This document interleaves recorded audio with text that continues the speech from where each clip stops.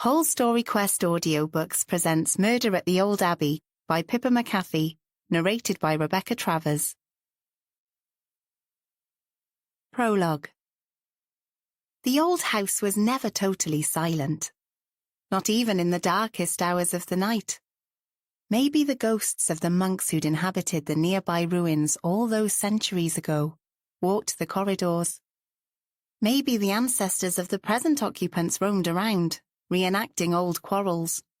Or perhaps it was just that the ancient walls and wooden floors contracted and settled as the cold crept in after the warmth of the day.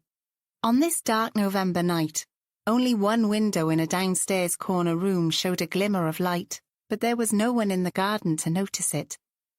The kitchen clock ticked away, 10 to 10. His usual nighttime drink was ready. Plenty of whiskey, lemon juice, and honey. Good and hot. It must be right, particularly with the mood he was in. One last stir, best to be sure. This done, the tray was picked up and footsteps echoed down the corridor and across the cavernous hall to the study. The door was pushed open. The old man glanced up from his desk and said, "Thank you. Put it down over there."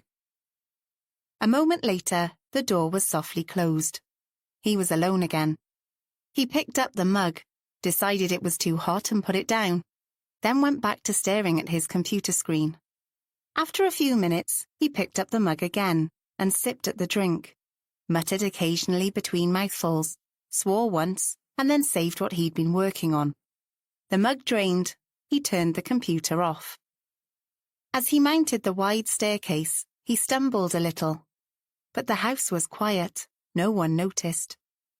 When he got to his room, he stumbled again, grabbing at the back of a chair. There must have been more whiskey in it than usual. He managed to get undressed and put on his pajamas, before he fell across the bed, out cold. In the early hours of the morning, the door opened soundlessly. The curtains had not been drawn, and the moon, half shrouded in cloud, lit the room. As the clouds drew back, the light of the three-quarter moon, just for a moment, shone straight onto the syringe held in a trembling hand. Chapter 1. The atmosphere was not good. The high-ceilinged, shabby old dining room in White Monk Abbey, with its dark beams and threadbare tapestries, had seen many a family confrontation over the centuries, but this was building up to be one of the worst. As she ladled soup into bowls and handed them round, Rhiannon Giordano, known to the family as Nonna, watched the faces of those round the table.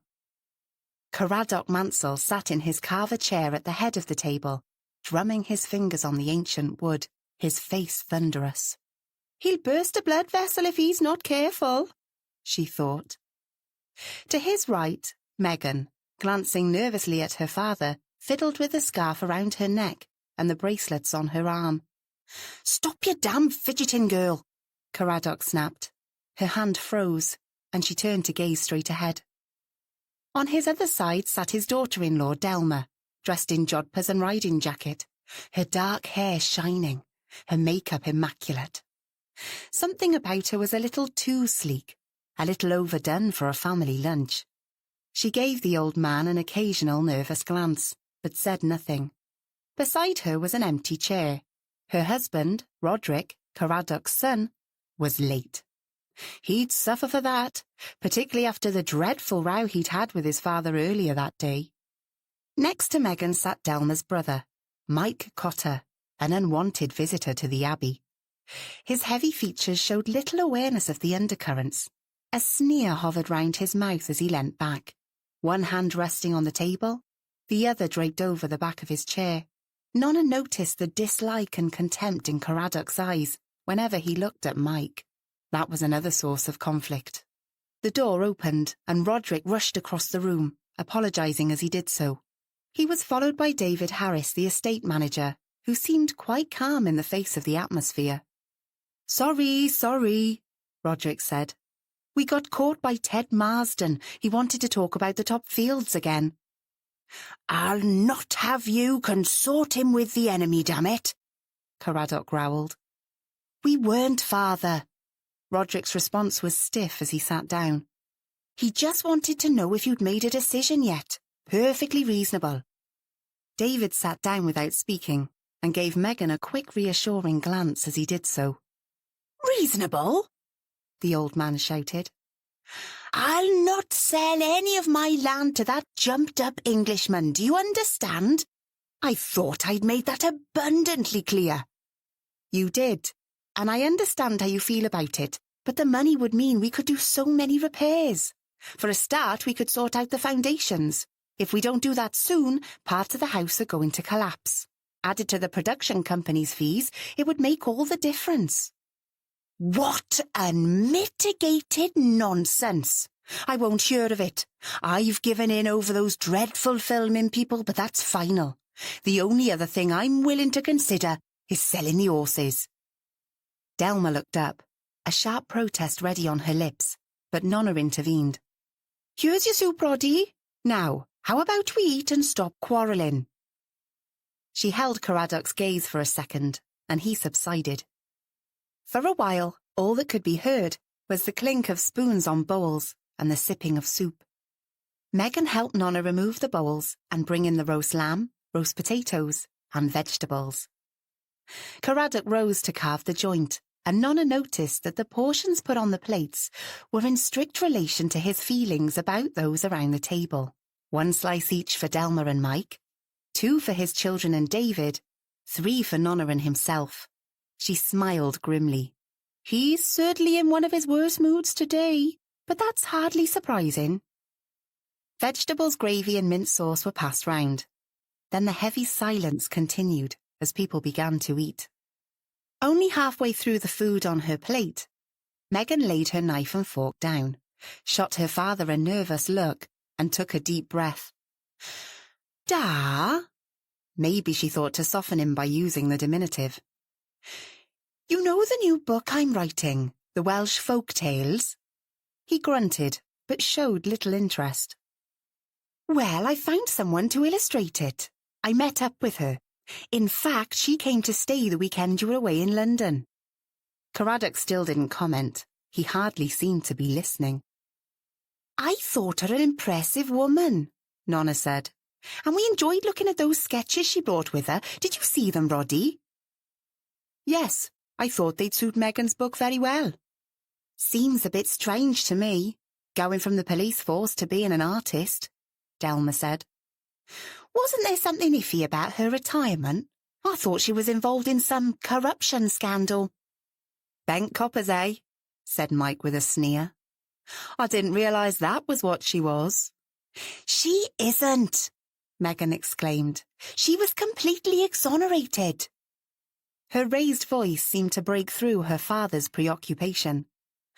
So, you're inviting visitors to my home behind my back now, are you? Nonna intervened. Is there any reason why your family can't invite their friends to visit Caradoc? He glared at her under his brows, then shrugged and went back to his food. Megan rushed on. Her name's Fabia Harvard. She's an artist who lives in Pontygwyn. She's good, just the right style for what I want. I really need to go through it all with her in more detail. I was thinking I might invite her to visit again, maybe next weekend or the weekend after, so that we could discuss things in detail. She gazed at him anxiously, and Nonna could tell how tense she was. His response wasn't long in coming. What? More bloody visitors invaded our peace? He shot a venomous look at Mike. What do you think this is? A damned hotel? Of course not, but it's important that we work together. You've actually met her and I thought you might... Did you say Harvard? Yes.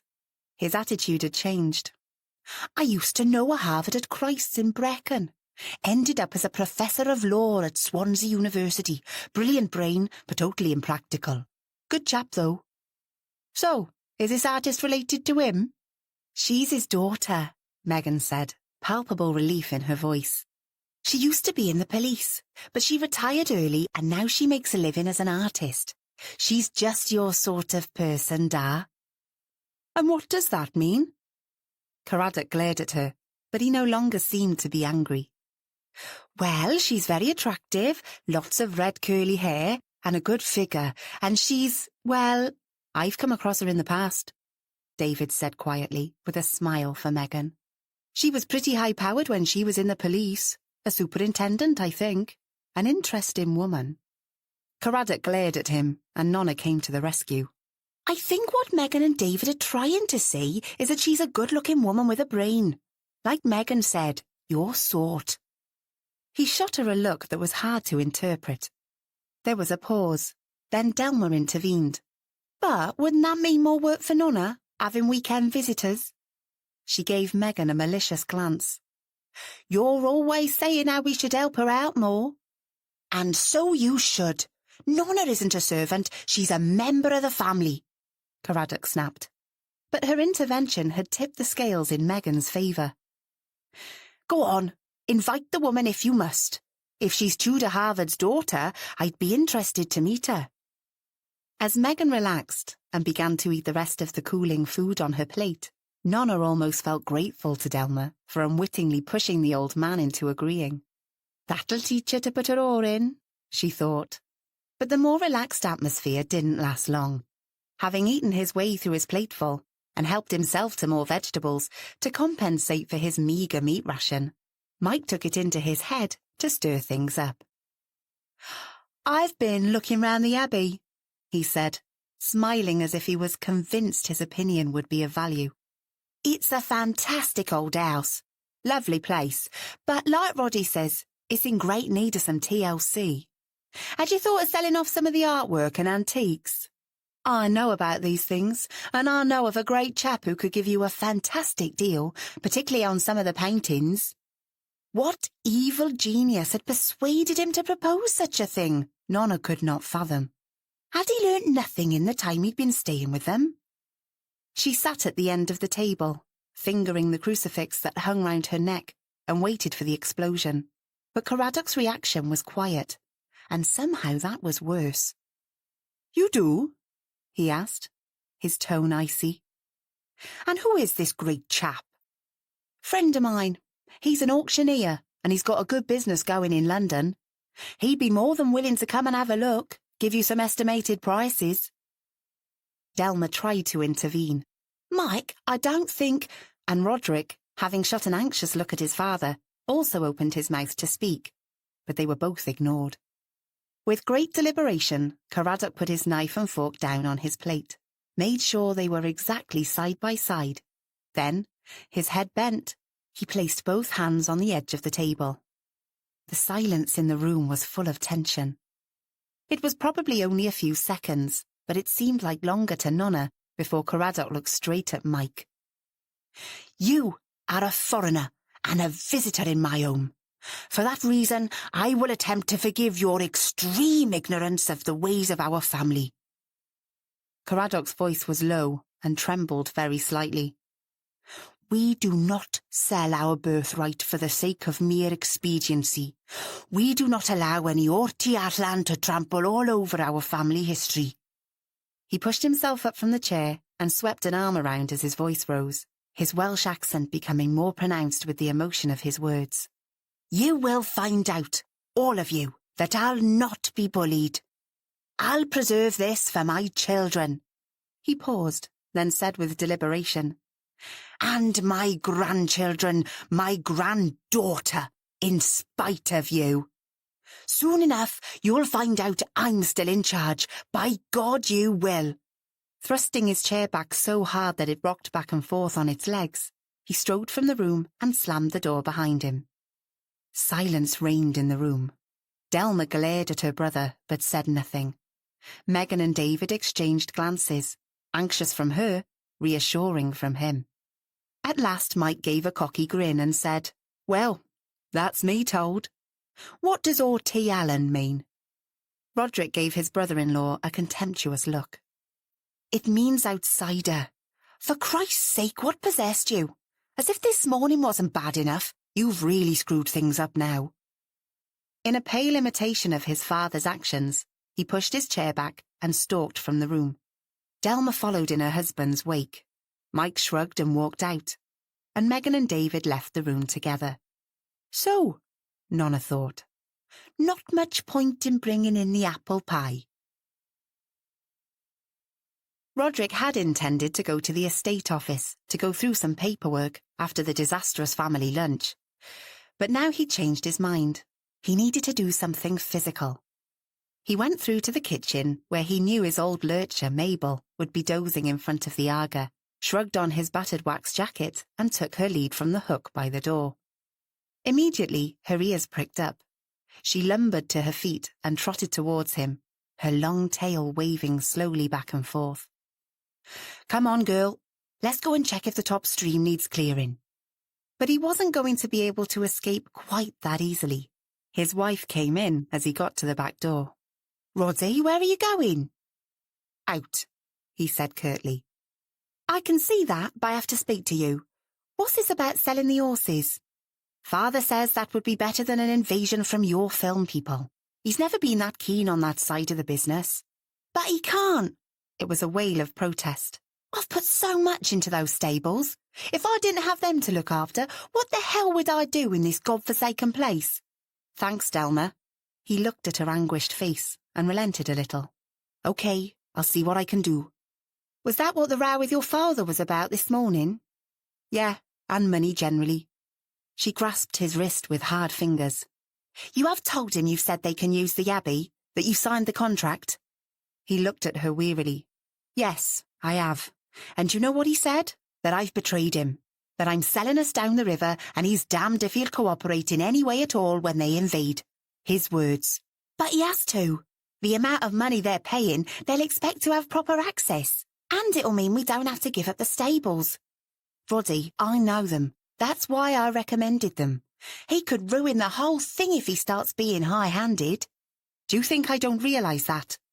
Roderick glared at her. And he also told me I'll regret this when I find out about the will. He's been making these dark hints about changing his will for weeks, but I thought it was just his usual wind-up. Now I'm not so sure. But the land is entailed. He can't leave it to anyone else but you and Megan, can he? That's as may be, but he can leave the contents of the house to whomever he chooses. I wouldn't put it past him to find some distant cousin or other and let them have all the valuables just to spite us. What? It was almost a screech. The silver, the porcelain, the stamps and paintings, your mother's jewellery? Exactly. Oh my God, you must speak to him, Roddy. He won't sell anything and use it to repair this ruin of a house. And he won't let me wear any of the jewellery, which is ridiculous. That sort of stuff needs to be shown off. And then there are my horses. Stupid old bastard.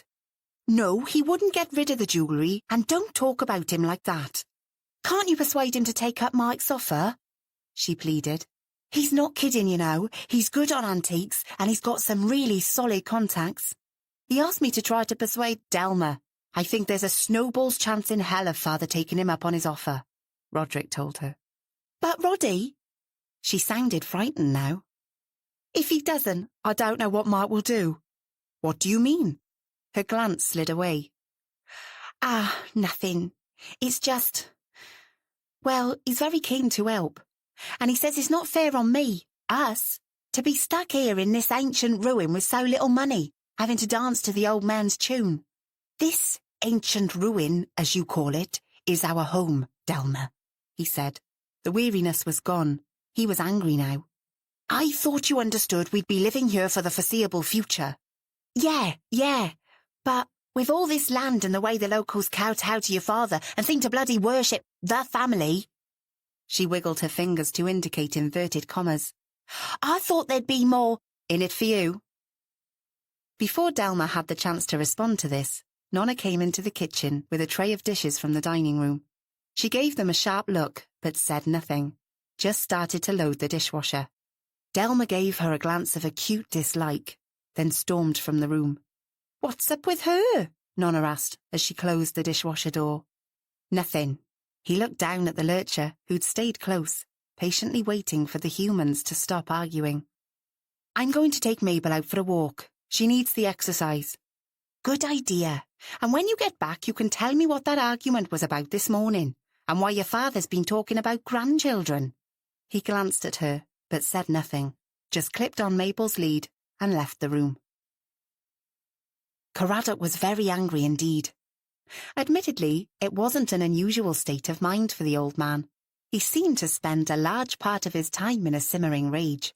But this was different. For the second time in his 80 years, he felt as if he'd lost control. The first time he'd felt as bad as this had been way back in Mauritius in 1965, standing to attention in front of his CO, sweat pouring down his body, yet inside he'd felt cold to the bone.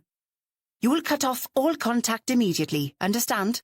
But sir, I don't think I gave you permission to speak, Captain." "Good God, man, it's not as if you were having a tumble in the hay with a village girl.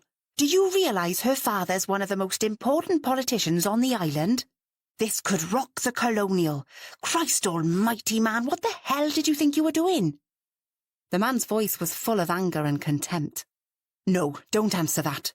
There's a Dakota leaving at 1800 hours. Get your ass in gear, you're going back on it. Nairobi first, then London." "But what will I do?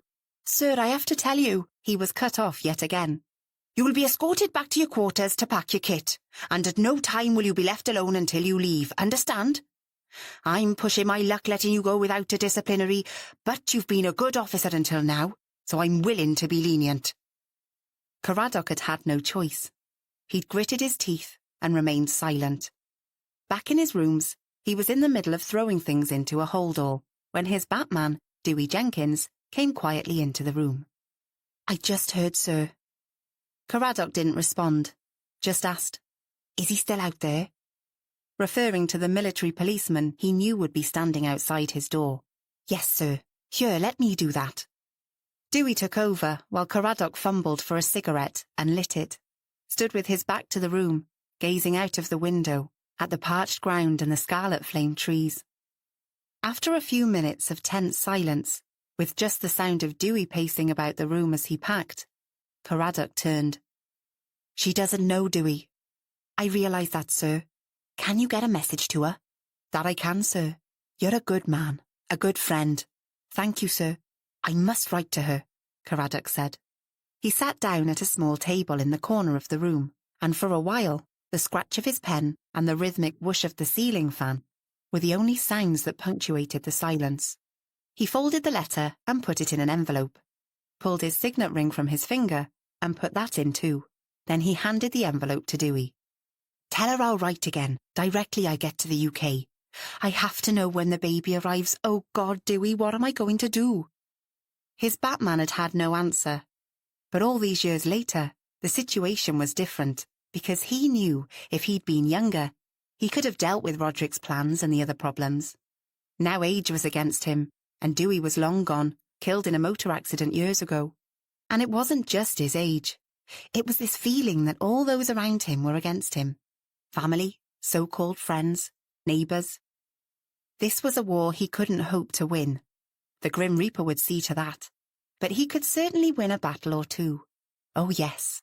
Only once before had he gone down without a fight, and he wasn't about to do it again. What was the family motto? Umladd all. Fight back. The English translation didn't roll round the tongue in that satisfying way the Welsh words did. But still, the meaning was clear, and it was exactly what he was going to do before it was too late. Deep down he realised Roddy was right.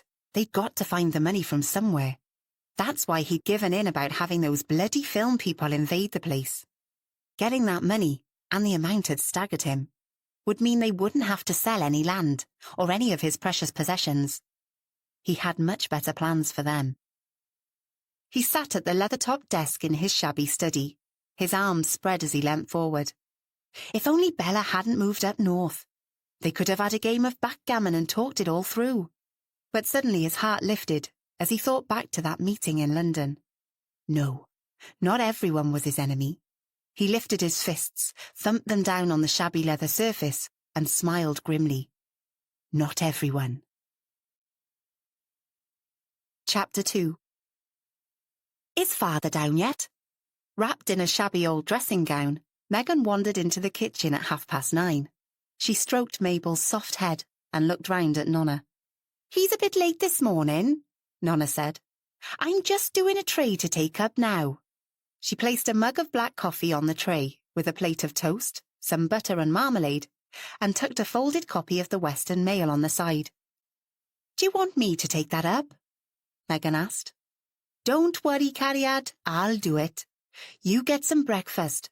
Roddy's been and gone, up to the North Field, he said. Delma's in the stables, and there's no sign of her brother yet." "OK." Megan took 2 slices of bread, put them in the toaster, and stood daydreaming as she waited. Nonna made her way to the hall and up the staircase, then turned to take the right-hand branch to the gallery. She glanced across to the left to check if there was any sign of Delma's brother. There wasn't. By the time she got to the end of the gallery, her arms were aching from the weight of the tray. She placed it on a small table by the door of Caradoc's rooms and knocked. There was no answer. She knocked again. Still no reaction, she turned the handle and went in. The curtains were open. Windows looked out on the grounds to her right and either side of the bed opposite the door. Caradoc was sprawled on the bed. Nonna rushed forward and shook him by the shoulder, but he didn't wake. She reached over to feel his heart. There was a slow, hesitant beat. She picked up his flaccid wrist and felt for a pulse. Yes, it was there. She shook him again, but he still didn't wake. She rushed to the gallery banister and shouted down, "Megan! Megan, come quick!" A moment later, she heard running footsteps, and Megan was looking up at her from the hall, fear in her face. A second after that, Delma appeared behind her. "What's the row?" Delma asked irritably. Nonna ignored her. "It's your da, Megan. He's collapsed. I can't wake him. Call an ambulance." Megan stood frozen, unable to take in what Nonna was saying. "Megan, call an ambulance," she repeated urgently. Delma just stood there goggling, and her brother appeared from his bedroom. At last, Megan reacted, plunged her hand into her dressing gown pocket for her mobile, and punched in 999 while Nonna rushed back to Caradoc. When the operator asked what service she needed, Megan found herself saying, "Police," and couldn't think how to change it to ambulance. Her voice shaking, she told them her father had collapsed, and they couldn't revive him. The operator asked if they needed an ambulance, and she said yes, they did. Maybe that was better. But the voice on the other end of the line told her it was probably best to inform the police as well, just in case.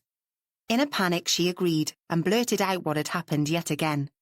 Finally, she ended the call and rushed up the stairs to help Nonna, who was bending over Caradoc, trying to lift him.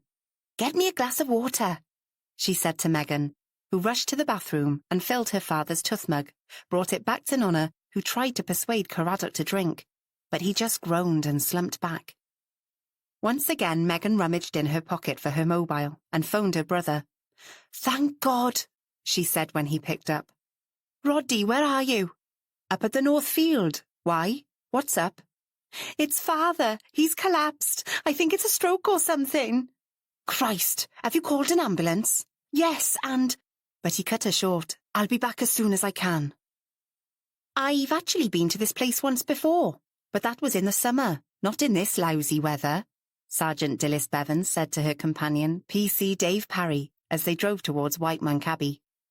"We were asked to investigate some missing silver, I think it was." She frowned. "But they decided it hadn't been stolen after all. It had been sent for restoration. Seemed a bit odd to me." A moment later she said, "You know, it's rather strange." "What is?" "It was only yesterday I was talking to Chief Inspector Lambert about the Mansells. Well, one of their connections at least."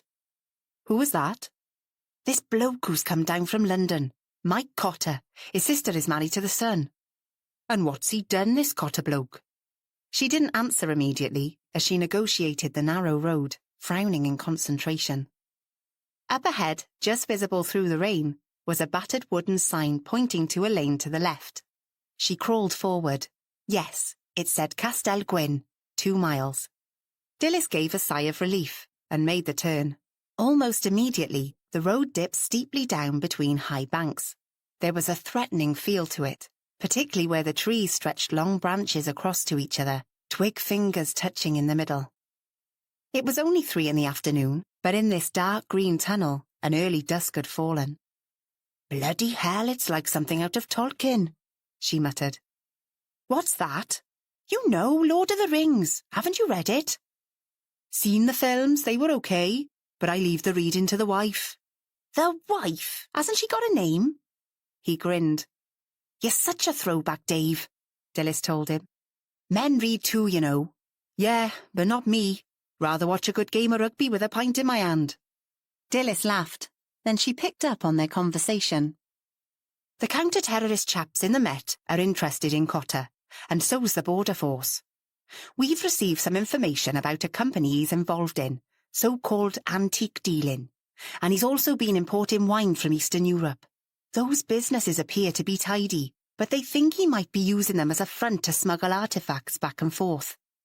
He's also wanted for his involvement in a fascist group they think is responsible for some pretty unpleasant activities. Beatings and arson for a start, and Islamophobic attacks. They know he's visiting his sister in Wales, and we think he might be lying low, as it's also rumoured he's fallen out with some of his London pals. Anyway, they've asked us to keep an eye on him, see if he contacts any fascist groups round here. On our patch, Sarge? Dave was scornful. Can't imagine anything heavy's going on round here. What do they expect? The Pontypridd National Front? The Newport Nazi Party? Come off it, Davy. You should know there are some nasty outfits in this area, quite apart from your old-fashioned free Wales from the English yoke type stuff. A moment later she said, I think this is it. To their right was an entrance made imposing by two tall gateposts, topped by fierce-looking dragons carved in stone, their tails turning down round the pillars they crouched on, their wings half spread and menacing. A couple of claws were missing, and a wingtip or two, but this made them no less threatening.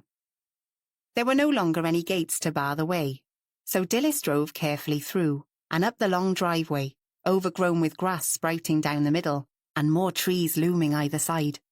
At the top was a wide courtyard, bounded on three sides by buildings from various different eras. To the right was a tower next to a long ruin with tall, empty windows. Straight ahead was what looked like a long gallery, from which a small amount of light shone through leaded panes. At a right angle to this, a 3-storey structure with steps up to an enormous oak door in the centre. Either side of the door were sash windows. Light streamed out onto the cobbles from one of these. White Monk Abbey seemed to be the most extraordinary building, untidy, gloomy, but impressive. Parked in the courtyard were 2 cars, a turquoise Porsche, which looked completely out of place, and an ancient Volvo, which didn't. Dilys parked to one side of them, and as they got out of the car, Dave looked up at the building and said, "Not my idea of a cosy home." "No," said Dilys. "Give me a 2 up, 2 down in Newport or Cardiff any day." "OK, let's see what's been going on." They mounted the steps to the oak door and rang the bell. Megan reacted to the bell first and rushed to the front door, hoping it was the ambulance. It wasn't, although she was relieved to recognise one of the police officers. "Oh, it's you," she said. "Yes, Miss Mansell. Sergeant Dilys Bevan." She indicated her companion. "And this is Police Constable Dave Parry. We attended when you had a theft. Now, can you tell me what the problem is?" "Yes. Oh, yes. It's my father. He's collapsed. But I'm not sure I should have phoned you. It's rather an ambulance we need, you see." At that moment, a battered old Land Rover lumbered into the courtyard and came to a juddering halt. The man jumped out and strode towards them. "This is my brother, Roderick," Megan said nervously. He gave the police officers a curt nod. "I've no idea why you're here. My sister should have called an ambulance, not the police." He turned to Megan. "Where is he?" "In his bedroom. Nonna's with him, and I did call an ambulance," she said in a protesting wail. "See, here it is now." "And have you phoned Dr. Nash? He saw Dad a matter of days ago. Said he was fit as a fiddle." "No, For Christ's sake, Megan," he snapped, hardly taking any notice of the vehicle that squeezed itself into the remaining space between his Land Rover and the police car. Turning his back, he strode across the hall and up the stairs. 2 paramedics jumped down from the ambulance and rushed forward. Megan said, "Up there, where my brother's going," and pointed towards the stairs. With a curious glance at Dilys and Dave Parry, they followed in Roderick's footsteps, and Megan turned to the sergeant. "I'm sorry it's all so dreadful," she said, and burst into tears. Dilys Bevan took her arm and led her to an armchair which stood by the enormous stone fireplace in the hall. Come and sit down. Can you tell my constable where the kitchen is? He could get you a glass of water, make a cup of tea. The Minnoch Arms in Castell Gwyn was full that lunchtime, and the news was spreading from person to person like an eager virus, as each new arrival was brought up to date by those already there. Little groups had formed to discuss the tragedy in hushed tones, as they felt it was fitting in the circumstances. They do say he's not got long.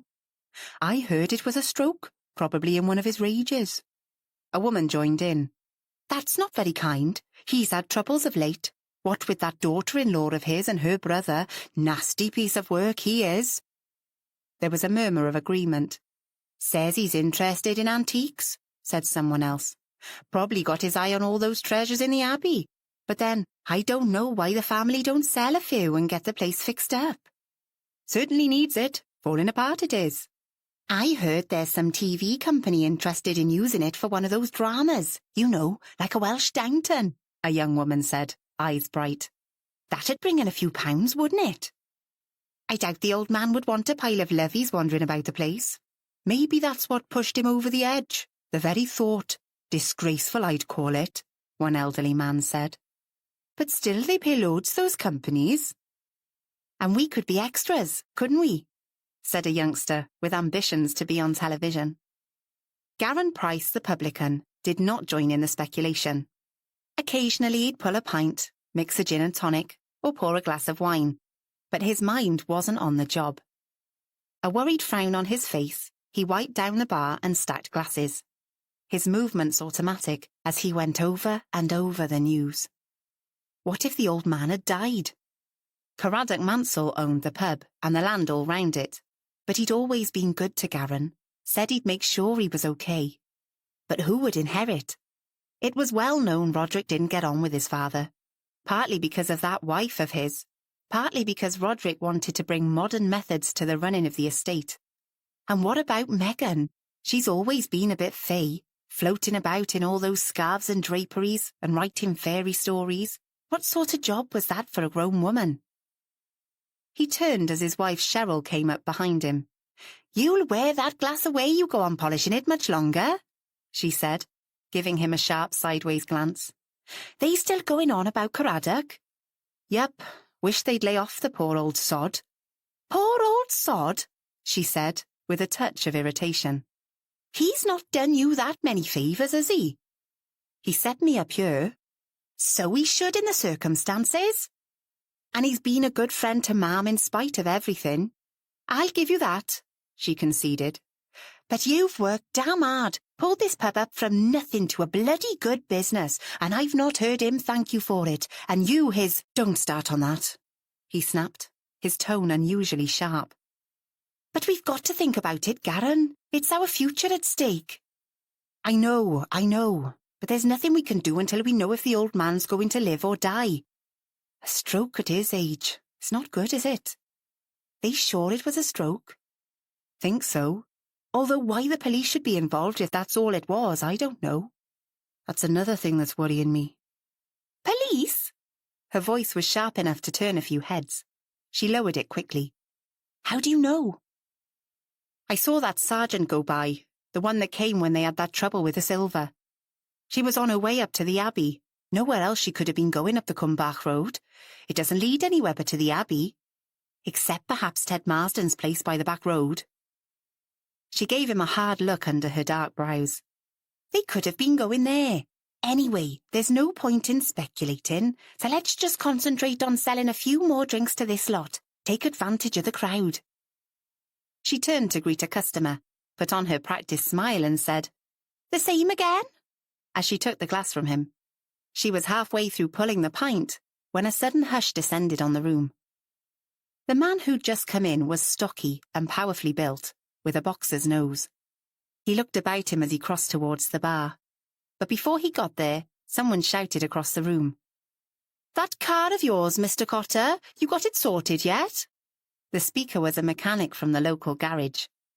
Yes, I took it to a specialist in Newport, he said. his London accent at odds with the softer Welsh ones of the locals. "And was I right? Was it the hydraulics?" "As it happened, it was."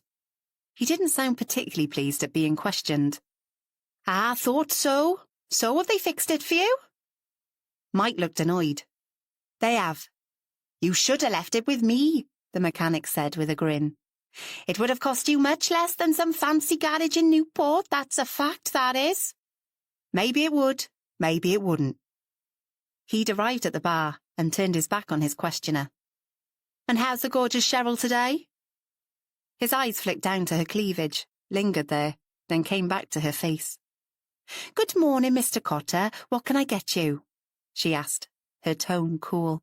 "Call me Mike, please. As I've said before, there's no need for formality. And I'll have a gin and tonic, a double. I'll certainly need it." The buzz of talk had started up again, slightly higher pitched, but Cheryl could tell there were many straining to hear their conversation. "Oh, yes," she said. "And why is that?" "You heard about the old man?" "The old man?" Her tone was even cooler. She may have her issues with the Mansell family, but that didn't mean she wanted this incomer to show any disrespect. "My poor sister's father-in-law, Craddock. He's had a bit of a seizure. Hardly surprising at his age, but what must they do but drag the local coppers in? God knows why." "I hope it's not as bad as we thought," Cheryl said, a question in her voice. "I don't know. He's still with us, but they don't know for how long."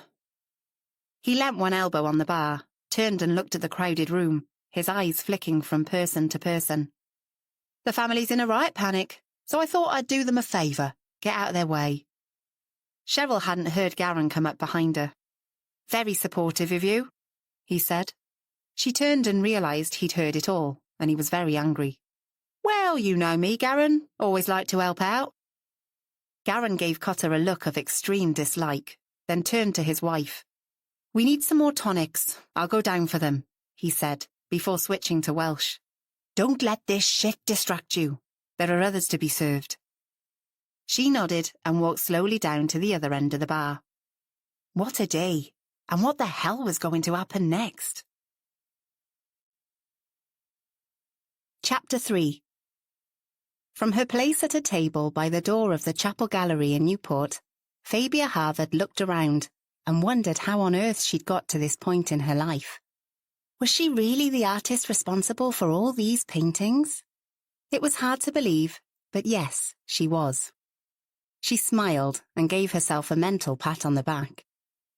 The gallery, which had once been a Baptist chapel, was an elegant building with white painted walls, tall windows, and a ceiling supported by sweeping curves of oak beams.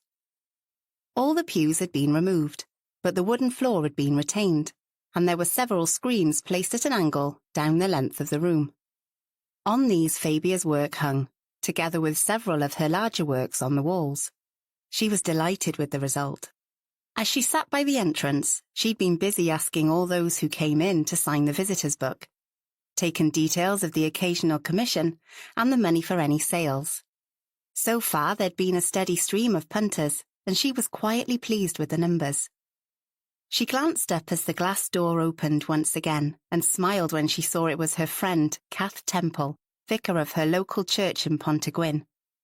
She was even more pleased when she saw that Kath was carrying a paper bag from a nearby delicatessen in one hand and a container with 2 cardboard cups of coffee in the other. Fabia hadn't realised how hungry she was until this moment. "You're an absolute lifesaver, Kath, bless you." "Well, it's nearly 1 o'clock and I thought you'd be getting a bit peckish." Kath put everything down on the table. Then she thrust her hand into the bag and brought out several packages. "That's feta, pesto and tomato.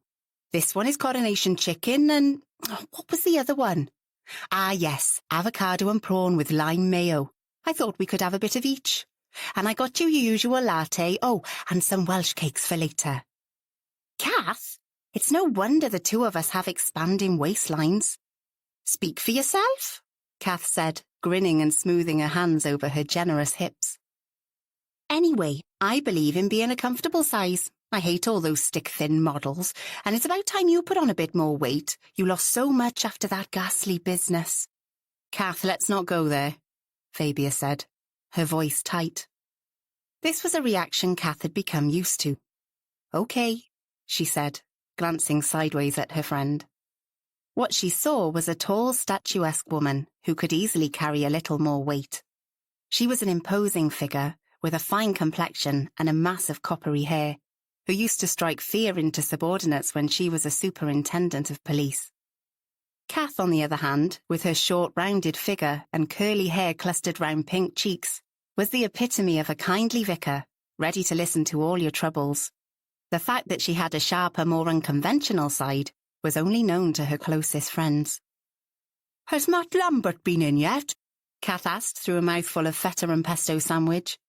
"No, he hasn't," Fabia said, and there was disappointment in her voice. "But then I hadn't really expected him during the day. He's more likely to come in early evening, maybe on his way home from the station." "Is he very busy at the moment?" "He's always busy. Since he made chief inspector, he's been rushed off his feet. Once we solved those murders in Pontygwyn and the case was wrapped up, he was involved in the clearing up and the aftermath of the Cumberris fraud. And clearing your name." "Yes, bless him."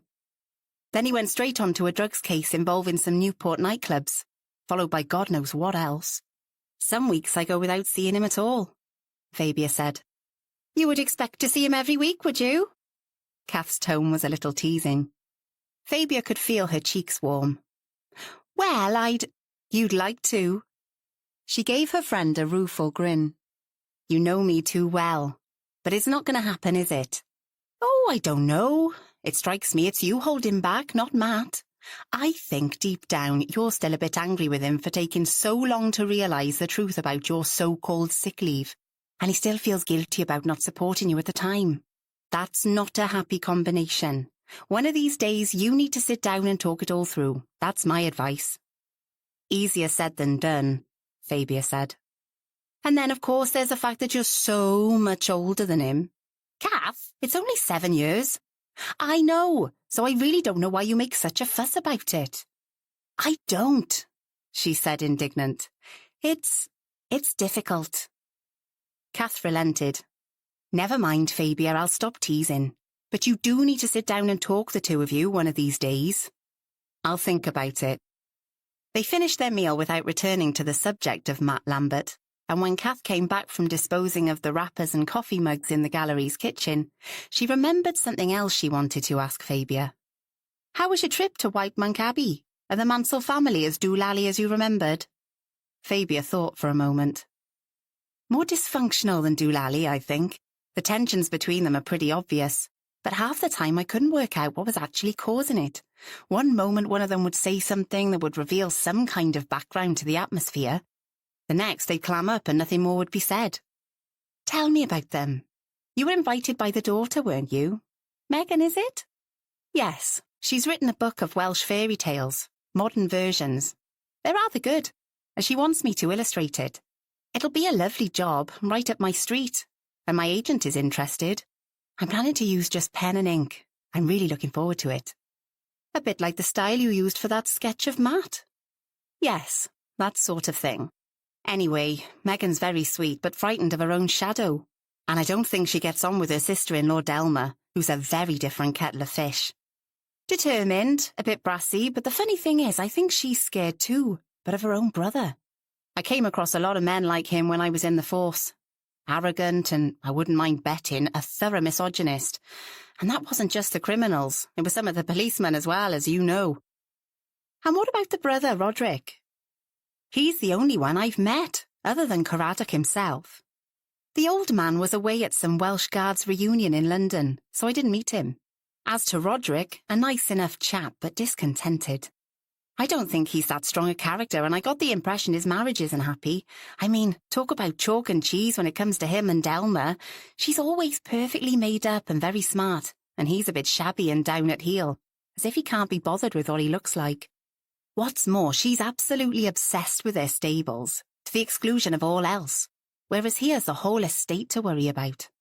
I gather Caradoc fights every single attempt to modernise. He seems to want to live in the past, and won't admit their finances are in a parlous state, which, apparently they are. A classic case of property rich and cash poor. But I've heard the Abbey is chock-a-block full of treasures. Couldn't they sell some stuff off and plough the money back into the estate? That's one of the things Roderick was talking about, but he says his father won't hear of it. Difficult, particularly while he's still head of the family. You could say that. Is that everyone? No, there's Rhiannon Giordano, known as Nonna. That's a name to conjure with. It's her married name. Elizabeth, their mother, was her sister, and she came to live with them when Roderick and Meghan were small, as Elizabeth was always rather sickly. When she died, Nonna stayed on as a sort of surrogate mother. It's obvious she's devoted to the family, and I got the impression Roderick's choice of wife didn't go down very well with her. That must make things rather difficult for Delma. Yes, I think it does, but she hides herself away in the stables most of the time. She runs them and has an office out there. She has a riding school for children and adults, and she also has a couple of stallions she puts out to stud. Meghan told me her father hates horses, something to do with an accident he had as a child. That must make things a bit more difficult for his daughter-in-law, particularly as I believe the stables are one of the few areas that are making money. Fabia sat looking thoughtful for a moment. I have to admit I found the whole atmosphere rather disturbing. Staying there, I got the feeling I was sitting on a powder keg waiting for it to explode. I was fully expecting to have one of those nightmares while I was there, but I didn't. Well, that's good. Maybe you're getting over them. God, I hope so. She gave Kath a sideways grin. Ignore me. I'm letting my imagination run away with me. A moment later, there was a flurry of activity with visitors to the gallery. Then Kath had to get going, so they didn't have the chance to renew the conversation. But that didn't stop Fabia going over everything that had happened during her visit to White Monk Abbey. Anjali Kishtu sat on a train, gazing out of the window as it made its steady way towards Cardiff and Newport. She wasn't really seeing the back gardens of the houses, the parks where people wandered with their dogs or watched their children playing, the warehouse and high streets they passed. She was thinking back a few days to the extraordinary meeting that had changed her whole life. At his request, she'd met Caradoc on Sunday at the Cavalry and Guards Club in Piccadilly. He told her he'd always stayed there when he came to London. When she had stepped down from the bus at Green Park, part of her had wanted to turn and run. Nerves had made her stomach churn, but she'd forced herself to mount the steps to the impressive porticoed entrance and ask for him at the reception desk. She paced up and down as she waited, looking around at the vast paintings on the walls and the sweep of thickly carpeted stairs with wrought iron banisters. It felt like an age, but it was only a few minutes later when a tall, elderly man, his mane of grey hair receding a little, made his way towards her. He was wearing dark twill trousers, a check shirt, a tweed jacket and regimental tie, and through his glasses he studied her with hawk-like care as he crossed the tiled hallway. Over his shoulder was slung a canvas holdall. Anjali? His deep voice hesitated on the name. Yes. She was surprised that her voice sounded normal. I'm not quite sure what to call you. His lips had twisted in a rueful smile. How about just Caradoc for now? Okay, just Caradoc. I've ordered coffee in the lounge. It's this way. There was no hug, no kiss on the cheek, but as he'd studied her face, he had briefly clasped her shoulders with large, warm hands. She followed him, still looking round her. Where in the world would you find another place like this? It was so typically British, and yet she knew there was a similar club back home in Mauritius, in the capital, Port Louis, although that one also had ornate brass fans hanging from the ceiling, and there'd probably be others in New Delhi, Lagos, and other Commonwealth capitals. The room, when they entered it, was virtually empty, just a couple of men at the far end, heads together over a laptop. They didn't even look up as Anjali and Caradoc sat down. She put the briefcase she'd been carrying beside her chair, and as the waiter brought their coffee, they stumbled through an awkward conversation about the weather, their respective journeys, his from Wales, hers from a friend's flat in Streatham. Finally, the waiter asked if there was anything else they needed. No thank you, Tony, Caradoc told him. I'll look after this. Neither spoke as he poured the coffee, offered her a biscuit, which she refused, asked if she took milk and sugar. At last he sat back, elbows on the arms of his chair. He steepled his hands under his chin and looked at her over the top of his glasses. How long have you got in London? I'm here for a few weeks, going around with samples of my work. Sending photos over the net is all very well, but actually visiting the buyers works much better. Making that human contact. The net, he said ruefully. Not a means of communication I'm not fond of, but it has its uses. It does indeed. Without it my work would never have been noticed, she said. I had a really good write-up in one of the Sunday supplements and, so far, the reaction has been very encouraging. Several people are interested and I'm hoping to get quite a few orders. Then I'm planning to take some time off while I'm here. But I'm not sure for how long, so I haven't booked a flight home yet. To Mauritius? Yes. There was an awkward little silence. Then both spoke at once. You have the look of, I've brought the... Both smiled awkwardly. Then Anjali took a small velvet pouch from her pocket and held it out to him. Maman asked me to bring this with me, to show you, as some sort of proof. He frowned and took the pouch from her, released the ties at the top, and shook out a heavy gold ring embossed with a Welsh dragon and a motto. Eyes widening, he glanced up at her and then down at his hand. My signet ring. His voice shook a little as he said it. I remember giving it to Dewey that last day, made him promise to take it to Prabha. Which he did, and Grandmère Prabha left it to my mother. Lord, he said softly, then handed the ring back to her. You must keep it. Are you sure? Yes. There was a pause, then Caradoc leant forward in his chair. I'm not good at this kind of thing. I shouldn't imagine any of us is. It's the sort of situation you see on those reality programs on television, but you never expect it to happen to you. She doubted that he ever watched that kind of program and rushed on. I have to say, I'm very glad to meet you. He looked as if he'd clenched his teeth. It's, kind of you to say so. She waited for him to go on. Well, he sat forward in his chair.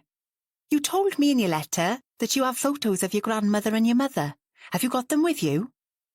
There was an eagerness in his voice. Yes. She lifted the briefcase onto her lap, opened it, and brought out 2 photographs. She glanced at him as she placed them on the table. His face gave nothing away as he stretched out and picked up the first, but she noticed his hand was trembling. He picked up the first one. Is this your mother? She nodded. When she was about 23. She's very like her mother when I knew her.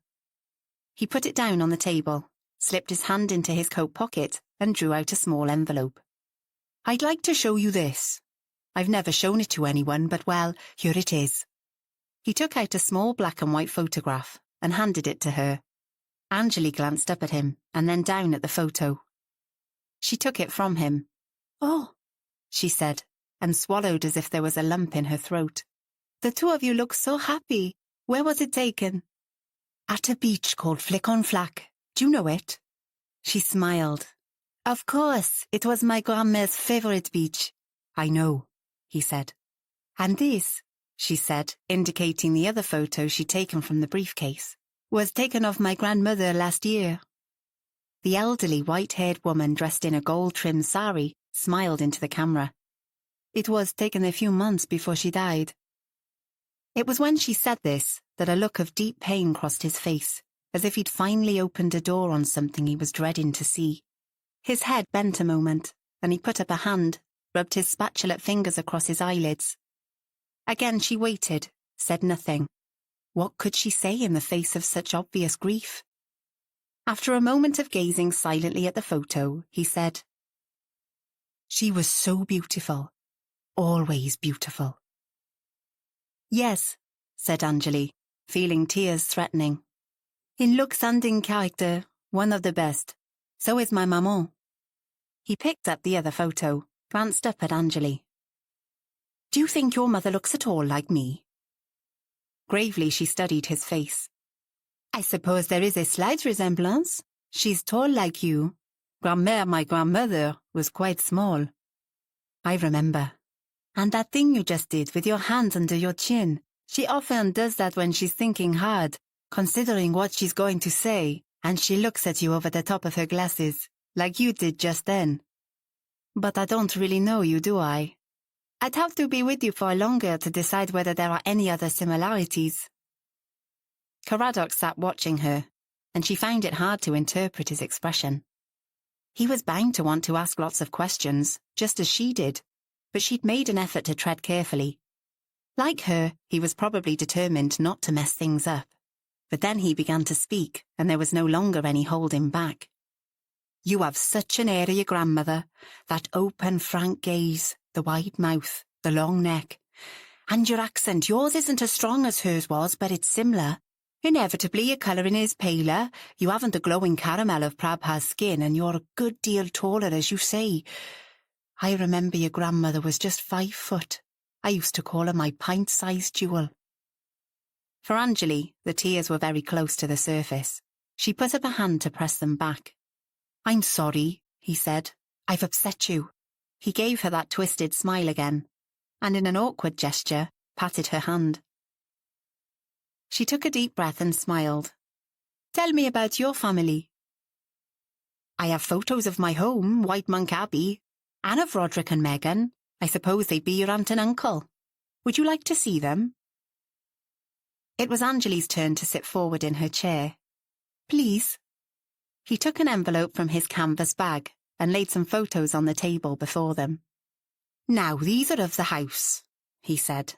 She studied them in silence, then said, It's very old, but impressive. The oldest part is here, goes back 800 years. Caradoc pointed to a photo of what looked like a church tower with narrow windows. This, he ran his finger along it, was the abbey itself. Then, to the left, you have the more recent buildings where we still live. He chose another photo. This 3-story building was constructed in the 1700s by my ancestor, David Mansell, after he married, above himself as they say, a Lady Cornelia Morton. She was from Carmarthen and she brought with her a great deal of money, something that David sorely needed. It was her money that enabled him to pull down most of the old abbey buildings, which had been partially destroyed in Henry VIII's time, and build the present house. Then further additions, this portico here for instance, were made in early Victorian times by my great-grandfather. A shrewd businessman, he bought up surrounding land as well as extending the house. He wanted to make an impression, but I'm afraid death duties rather crushed the family finances at the beginning of the last century, and, well, my son tells me my desire to hang on to the old ways and the history of the place hasn't helped. But what else do you have if not your ancestry? Your family? Caradoc glanced at her and cleared his throat. The pain was there in his eyes again. Idiot, she shouldn't have said that. He reached for the other 2 photographs. So, he said decisively, as if to put an end to that part of the conversation. This is my son, Roderick, and this is my daughter, Megan. I haven't told them about you yet. I shall do when I get home. I would very much like you to meet them. Thank you, she said, touched. He went on without comment. Their mother, Elizabeth, died when they were quite young. When did you marry her? In 1970, 5 years after I came back from Mauritius. I don't understand. How could you have done so when you were still married to Grand-mère? But we weren't actually married, he said, his voice low and filled with regret. Oh, I thought you were. No, but as far as we were concerned, it made no difference. We made our own private vows. His face softened, and a slight smile appeared. For a moment he said nothing, and Anjali waited. We went to that beach, Flic-en-Flac. Your uncle Nayland was there, and a close friend of your grandmother. What was her name? He pressed a hand to his forehead. Ah, yes, that was it. Madhu. Tante Maddie. Oh, wow, I never knew. You know her? Yes, Anjali said, smiling broadly. She was my grandma's closest friend. She's still around. She lives near my parents. Caradoc returned his smile. I would love to meet her again. We owed her a great deal. I'll talk to my mother. Thank you, he said, and she noticed for the first time there were tears in his eyes. Chapter 4. Anjali stepped down from the train in Newport and pulled her coat more closely round her slim body against a nasty sharp wind. She hitched her handbag more safely onto her shoulder and, pulling her small case behind her, made her way towards the exit. The journey from London hadn't taken as long as she'd expected, and her appointment to meet Craddock at the solicitor's office wasn't for an hour yet. But she decided to take the taxi there now, just so that she knew where it was. She could always find a cafe or somewhere to while away the time. She made her way to the taxi rank and bent to the window of the first cab. "Do you know the office of Granger, Meredith and Llewellyn?" she asked. "They're solicitors. Their address is 26 Haunter Avenue." "I know where that's to, love. Hop in." "Thank you." She put her bag on the seat beside her and buckled up. The taxi driver was chatty. "Your first visit to these parts?" "Yes, I've come down from London." "You from there, then?" "I'm just visiting. My home is in Mauritius." "Ah, lovely place that. Been on holiday there a few years back. Very hot it is." She smiled. "Where did you stay?" she asked. "Now, where was it?"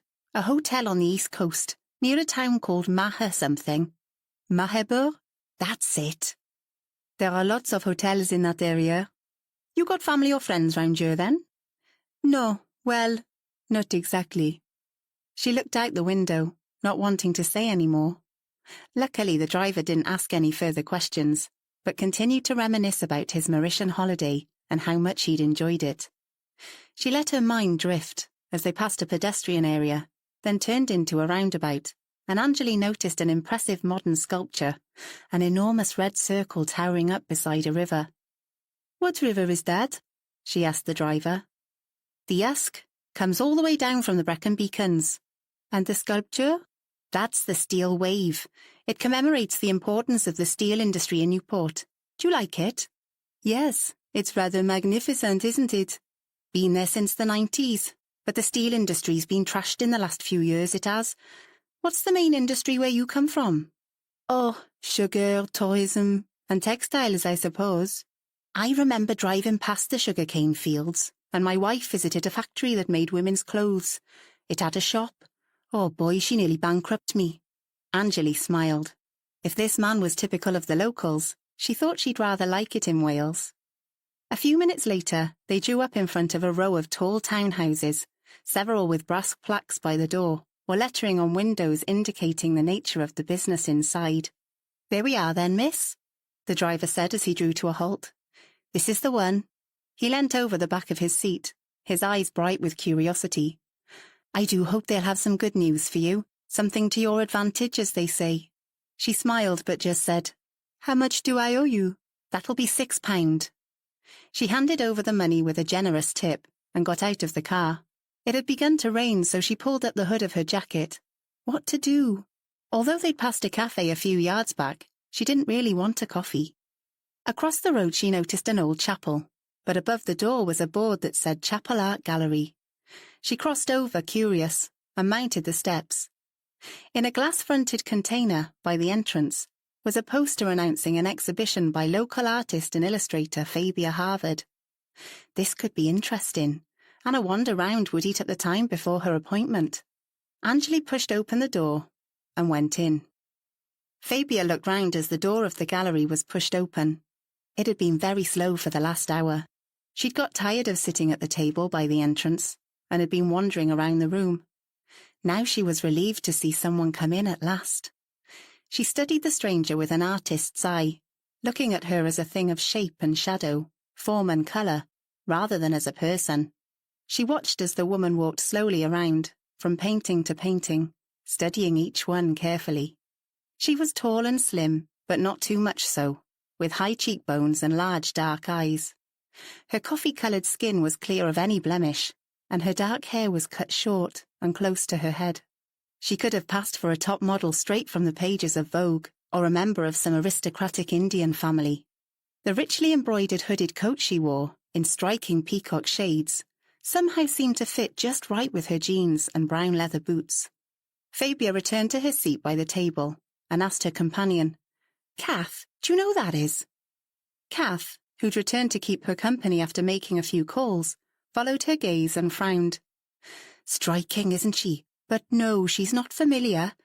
Fabulous figure. And an incredible face. I'd love to paint her. And she is vaguely familiar. Did she sign the visitor's book on her way in? I think so. Fabia reached out to the table beside them, turned the open book round, and looked at the last entry. Anjali Kishtu, London and Mauritius. Interesting. And why does it ring a bell? Fabia frowned in an effort to remember, then grinned. I know. It was an article in the Observer magazine. A new designer from Mauritius. Really original clothes and accessories. They were gorgeous. I'm sure that's the name. I wonder what on earth has brought her to Newport. Fabia continued to watch as the woman worked her way around the large room, her footsteps echoing softly on the polished wood floor. Sunlight from the tall windows shining down made her skin glow, and the colours of her jacket look even more vibrant. Do you think she'll buy? No idea, said Kath. I think she might just be browsing. It's raining, she's probably sheltering. Thanks a bunch. Well, you did ask. Pity, said Fabia, who'd been a little disappointed at how few of her paintings had little red sold stickers on them. Had it been a bad idea to set the exhibition up here? It was tucked away down a side street off the main shopping area, and most of the other buildings were offices of one kind or another. But the gallery owner, Paul Hewitt, had been enthusiastic and wasn't taking an enormous commission. He fancies you, that's why, Kath had said to Fabia a couple of days ago, when told of the easy terms he'd set. The feeling definitely isn't mutual. He stands too close, invades your personal space, Fabia had said. Who else has been in? She asked now. She pulled the visitor's book towards her and ran a finger down the column. There's still no sign of Matt. She couldn't keep the disappointment out of her voice. Kath gave her a sympathetic glance but didn't comment. Ah, said Fabia. John Meredith. He actually bought one of my watercolours. Says he's going to put it in the reception area at his office across the road. Bless him. He's a good friend. Neither of them had noticed the tall, dark woman approach the table. Excuse me? The voice was soft, the accent half French, half something else. Fabia looked up.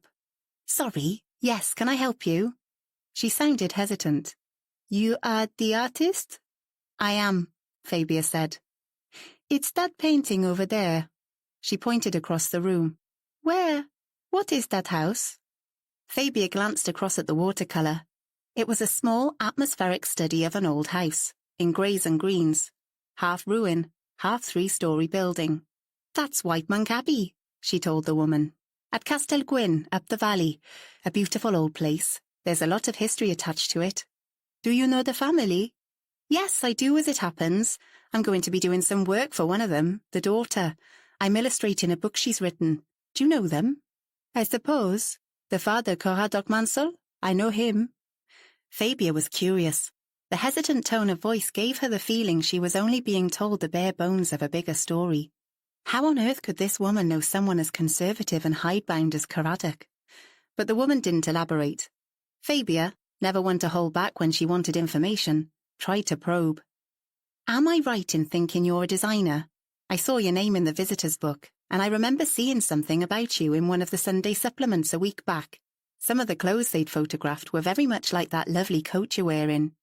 Oh, did you read it? Her eyes lit up in a proud smile. Yes, my name's Anjali Kishtu.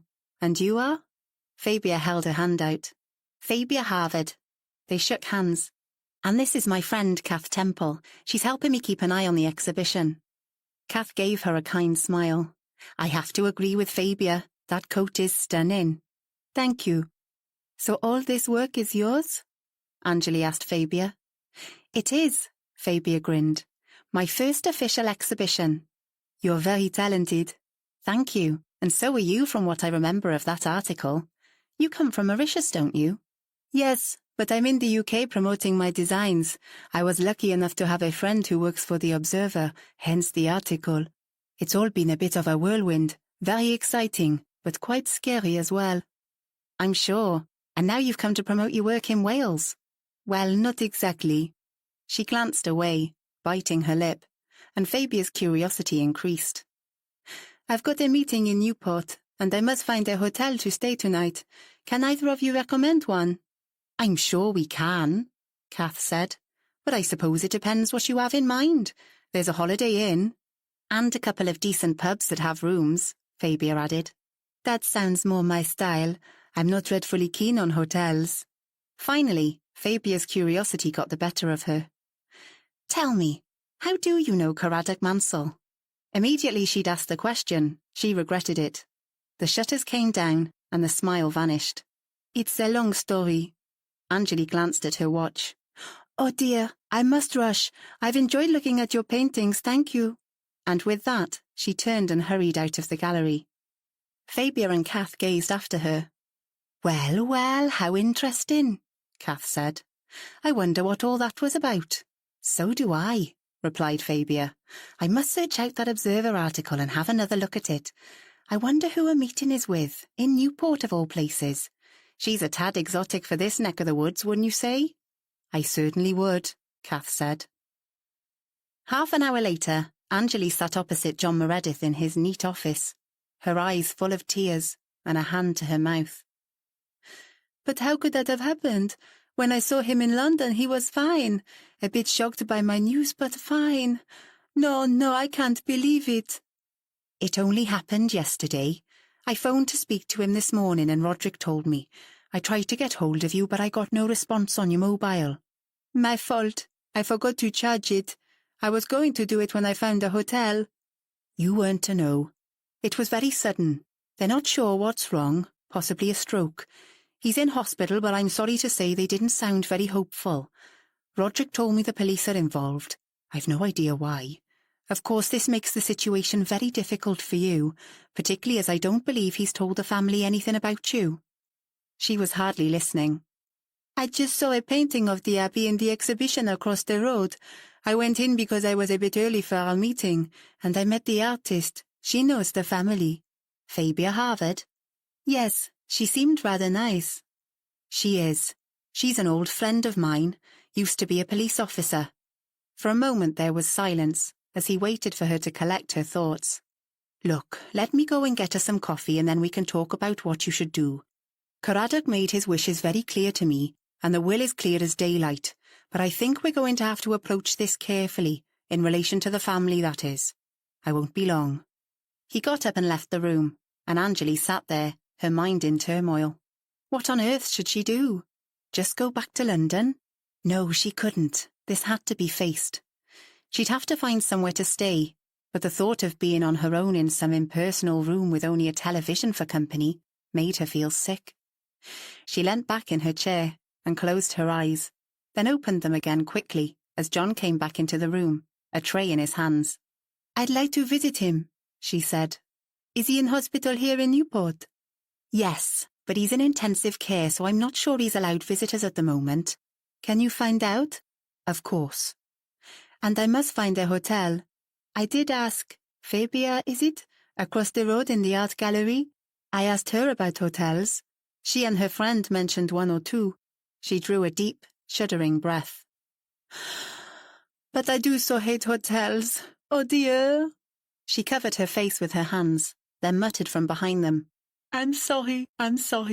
Don't be, he said, then leant forward in his chair. Look, I know Fabia very well. She's an absolute gem. Why don't I go across the road and ask her if she can put you up for a couple of days? She lives just a few miles away in a market town called Pontygwyn. I've no doubt she'd be happy to have you.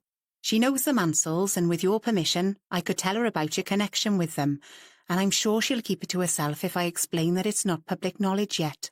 And while you're with her, I can contact the family, have a quiet word, and we can go from there. Do you really think she'd let me stay? I'm sure she would. You stay here. I'll go across and speak to her. Make yourself comfortable. He indicated a soft leather settee below the window. I'll get Stephen, he's my PA, to bring some more coffee, and I'll be as quick as I can. Anjali sank down into the cushions of the settee, leant back and closed her eyes. Kath had gone off to do some shopping when John came into the gallery. He gave Fabia a brief explanation of Caradoc and Anjali's relationship. It's one hell of a mess, he went on. What with his will and everything, I'd give you all the details, but Roderick and Megan have no idea she exists yet. I'd best tell them about her first. I hope you don't mind. Of course not, Fabia said, but had to admit to herself that she was going to find it hard to keep her curiosity under control. "The poor girl's pretty shaken up," John went on. "I really don't want to leave her on her own, and as much as I'd like it if she did, I don't think it'd be appropriate for her to come and stay with me." Fabia suppressed a smile. This was a side of John she'd not come across before. "So, can you take her in?" John asked. "It won't be for long." Fabia looked at his anxious face and wondered why he was so keen to help this unknown woman. And, she thought, having people to stay was all very well if they are friends, but a complete stranger, that's different. She valued her privacy and independence. On the other hand, she wanted to find out what exactly was going on. "Well, if it's just for a couple of days." She gave him a teasing smile. "And maybe she'll confide in me." He grinned. "That's what you're hoping, isn't it?" "You know me too well," Fabia said, the smile widening to a grin. At that moment, Paul Hewitt, the owner of the gallery, came into the room so quietly, neither of them noticed until he was a few feet away. Fabia did her best to give him a welcoming smile. "Ah," she said, "just the person I need. I've got to rush off, Paul. Could you look after things for the last hour?" "I'm sure I can do that for you, Fabia," he said, making it sound as if he was doing her an enormous favour. "I've got some work to do on my laptop. I suppose I can sit out here just as easily as in my office. Is that a problem?" His eyes darted from John to Fabia, eager for confidences. "Nothing I can't sort out. I'll see you tomorrow." At the door she turned back and said, "Oh, Paul, if Matt Lambert comes in, could you let me know? I need to speak to him." "The gorgeous Chief Inspector," Paul said with a smirk. "Will do." As they crossed the road, she muttered to John, "I wish I could like him, but he's so smarmy." That's it. Never mind, it's probably just me." "Lucky to have you, I'd say," John said. Chapter 5. Soon after, Fabia set off with Anjali. For the last few minutes, there'd been silence in the car. They talked a little as they drove through Newport and out onto the motorway. Fabia had told Anjali a little of the history of the area. Anjali had talked a bit about her work. Now they were on the short section of motorway that would take them to Pontygwyn, the market town that had been Fabia's home since she'd left the police force. As often happened when she got to the outskirts of the town, she began to relax. It didn't matter how many times she drove along this road, in sun, rain or snow, she loved what she saw, although it had recently been a little overshadowed by events. As she slowed to a crawl in order to cross the ancient bridge over the River Gwyn, she looked to her left at the patchwork of fields, dotted with cream and occasionally black sheep. The grey and mauve hills of the Brecon Beacons rose up in the distance. To the right, the river meandered down across Gwytham Park and widened into the pond where hundreds of years ago witches had been ducked, innocent if they drowned, condemned if they didn't. And yet those same poor women had given a name to park and pond, Gwython, Welsh for witch. With a twisted smile, Fabia wondered if she'd have fallen victim to that primitive misogyny. Probably, particularly if she'd been Superintendent Fabia Harvard of the Gwent Force. She could think of quite a few of her male colleagues who would happily have watched her ducked in the murky depths, quite apart from the criminals she went after. She told Anjali about the history of the park, explained the Welsh names, but she got the impression her companion wasn't really taking any of it in. She smiled occasionally, but made no comment. A moment later, they turned right into Park Road, past the playing field, where two schoolboy rugby teams, mud-spattered and probably very cold, were traipsing off to the sports pavilion. 50 yards on, she turned into Morwithen Lane, and almost immediately stopped outside her neat, double-fronted house. "Here we are," she said as she switched off the engine. "This is lovely," Anjali said. "You're lucky to live in such a beautiful place." "I certainly enjoy it. A big enough town to have most of what I need, but not so big that you have the problems of city life." As they got out of the car, Fabia noticed there was a large van outside the house next door. She looked at it with interest and read the name on the side. Watkins Removals, Bristol, Cardiff and Newport. Maybe, at long last, she would find out who her new neighbours were to be. It was about time. The house had been empty for months. It would be good to have neighbours again. They walked up the short path to the front door. Fabia unlocked it and swung it wide. "Come on in. I'm sure you could do with a glass of wine." "Oh, yes," Anjali said. "That would be lovely. And Fabia, this is so kind of you rescuing me." "No problem at all. We're fellow artists, and I enjoy making new friends.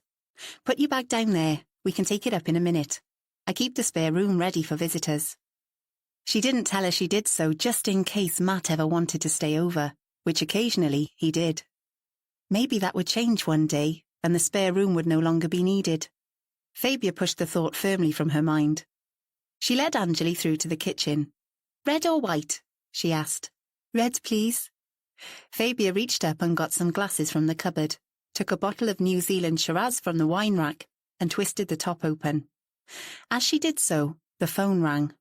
"Sorry," she said. "Do you mind if I get this? Help yourself." She grabbed the phone. "Hello? Fabia, it's me." "Hi, Matt. I was just thinking about you. How's things?" "Okay," he replied, but he didn't sound it. Probably too much work as usual. "Have you managed to pop into the exhibition yet?" she asked him, slightly nervous but desperate to hear his reaction. "I have." His voice was cool. Her heart sank. What was the matter with him? "When was that? I'm sorry I missed you." She smiled at Anjali, who was now standing by the window looking out at the view, glass in hand. Fabia mouthed, "Be back in a minute," and wandered slowly down the corridor towards her dining room cum study. "I went in this afternoon. The bloke there told me you'd just left with John Meredith." "Yes, I'll tell you about that in a minute. So, what did you think? You did have a good look round, didn't you?" "A quick look." "And what did you think?" Fabia asked. "It's good." His tone didn't match his words. She was beginning to be annoyed. "You've obviously been busy," he said. "Well, it is what I do now." There was a tight little silence, each of them waiting for the other to go on. Fabia felt resentment mounting inside her and began to pace up and down. Why didn't he say something about the drawing? Maybe he'd missed it, or perhaps he hadn't recognised it as himself. Surely not. She'd thought it one of her best. It had captured the angular body, the gloss of his dark hair, now showing flecks of grey, and the beauty of his long fingers. "Come on, Matt," Fabia begged silently as she continued her pacing. "Tell me what you thought of it." But he didn't, not directly, just asked, "Why didn't you tell me you'd done that one of me?" And he didn't sound very pleased about it either. "The sketch?" Fabia hedged. "Well, there was only one, wasn't there? Or have you done a whole series without letting on?" he said. "No, of course not. Don't be silly." This conversation was not going well. "I just did the one. It was when you came around after the end of that rape case, and you were completely knackered. You don't mind, do you?" Stupid question, because it was obvious that he did. "What did you think of it?" "Well, it was a bit of a surprise, just coming across it like that. Why didn't you tell me?" "I don't know," she said, knowing it was an inadequate response. "I just didn't think to." "Come on, Fabia." He sounded really exasperated now. "You do a pretty intimate drawing of me asleep in your sitting room, get it framed, hang it in a public gallery for all to see, and you don't even bother to tell me? How do you think that makes me feel? Come on, Fabia." He sounded really exasperated now. Fabia could feel her heart beating faster. This was awful, not at all what she'd anticipated. But then, had she thought about how he'd feel? If the truth were known, she hadn't really allowed herself to speculate, just pushed it all to the back of her mind in the rush of preparations for the exhibition. Now she had to admit it had been niggling away just below the surface. She should have told him. He was such a private person. She should have asked his permission to hang the picture. That was obvious, but too late now, and here he was fuming on the other end of the phone, and she felt completely wrong-footed. "I'm sorry. I suppose I thought you'd be pleased, maybe flattered." "How'd you work that out?" "Thanks, Matt." "No, what I mean is, well..." His exasperation was clear and stinging. "It took me completely by surprise, and that grinning idiot who owns the gallery, Paul whatever his name is, standing there looking coy and asking me if I'd found the damn thing. For Christ's sake, why didn't you tell me?" "Maybe because this was the kind of reaction I thought I'd get," Fabia snapped, unwilling to back down. "Anyway, I've got a visitor. I'll have to go." She didn't wait for him to respond, just cut off the call. Curled up on the sofa in Fabia's comfortable sitting room, Anjali had gradually relaxed and opened up, probably helped by the red wine they had with their meal of omelettes and salad, and then the whiskey afterwards. "Whiskey and soda is almost the national drink in Mauritius," she told Fabia. "After the local rum, of course." "That sounds like a place I'd like." Anjali smiled. "You should visit. The taxi driver who drove me from the station told me he'd been on holiday to Mauritius. Lucky man." There was silence for a moment, a companionable silence. Then out of the blue, Anjali asked, "How long have you known John Meredith?" Fabia glanced at her, slightly taken aback. "Oh, for a while. I used to come into contact with him when I was in the police force, and I knew his wife as well. She died of cancer a few years ago." "Poor man." "Yes, a bad time for him. He's a good chap." Anjali didn't ask any more, and in the end, Fabia decided to give in to her curiosity and ask the question that had been niggling away at the back of her mind. "How did your grandmother meet Caradoc?" Anjali didn't seem to mind the direct approach. "My mother told me my great-uncle was in the Mauritian police force, and he met Caradoc when British soldiers arrived in 1965. They were called in by the colonial government when a state of emergency was declared over some strikes or something. We learnt about it at school, but history wasn't my favourite subject and I'm afraid I didn't pay much attention. Anyway, my Uncle Nayland invited Caradoc to come to my grandmother's home, and he and Grandmère fell for each other. The trouble was my grandmother's parents were in the middle of arranging a marriage for her. The man was a member of an important family, and his father was a minister in the Legislative Council. Quite apart from that, I don't think there would have been any chance of them agreeing to a marriage outside the community, whoever she'd met. That must have been very difficult for her." "You could say so," Anjali smiled. "But she must have been a feisty one, my grandmother. Caradoc told me they made their own vows to each other, and they thought of themselves as married." "Good Lord," Fabia exclaimed. "That was pretty brave for those days. It must have caused quite a stir." "At first they managed to keep their relationship a secret, but then she got pregnant with my mum, so, of course, it all came out. That was when he was sent home by the army, just marched off without any right to protest, apparently, and they never saw each other again. Of course, Uncle Nayland was in disgrace as well because he'd helped them. He was packed off to Canada by their parents. He joined the Mounties and married a Canadian woman. He and his family still lived there. When my mum was born, they relented a little, let them live in the family home, but she says she doesn't think her mum ever got over it. She died when I was about 9. I remember her as a small, quiet woman who always seemed rather sad. Now I know why." "And what about your parents?" "Oh, I think they're quite different. I think Maman wanted to be free to make her own decisions after what her mother had been through. They were always very liberal, by Mauritian Hindu standards. Both of them are doctors. They trained at King's in London and got married when they came back home. They run a private clinic, but they also work in some of the poorer villages, mainly with mothers and babies. I think they'd have liked me to do medicine as well, but it was always art and design for me." They talked long into the night, not just about Anjali's history, but about Fabia's too. She told her about the awful events of 6 months before, when her young friend Amber had been murdered. She spoke a little of Matt Lambert and their friendship, and how it had been blighted by her abrupt departure from the police force. "I was investigating a fraud case, and hadn't realised one of the high-ups in the Gwent police force was involved. I suppose you could say they set me up. That was what it amounted to.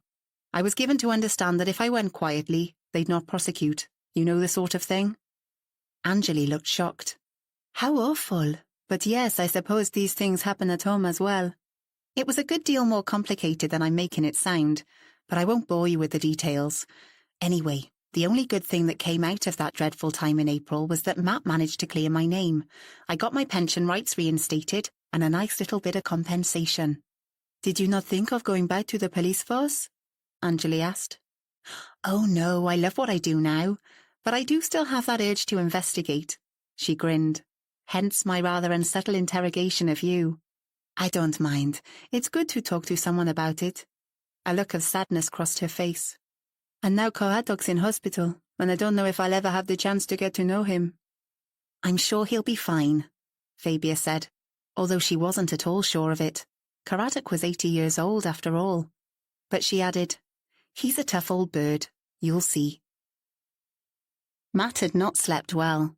He felt a complete prat for making such a fuss over the sketch that Fabia had done of him.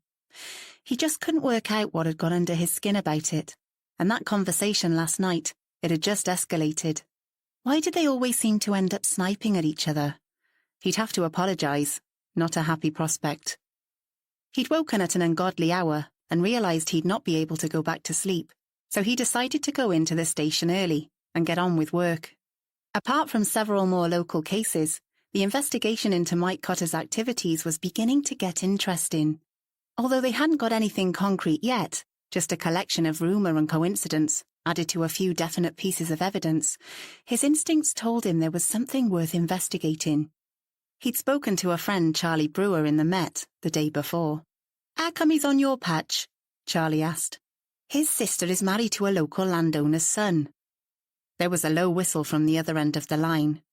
"Is she indeed? You mean your lot didn't know?" "Not my department, but the Border Force chaps have probably got plenty of information.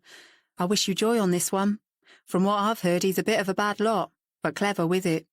Could you do some research for me? What they've got, how close they are to making an arrest, if at all?" "Be delighted. It'd be a damn sight more interesting than the load of crap cluttering up my desk." "Thanks," Matt had said. He'd been surprised at how quickly his friend phoned back.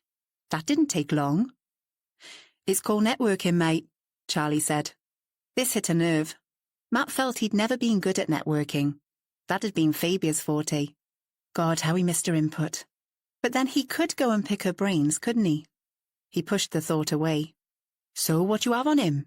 "They're busy giving him plenty of rope at the moment," his friend said. "Keeping an eye on him, but that's about it. They think he might have got on the wrong side of some of his local associates and could be keeping a low profile. They didn't sound particularly pleased that you're ferreting around, but I persuaded them you knew your stuff. Anyway, Cotter is on record as having links to a pan-European fascist organisation, which has its headquarters, or what amounts to that, in Sofia in Bulgaria. They're dedicated to keeping immigrants out, particularly those from Africa, though they're pretty militant about Syrians and Iraqis as well, and they'd like to wipe out the Romanis, whichever country they come from." "OK, so anyone who isn't white European," Matt said. The Hungarians seem to be going in the same direction. These people he's in with are a neo-Nazi group who are determined to turn the clock back to the glorious days of the Third Reich. The scorn in Charlie's voice was palpable. "They tell me he's probably in Wales trying to drum up funds from some local right-wing groups. His cover is legit, so far as it goes. They think he's importing artefacts, mainly East European, and wine from around that area. And he's buying antiques here to sell back to his pals in Europe. They suspect he's not too bothered about where they come from, or how they're acquired." "And they're finding it all hard to prove?" Matt asked.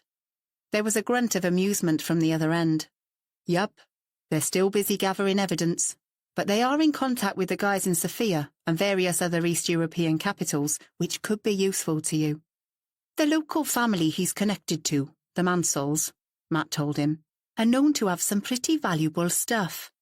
Rare Welsh silver, some interesting paintings, jewellery, and the head of the family owns a very valuable stamp collection, but I gather he's not going to part with anything willingly.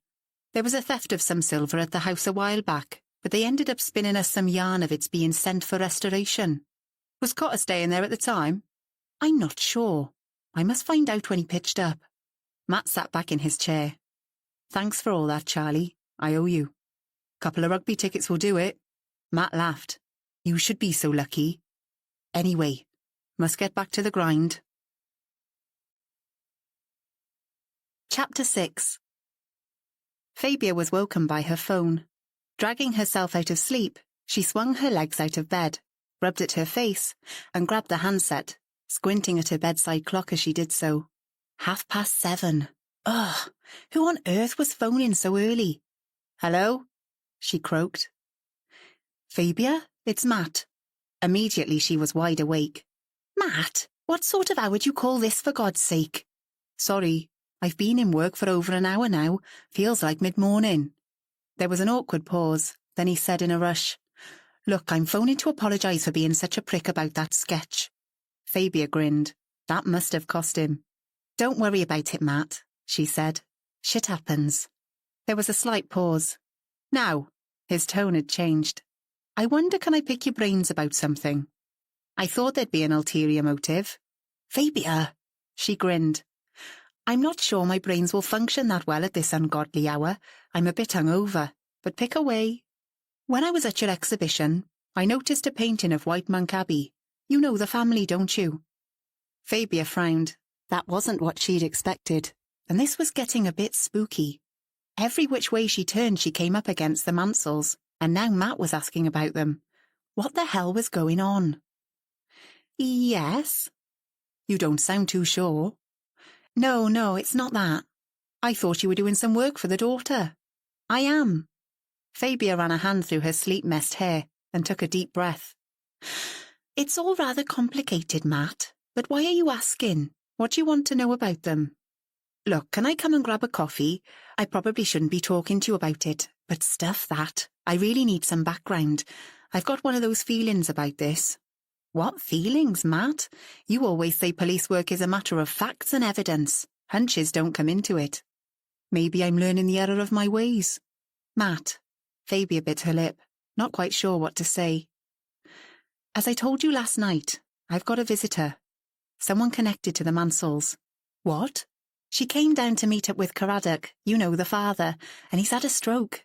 He's in hospital. Is he now? Who exactly is this visitor? A relative of the Mansells. The situation was a tad awkward and she had nowhere to go, so John Meredith asked if I'd take her in. What's John got to do with it? He asked sharply. It's all tied up with Caradoc's will and John's his solicitor. Couldn't she have stayed with them? No, Matt, she couldn't. It's nice to have company, and I've got room, as you know. Anyway, come now.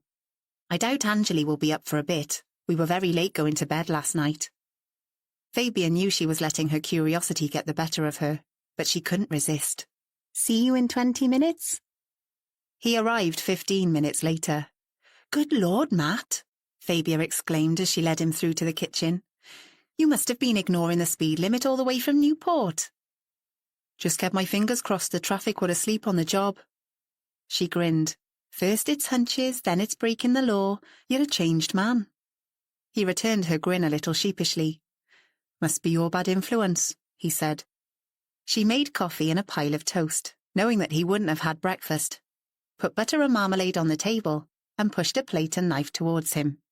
Help yourself. She cupped her hands round her mug. Now, what's all this about? How well do you know the Mansell family? I've known them all my life, really. Not intimately, but they've always been around. Caradoc and my father were at school together, and they remained friends, although they lost touch in later life. They both collected stamps, and Dad used to say that Caradoc's collection was the best he'd ever come across. Who exactly is your visitor? Fabia bit her lip, not sure how much she could say. She wanted to help Matt, and was deeply curious about his reasons for asking her about the family, but John had said to keep Angeli and Caradoc's relationship under wraps. Could she tell Matt about Angeli when Roderick and Megan, her aunt and uncle, didn't know of her existence yet? John had called it pretty awkward. Fabia felt that was one hell of an understatement. It's a bit awkward, Matt. I was asked to keep things to myself. Humour me. Tell me what you want to know and why, and then I'll see how much I can tell you. He frowned, obviously not happy with this idea. You seem to be pretty pally with John Meredith all of a sudden. Fabia ignored this, and there was a silent standoff while he buttered and spread marmalade on his third piece of toast. But in the end he relented. OK, here's the thing. We're looking into Mike Cotter, Roderick Mansell's brother-in-law. He's a dodgy piece of work, in with some unpleasant European fascist groups, and he's been staying at the Abbey for a while. It's occurred to me that he might be considering relocating some of the family's valuables. We investigated a theft that turned out not to be one. Matt told her about the silver. So what exactly do you want from me? Fabia asked, getting up to make more coffee. Just background, really. Have you met this Cotter guy? And if so, what was your impression? Have any of them said anything about losing? He wiggled his fingers to indicate inverted commas. Any of their treasures, or selling them for that matter? Anything like that? But before Fabia had the chance to respond, the phone rang. "Sorry, I'd better get this," she said as she searched around for the handset, which wasn't on its rest. She finally found it on the windowsill. "Hello? Fabia, it's John. I've just had a call from Roderick Mansell, and I thought you ought to know. Caradoc died an hour ago." "Oh God, how awful. What was it? A stroke? His heart?" "They're not saying. It's all a bit odd." "What do you mean?" "It seems there are some aspects to his collapse that aren't adding up. Apparently the registrar at the hospital isn't happy, but Roderick was a bit cagey about it. There's going to be a post-mortem, which seems a bit heavy-handed, so we'll know more after that. It could just mean the cause of death isn't obvious." "I know, but it could mean a complete nightmare," he said, given the changed will and Anjali's arrival. "Changed will? I can't go into detail, sorry. I'll be round later to speak to Anjali. Look, I know it's a hell of an imposition, but could you tell her what's happened?" Fabia felt a sinking feeling at the prospect, but pulled herself together. "Yes, of course." "Sorry to let you in for this," John said, "but she really needs someone to keep an eye out for her, fight her corner." "What do you mean?" "I've got to go, Fabia. I'll explain it all when I see you. Will you be in about 11:30? "I can make sure we are." "Look, I'm sorry. It's not what I intended when I asked you to rescue her. Stupid. I should have realised something like this could happen." Fabia replaced the handset and looked at Matt, a worried frown on her face. "That was John. Caradoc died early this morning, and there's going to be a PM. Did he say why?" "Something about the doctor not being happy." "Curiouser and curiouser," Matt said. "The thing is, Matt, my visitor Anjali is a newly discovered granddaughter of Caradoc's, and now I've got to tell her that he's dead." "Oh, shit. How on earth did she end up staying with you?" "It's a long story." Matt waited, but Fabia didn't elaborate. When she said no more, he glanced at his watch. "Look, I'd better get back, and you need to concentrate on... What did you say her name is?" "Anjali. Anjali Kishtu. She's Mauritian." "One of these days you're going to tell me the whole story, Fabia." She laughed. "I'm sure I will." As Matt drove back to the station, this time keeping to the speed limit, he went over and over what Fabia had and had not told him. How come this newly discovered granddaughter had appeared just at this moment? Could she have anything to do with Mike Cotter? He needed to meet her, and not knowing how long she'd be with Fabia, he'd need to make it soon. Maybe he'd drop in after work, whenever that may be. He never knew these days. Why had he decided to rush out to talk to Fabia? He was reluctant to admit to himself part of it had been because he just wanted to see her. He was quite relieved when his hands-free clamoured for attention. "Dilys, where are you?" "On my way back to the station. There's a message from a Dr. Harry Patel at the Royal Gwent. He wants you to give him a ring. He says he's a bit concerned about Caradoc Mansell's death. He's asked for a PM." "I know." "How come?" "Never mind. What exactly did he say?" "Just that he wanted to talk to you. Says there are aspects that he's concerned about. He didn't go into detail. Do you know him? Is he reliable?" "Yes, he's a good chap. He's a member of the chamber choir, and we often have a drink together after rehearsals, so I know him quite well. He said he'll be coming off duty in an hour, and could you phone him then? Here's his mobile number." "Don't worry, I've got it saved. But I'll be passing the hospital, so I'll pop in and see if I can speak to him now." "Where exactly are you?" "On my way back from Pontygwyn," Matt said without thinking. "Been to consult with Superintendent Harvard?" He could hear the grin in her voice. "Shut up, Dilys. I'll see you later." Matt managed to find a parking space at the hospital, relieved that they'd changed to free parking a few months ago. He went up to reception and asked for Dr. Patel. Given that he'd expected to be told he'd have to wait, he was surprised at how quickly his friend strode towards him. He was a small but dapper man, with a stethoscope dangling round his neck. The contrast between Matt's untidy 6'2" and the doctor was marked. "I got your message," Matt said, shaking the doctor by the hand. "I was passing and I thought I'd drop in. How can I help?" "Thank you for reacting so quickly. Come into my office." Matt followed him down a short corridor and was ushered into a minute office crammed with a desk, filing cabinets, a couple of chairs, several photos of a smiling woman in a sari, and children of various ages. Matt felt a stab of envy, wishing his office was crowded with photos of a family, but he dismissed such thoughts firmly and sat down in a chair opposite the desk. "So what can I do for you, Harry?" His friend frowned and pursed his lips. "Look, Matt, I may be overreacting, but I'm not entirely happy about the pathology results we got after tests done on Caradoc Mansell. There's nothing specific, it's as much a gut feeling as anything, but it's ringing alarm bells for me." "In what way?" "The thing is," he leant forward, his arms crossed on his desk. "When he was brought in, we did all the usual tests. It wasn't a stroke and his heart seemed strong enough, although the obvious conclusion was a heart attack, particularly in someone his age. But I phoned his GP, Dr. Nash in Pontegwyn." "I know him," said Matt. "He's Fabia Harvard's doctor." "Ah, yes, the brave Miss Harvard. Anyway, I just wanted to check up if there was anything on record. He says the old boy had an ECG and comprehensive blood tests, urine checked, etc., a couple of weeks ago. Something to do with his health insurance. And Dr. Nash said he was fit as a fiddle. 80 going on 40 was his description. I've had every test in the book done, and I just can't explain exactly why he should have died." "I gather you've asked for a post-mortem." "I have." The doctor was frowning and fiddling with a couple of pens on his desk, straightening them this way and that. Matt wondered what was coming. He didn't have long to wait. "Recently we had a chap in from up the valleys. He'd had an accident on his farm. From what I can remember, the vet had been called in over a bull that had something or other wrong, don't know what, and they had to sedate the animal. When the vet had filled the syringe so that he could inject this prize bull, it got agitated, and somehow the farmer got the benefit of the sedation rather than the bull. The vet should have had the antidote with him, but he didn't. I should imagine he's in trouble."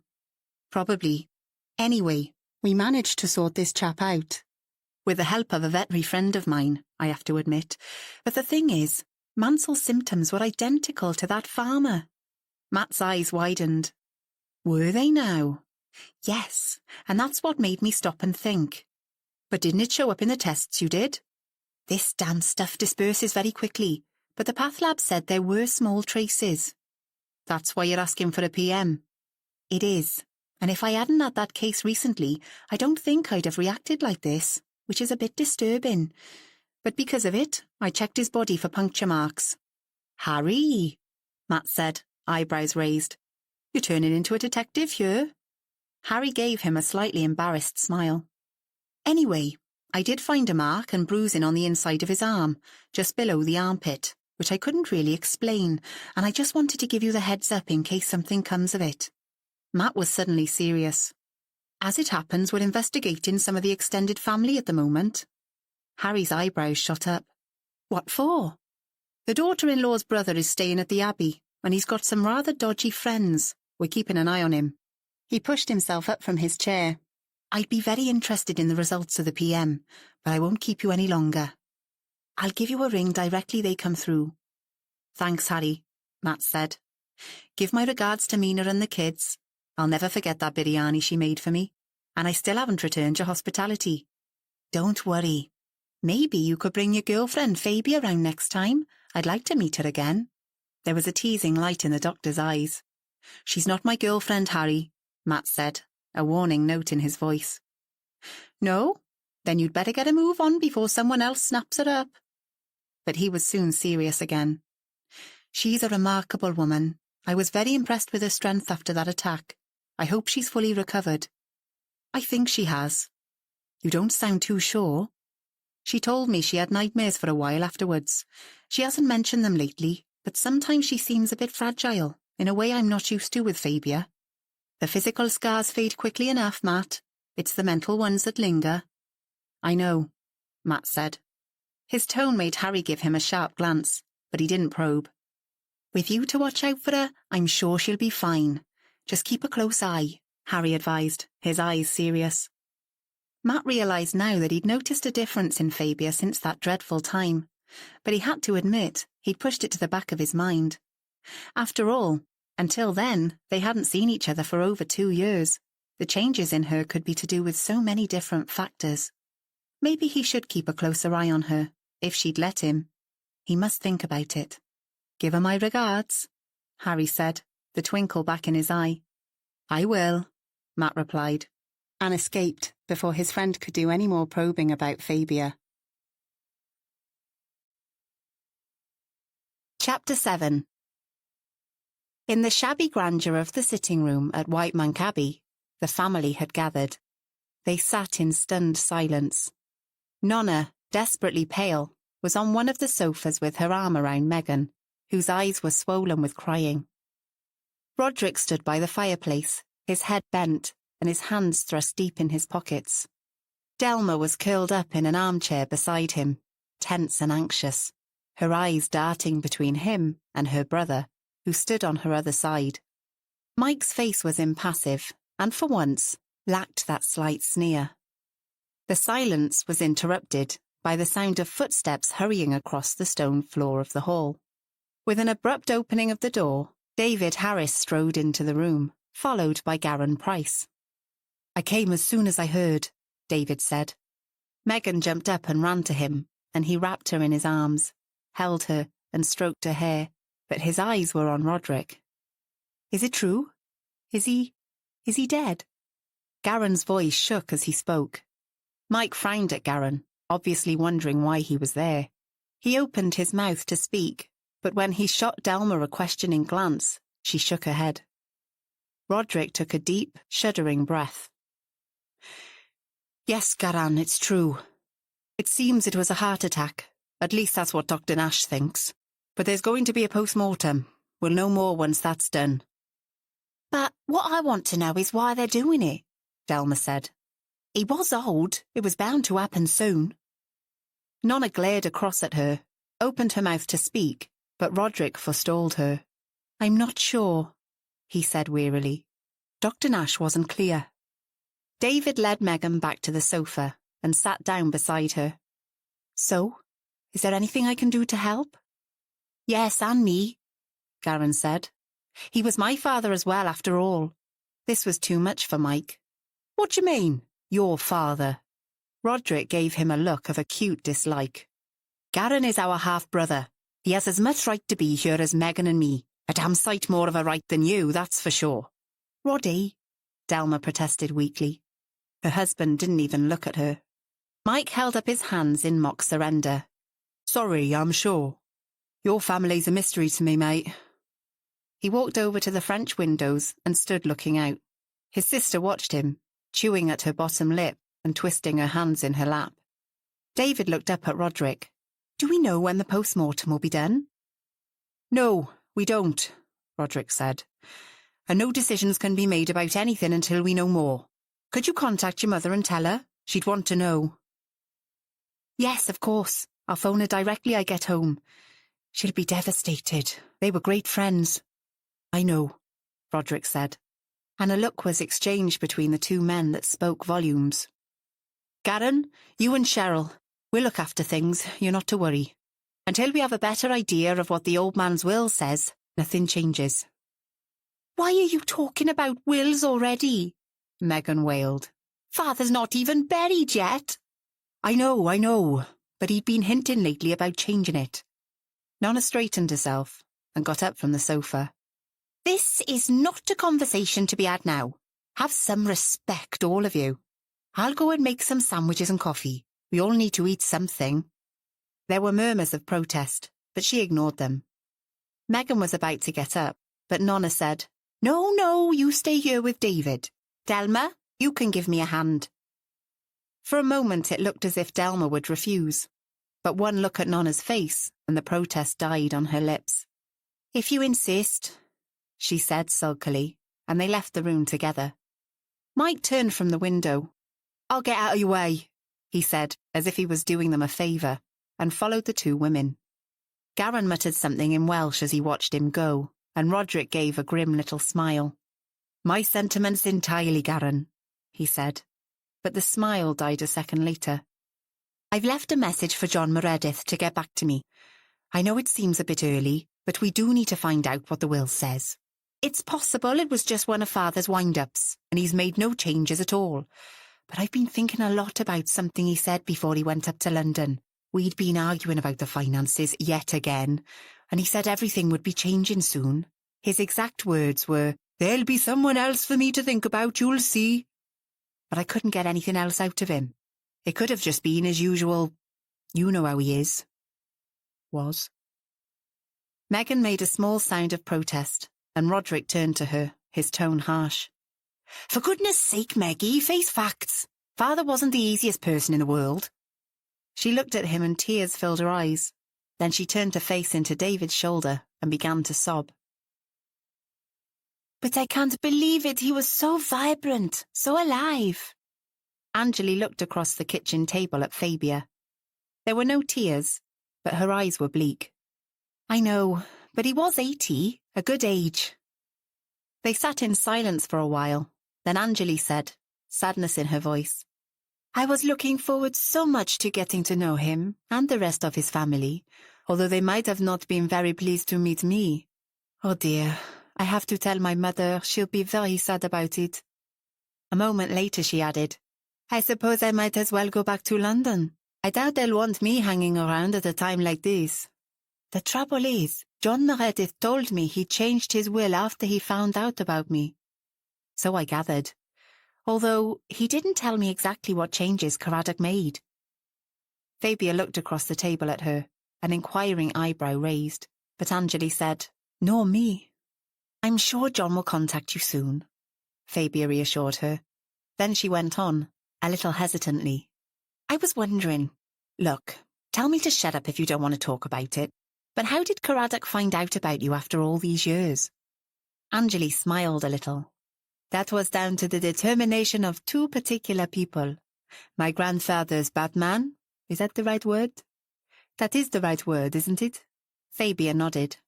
And his daughter, his name was Dewey, is that the right way to pronounce it? It is.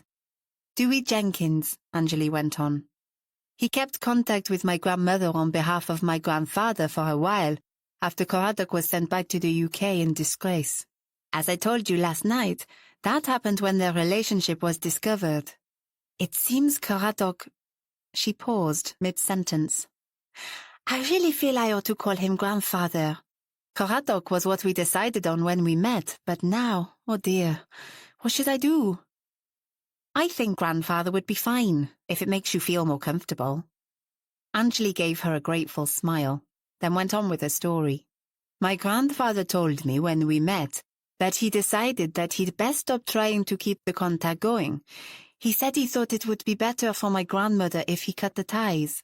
I find it hard to believe he could think that, but I hardly knew him, so... Anyway, Dewey didn't agree. In fact, they fell out because of it.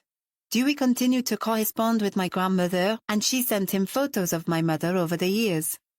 So he got in touch with you? No. He died about 15 years ago. But when he died, all his letters and photos were packed away by his daughter, Branwen. Then recently, because she was moving house, I think, she decided to go through her father's papers. He kept diaries occasionally, not all the time, but enough for her to find quite a lot of information from them, and there were also letters from grandfather to Dewey, and some letters he'd kept from my grandmother. It was Branwen who did the research and finally got in touch with my mother. And since I was planning to come to London, I wrote to my grandfather. Maman wasn't so sure, but I was determined. He and I sent emails to each other for a few weeks. Then he asked me to meet when I arrived. And have you met Branwen? No, but I've spoken to her on the phone. She sounds nice. She lives in Swansea. That's quite near here, isn't it? Not that far. Just down the end of the M4. Fabia smiled and sat forward, her arms folded on the table. We could drive down there and meet up with her if you like. Angeli's face lit up. I'd love that. Would you mind? Absolutely not, Fabia grinned at her. I am the nosiest person I know. I'd love to.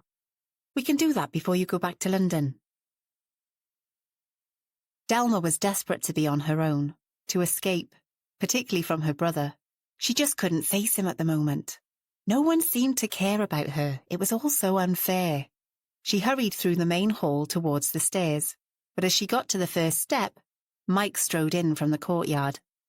Delma, he said, his voice low. I need to talk to you. Not now, Mike, please. Now, he snapped. Grabbing her wrist, he dragged her after him, round behind the staircase and into a small room at the back of the hall. This had been Elizabeth's private sanctuary, and since her death was hardly used. It smelt musty, and with its mixture of old-fashioned furniture and patches on the wall where pictures had once hung, it had a gloomy, unlived-in atmosphere. Mike went over to the window and pushed back the curtains. They billowed dust, but neither of them noticed. He turned to glare at his sister. "We've got to get our story straight. Make sure we're on the same page." Delma was still standing by the door, rubbing at her bruised wrist. "What do you mean?" She knew, but she wasn't going to admit it. "Don't act stupid." He strode towards her, and she backed away until she could go no further, pressed against the panelling of the door, the handle dug into her back. He lifted a hand, and she forced herself not to flinch, but he only leant it against the wall beside her. "How long do you think it'll be before they find out what you've been up to? People have inventories, you know, and they're inclined to see the light of day at times like this. They'll realise what's missing soon enough, bound to." No, I was really careful." "What about that silver?" "Roddy understood, I explained." Yeah, but there's the rest. Won't be long before that's discovered." "It was you that—" "Keep your voice down." He slapped a hand across her mouth, and she made a tiny sound of protest, then was still. After a few seconds that felt like long drawn-out minutes to Delma, he took his hand away. "You're going to have to put some story together. Tell that bloody useless husband of yours that you suspect some kid from the village has been pilfering stuff, that you've seen them prowling round. I don't care what you say, just think of something." "He won't believe me," she protested. "No petty thief is going to steal the stuff you've taken. I've taken. Don't you start with that. Anyway, you'll just have to convince him. It was you who needed the dosh, so it's up to you to sort it." "I know I couldn't have bought that colt without the extra, but we both needed the money," she hissed. "You know that." He ignored this. "You seem to think those horses are the only thing that matters. What the hell would it matter if the old man had got rid of the stables? It wouldn't have affected us." "But Mike, it would. I put everything into building them up. It's one of the only parts of the estate that's got the potential to make good money.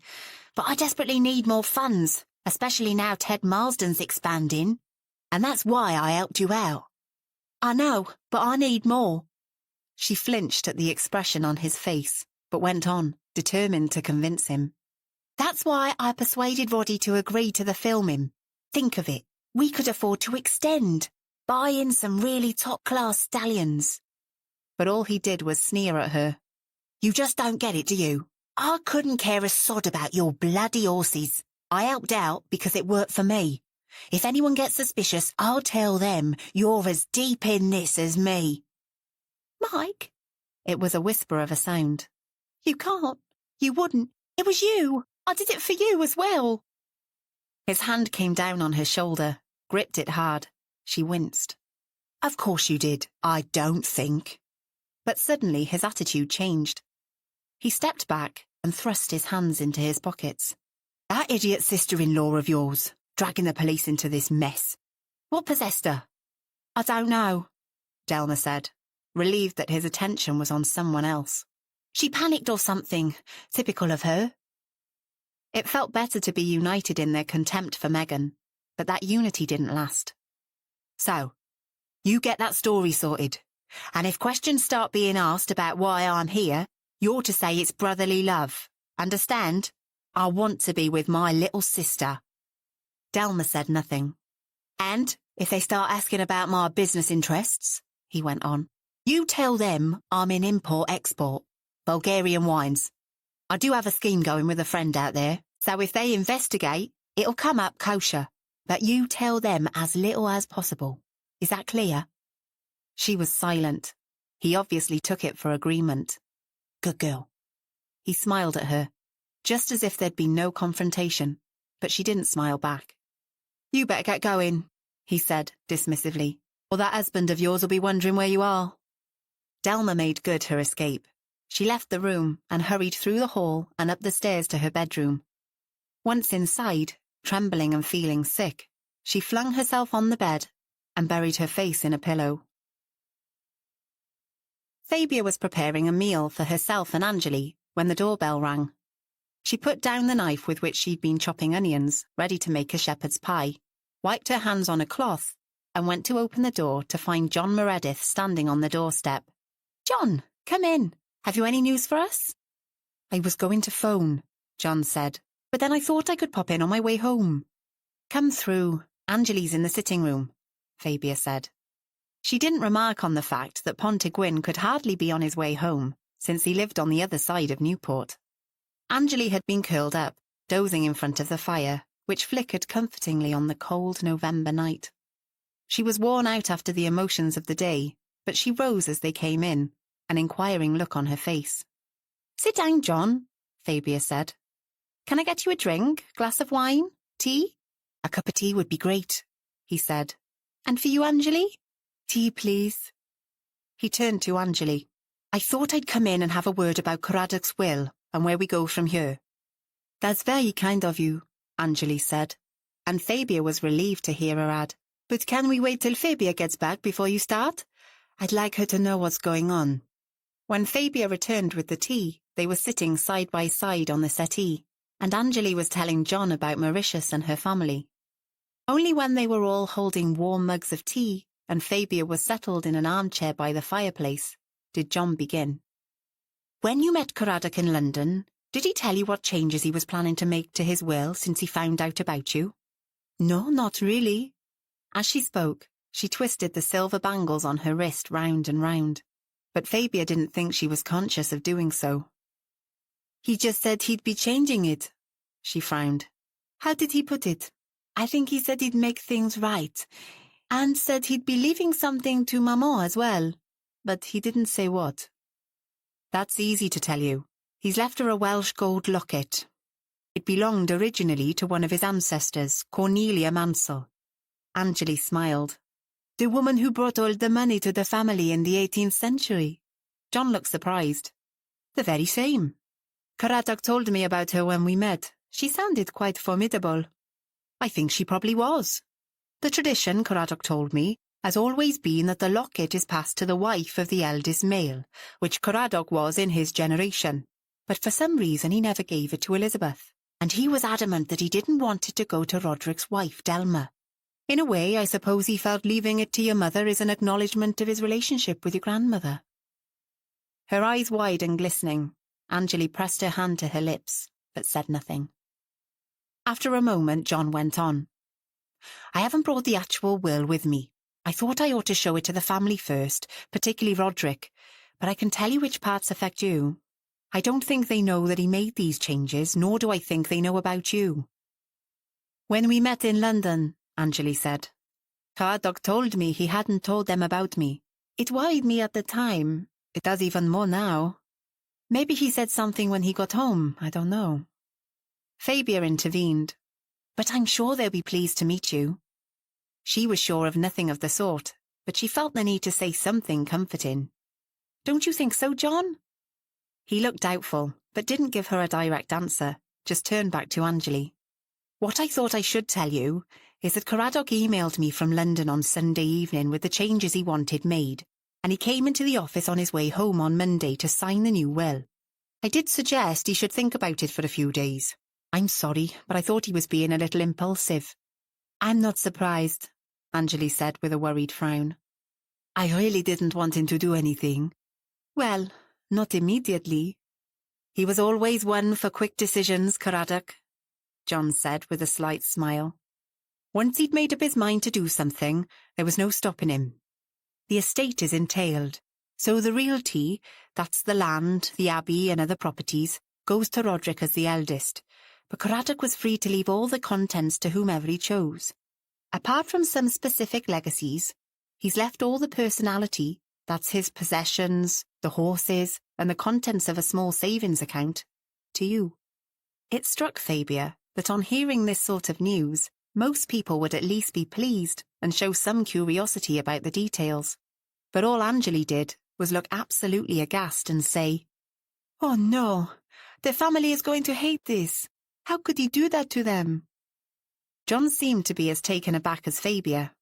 "Well, it seems he wished to make up for what I think he saw as a desertion of your grandmother. He told me he never wanted to leave her, and it was only when he lost touch with her some years later that he married Elizabeth. He called it a marriage of convenience. I have no idea how she felt about it. The poor woman. Do you think she knew? I never knew her. Did you, Fabia? Yes, but not very well. She was very reserved, a quiet presence. My father once told me that she and her sister came from a very difficult background. Their parents were deeply religious, part of some extreme religious sect, and he thought she married Caradoc to escape from them. I don't think it was a particularly happy marriage. It's all so sad, Anjali said. Yes, John said, but one thing I do know is that meeting you made Caradoc very happy indeed. In fact, I'd never seen him in such a jubilant mood before. Thank you, she said quietly. That makes me feel a little better. There will be some legal work to do in authenticating your claim. We have to prove... There was an awkward little pause. That you are who you say you are. I do have copies of my and Maman's birth certificates with me, Anjali told him. And a letter that Caradoc wrote to my grandmother, telling her that he was being sent home. It's very fragile now. I think she read it often. And I have his signet ring that he gave to Grandmère. I showed it to him when we met. Fabia could tell she was making an effort to keep her voice steady. Good, said John, giving her an understanding smile. I think we must arrange to introduce you to Roderick. In my office, perhaps, but I just thought you should be forewarned about the will before that meeting. I think the best thing to do is to ask Roderick to come in, say on Monday morning, and I'll bring him up to date on the situation. Then perhaps Fabia could bring you in and I can introduce you, before you meet the rest of the family. Would that be okay? Anjali nodded, but didn't say anything. I'll let you know if I manage to fix it up. Fabia got up to see him out, and as she did so, her phone rang. Hello, she said. It's me, Matt. Hi, Matt. Look, can I phone you back? I'm just saying goodbye to John. Oh, what? Never mind, doesn't matter. He cut off the call. Fabia frowned and wondered what was up with him. Then she followed John into the hall. I'm sorry, Fabia, he said. I thought this would only be for 2 or 3 days, but it looks as if she's going to have to stay on until the weekend. I do hope that's okay with you. It's not a problem, John. She's no trouble. Fabia's mind was half on him and half on Matt's strange call. So long as you're sure, he said. She pushed Matt into the back of her mind and smiled at John. Actually, I've rather taken to her, and it's good to have company. He gave her a shrewd look. Are you okay? And yourself? I know you've had a hard time these last few months. I'm fine, she assured him, wishing she felt as confident as she sounded. When she came back into the room, Anjali was still sitting there, staring into the flickering fire. I think, Fabia said, that it's time for a drink, and I don't mean tea. Chapter 8. In his office, Matt sat looking at the mobile in his hand, as if it had offended him. Why was John Meredith at Fabia's? Harry's words came into his mind. Someone else'll snap her up. Nah, don't be stupid, he told himself, and was relieved when Dilys knocked on his office door and came in. They were both weary and ready for home, but there was one more thing they needed to talk about. This is going to be awkward, Matt said, looking across at Dilys as she sat down in a chair opposite his desk. With the old man dead and Harry Patel doubtful about the cause, barging in to question his daughter-in-law's brother is going to seem a tad intrusive. Intrusive? Exclaimed Dilys. She had no such sensitivities. That does may be, sir, but we really shouldn't wait now we've got this information. True. OK. Go over it again for me. Tom Watkins, you know, that young PC who's the size of a prop forward? I remember him well from when we were making the arrest for the 2 murders in Pontygwyn. A useful lad to have around. Dilys grinned. He is, and he's bright as well. Anyway, as you know, he was seconded to the Swansea Force for an undercover job. They wanted someone from outside the area. He was doing a job with this nasty little fascist group. They call themselves Milwyr Dragon Cymru, which translates as the Welsh Dragon Soldiers. I know that, Dilys. I'm not fluent like you, but I do have some Welsh. Sorry, sir, Dilys said, but the apology was perfunctory. Anyway, a damn cheek, I call it, appropriating the Welsh dragon. That really winds me up, that does. Matt grinned, but didn't comment. They're based in Swansea, she went on, and they have other branches. I suppose that's the right description. In other parts of Wales. But they're doing their best to spread their poisonous message further afield. They're known to have connections with other fascist groups in Germany, Hungary, Bulgaria, and possibly further afield.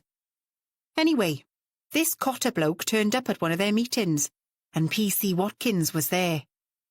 Dilys pulled her laptop towards her and clicked away for a minute. Then turned the screen round so that Matt could see what she'd brought up. Tom had one of those mini cameras on him.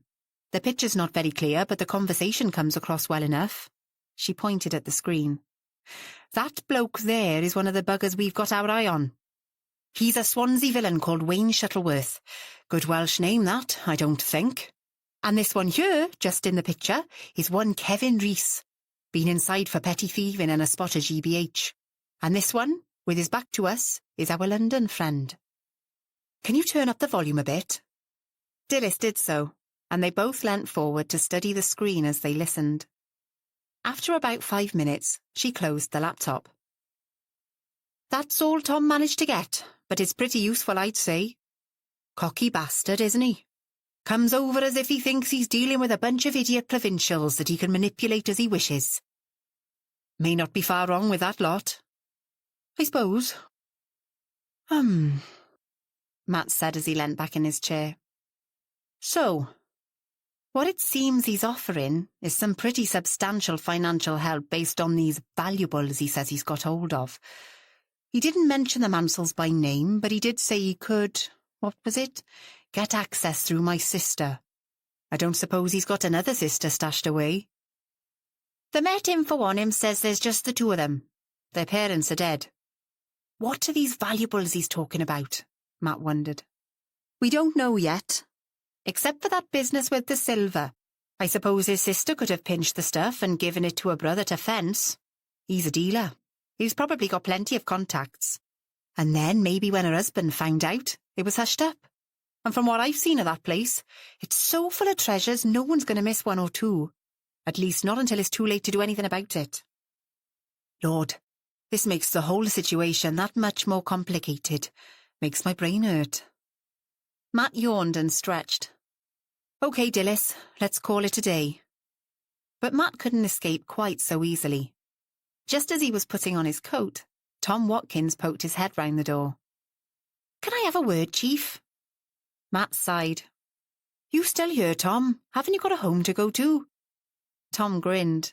Won't take long, sir. OK, what is it? That Cotter bloke. Dilys and I were just talking about him. We've watched your recording. Well done. Thank you, sir. It's just I found out he's been down talking to his Nazi pals in Swansea again. One of my contacts came through earlier on. He used to be a member of this Welsh Dragon soldiers outfit. Then he got fed up with them, said they were getting too extreme, but he still has contact with one or two of them. Apparently Cotter's been blowing his mouth off again about the Mansells. Did he mention them by name this time? Yes, he did. He was going on about some good stuff he's got hold of. Said it'd make a packet for their campaign funds. He's also been talking about being owed money by Garen Price, the pub landlord. Didn't you say he's part of the family? Yes, Caradoc's illegitimate son. You don't say. How'd you find that out? Fabia Harvard told me. Ah. He saw the look on Matt's face and thought it best not to remark on this further. We should interview him about Caradoc, shouldn't we? Yes, Matt said, slightly irritated. Anyway, what else has Cotter been up to? He's told a couple of them boyos down there that he might want them to have a go at this Garan, rough him up a bit to encourage him to pay up. Has he now? Incitement to violence. I'll add that to the list we've got on him. I was talking to Dilys about bringing him in for questioning. Cotter, that is. Matt sighed, thought for a moment, then made a decision. In spite of the other situation, I think we'll have to go ahead. Let's get him in tomorrow morning. First thing. You can't go, he might recognise you. It'll have to be a couple of the others. Is Dave Parry here? I think so, sir. Shall I send him in? Yup.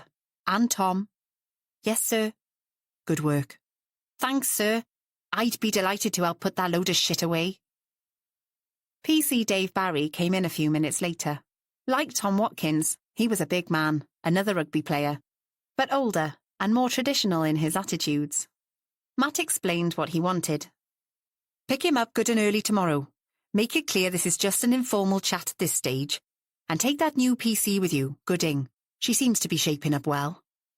Shouldn't I take one of the men, sir, in case this Cotter gets nasty? I don't think he'll risk that at the moment, and I'm sure she can handle herself perfectly well. Dillis tells me she's a black belt in some kind of martial art. If you say so, sir.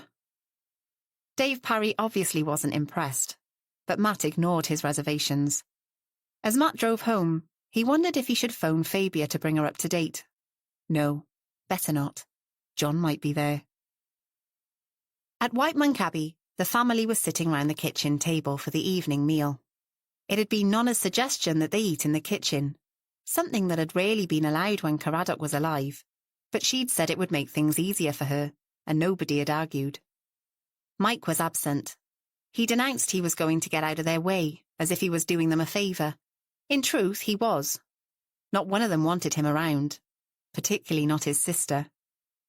Roderick was the last to arrive, as he'd taken a call on his mobile, just as Nonna had announced the meal was ready. He came in looking angry and haggard. Nonna looked at him sharply. "What now?" she said. He threw himself down in a chair, leant back, and crossed his arms in a characteristic pose. "That was John Meredith. Seems father did make changes to his will, but John doesn't want to talk about the details on the phone." "Why not?" Delma snapped. "He was being all mysterious, bloody annoying in fact. He wants me to go into his office on Monday to go through it all." "I'll come with you," said Delma. "So will I," added Megan. "No," he barked, then took a deep breath and said, with barely controlled calm, "John says it's just me at the moment." But the calm didn't last. "It's preposterous. He says after he's spoken to me, he'll come and speak to all of us. That's when he'll bring everyone up to date on what's happening. All the interested parties, as he called it. Like one of those ridiculous reading the will scenes. I don't know what the hell all the mystery is about. It's just not good enough." With slow deliberation, Nonna ladled out bowls of spaghetti and passed them round. "Get the wine opened, Roddy," she said. "Delma, would you fetch some glasses? We don't want the food to get cold and there's no point in going over all this evening, so calm down and eat." The habit of obedience to Nonna's wishes asserted itself. Roderick fetched a corkscrew, and Megan picked up her spoon and fork and began to push her food back and forth in her bowl. With a resentful glare at Nonna, Delma flounced across the room and fetched 4 wineglasses. She slapped them down on the table, but didn't hand them out. That was as far as she'd go when it came to taking orders from Nonna.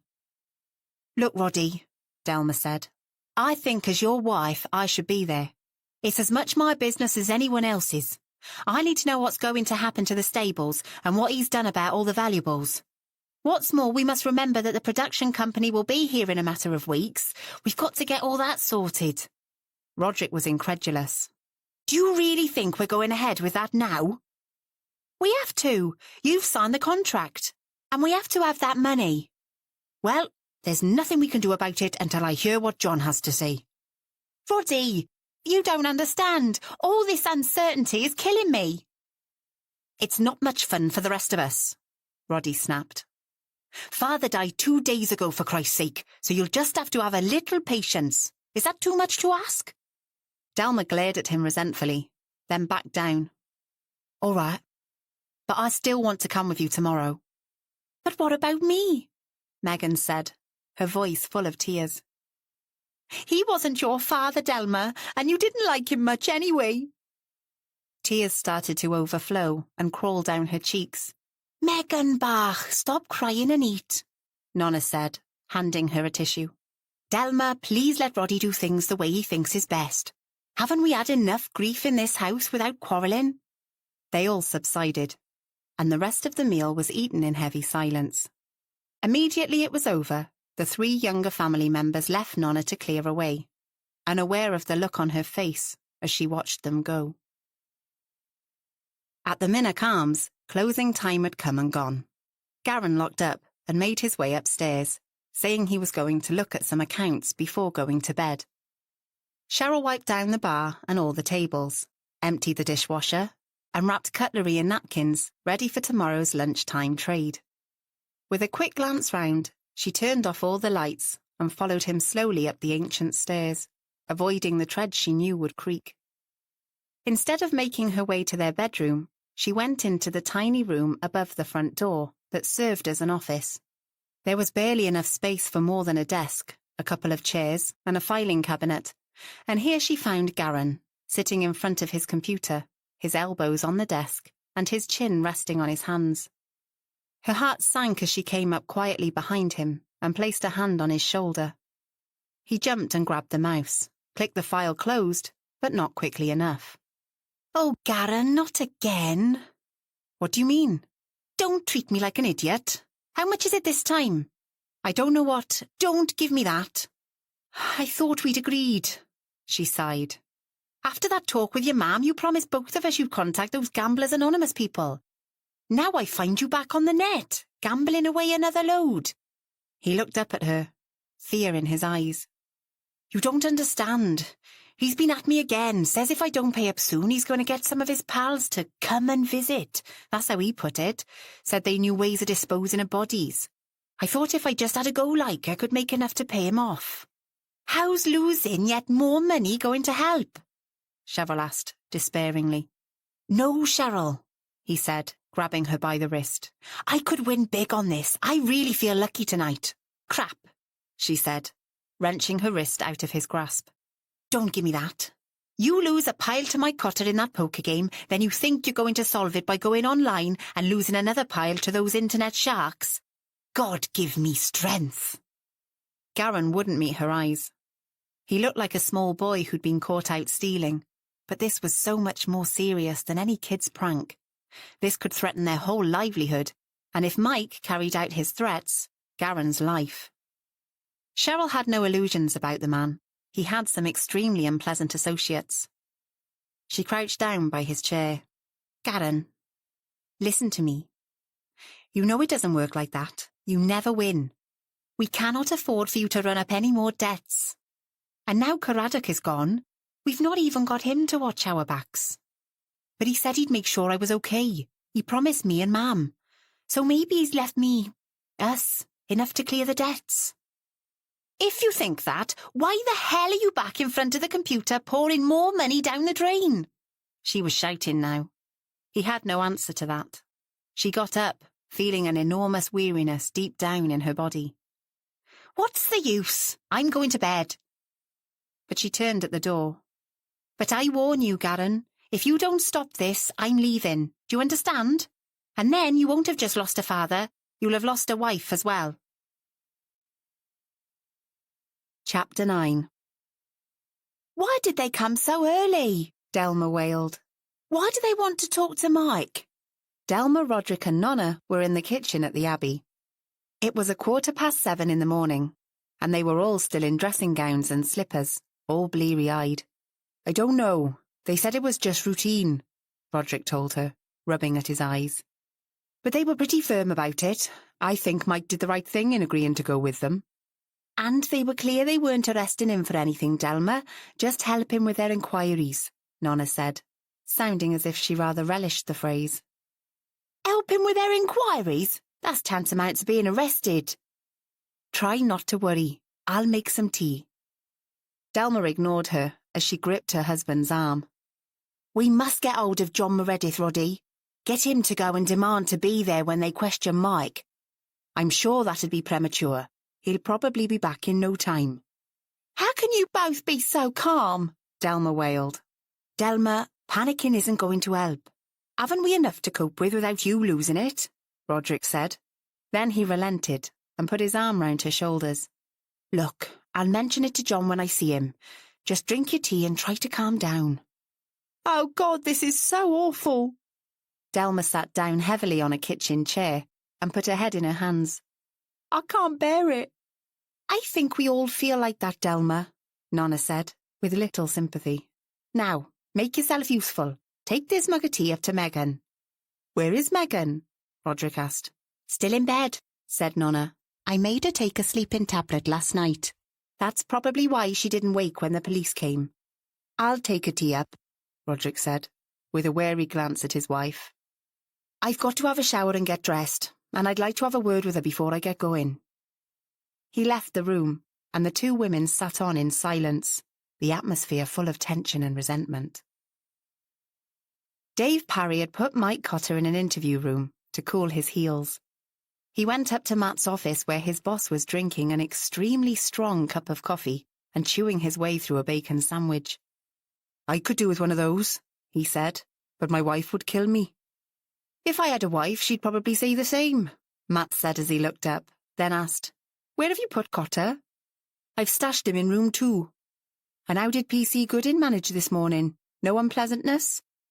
It all went fine. Obviously Cotter wasn't particularly pleased to see us at that time of the morning, nor was the rest of the family. But having a woman PC there, well, I have to admit it helped, sort of calmed things down. There you are then, Dave. You're learning, Matt said with a grin. Right, let's get going on this Cotter bloke. Matt collected Dilys on the way downstairs. They talked about their tactics earlier, but they were so used to working together, little planning was needed. Interview room 2 was on the ground floor. A window, blinds half drawn, looked out onto the station car park, and the walls, painted a dull blue, were bare, except for a large map of the Newport area on the one facing the window. A table occupied the centre of the room. 2 plain office chairs faced one side, and on the opposite side, Mike Cotter was slouched in another. His arms were folded across his powerful chest. He glared at them as they came in, but said nothing. Good morning, Mr. Cotter, Matt said. Dilys put a file and a laptop down on the table, then set up the recording of the interview. Once that was done, Matt went on. Thank you for agreeing to come in and speak to us. I thought it would be best to ask you to the station, given the circumstances. What circumstances? Cotter demanded. Matt raised his eyebrows a little. The death of your sister's father-in-law? I see. You suggesting I had anything to do with that? Matt was surprised. Did this man know there were doubts about Mansell's death? What makes you think anyone did? I don't, but I know what you lot are like. If you can pin something on a chap, you will. Matt ignored this jibe. That isn't what we want to talk to you about, he said calmly. It's something else entirely. Cotter's expression didn't change. Well, go ahead then. Matt pulled the folder towards him. I believe you're normally resident in South London. He opened the folder and glanced at the first sheet of paper. In Stratford East, 21 Sandown Road. Is that correct? All he got in response was a curt nod. And I have here information on your police record. My record? What the hell are you talking about? 2 cases of being caught speeding, 1 of driving without due care, 1 of threatening behaviour but that wasn't proved, and 2 of being suspected of handling stolen goods, but they weren't proved either. You've been very lucky. Lucky doesn't come into it. You lot just got it wrong. Matt looked across at him and decided to change tack. What's the purpose of your visit to South Wales? I would have thought that was obvious. I'm visiting my sister. That's allowed, isn't it? Of course. It's just that you've been doing quite a lot of travelling about since you got here, particularly to Swansea. Can you tell me what took you down there? Cotter uncrossed his arms and thrust his hands into his trouser pockets. There was a wariness in his eyes now, but he still sat back in his chair, apparently relaxed. You've been following me around then, he said with a sneer. Matt didn't reply to this, just let the silence drag out. After a moment, Cotter went on. I have some contacts in Swansea, and I thought, while I'm here in the area, I'd do a little business. I'm not someone who can sit around doing nothing if a business opportunity presents itself. And what line of business is that? Dilys asked. So far, Cotter hadn't acknowledged her presence, but at this, he looked slowly round. A slight smirk on his lips, he looked her in the eye, then with great deliberation, his eyes went downwards and lingered. Dilys had an urge to cross her arms over her chest protectively, but forced herself not to, just waited for his answer. Import, export, I'd suppose you'd call it. I'm a dealer, antiques and valuables, And I also do a spot of wine importing, mainly from Bulgaria and other Eastern European countries. Very popular their wines are, not too pricey. So, these contacts you have in Swansea, Matt said. Can you tell us who they are? I'm not sure that's appropriate. Why? Dillis's tone was sharp. Data protection, commercial confidentiality, he said, sounding very sure of himself. Matt decided it was time to push a little harder. He turned to his file once again and said, Perhaps we can help you out there. He turned over a few pieces of paper, taking his time about it, and finally selected a photo, swiveled it round, and pushed it across the table. Could you take a look at this? Cotter frowned and picked it up, looked at the photo, and then slapped it back down on the table. He looked up at Matt, his expression unreadable. When was this taken? I'm asking the questions, Matt said firmly. Do you recognise the people in that photograph? Not much point in my denying it, since I'm in there too. How the hell did you get that? Matt ignored this question. So tell me who they are. Some people I met recently. I had an introduction from a contact of mine in London. Can't say I know them that well, but since I was going to be visiting my sister, my mate suggested I should look them up. Matt glanced at Dillis. She took the hint. And who is this mate? She asked. Just someone who's in the same line of business as me, he replied. But he watched with narrow eyes as Matt opened up the laptop and clicked away at the keyboard.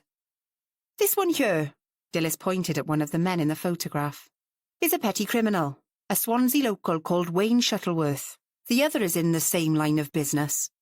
She echoed his phrase deliberately.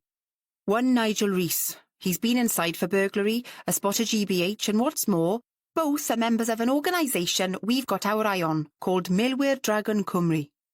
Cotter sneered, but he wasn't so sure of himself now. I'm not a great one for your weird language. What does that translate as when it's at home? Welsh Dragon Soldiers, Dillis told him calmly. But soldiers they are not. They're a group of would-be Nazis with a very dubious record of fraud, extortion and incitement to violence. You name it, if it's against the law, they've probably tried it. We understand that you have sympathies with their political ambitions, said Matt. That you offered to put money into their campaign funds. You what? How did you get that idea? He sounded scornful, but it was obvious he was beginning to get rattled. Matt turned the laptop round and increased the volume. The sound was a little muffled, but Cotter could clearly be heard talking about the access he might have to some valuables through his sister, telling them that he'd probably be able to make a few thousand, which he could donate to what he called their fighting fund. Then there was mention of his Bulgarian contacts and how useful they could be, that they might be a source of funds as well, ending with something about bringing in some tasty toms and a lot of lewd laughter. How did you get that? He thrust himself forward in his chair. This is fucking entrapment. Come off it, Cotter, Matt interrupted. You know the score. If we suspect an organisation of planning criminal activity, we have every right to monitor that organisation, which we've done. Now, let's pick this apart. What are these valuables you're thinking of selling? At first, Matt thought he wasn't going to answer. Then Cotter waved a casual hand and said, Some odds and ends of jewellery. Bits my sister doesn't want. And she'd just give them to you? She'd not expect to be given the money if you sell them? Dillis asked scornfully. She's very fond of me, my sister. It may be hard for someone like you to understand, but in the Cotter family we look after each other. There's looking after, Dillis said. And then there's demanding money with menaces. Is that what you did? Threaten her? A flash of pure anger lit his eyes, and his hand jerked on the table, as if he'd only just stopped himself from lashing out. Why don't you ask her? She'll bear me out. I expect she will, but yes, we'll be having a word with her, Matt said smoothly. And what about these Bulgarian friends of yours? You were talking about wine earlier on. Are they wine merchants? Vintners? They deal in wine, yes, amongst other things. He seemed more at ease now. They're based on the Struma River. Very good area for wine. As good as parts of Burgundy, in my opinion. And there's also a Thracian Merlot I've brought in. Well worth trying. And they have no connection with the Bulgarian National Front? Matt asked. Tom Watkins, who'd done his homework, had suggested this was a name that might get results. It was a shot in the dark, but the reaction was useful. Cotter didn't answer, but he wouldn't look Matt in the eye, and his jaw clenched. But a moment later, he was defiant. No idea. Never heard of 'em. You sure about that? Yes, he said, thrusting out his chin as he continued to glare defiantly at Matt. They kept going for a while, but couldn't get anything more out of him, and not long after, they wound up the interview. They warned Cotter not to leave the area and told him they'd probably want to speak to him again, then let him go. Back in Matt's office, Dilys said, There's one thing we didn't pick him up on, sir. I wonder if you're thinking of the same thing I am, Matt said. That bit about some tasty Toms looks as if people trafficking might be another of their activities. That's what I thought. I wouldn't put it past them, Matt said, sounding disgusted. I'd love to bang him up, along with his grubby friends. Mike got back to the Abbey in a towering rage and needed someone to take it out on. As usual, he went in search of his sister and ran her to ground in the stables where she was grooming her favourite horse, Moonlight. Leave that bloody nag alone, I need to talk, he said. Delma's fingers tensed in the horse's mane, and Moonlight turned his head, showing the whites of his eyes. He stamped and shifted in his stall. Mike, let me go, she protested, her voice quiet but urgent. Shh, boy, shh, she said to Moonlight, stroking his neck to soothe him. She went on in the same deliberately quiet tone. You'll have to wait till I've finished, or you'll have him lashing out at you. Mike stepped back, with a resentful look at the horse. Be quick about it. I'm not going away, understand? He paced up and down the stable yard, his shoes echoing on the cobbles. A couple of the other horses poked their heads out over their stable doors, as if wondering what the row was about. Mike ignored them. After about 10 minutes, Delma finally emerged from Moonlight's stall, her eyes wary and fearful.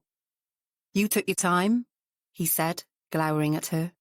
I was quick as I could be. I had to calm him down. You just don't understand horses. Bugger the horses. He grabbed her wrist, and ignoring her protests, dragged her across the stable yard into the small room that served as an office. The walls were covered in photos of horses and rosettes from various events.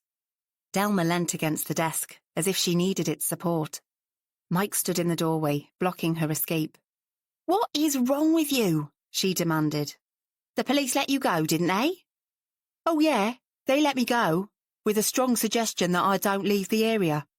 They've been following me around, recording my business meetings, snooping bastards, and they're coming after you too. What do you mean? They know you're planning to sell some of the family jewellery. They said it would be theft if you did it without getting your father-in-law's permission. No, it wouldn't. How did they know? Delma's voice shook as she gazed up at him. Did you tell them? He wouldn't meet her eye. No, but I did mention it to some of my pals in Swansea. Said that you could help them with the funds and stuff. How was I to know the pigs had infiltrated the group with one of their undercover buggers? He took photos and recorded some of the conversation. I told that stuck-up chief inspector it was entrapment, but he couldn't care a fuck. I'd like to smash his smug little face from here to Kingdom Come. How could you tell them that? Delma demanded, her anger giving her courage. You could ruin everything, and that would mean you'd lose out as well. Do you think I don't know that? But it's not my fault. No, nothing ever is, said his sister furiously. That's one of your problems. Anything that goes wrong is always someone else's fault, not yours. Crap. He glared at her for a moment, and Delma slipped around the desk and sat down. She felt safer having it between her and Mike. You were the one who came up with the idea of disposing some of the valuables. She opened her mouth to protest, but he didn't give her the chance. They don't appear to know about the other stuff yet, but it's only a matter of time. You said no one would notice, and now look where that's got us. Mike! It was a panic-stricken gasp. Don't worry, I'm onto it. I think I can sort it. Damage limitations. What do you mean? He tapped the side of his nose. I've been keeping my eyes and ears open. I've found out a thing or two about the people round here. Stuff they'd much rather others didn't know. The old man's death is a mystery, is it? Well, I don't think so, and I could make a tidy little packet out of what I know. What do you know? She exclaimed, her voice rising. But before he could answer, they heard what sounded like footsteps on the cobbles outside. There's someone there, Delma whispered, Quiet, he hissed at her and slipped out of the door, but he was back in no time at all. Who was it?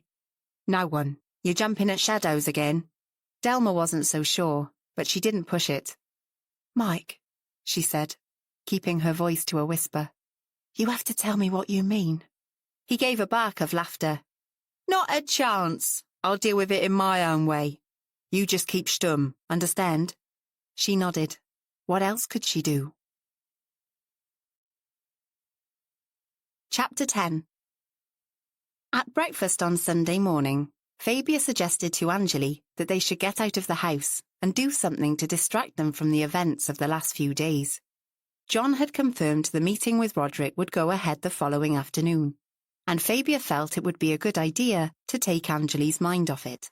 Dwelling on what might happen would do Anjali no good at all. What was more, much to Fabia's annoyance, Matt hadn't phoned to let them know what was going on, so the distraction would help them both. Fabia had gone through all the places they could visit within easy driving distance. They decided against a trip to Cardiff.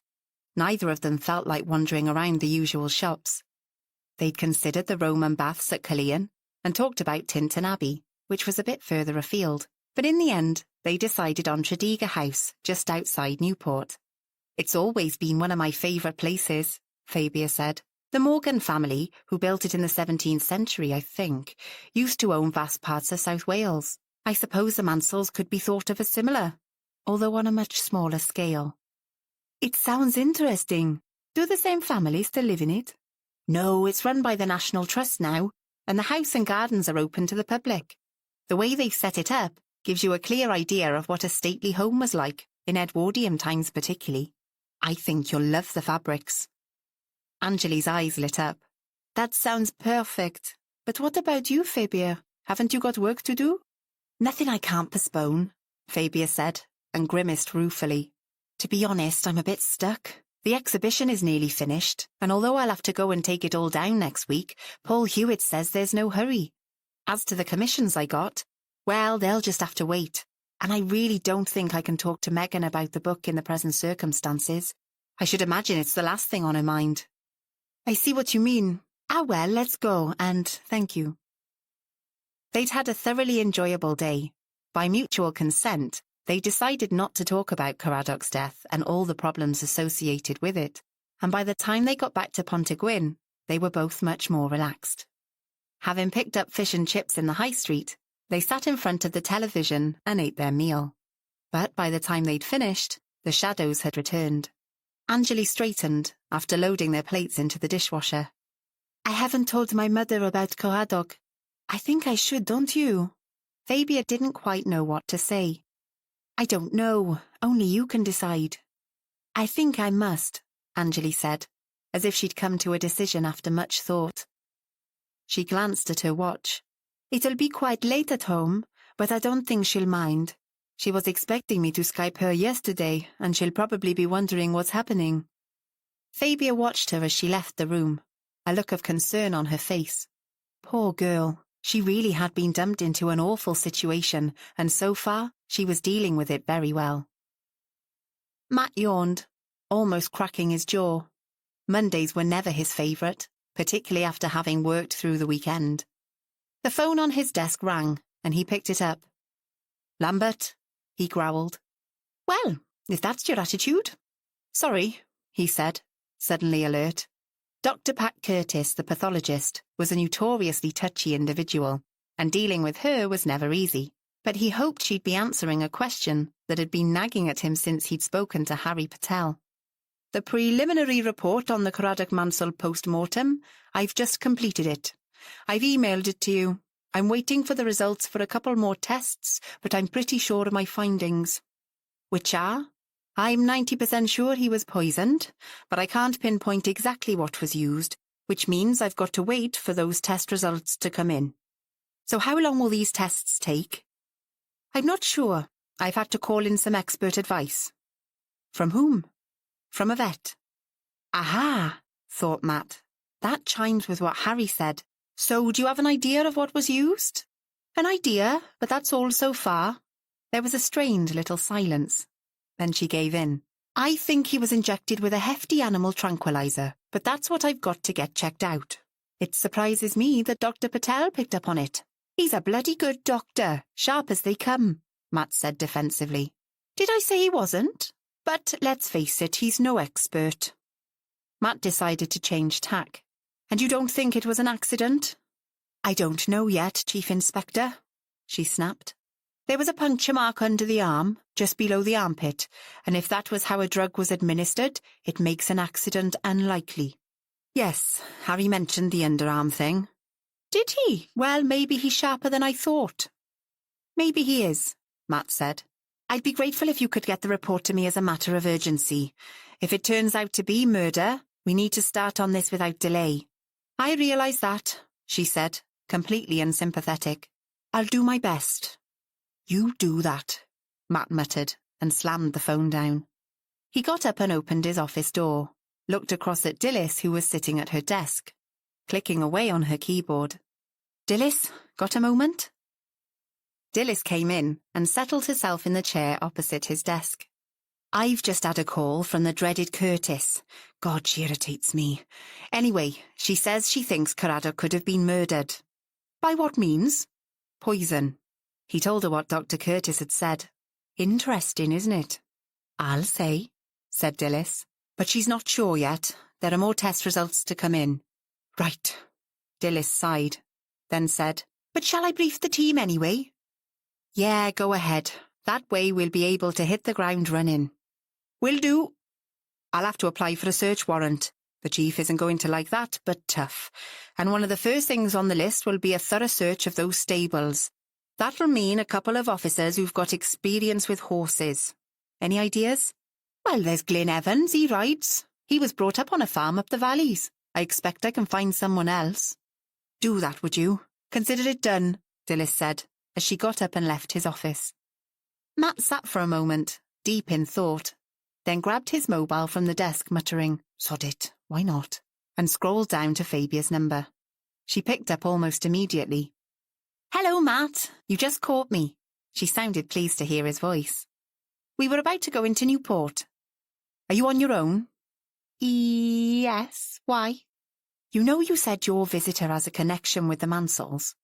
I did. Can you tell me how close a connection? There was a pause. What's this about, Matt?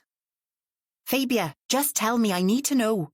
Fabia gave in to the urgency in his voice. She's his granddaughter. From a relationship he had when he was in the army, in Mauritius. Is she now?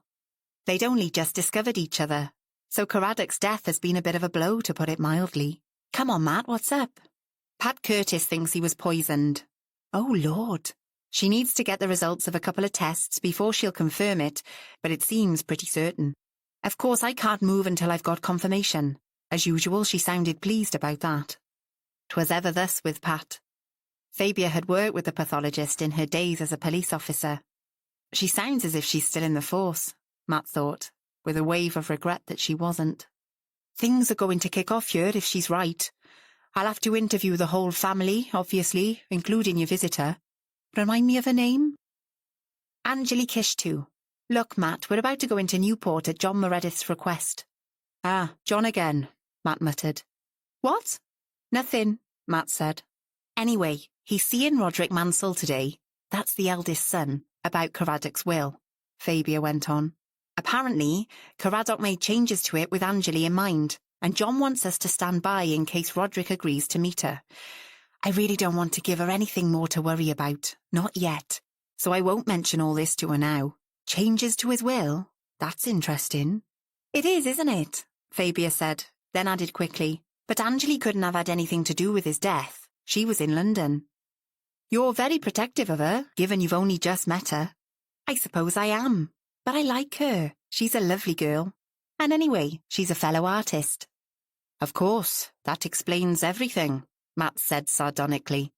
Shut up, Matt. But you do agree I should keep this to myself for now? Absolutely. As to the others, can you give me an idea of how many people might be involved, however tenuous? Fabia listed everyone who lived at White Monk Abbey.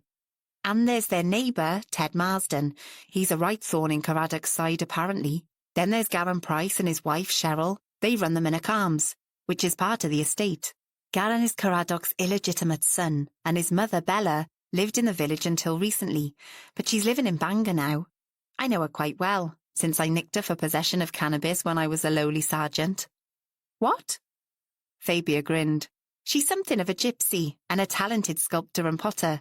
It was a very small amount of cannabis, for her own use, so I only cautioned her, but we ended up talking about art and that, although I wasn't painting professionally then. Anyway, we stayed in touch and have been friends off and on ever since. You never fail to amaze me, Fabia, Matt said, but he soon got back to the matter in hand. Mansell certainly spread it around a bit. Are there any other children lurking in the woodwork? Not that I know of, Fabia said. So, who else is there? Well, there's David Harris, he's the estate manager. He and Megan are an item, but I don't think Caradoc knew. Would he have disapproved? I'm not sure. He was something of a control freak. Probably would have wanted a say on any man friend she may have. What a household. All a bit gothic, isn't it? Fabia laughed. It is a bit. Matt gave a gusty sigh. I must get on. But he didn't want to end the call quite yet. I missed having Sunday lunch with you. It's been a bit of a habit lately, hasn't it? Maybe next Sunday? That'd be nice, was all she said. But he could tell she was smiling. Anyway, let me know how the meeting with John goes. I'll keep you posted on our progress. Thanks. I'll speak to you soon. As he ended the call, he was feeling easier about his relationship with Fabia than he had in a while. He hoped she felt the same. John Meredith was not looking forward to his meeting with Roderick. And what was more, the damn man was late. They'd arranged it for 10:30, and it was now nearly 10 to 11. At last, he heard sounds of arrival in the outer office, and a moment later his secretary, Stephen Powell, ushered Roderick in. I'll bring coffee, he said as he left the room. Thank you, Stephen, John said, and coming forward to shake Roderick's hand, he said, Please, sit down. I'm sorry I'm late. Delma was nagging to come with me and it took me ages to persuade her not to. You seemed pretty definite you didn't want anyone else in on this meeting. Roderick, eyebrows raised, sounded a bit resentful. Best just you at the moment, John said, looking across at his visitor. What he saw was a pale replica of Caradoc, the chin weaker, the mouth not quite so firm. He wondered what on earth would happen to the estate now the old man was gone, but then remembered how reluctant he had been to take advantage of more modern methods, and wondered if Roderick might actually succeed where his father had failed. He pulled himself together. Speculation was pointless. John pulled some papers towards him and took a deep breath.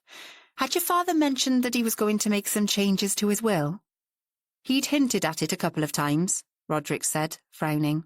But it was a threat he often made when he thought he wasn't getting his own way. Well, this time he's actually gone ahead. There's no point in beating about the bush. The changes, I'm afraid, are substantial. What do you mean, substantial? What's he done now? The poor man has no idea, John thought. No idea at all. Before he could go on, the coffee arrived, and John distributed cups, offered biscuits, glad of the opportunity to collect his thoughts. But there came a point where he could put it off no longer. He took a deep breath and launched into a slow but clear explanation, reading out the passages from the will that contained the major changes. 15 minutes later, Roderick was pacing about the room. Christ almighty, I cannot believe this. Are you sure? After all, this... What's her name again? Anjali Kishtu. This Anjali woman could be an imposter. I bet she is. You say she's got proof, birth certificates and photos and stuff, but they can be forged. How do we know they aren't? He threw himself back into the chair opposite John's desk. Your father was positive she is his granddaughter. She brought photos of her grandmother, Prabha, as a young girl, at the age she was when they first met, and a letter your grandfather wrote to Prabha. As I told you, Dewey Jenkins kept in contact with her for years, long after your father lost contact. There were photographs of them together, that Jenkins's daughter Branwyn found, and other letters as well. But all of that could have been fabricated, Roderick insisted stubbornly. There's also this, John said, and passed a small black and white photo across the desk to Roderick, who snatched it from his hand. It was a photo of a soldier, unmistakably Caradoc as a young man, looking down at the woman beside him. They were standing on a beach, Tall casuarina trees to one side, black rocks to the other. She was looking up into his face, one hand on his arm, the other holding her sari to her shoulder, her dark hair falling in a long plait to her waist. Roderick threw it back on the desk. Okay, but that could have been any woman that he met when he was in Mauritius. At least, thought John, he seemed to have accepted that Caradoc had been to the island. Yes, but on the back, in your father's distinctive handwriting it says, "With my beautiful Prabha, July 21st, 1965. Turn it over and you'll see." He watched as Roderick grabbed the photo and did as he suggested. Your father gave it to me when he came to see me, on his way back from his meeting with Anjali in London last week, and that was when he finalised the changes to his will. He said it was the only photo he'd kept of her. Why? He was married to my mother, for God's sake. It was a cry from the heart. Not at the time. And don't we all keep photos of people from our past? John said gently. I certainly have a couple of photos of ex-girlfriends. As far as I know, my wife didn't mind, and I'm sure I'm not unique. Roderick said nothing, and John went on in the same measured tone. He was absolutely convinced of their relationship, Roderick, and I have few doubts about it myself. That's as may be, but if she's going to inherit the valuables, his stamp collection, the paintings, the jewellery, my mother's jewellery... No, I thought the will made it clear that he's left anything that was specifically your mother's to Megan or to you. The entail is unbroken, the land, the properties, all those are left to you. And he's left those annuities to Rhiannon Giordano, Garen Price, and the money to Garen's mother, Bella. Not exactly generous ones. I wouldn't say that, John said, a little impatiently, but Roderick hardly heard him. And what about the horses? How the hell am I going to explain that to Delma? John felt for him. He knew how difficult that would be. I'm sorry, but I'm afraid that's what he decided. You know your father was never keen on expanding the stables, to the extent that Delma has done. I think he was always rather afraid of horses. He hated them, Roderick said bitterly. I think there's a strong possibility Anjali won't want to keep them, so you could come to some kind of arrangement. John got up from his desk and took his chair nearer to Roderick. He leant towards him, his elbows on his knees. Look, Roderick, I realise how difficult this is for you. I did try to reason with him at the time, but he'd made up his mind, and as his solicitor, I had to follow his instructions. Can we contest the will? Roderick said suddenly, his eyes full of hope. I wouldn't advise it. It would cost a lot of money, and you've no guarantee of success. Why don't you wait until you've met Anjali? You may feel differently then. What do you mean, meet her? She came down to Newport at your father's invitation. He was planning to introduce her to the family, but by the time she arrived, he had collapsed. It's a very awkward situation for her. Awkward for her? Now he was shouting. The door opened a crack, and Stephen peered in, eyebrows raised in inquiry. But John waved him away. He didn't think Roderick had even noticed. She's staying with Fabia Harvard. You know her, don't you? At least your sister does. Of course I know Fabia, but how the hell has this Anjali woman come to be staying with her? It's a long story, but Fabia has an exhibition in the gallery opposite, you know, the old chapel. I asked Anjali to wait there in case you agreed to meet her. Now, you really don't have to, not right now, but I think it might be a good idea. I think once you've actually met her, you might find it easier to understand what your father has done. Roderick frowned at him, chewing at his lower lip as he did so. John waited. Then Roderick sat back in his chair. All right, go on, fetch her, but I'm making no promises. Chapter 11. How long do you think we'll have to wait? Anjali asked Fabia as they walked from the multi-storey car park to the gallery. I don't really know. I suppose it depends on how long it takes John to persuade Roderick to meet you. She didn't add that it also depended on whether Roderick agreed to do so at all. I feel quite sick at the prospect of this meeting. That's hardly surprising. But, Anjali added, it's what my grandfather wanted for us all to meet, so in a way it feels as though I'm fulfilling his wishes. Does that sound stupid? Not at all, Fabia assured her. She could quite understand Anjali's worries. She felt nervous enough about it all herself. And so they waited, distracted occasionally by a visitor or by someone collecting a painting they'd bought, but both of them were preoccupied. Anjali paced about. Fabia watched her in sympathy, and when at last John's secretary appeared at the door, Fabia gave a sigh of relief. She called out to Anjali, who was at the other end of the long room. "Roderick has agreed to meet you," she told her. Anjali put her hands up to cover her mouth, her eyes enormous above her fingers. "Oh dear, Fabia, will you come with me?" "If you want me to." "Oh yes, I do." Anjali took a deep breath, straightened her back. "Allons-y," as they'd say at home. Fabia quickly arranged for Paul Hewitt to keep an eye on the exhibition, and then the two women followed Stephen across the road. He ushered them into reception and asked them to wait, and it wasn't long before John came out to greet them. He gave Anjali a reassuring smile, then led them into his office. Roderick was standing over by the window. He turned as they came in. Except for a slight twitch to the corner of his mouth, his face was closed, giving nothing away. "This is Anjali Kishtu," John said.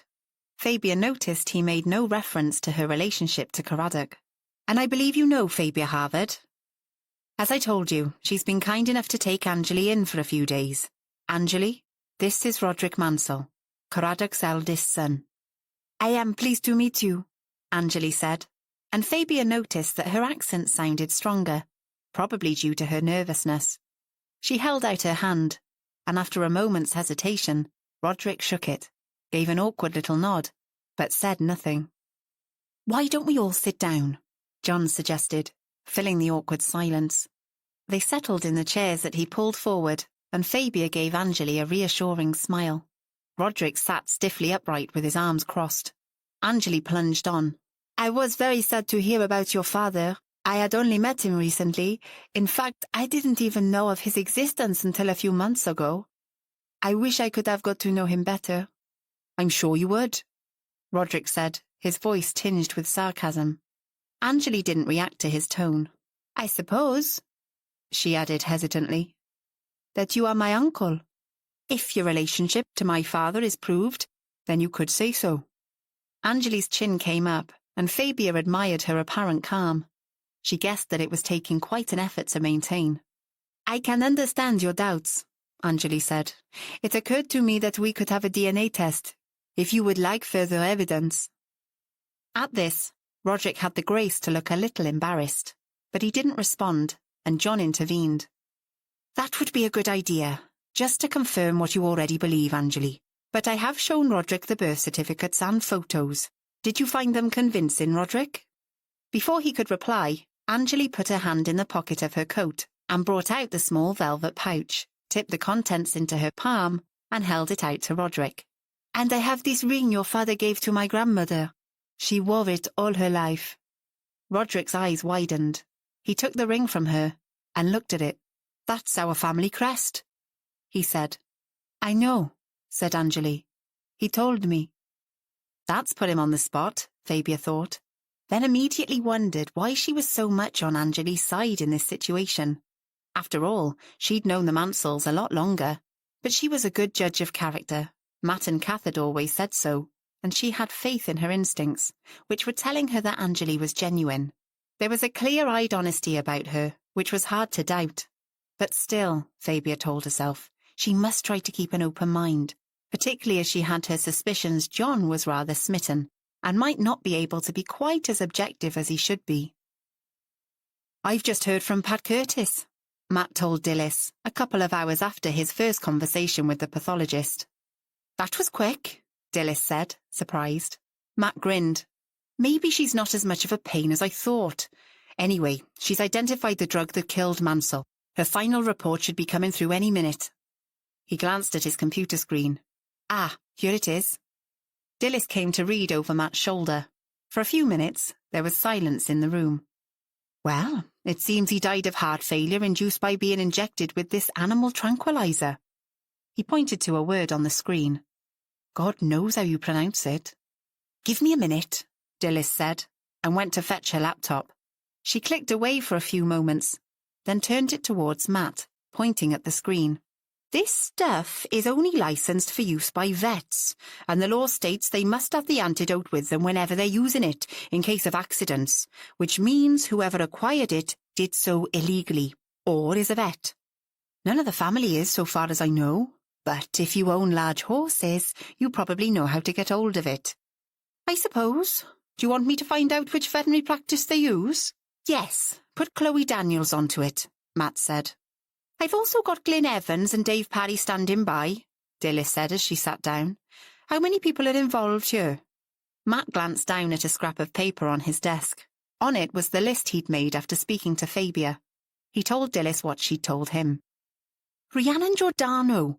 That's a strange mixture of names, Dilys said. How come? Apparently she married an Italian immigrant who settled in Swansea. Seems it didn't last long. And you say that Garen Price is an illegitimate son, together with his newly found granddaughter who's from another relationship he had in Mauritius in the 1960s. He certainly put it about a bit, Dilys said, slightly disapproving. Seems so, Matt said. She's actually staying with Fabia Harvard at the moment. The granddaughter? How on earth? Dilys asked, eyebrows raised. Matt explained about Anjali's visit and the changes to Caradoc's will. Do you think she might be implicated? Dilys asked. Fabia says not, but we'll have to check her out, obviously. Is there anyone else? There's the neighbour, Ted Marsden. He and old Mansell were at loggerheads, apparently. Why does his name ring a bell? As usual, Dilys knew. She had a memory that was second to none. He contacted us a couple of months ago, said the Mansells were encroaching on his land and he wanted it stopped. Something to do with grazing horses. Ah, yes. Pretty forceful bloke, as I remember. You could say that. But a hitter or a shooter rather than a poisoner, wouldn't you say? Probably, said Dilys. But you never know. Maybe he thought it would be poetic justice, given the horses. So, how are we going to go about this, Dilys? Matt leant back in his chair and looked at his sergeant. Like I said, we'll need a comprehensive search of the Abbey and the stables. That'll take some personnel. It's no mean size, that place. Can't be helped. Someone accessed this drug, and we need to know who that was. We'll have to do a trawl through their computers and laptops, phones, tablets, whatever. The chief isn't going to like it. Dilys gave a rueful smile. You know how he feels about influential local families. Look at his reaction when you nailed his MP friend in Pontycwyn. What's more, we're short-staffed and underfunded. That's a given. So we'll use that as a reason for us not to go mob-handed. Chief and Superintendent Rhys-Jones can like it or lump it, Matt said, his voice hardening. Granted, he's a dreadful snob, so trawling around the Mansell's dirty linen won't go down well, but murder is murder. Anyway, he's still smarting over the cock-up he made of clearing Fabia's name, so I think I can persuade him. Dilys made no comment, but there was a gleam of satisfaction in her eyes. She and Matt were as one when it came to their boss. Matt pushed himself up from his chair. Right, let's go and brief everyone. Roderick could remember little of the drive home that afternoon. His mind was in turmoil. Was there anything else that would come out about his father's past? They'd never been close, but he'd respected the old man and thought he knew him. Even when his mother had died, he'd never thought to blame him. Barely 6 years old at the time, he'd been too young to understand exactly what was going on. It was only as he grew older that he realised she'd probably committed suicide, although that had never been put into words. He just remembered her as a quiet presence, often ill, often taking to her bed, particularly after Megan was born. Nonna had always been there to look after them. She'd told them Mama wasn't well, and they must be quiet and not disturb her. Later, as a teenager, he'd been 14 at the time, he remembered a boy from the village telling him Garen, whose mother ran the village shop, was his brother. He'd said, "My mam says your da is a randy old bugger." When he got home, with a spectacular black eye from the fight that ensued, his father had demanded to know what happened. He'd burst into tears and sobbed out accusations. He remembered it now as one of the few times his father had sat him down and talked quietly, explained that Garen's mother, Bella, was dear to him, but that their relationship hadn't lasted, although they were still good friends. That it had been her decision to keep the baby, and he'd promised her he'd always support Garen. In the end, Roderick had felt quite glad to have a brother close by. But now he was wondering how many other half-sisters or brothers were out there waiting to be discovered. He felt anger rising and slammed his hand down on the steering wheel. A second later, He realised he was about to drive straight past the Castell Gwyn exit. He swerved across, prompting furious hooting from a van that nearly ploughed into his ancient Land Rover. Heart-thumping, he told himself it'd be best to concentrate on the driving for the rest of the way home. But his mind still picked away at the revelations. He was relieved there was no one around when he got back, and headed straight for his father's study. Quiet was what he needed, time to think and consider what to do next. But what could he do? He had found the evidence compelling, particularly the ring and the photo, and he was very much afraid she was who she said she was. Sitting down at the desk, he turned on the computer. He'd do some research on Mauritius and the background to his father's presence on the island. Maybe he'd find some flaws in her story. He'd been back about half an hour when the door opened and Megan came bursting in. "Roddy, I saw your car and I've been searching all over for you. Why didn't you tell me you were back? What happened? What did John say?" "Why don't we wait till everyone's here? Then I can know. It's not fair to keep me in the dark," she insisted, her voice trembling. He'd hoped to be able to talk to the family together. He'd had some vague idea there'd be safety in numbers, but he could see from the expression on his sister's face that she wouldn't be fobbed off. "Sit down, Meggie," he said, resigned. Megan sat down heavily in a chair opposite the desk, but Roderick couldn't keep still. He got up and began pacing back and forth. Hesitantly at first, he began to tell her about the morning's revelations. She gasped as he told her of Angeli's existence, but said nothing else until he had finished. "I've agreed to the DNA test," he said, "but I haven't got much doubt that she is Father's granddaughter, what with the signet ring and all." "But I thought Father was in Singapore when he was in the army. Mauritius? That's not anywhere near Singapore, is it?" "No, I've just been checking on it. It's in the Indian Ocean, about 900 miles from South Africa. It was a colony then, and they were sent there to quell some sort of uprising. That part's true enough. There was a state of emergency declared in 1965, and British troops were brought in. And that was when he met this woman and—" She paused, then whispered, "And married her. Oh my God, I hadn't thought of that." He drew himself into a chair and put a hand up to his forehead. "It would mean," Megan's voice shook as she spoke, "that his marriage to Mother was bigamous." "But surely John would have said." Yes, of course he would." Sister and brother gazed at each other in silent consternation, but not for long. "The thing is, Meggie," Roderick said as he continued his pacing, "I was planning to persuade Father to sell some of the paintings and maybe a stamp collection, and now I can't do any of that. We desperately need the funds. In spite of the television people and their money, I don't even know if that'll happen now, and I think it'll take more than that to put the estate to rights. And as to the stables, can you just imagine what Delma's reaction is going to be?" Her eyes enormous, Megan gazed up at her brother, but before she could say anything else, with shocking suddenness, the silence was interrupted by a hammering on the front door. "What on earth?" Roderick exclaimed, and strode across the room to pull open the door. His sister followed in his footsteps, and they both rushed through the hall. Roderick got to the front door first. On the doorstep stood two plainclothes police officers, a tall, dark-haired man and a short, stocky woman, who Megan recognised. Behind them were gathered several uniformed officers, and the police vehicles they had arrived in were parked in the courtyard. "Roderick Mansell?" the tall man asked. "Yes, what's all this about?" "I'm Chief Inspector Lambert, Newport Police, and this is Sergeant Dilys Bevan. I believe you've met before." "She was one of the ones that came when Father collapsed," Megan, who was standing just by Roderick's shoulder, told him in a breathy whisper. "Can we have a word?" the Chief Inspector asked. "Can I stop you?" Roderick said, but instead of sounding defiant, he only succeeded in sounding stroppy. "Well, that wouldn't be a very good idea. Like I said, what's it about?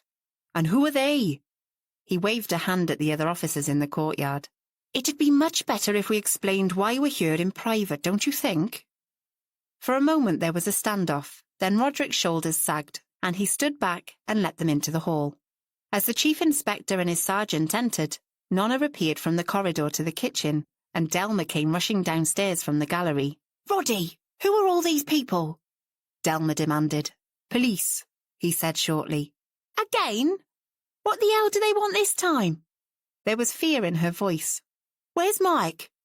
No one answered her question. As was so often the case, Nonna took charge. After glancing out at the cars and officers gathered in the courtyard, she said, I think you owe us an explanation for this invasion, officer. Her voice was cold and calm, and Roderick was grateful for her intervention.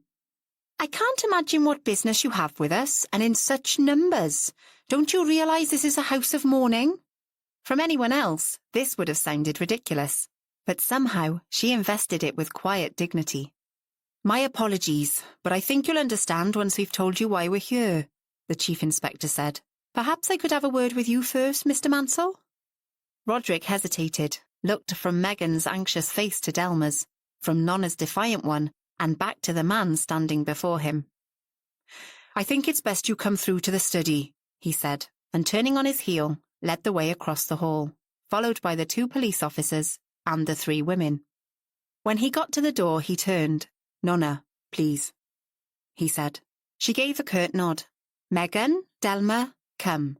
Let Roderick sort these people out. There was no mistaking what she meant.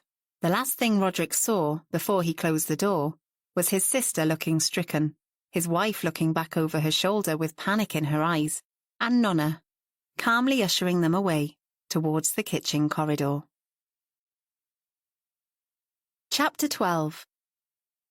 Matt and Dilys followed Roderick into a large room. Every inch of 3 of the walls that weren't occupied by bookcases contained portraits, many with a distinct resemblance to the present-day family members, most of them in need of straightening on their hooks. In a bay window stood a shabby leather-topped desk. The opposite wall was occupied, in large part, by a grey marble fireplace, where sluggish flames flickered round stacked logs, giving little heat to the chilly air. Threadbare rugs covered the wooden floor, and in front of the hearth was an assortment of armchairs and a leather Chesterfield sofa. The whole place smelt of a mixture of wood smoke, damp, and furniture polish. Without offering them a seat, Roderick turned to the 2 police officers. So, what is all this about? He demanded. I'm sorry to say that the post-mortem on your father has revealed that he was injected with a strong animal tranquilizer, which induced heart failure, Matt said, watching the man's face closely as he spoke. The drug is only licensed for use by vets, but there's no doubt in the pathologist's mind that this was the cause of his death, and we are, therefore, treating it as a murder. The blood drained from Roderick's face. He said one word, no, then was silent. Do you know if any drug of this sort could have been stored anywhere at the Abbey? Matt asked. No, of course it hasn't. In the stables, perhaps? No, why would we keep such stuff on the premises? None of us is a qualified vet. There was an almost imperceptible emphasis on the word qualified. Interesting, thought Matt. We understand, he went on, that by law, a vet must always have the antidote to hand in case of accidents. The post-mortem has shown that this was almost certainly no accident, and since it was used to inject your father, we're assuming it was acquired illegally. It was obviously used illegally. Roderick didn't say anything further. He just glared at the police officers from under his brows. We will need to make a thorough search of the stables. But my wife won't allow. The officers we have chosen for the task are experienced with horses. We'll also be searching the house and we'll need to take all computers, laptops and mobile phones for examination, including the ones used by your father. I have a warrant. Matt held out a piece of paper, but Roderick ignored it. Why on earth do you have to do all this? Roderick demanded. Standard procedure, sir, in a case like this, Dilys said. And we'll be interviewing everyone individually, Matt said, including Garen Price, who I believe is related to the family. He's my half-brother, Roderick said shortly. I would be most grateful if you could inform everyone in the household that we need to talk to them, Matt said, and ask them to make themselves available tomorrow morning, if you insist. So, perhaps we could get going? Matt said firmly. For a few moments, there was a silent standoff, but in the end Roderick gave in.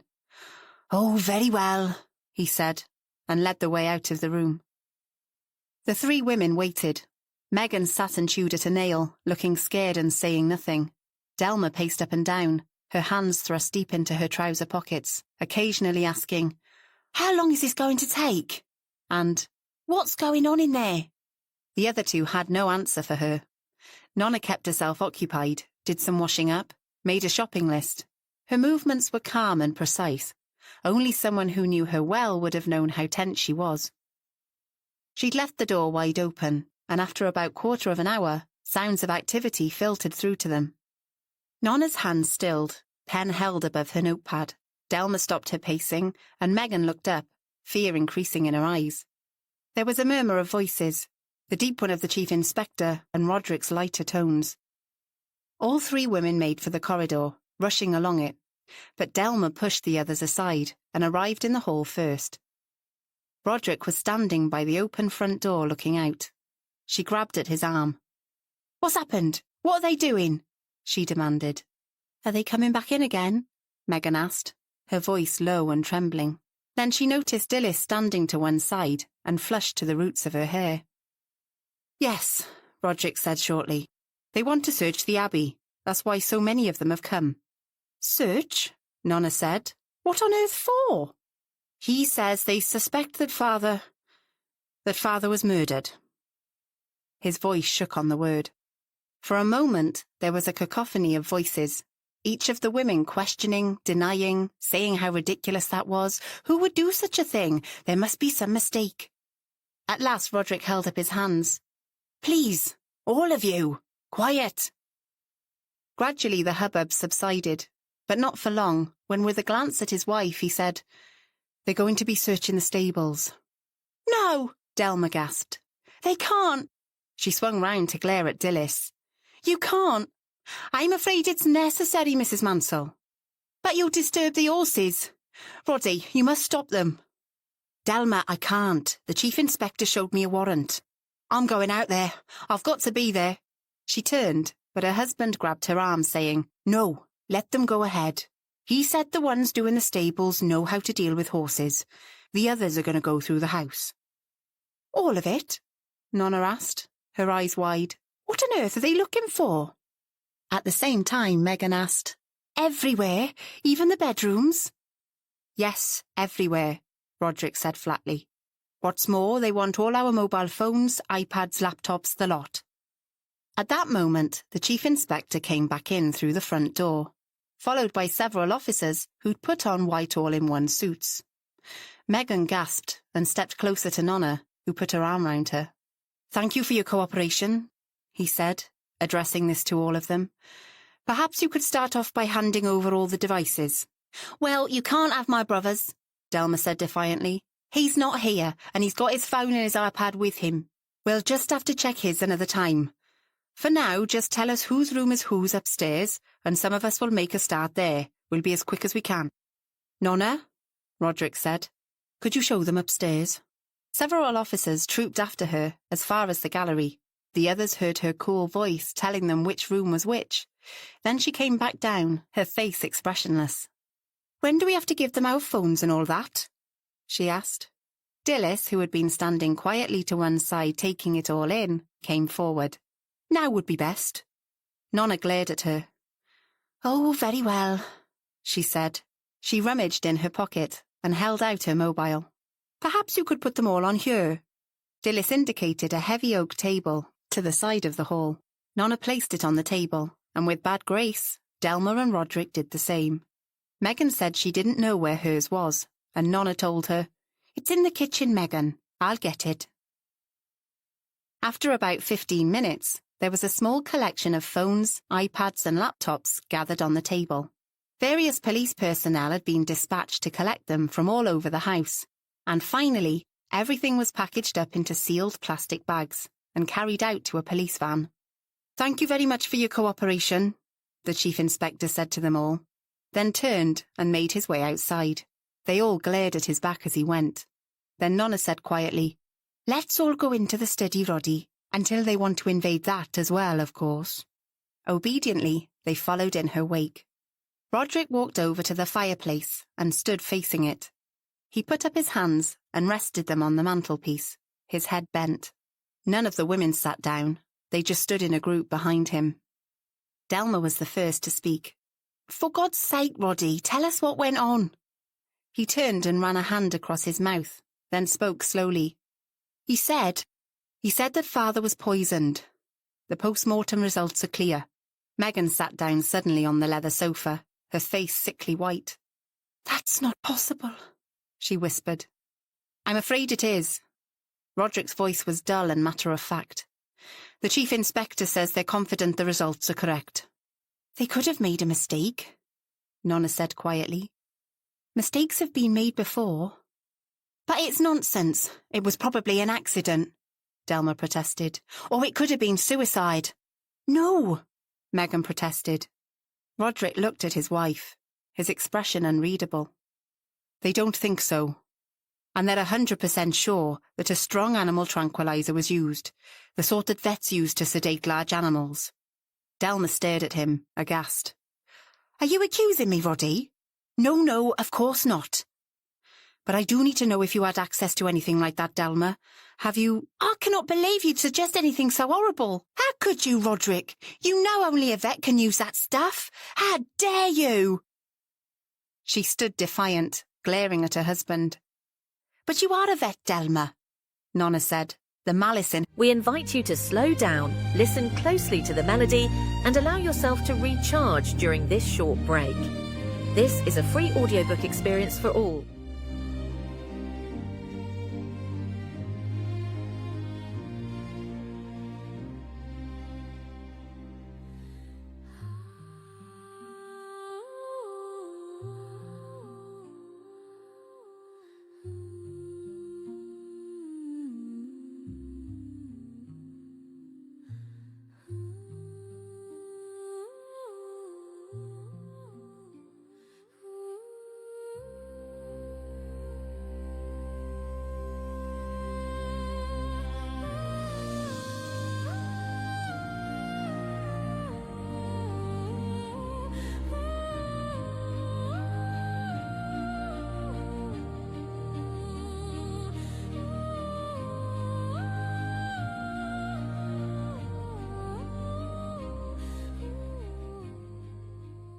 Her voice quietly obvious. Not qualified, though, Roderick said hastily. Delma turned her glare on Nonna. Oh, I know. You'd love to pin this on me, wouldn't you? Don't be absurd, Delma, Nonna said coldly. Yes, you would. I know you've always hated me. I really don't think... Stop it! Megan burst out and slumped down onto the settee, covering her face with her hands. I can't bear it. Nonna sat down beside her and put an arm around her shoulders. Shh, Cariad, don't upset yourself so. After a warning glance at Delma, then at Roderick, Nonna added, So what else are they going to do? After this search, they'll be coming back tomorrow morning, he said. And they'll be interviewing all of us, including your brother Delma, so you'd better make sure he's here. The chief inspector made it clear we must all be here for that. Where is Mike, anyway? Delma didn't meet his eyes. He went to meet a friend in Swansea, just overnight. He should be back later. Nonna gave her a contemptuous look. Does anybody know what he's up to? He's been here for 3 weeks now. Doesn't he have a job to go back to? You know he's between jobs, I told you. That's why he came to see me. Us. Now. I'm allowed to have my family to visit, aren't I? Yes, of course, Roderick said hastily. But he does need to be here when the police come. You must text him. I can't very well do that since those bastards have taken my mobile. You can phone him on the landline, Nonna suggested. I'm sure you remember his number. Whether or not he takes any notice is another matter. I get the impression he's not too keen on them. On whom? Delma said haughtily. The police. He was talking about how he got the better of them just a few days ago. What are you suggesting? Delma snapped. Shut up, Megan shouted, her hands over her ears. Don't you realise you're just making things worse with all this arguing? Megan's right, Roderick said firmly. We must stick together, not quarrel amongst ourselves. And I must contact Garen, warn him they'll be wanting to see him as well. Why Garen? Delma asked. Because he's a member of the family. Only your father's. Delma began, then caught Nonna's eye and subsided into silence. Mike Cotter had enjoyed meeting his contacts in Swansea. He drove along the motorway, music blaring from the radio, ignoring the speed limit and feeling empowered and pleased with himself. They were so easy to manipulate, these idiots, and the last 3 weeks had been very useful. Apart from keeping him out of the limelight in London, he'd managed to get rid of quite a few odds and ends that had been burning a hole in his pocket, and he'd helped Delma make a bob or two as well. What was more, the contacts in Bulgaria were proving very grateful for his networking. He tried his sister's mobile, keen to let her know that he was on his way back and keep her on her toes. He was irritated that Delma didn't pick up. It was a pity he hadn't got the Abbey's landline number, but never mind. He'd bring her to heel when he got back. She was proving to be a little more difficult to handle than he'd expected, but he was pretty sure that in the end he'd be able to keep her under control. He knew too much for her to go rogue on him.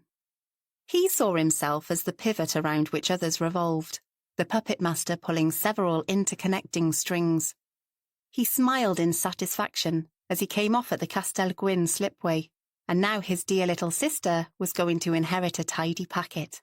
That could be very useful, one way and another. The old boy's death couldn't have come at a better time. And as for that other matter, that could be even more useful, particularly if it was proved the old man had been helped out of this world, as Mike suspected. Okay, a police investigation could be somewhat inconvenient, with the spotlight being turned on his sister's family, but he'd had to deal with worse in the past. His smile became broader. Yes, all in all, things were going well. Maybe he'd pop into the pub before going back to the Abbey, make sure that idiot Garin was aware he was back and hadn't forgot about what he was owed. That'd round the day off nicely. Cheryl had been to visit her brother in Chester. She'd left early in the morning, and it was late evening when she returned, just after closing time. She found Garin sitting on a stool in the darkened bar, which was lit only by the lights behind the optics. He sat with his elbows resting on the counter, a large glass of brandy clasped in both hands. As she walked in, he looked round at her, but said nothing. "Hello, love," she said, bending to kiss his cheek. "What's up?"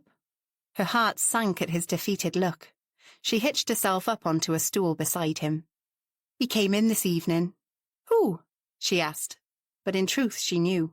"That fucking brother of Delma's, sitting there grinning and telling everyone what great butties we are, then making threats about the money I owe him." "Did anyone hear him threatening you?" "No, he made sure of that. He only said anything when no one else was near." He took another gulp at his brandy. "He was going on again about how he told his pals in Swansea all about me, that they know how to deal with what he called defaulters. But it gets worse, Cheryl. He says he knows where Mam lives." "How the hell did he find that out?" "I don't know, do I? He said he might go and visit her, tell her all about her dear son's debts, that he might have some fun while he was there.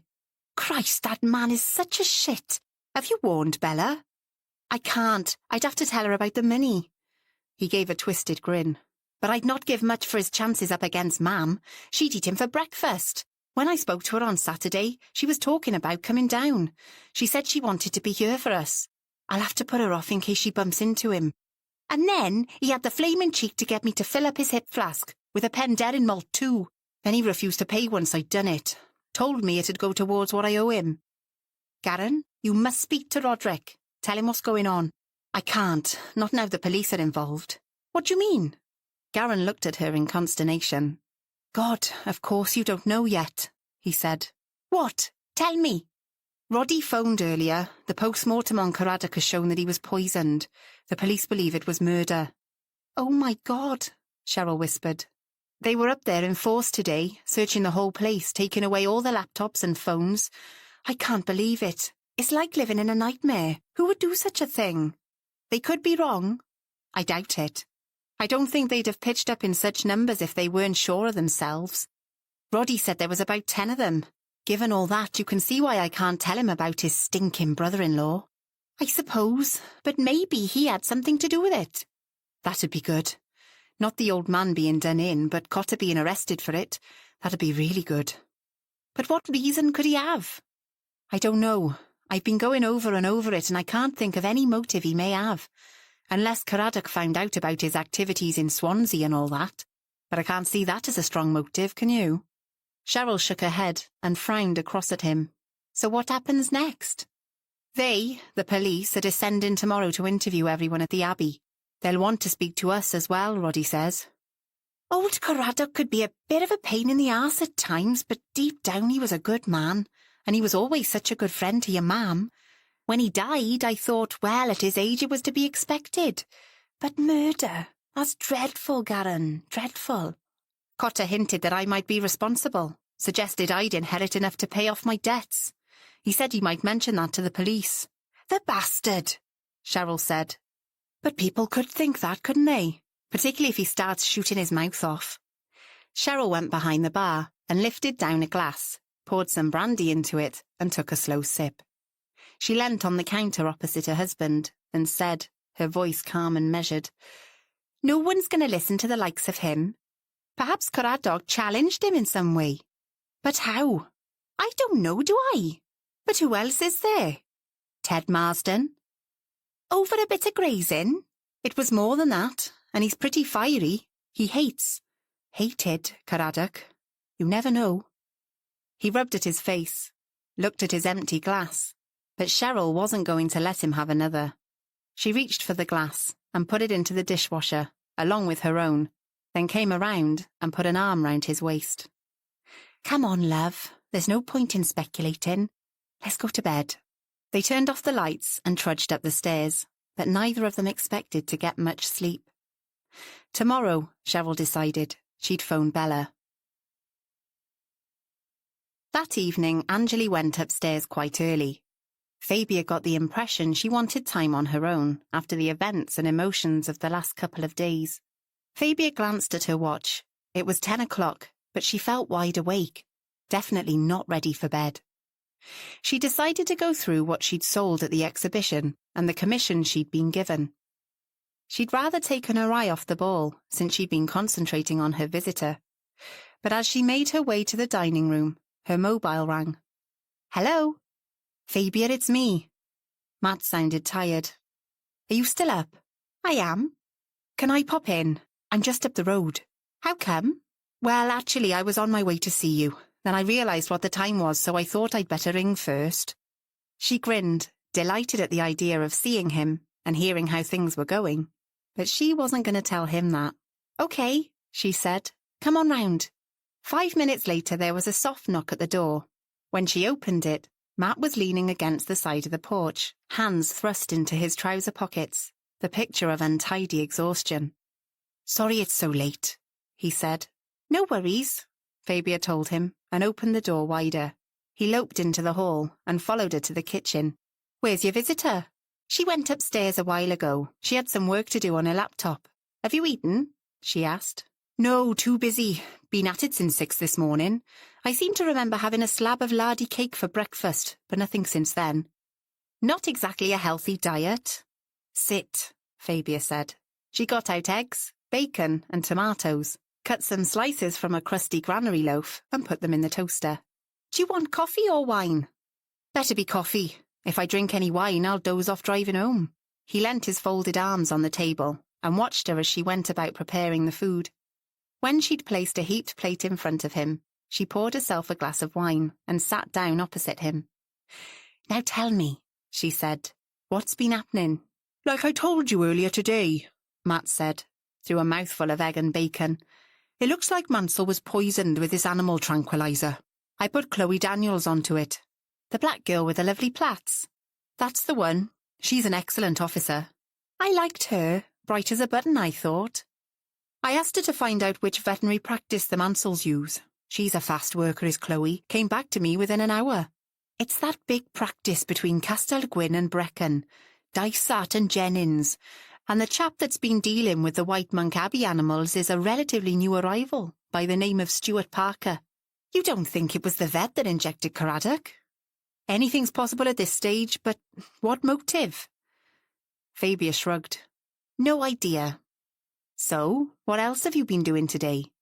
Matt didn't say anything more until he pushed his empty plate away. That was great, he said, and accepted more toast from Fabia. Got any of that plum jam of yours? Fabia smiled as she went to the fridge. You'd eat that stuff by the spoonful given half the chance. No, on toast will do. He spread the jam liberally, took an enormous bite, chewed it for a bit, then said, "Now, where was I? What else have you been doing since we spoke earlier?" He pushed back his hair, which promptly fell back over his forehead. "Once Pat had confirmed he was poisoned, we got the team together and went up to the Abbey. I bet they welcomed you with open arms." "Of course," he said, then added, "Actually, it wasn't as bad as I expected." Matt went through the family's contrasting reactions. He made Fabia smile at some of his vivid descriptions. Nonna's cool contempt, Megan's panic, Delma's fear, and Roderick's unsuccessful efforts to keep control of the situation. "The treasures in that place are incredible," he said. "Tell me about it. Did you know they have a couple of paintings by Hugh Wystan-Jones?" "Who's he?" "Matt. He was a Welsh impressionist, as good as some of the French school. I love his work." "That can only add to your friend's inheritance," Matt said, then added, "You'd have thought someone would go for the granddaughter rather than the old man." "But none of them knew she existed until a couple of days ago. Are you sure about that?" "Yes, as sure as I can be. Roderick certainly didn't know until John Meredith told him. I was there when they were introduced. I could tell." "Why'd you ask?" Fabia said. "Well, that inheritance could present several people with a strong motive. Most of those we've talked about for a start." "True, you're definitely not hard up for suspects." Fabia grinned at him, and Matt scowled back. "Thanks for stating the obvious. Of course, there could be someone we don't even know about yet, some old enemy who's crawled out of the woodwork. Apparently, he wasn't the easiest person to deal with." Fabia got up to make him another coffee and replenish her glass of wine. "You'll need to get on to John Meredith, get a look at the details of that will." Matt's scowl turned into a glare. "Of course," Fabia added hastily, "I realise you would have thought of that." "What I wanted to ask you is," Matt went on, "what's your impression of them all and their relationships? It'd be really useful to get some background before we do the detailed interviews with the family, and you've known them for some time, haven't you?" Matt said. "So tell me about the present family tensions." Fabia frowned. Where should she start? Matt noticed her hesitation.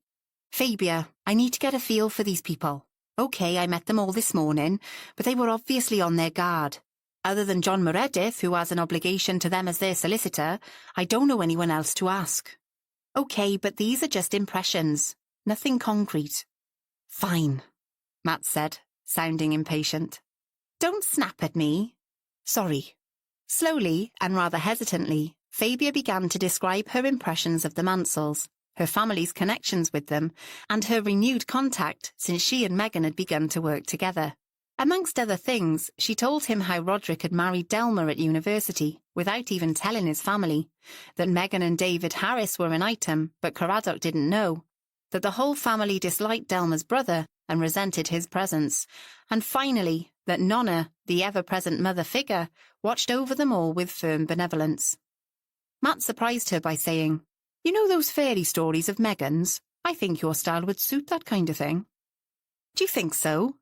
"Yes, fine pen and ink stuff. You're good at that." "Thank you," she said, pleased and slightly embarrassed by this praise. She quickly changed the subject back to the Mansell family. "And of course there's Gavin Price. His mother, Bella, used to run the village shop.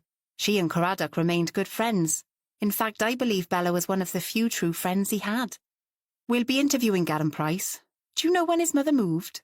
Matt asked. "Yes. When the powers that be took the post office away, the shop closed. And that's when Bella moved up to Bangor. She's living in an artist commune up there. Suits her down to the ground." "Sounds like you got to know her well after that cannabis incident." "I did," Fabia said, smiling. "Fellow artists and all that." They sat in silence for a couple of minutes, each lost in their own thoughts. Then Matt pushed himself up from the table. "Well, I must get going. Early start again tomorrow." "No rest for the wicked," Fabia said. "And Matt, I don't mind you coming to pick my brains. You know me. I'd much rather be involved than not." "You, Fabia? Surely not." She gave him a soft punch on the arm and grinned, but she was serious a moment later. "I know the family are friends, but if a killer's to be caught, those personal considerations have to be put aside, don't they?" As they walked down the hall, she was looking so anxious that Matt laughed. "Don't worry, I'll keep you in the loop." When they got to the front door, he turned to face her. They were standing very close. Matt put up a hand and cupped her cheek, and for a long moment, neither of them moved or spoke. Then Matt said, "Fabia, But the mood was broken by the sound of a door upstairs being closed. Matt dropped his hand to his side. "And given who your house guest is, you're already rather involved, aren't you?" Fabia took a deep breath, trying to steady her heartbeat. She said, "I suppose I am." Having waved Matt off, she made her way back to the kitchen, wondering what would have happened if Anjali hadn't been there. Chapter 13. At the end of a long day, Matt and Dilys sat in his office. He wanted her help to get things straight in his mind. The whiteboard in the corner of the room bore witness to his deliberations, but he felt as if he was getting bogged down. "Okay, let's start with Roderick Mansell," Matt suggested. "What did you think?"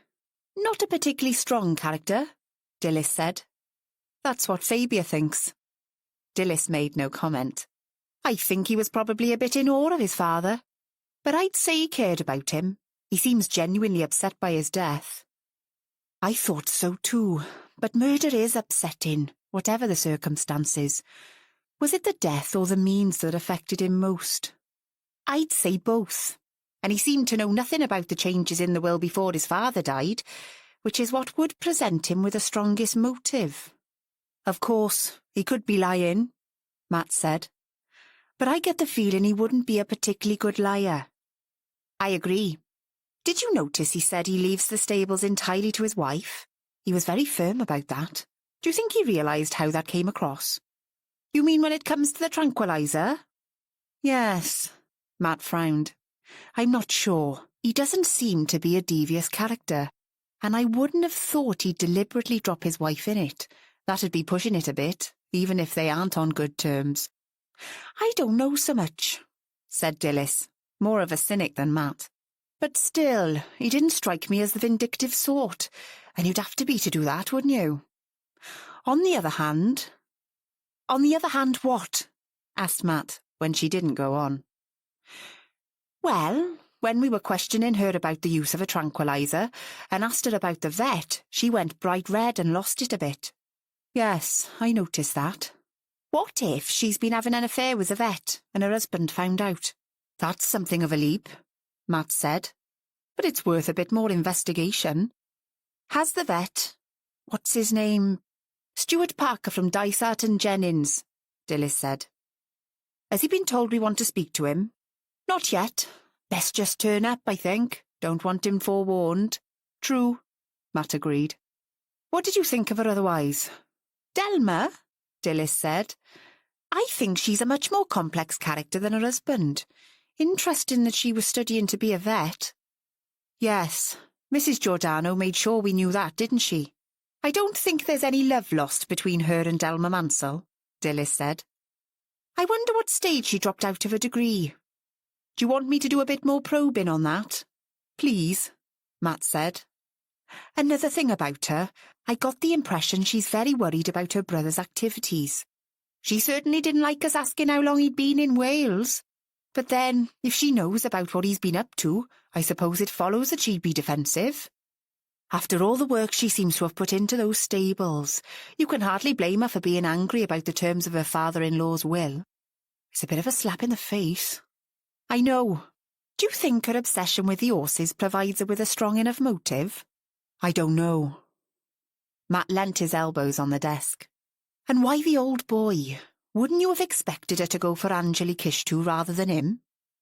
"But they didn't know about her." "True." For a few minutes they sat in silence, both preoccupied with their own thoughts. Matt got up and stood in front of the whiteboard, studying it for a moment. "The sister," he said, "Megan. She seems very upset about her father's death. More so, I thought, than the rest of them. Fabia told me she was scared of him, but then I think they all were in their own way." "I wish I'd met him," Dilys said. "He wasn't there when we went up to see about that silver. It's so much easier to understand the motivations and all that if you know the victim. But we really do. I suppose. And then there's Mrs. Giordano, Nonna. Isn't that Italian for granny? Yes. But isn't she their aunt? Dilys shrugged. Maybe it's a diminutive of her name. What did you think of her? She seems very calm in person, but it could be like a swan, lots of stuff going on under the surface. I found out that she came to live at the Abbey after her Italian husband deserted her. She's been like a surrogate mother to Roderick and Meghan. I wonder if there was more to her relationship with her sister's husband than just helping out with the children. Hard to tell. Why don't you ask Fabia? Dilys said with a little smile. Matt glared at her. Shut up, Dilys. Her smile turned into a full-blown grin, which Matt chose to ignore. Once again, he glanced at the whiteboard. And then we come to our friend, Mike Cotter. Well, now there's someone I'd like to take down, Dilys said. You and me both. Did you see the way he looked at me while we were interviewing him on Saturday? Slimeball. I did. He's certainly a nasty piece of work. The stuff Tom Watkins has turned up on him proves that. But in relation to this, what motive would he have for getting rid of Mansell Sr.? Matt asked. Maybe the old man found out about his activities. Possible, but I'd suspect him to lash out rather than use poison. Perhaps he wanted to make it look as if someone else had done it. Matt's eyes widened. Now that, Dilys, is a definite possibility. Have we got any more on what he's been up to? No, Matt said. And since he wasn't there today, I don't think we can do much else about him at the moment. Just get Tom to keep a weather eye and glean as much as he can from his Swansea contacts. Matt rubbed at his eyes, then glanced at his watch. Come on, Dilys, that'll do for today. Let's shut up shop and start fresh tomorrow. Fabia had found it very difficult to settle to anything all day. As a distraction, they'd gone out to do some shopping earlier, and she'd introduced Anjali to Reynolds' cheese shop in the high street. Then Anjali had made a beeline for a newly opened fabric shop and spent ages talking to the woman who ran it. Now Fabia was preparing supper, pottering around the kitchen, her mind miles away from what she was doing, as she wondered how Matt was getting on. When the phone rang, her heart leapt, but it wasn't Matt. Fabia, is that you? The hesitant voice was instantly recognisable. Meghan. Hello, Meghan. I'm so sorry to hear about your father. It must be dreadful for you all. Oh, Fabia, it's all so awful. There was a sob in her voice. The police were here for ages today, questioning everyone. They go on, and it's so difficult to work out what they think. I'm afraid they have to do that, Meghan.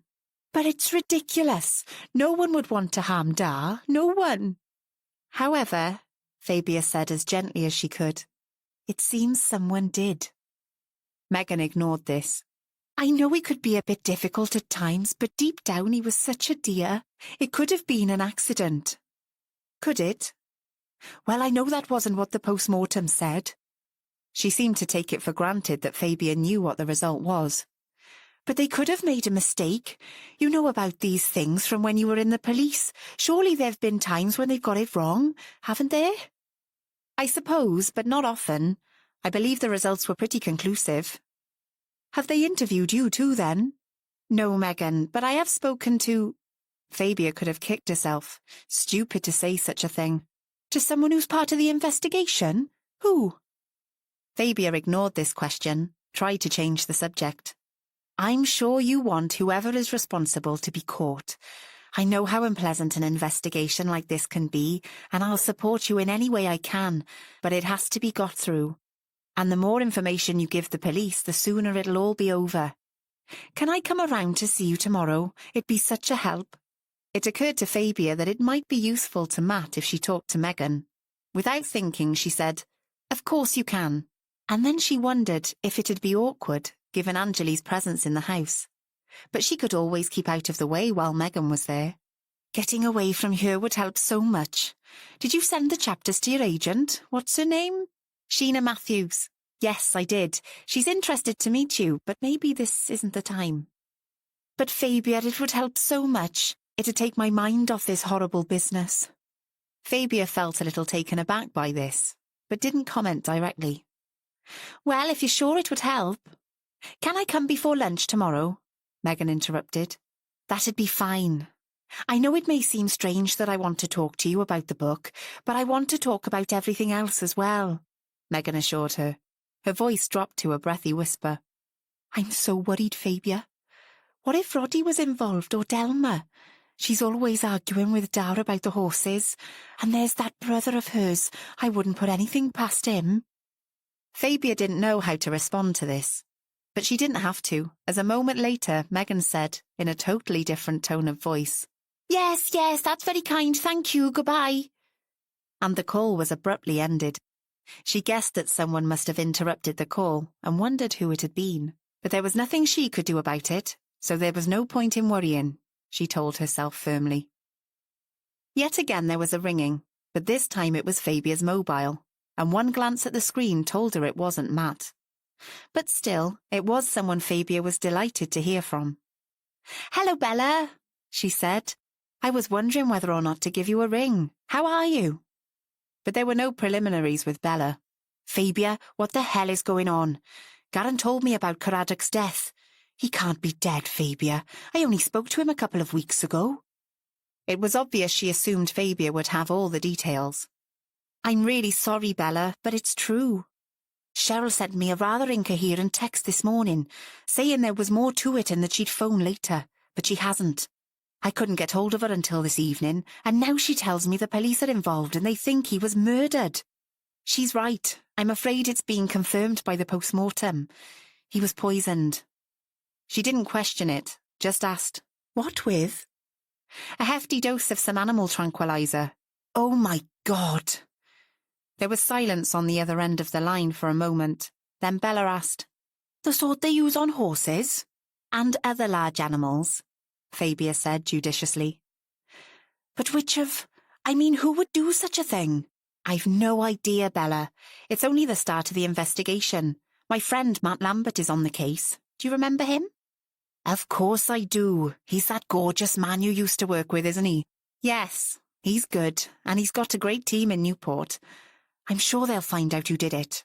Do you think this has anything to do with Caradoc's will? Fabia was surprised by this question. What do you mean? Bella went on, her tone a little tentative. Caradoc told me he was going to make changes, but he wasn't specific.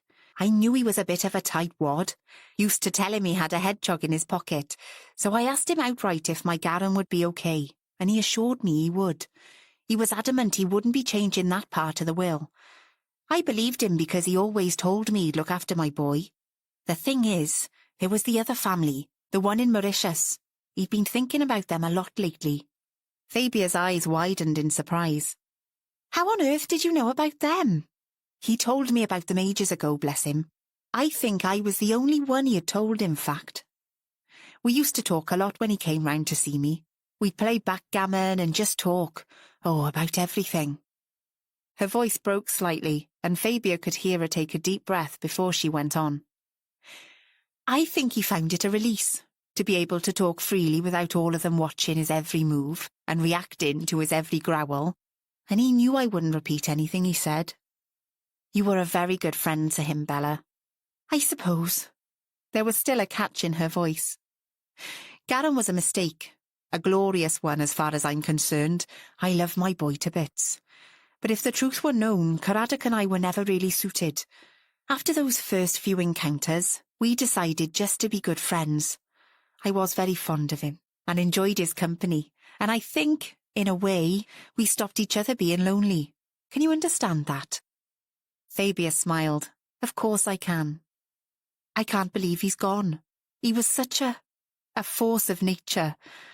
I wonder if his daughter in Mauritius should be informed. What was her name? Something like Serena or Sabita?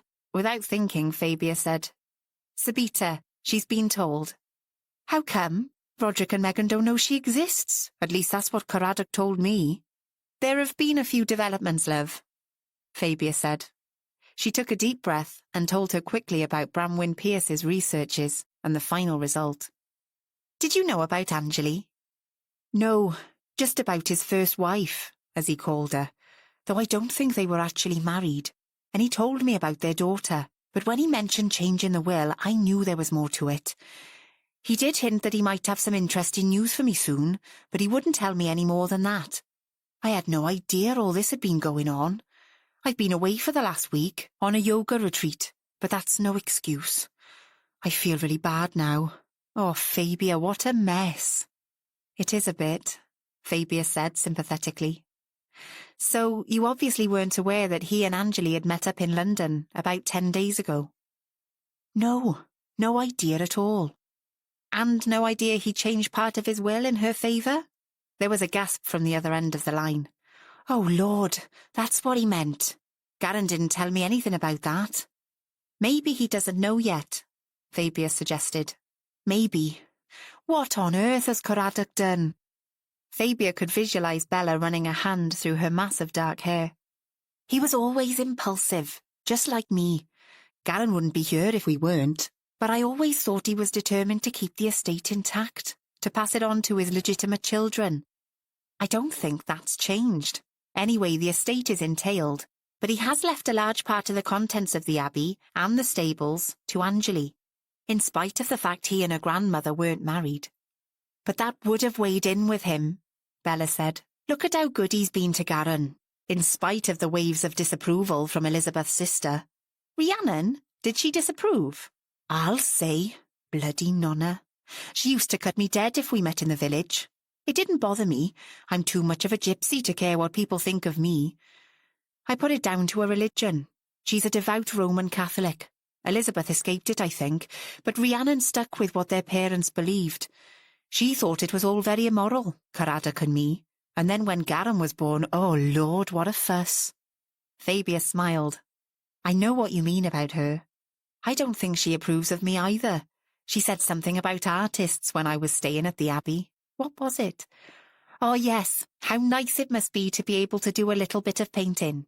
How she wished she had the time. I got the message. That sounds just like her, but she's always been completely devoted to the family. She's run that place like clockwork for years. You can't fault her for a devotion to them. I think she might have been a bit in love with Caradoc, but he wasn't interested, and I don't think it lasted long with her. Given how hard she worked for them all, I used to tell Caradoc he was damn lucky to have her. Look, Bella, there's something else. Anjali came down to Newport to meet him, but by the time she arrived, it was too late. Oh, poor girl. Yes, and, well, she's still here. She's been staying with me since last Thursday. Bella reacted in a way typical to her. Thank goodness you were there to scoop her up, she said, and then asked, is she going to meet up with the rest of the family? She met Roderick through their solicitor. He wasn't particularly welcoming. They've got a DNA test planned, but I don't think he doubts that she's Caradoc's granddaughter. I'm going to come down, Fabia. I want to see my boy anyway, and Cheryl's a bit worried about him. One thing she did tell me, this was before I went away, is that Delma's brother has been staying at the Abbey. Mike something or other. She says he's an absolute shit. His name's Mike Cotter, and Cheryl's right. She thinks he's responsible for Garen going back to gambling, Bella said, which is very worrying. Cheryl said she thinks he might be threatening Garen. That wouldn't surprise me. Would you like me to mention it to Matt Lambert? Would you? Of course. Thank you, Fabia. Fabia heard her take a deep breath. Right, Bella said. It's definitely time for me to come and check everything out. Can we meet up? Of course. Let me know when you get to Castel Gwyn and we can organise something. Thank you, my friend. It'll be like old times. And I'll bring you one of my new pots. I think you'll like them. They ended the call, and Fabia tried Matt's mobile, but it just rang and rang, so she sent him a quick text. She sighed as she put the mobile back in her pocket. Bella was right. It was one hell of a mess. Chapter 14. It was a bright morning, and Mike was very pleased with himself. Things were going well, in spite of the police interfering with his business activities. No way was he going to let them get anywhere with that. He grinned to himself, thinking back to his conversation the day before. He prided himself on being a good judge of character, and he'd got it right this time.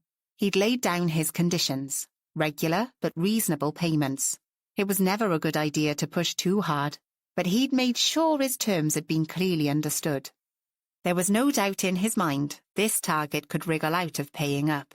There was too much at stake, and if there was any sign of it, he'd come down hard. He grinned again at the thought. Carrying his golf clubs over his shoulder and jingling the car keys in his hand, he made his way to the Porsche and patted the bonnet. A round of golf at Celtic Manor was just what he needed. Perhaps he could do some networking. It had been a good idea to take out that short-term membership. He slung the clubs in the boot and set off. As he drove through the gateway, he gave the stone dragons the finger. Ostentatious crap. If this bloody family thought they were going to get the better of him, they had another think coming. First, another good strong cup of coffee at the pub, which he wouldn't be paying for. That weakling Garin always gave in to a bit of pressure, and then he'd be on his way. As usual, he drove at speed, down the lane from the Abbey to Castellgwyn, and screeched to a halt in the pub car park. It was just after he got onto the motorway, half an hour later, that he began to feel sleepy and wondered why. It hadn't been a heavy night, and that poor sod hadn't retaliated when he hit him. Mike flexed his fingers and grinned. That had been a good punch. It would teach the bugger a lesson. Then he frowned, shook his head. He was finding it hard to concentrate. What the hell? The car in front seemed to be accelerating then slowing, accelerating then slowing. God, the driver had to be some kind of dickhead. A moment later, his vision became blurred, and he shook his head again, trying to clear the fog, but it was no good. The Porsche seemed to be swerving to the left of its own accord. He heard a clamour of hooting, and came to just long enough to see the tailgate of the juggernaut in front, bearing down on him. Anjali and Fabia were both working in the dining room. Anjali on her laptop, Fabia on a drawing pad. A companionable silence had reigned for some time, but it was interrupted by the ringing of the doorbell. "That'll probably be Megan," Fabia said. Anjali looked up. "I think I'll keep out of the way if that's okay with you." "Of course," Fabia said, and went into the hall to open the door. Megan was standing there looking around her nervously, as if she thought she was being followed. Come in, Fabia said, at which she scuttled in and Fabia closed the door. "Should I take my shoes off?" Megan asked, as she unwrapped 2 scarves from around her neck and brushed herself down. "No need," Fabia said. "I told the others I had some shopping to do in Newport," she said, running her hands through her untidy hair. "I didn't want them to know where I was going." She took a deep breath and, lowering her voice, asked, "Is she here?" "Who?" Fabia asked, knowing she had to tread carefully. His granddaughter. John Meredith told Roddy she was staying with you." "She is. Come through to the kitchen. I'll make us some coffee." Obediently, Megan followed her along the corridor, looking around as she did so, as if Anjali would spring out from some corner or other. Fabia was glad she'd stayed in the dining room. While she switched on the kettle and got mugs out, she said to Megan, "How are things at home? It must be very difficult for you all." "Oh, Fabia, it's so awful. The police questioned us all yesterday, asking so many questions. It was so confusing. My head was buzzing, and when they'd gone, I tried to remember what I'd said, and I couldn't remember a thing. Nonna said it wasn't the same officers that came and took Mike in for questioning on Saturday." "Mike? Delma's brother?" "Yes, they came really early. I was still asleep. I don't know why they came at that sort of hour." Fabia found this very interesting, but all she said was, "Probably so they could be sure to catch him before he went to work or out or something." "I suppose so. But he doesn't work. He's on holiday. At least that's what Delma calls it. She says he's between jobs, but I suspect he's not desperately keen on proper work. He came back mid-morning and wouldn't tell us anything about it, just demanded to know where Delma was and went out to the stables to find her. When they got back into the house, she looked dreadful. Poor girl. I actually feel a bit sorry for Delma, having such an awful brother.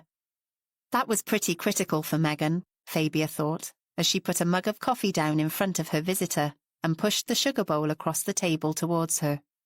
I really don't like him. I always like to find something positive about a person, but I've completely failed with him, Megan said. I've only met him once, when I spent the weekend with you, but I have to say I'm inclined to agree with you. He's a bit scary, isn't he? Do you think he had anything to do with Dad dying?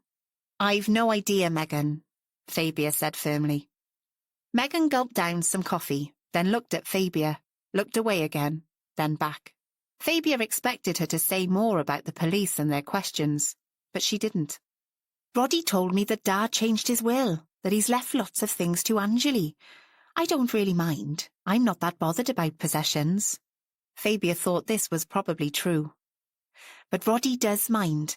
He said he was going to try to persuade Dad to sell some of the paintings and stuff. And now we can't sell any of it, because soon it won't belong to us anymore, Megan continued. It's very difficult for you both, was all Fabia could find to say. But still, I'm sure we'll find a way through, and part of me is so pleased to find Anjali. I know that may seem strange to you, but I don't think Roddy and Delma are intending to have children, and I just feel that finding her, our niece, has to be, positive. It's good of you to look at it that way.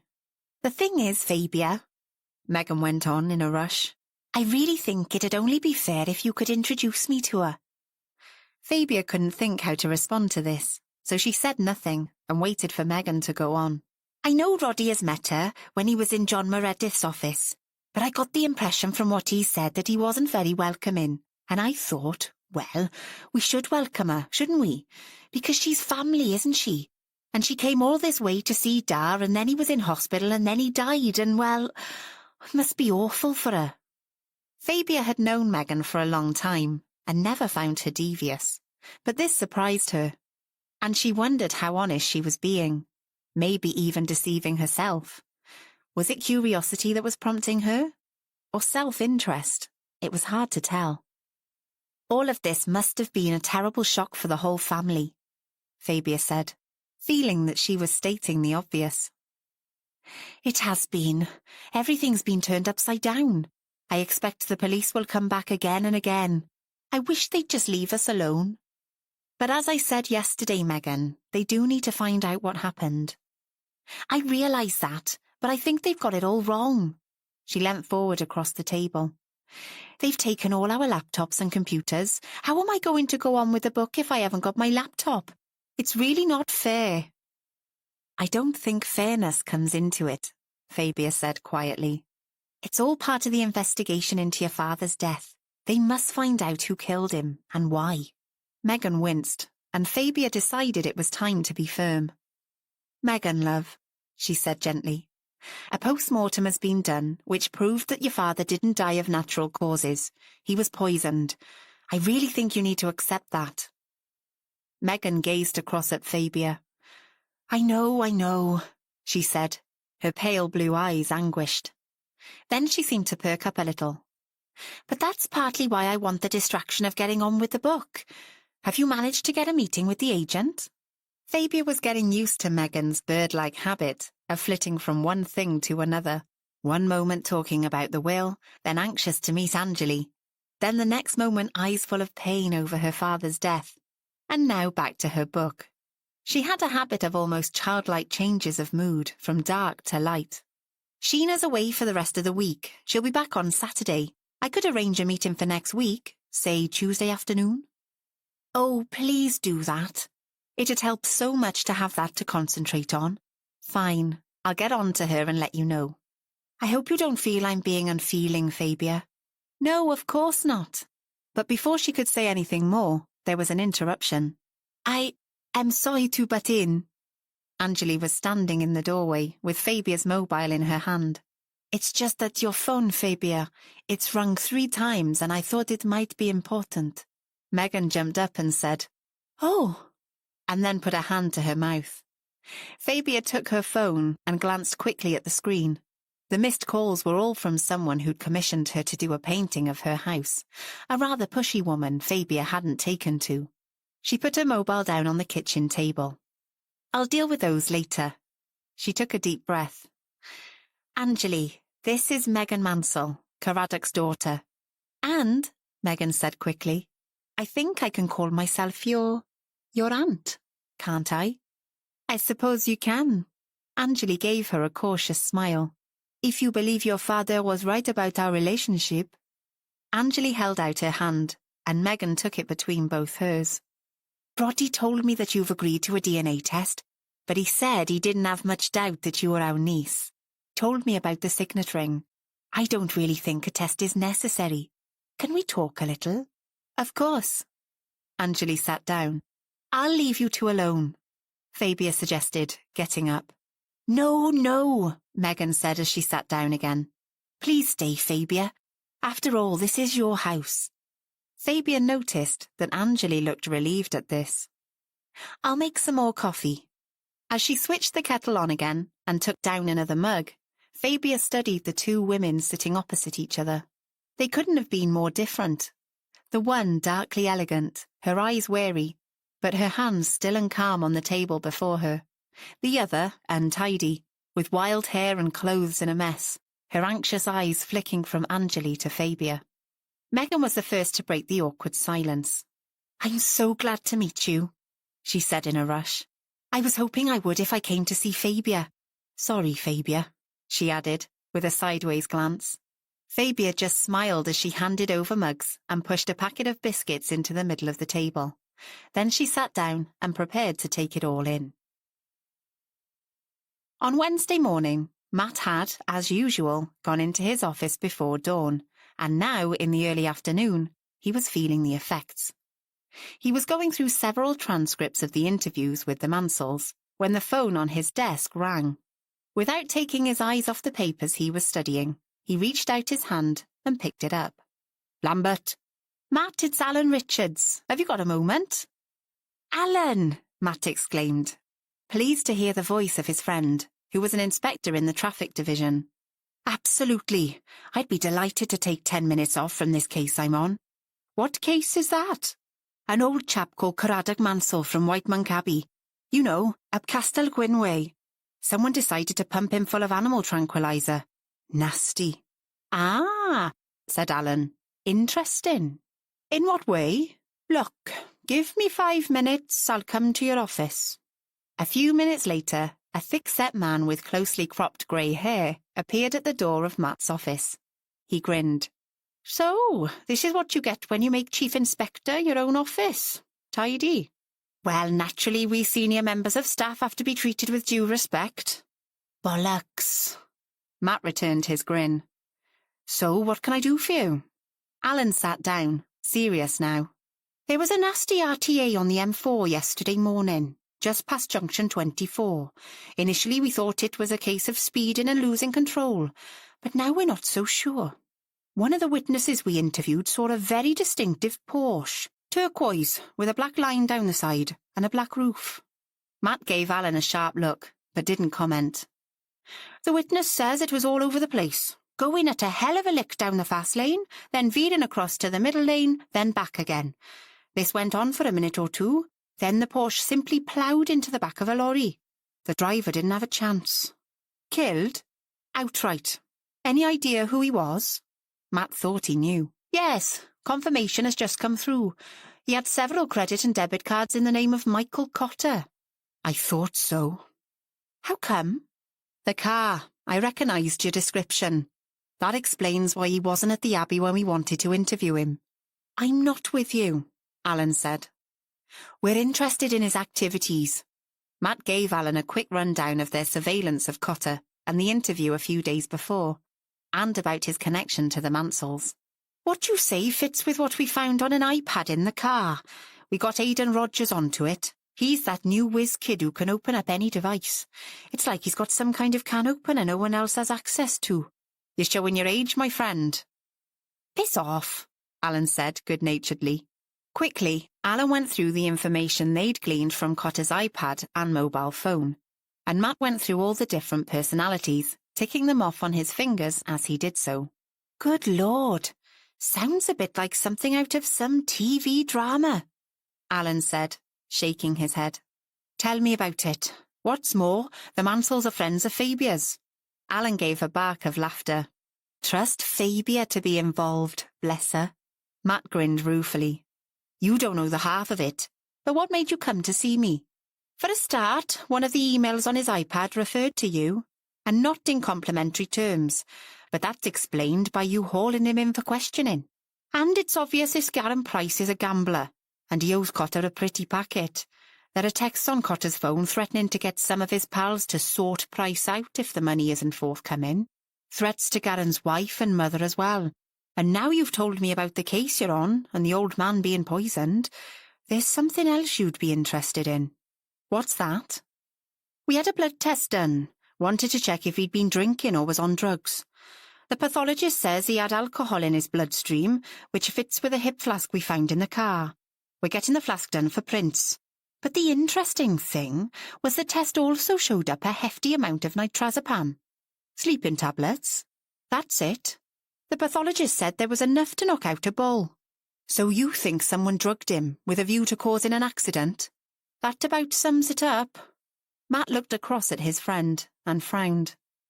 I was about to arrange another interview with his sister. She's got some more explaining to do when it comes to the animal tranquilizer.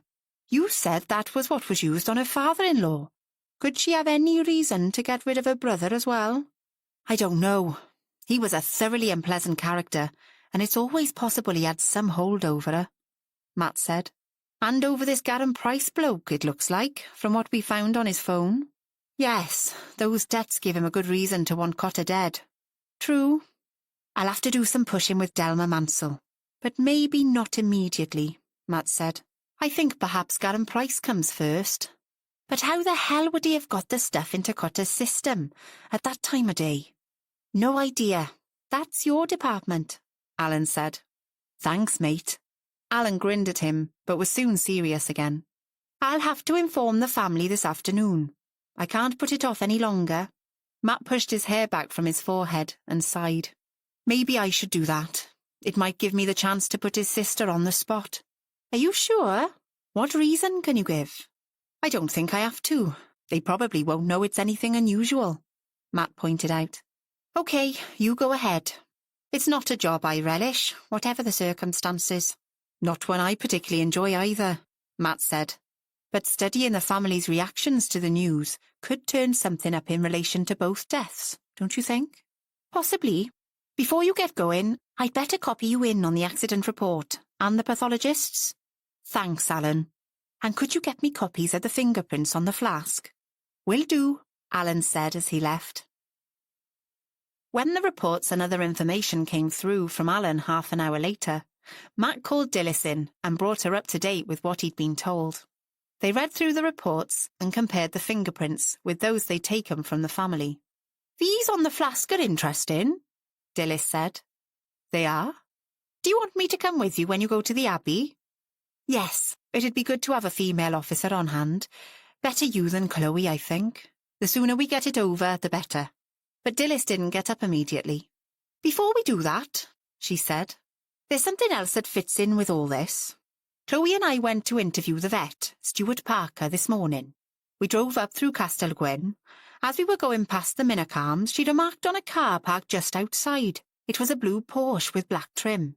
Was it now? Matt said, eyebrows raised. What time was this? About 9:30. But the pub wouldn't have been open then. Doesn't stop him knocking up Garen Price for a chat, does it? It doesn't. It's not looking good for Price, is it? You could say that. Or for Delma Mansell, for that matter, Dilys added. I must tell you about the vet. It was an interesting conversation, and not just what he said, his receptionist was quite forthcoming as well. How come? Well, when we arrived, I asked her if I was right in thinking that Mr. Parker looked after the horses at the Abbey, and her reaction was pretty revealing. She said, well, you could say that, with such a look on her face, sour as a bag of lemons, that I couldn't resist probing a little. What was her problem? She said that she thought it wasn't just the horses he looks after at the Abbey. What do you think she meant by that? Asked Matt. We had to do a bit of pincer movement with our questions, but in the end she admitted she thought he'd got the hots for, her words not mine, Delma Mansell. By the end of our conversation, both Chloe and I got the strong impression she, her name's Helly or Hetty, something like that, tried it on with Stuart Parker and got the brush off. She's definitely smarting and doesn't seem to mind who knows. So did you pursue it with Parker? I did indeed. I started off by asking him about the tranquilizer, and he told us what we know already, that it's licensed for use by vets and they must carry the antidote. He categorically denied that he would ever let anyone unqualified handle it.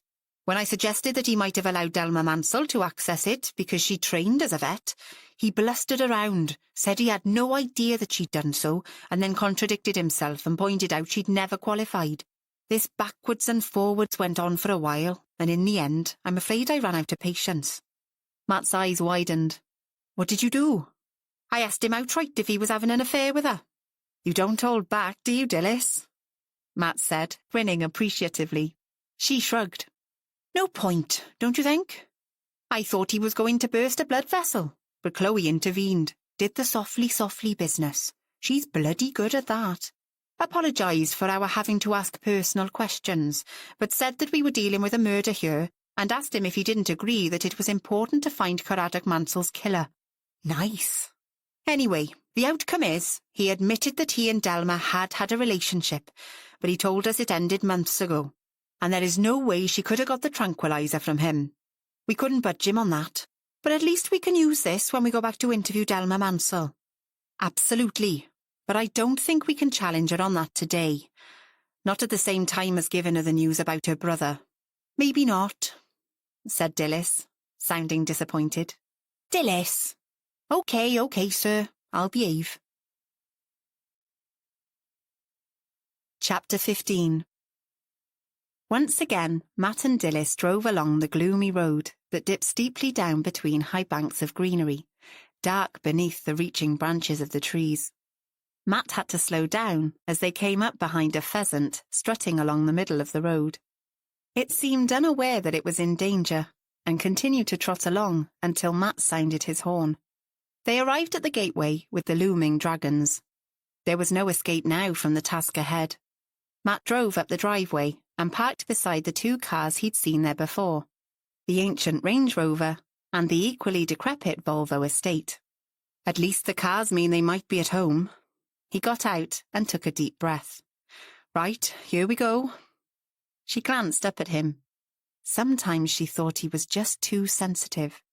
It was Mrs. Giordano that opened the door. Oh, it's you again, she said. Who do you want this time? With a bad grace, she stepped aside and let them into the hall. We'd like to speak to Mrs. Mansell, please, Matt said. And if Mr. Mansell is here, perhaps we could see them both.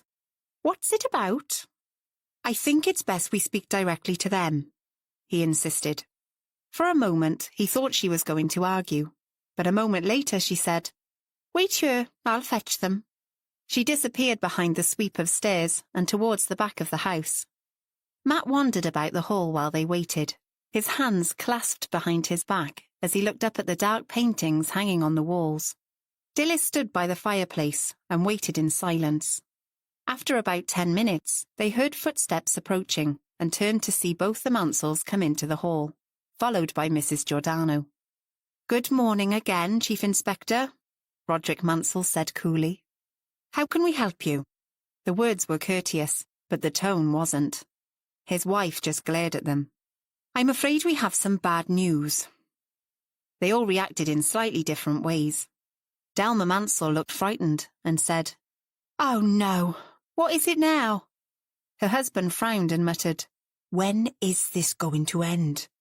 And Mrs. Giordano took charge, as was her wont. Why don't you take them through to the sitting room, Roddy, rather than standing around in the hall? She said. He glanced at her, then nodded.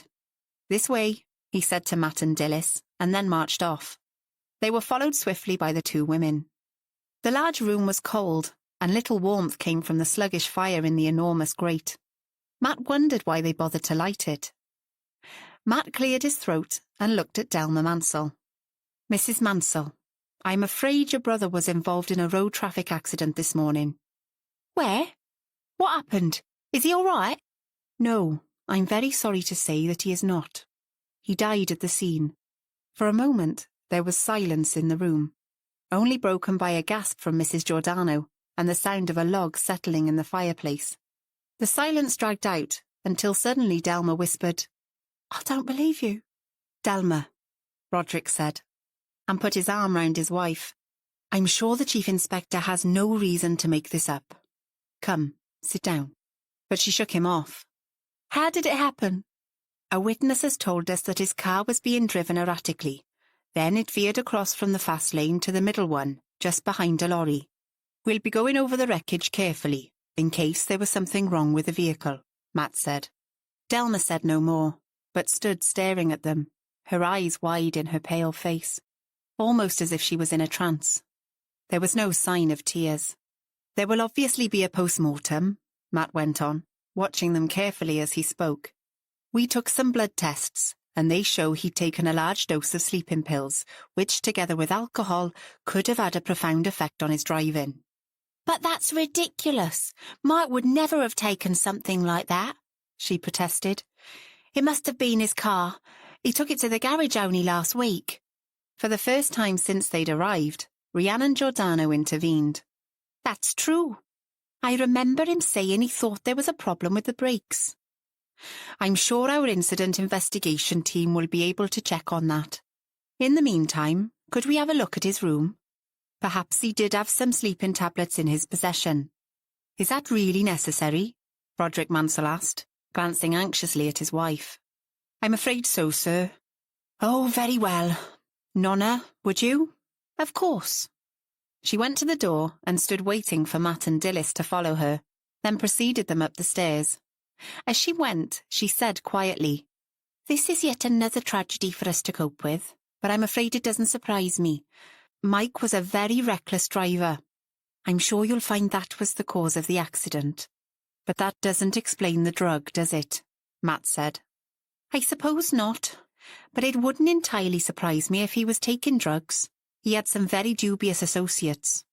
She said no more, simply opened the door of a room on the landing and closed it behind them. Matt and Dilys found nothing different to what had been found in the search made of the room a few days before, until they opened a drawer in the bedside table. Here they found a packet marked Alidorm. There was one tablet left in the blister pack.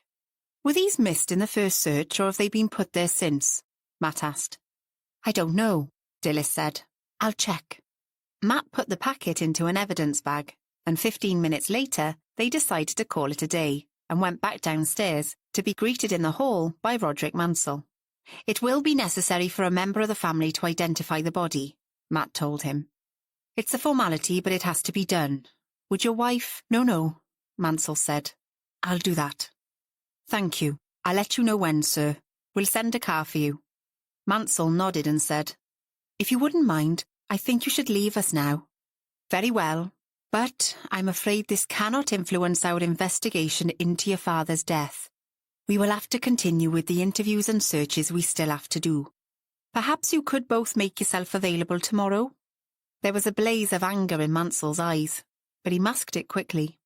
"I'm sure we all understand that you have to continue with your investigations. Obviously, we won't stand in your way. I'll see you out." Early on Thursday morning, Chloe Daniels knocked on the door of Matt's office. "Sir, have you got a minute?"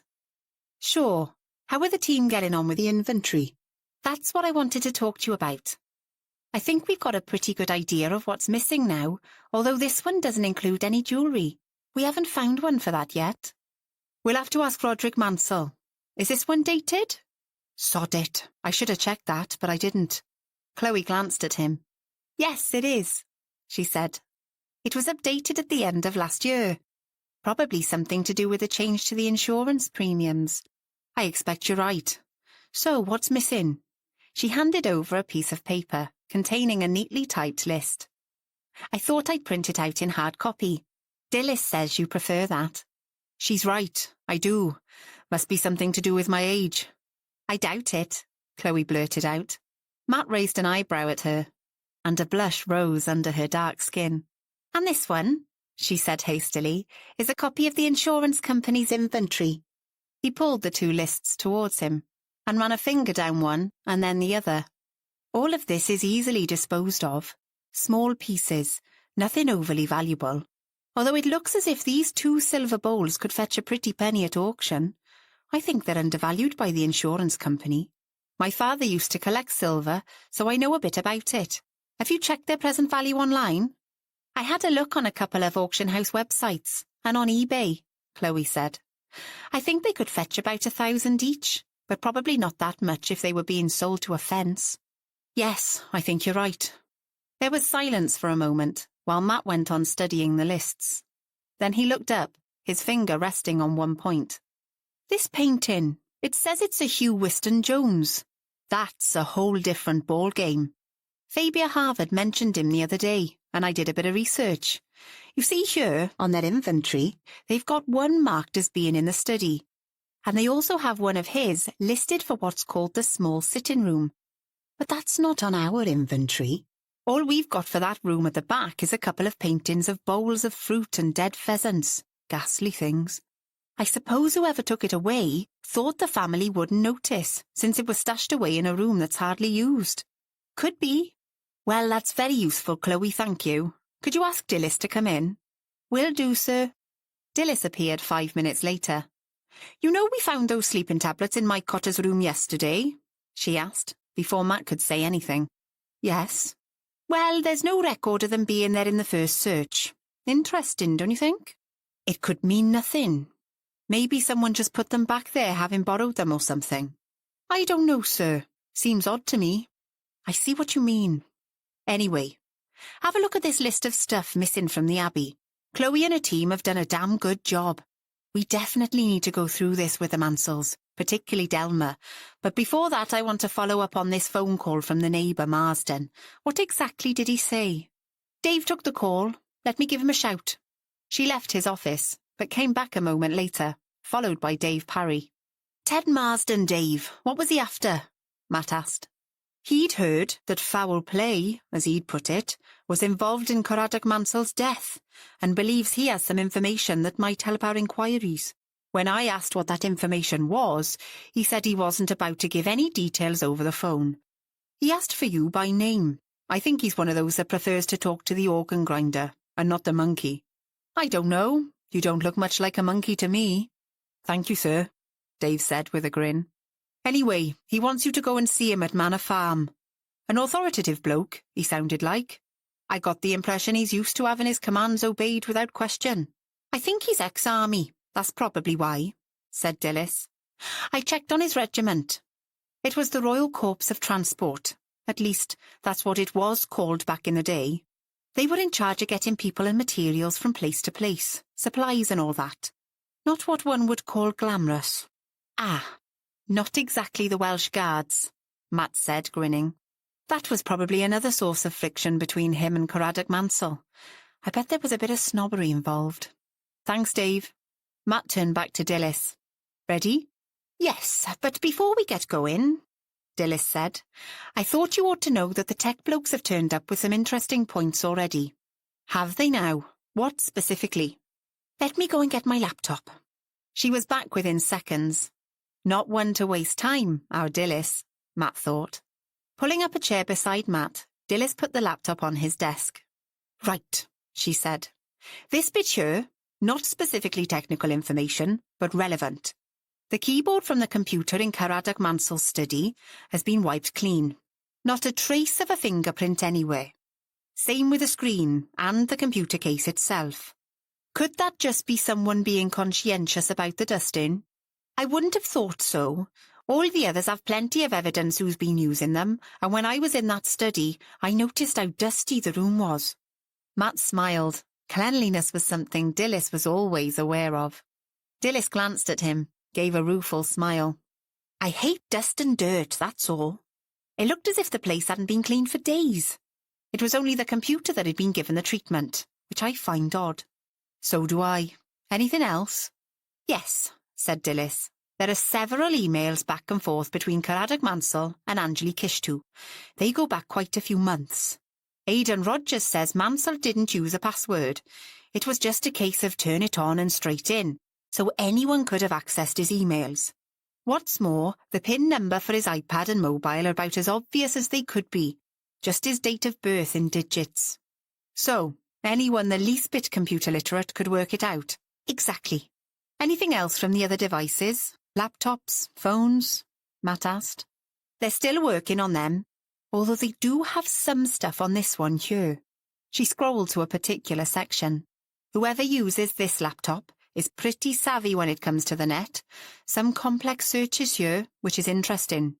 Whose is it? She told him. Matt frowned. Not what I would have expected. Ask them to go into more detail on that one, and on the mobile phone that goes with it. Will do. She closed the laptop and got up. Ready, sir? Yep, let's get going.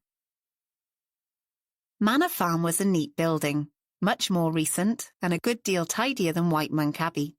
The house, whitewashed and square, had a front door flanked by 2 windows either side on the ground floor and 5 lined up above. It stood at right angles to other farm buildings, which were all in good repair. Immediately in front of the house, neat flower beds contained rose bushes, still with the occasional bloom struggling against the approach of winter. Dilys parked the car, and she and Matt approached the glossy green front door and rang the bell. It was answered almost immediately by a short, well-built man in his late 60s. His greying hair was neatly cropped, and he was wearing a checked shirt, blazer, corduroy trousers, and a cravat at his neck. At his side stood a black Labrador with a greying muzzle. His voice, when he spoke, was that of a lifelong smoker, deep and gravelly, and showed no trace of a Welsh accent. Chief Inspector Lambert, thank you for responding to a request for a meeting. Please come in. Thank you. This is Detective Sergeant Bevan, Matt said, indicating Dilys as they followed him into the hall. Marsden gave Dilys a curt nod, but then turned back to Matt. A sad business. Old Caradoc dying like that. Anything I can do to help, I will. He strode ahead of them, followed by the dog, its claws clicking on the tiled floor, and they went into a room at the back of the house. It looked comfortable enough, although rather sparsely furnished, with dark panelling and leather armchairs. French windows looked out onto a formal lawn, with neat flower beds, and beyond that, the hills rose into the distance. The room smelt of furniture polish and tobacco smoke. Have a seat, Marsden said, waving a hand at 2 armchairs. He sat down opposite them, and the dog settled itself at his feet. Leaning forward, he put his hands on his knees. There was a sense of suppressed energy about the man, and Matt got the impression that at any moment now he'd leap up and start to pace about the room. When you phoned, sir, you told one of my team that you'd heard Caradoc Mansell's death was down to, foul play. Have I got that right? You have. Who did you hear it from? My gamekeeper. He was in the Minnock Arms and heard some talk. Came and told me. I see. Well, he was right. We've now confirmed that we're dealing with murder, Matt said. The pathologist's report was very clear. Mansell was injected with strong animal tranquilizer. Ah, Marsden said, and nodded. Matt was curious. That doesn't surprise you, sir? No, it matches up with what I wanted to speak to you about. He didn't go on immediately, and Matt wondered what was coming next. But he didn't say anything, just waited. Finally, Marsden went on. Perhaps it would be a good idea if I filled in some of the background. As you obviously know, our 2 estates run alongside each other. As far as I'm concerned, the border between the 2 is clear enough, but Caradoc Mansell did not agree. He searched out some ancient deeds, in Welsh, that place the border in different places to the deeds I have, which are in English. The slight contempt in his voice when he mentioned the older deeds wasn't lost on Matt. He got the distinct impression Marsden thought the English ones would be more reliable. He let it pass, although he noticed Dilys stiffen slightly. We've been in discussion, I suppose you could call it that, for some time trying to sort out which one is correct. I offered to pay a nominal sum for the disputed land, but the Mansells, well, Mansell Senior, would have none of it. The son's a more reasonable fellow, but his wife definitely isn't. She persists in allowing her horses to graze that land, and even lets them encroach on parts of my estate. and no protest from me has made any difference. Matt began to wonder when he would get to the point, but he didn't have long to wait. A couple of weeks ago, actually more like 3 weeks, I think, she allowed that stallion of hers, inappropriately called Moonlight, Devil would be a more suitable name for him, the run of my top field. I wasn't about to try to catch the damned horse, it's a vicious beast, so I walked down to their stables to have it out with her. Anyway, there was a car parked in the yard, and I recognised it. It belongs to Stuart Parker, one of the vets from Dysart and Jennings. I've used him myself for this old girl. He patted the Labrador's head. And for some of my milkers. Dilys glanced at Matt and quickly away again as Marsden went on. I could hear voices from the stable's office, so I made my way across the yard. For a moment he looked a little embarrassed. Now, I wouldn't like you to think I was eavesdropping deliberately, but when I got close enough to hear the conversation, I realised it was rather intimate. He glanced at Dilys, but she continued to sit there, impassive. Then I heard Delma Mansell say something about needing some... What were her words? Some of that tranquilizer you used on him before. She said sometimes Moonlight got out of hand, which didn't surprise me one bit, and that she needed to help control him, particularly as her husband wouldn't always allow her to call out the vet because of the expense. The vet agreed to let her have some, but told her she mustn't on any account let it be known that she had it, that his job would be on the line if she did. Then they went back to their, previous activities, and I made good my escape. Matt was amused to see that Marsden's face had reddened a little. Nearly got caught by that aunt of theirs, Mrs. Giordano, on my way out, Marsden went on. But I managed to escape unnoticed. Would you be willing for us to take a statement from you about this? Matt asked. Marsden screwed up his face at this, but then relaxed. Oh, very well. I suppose I must. I'll send one of our team along to record one then, Dilys said, speaking for the first time. Would this afternoon be convenient, sir? He looked at her as if he was seeing her for the first time, and Matt had the distinct impression that he wasn't used to dealing with women. Fine, I'll be here, Marsden said, addressing Matt. Thank you, sir, Dilys said, giving him a dazzling smile. Marsden blinked, and Matt only just stopped himself from laughing. Right, well, I'll see you out. He and the dog escorted them to the front door and stood watching as they got into the car. As she started up the engine, Dilys said, When we interviewed Stuart Parker, he was adamant his affair with Delma ended some months ago. What Marsden said indicates that wasn't true. It does. He seems to have hung around earwigging for some time, doesn't he? Well, said Dilys, with a twisted little smile, he's got to get his kicks somewhere, hasn't he? Dilys, she grinned. I think we send a male PC to take his statement, don't you? Matt laughed. Definitely. I wonder if there's a wife in the background. I believe there used to be, but she scarpered, which could explain his attitude. How the hell did you know that? Glyn Evans told me. His wife knew Mrs. Marsden years ago. Same WI. Your fount of local knowledge never fails to amaze me. You and Fabia, between you, probably know everything there is to know about everyone within a 100-mile radius. Dilys grinned. I don't think I can rival Fabia Harvard, sir. She was soon serious again. So, do we go straight to talk to Delma Mansell? We did warn her we'd be back for a further interview. Do you think she could have been involved in both her father-in-law and her brother's deaths? By all accounts, her brother was a bully. She may have been forced to give him stuff from the Abbey to sell, and it seems to me she might have had good reason to want to get rid of him. I suppose you're right, but they're not exactly going to welcome us with open arms. Maybe I should have left it to Alan to tell them about Cotter's accident. Too late now. OK, let's go and see if she's at home. Chapter 16. Garen felt as if the day had gone on forever. He put a hand up to his face. His nose was swollen, and he had a spectacular black eye. He'd had to fend off questions several times during the morning. He'd told Cheryl, and anyone else who'd remarked on it, that he'd tripped when he'd been carrying a beer barrel and hit his head. No way was he going to tell her the truth. He didn't know if Cheryl had believed him, but she hadn't persisted with her questions. With that and everything else, he was feeling hounded. The Minnock Arms was busy, a good deal more so than usual for a Thursday lunchtime. In fact, it had been like this ever since the news of the murder inquiry had spread through the village. The locals, most of whom were aware of Garen's connection to the Mansell family, seemed to have decided that the pub was the place they needed to be. How else would they be first with the latest news? Both Garen and Cheryl tried to avoid being drawn into conversations about what was happening up at the Abbey, but this didn't stop the continual speculation. How was Caradoc killed, and for what reason? Who were the possible suspects? Was Roderick responsible? Never to God would they have thought that. Didn't they think it was more likely that Delma Mansell's brother had something to do with it? On and on it went, and it was very difficult to remain polite to their punters at the same time as stemming the flow.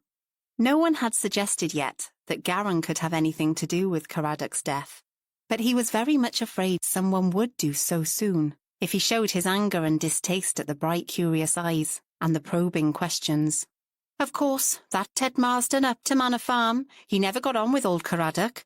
I wouldn't put much past him. No, he's a good enough bloke for an Englishman. He gave me some work a while back and paid well, he did. What about that other Englishman, visitor to the Abbey? He was in the pub a couple of days ago. What's his name, Garen? Appealed to direct, Garen answered. Mike Cotter. He's the brother of Roderick's wife, isn't he? Yes, Garen said shortly. I didn't take to him one bit. I'll tell you for why, said the mechanic from the garage up the road. When he brought in that car of his...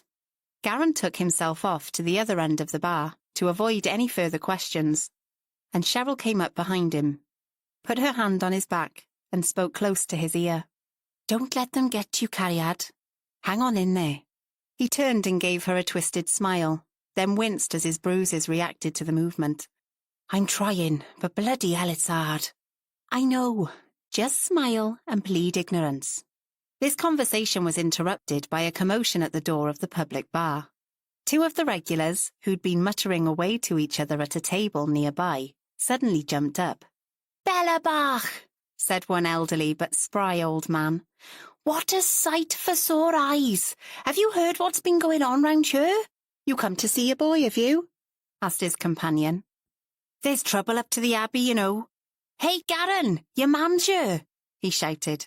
Conversation stilled, and every eye in the room turned towards the door. Bella, her grey-flecked auburn hair flowing down her back, and her dark eyes searching, stood there in a bright patchwork jacket, enormous gold hoop earrings at her neck. Di, Fergie, she smiled at the two old men and gave each of them a kiss on the cheek. Behave, she advised them, and then began to thread her way through the crowd, pulling a small overnight bag behind her and briefly greeting a couple of others as she went. Garen came from behind the bar, his expression a mixture of pleasure and wariness.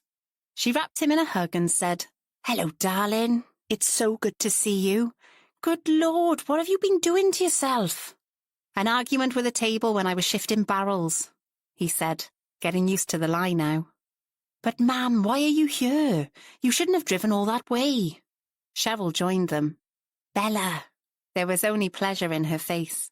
She put an arm round her mother-in-law and pulled her close, said quietly, Thank you so much for coming down. We really need you.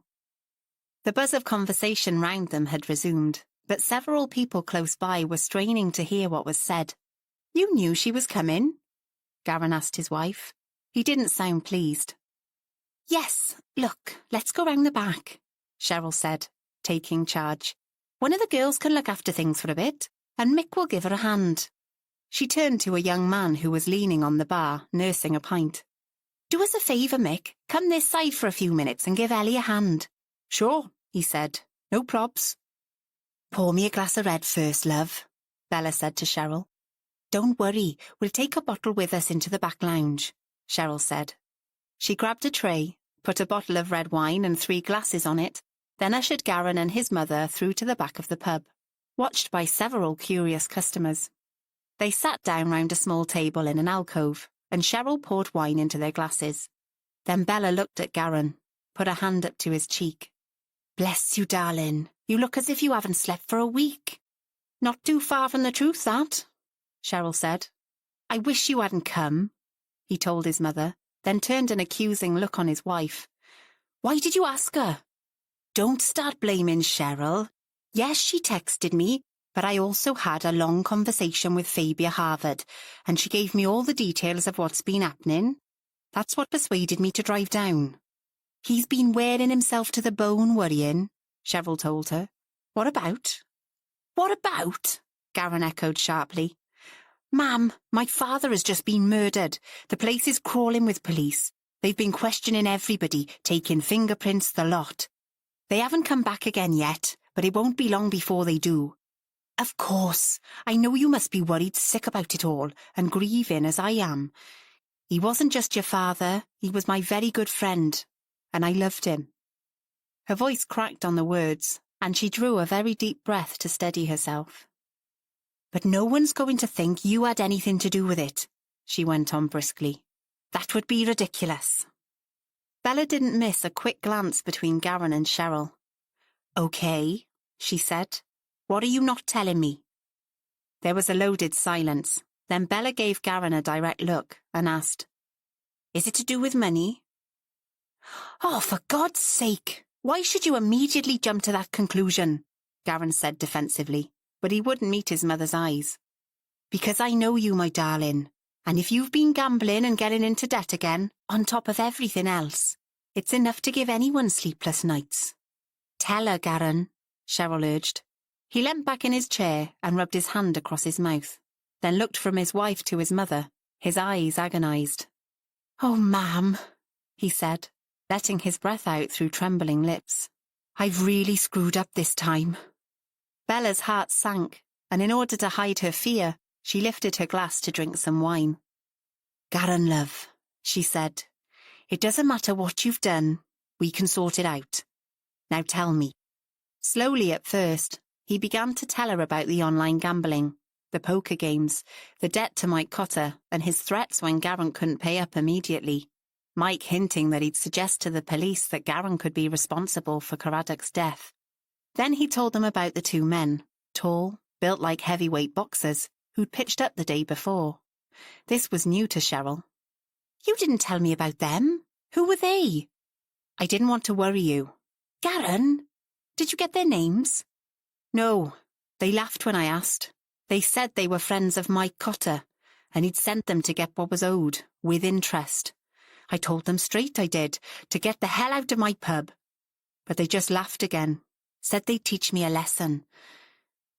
They looked round the pub and said what a pity it would be if it burned down. I was effing lucky the brewery van arrived. I know the blokes and they could see I was having a spot of bother, so they sort of squared up to them. I don't think they liked being outnumbered, but before the bastards left, they promised they'd be back." "You have to tell Roderick, Garen, you just have to," Cheryl said, sounding scared. "And the police," insisted his mother. Garen shook his head as both women listened to the rest of his story in silence. The amount of money he owed, which made Cheryl gasp, and the times that Mike had come in to threaten and wind him up. At last, he stopped talking and leant forward in his chair, with his elbows on his knees, his head in his hands. "Now do you see what I mean?" he said, his voice muffled. "When I say I've really screwed up." "Yes, I do," Bella said. Then she gave him a very straight look. "And what happened this morning with that black eye?" she asked. Garen didn't reply. "Come on, my darling, I know you too well. What happened?" The seconds ticked by, and at last he took a deep breath. "It was when you were at the gym, Cheryl.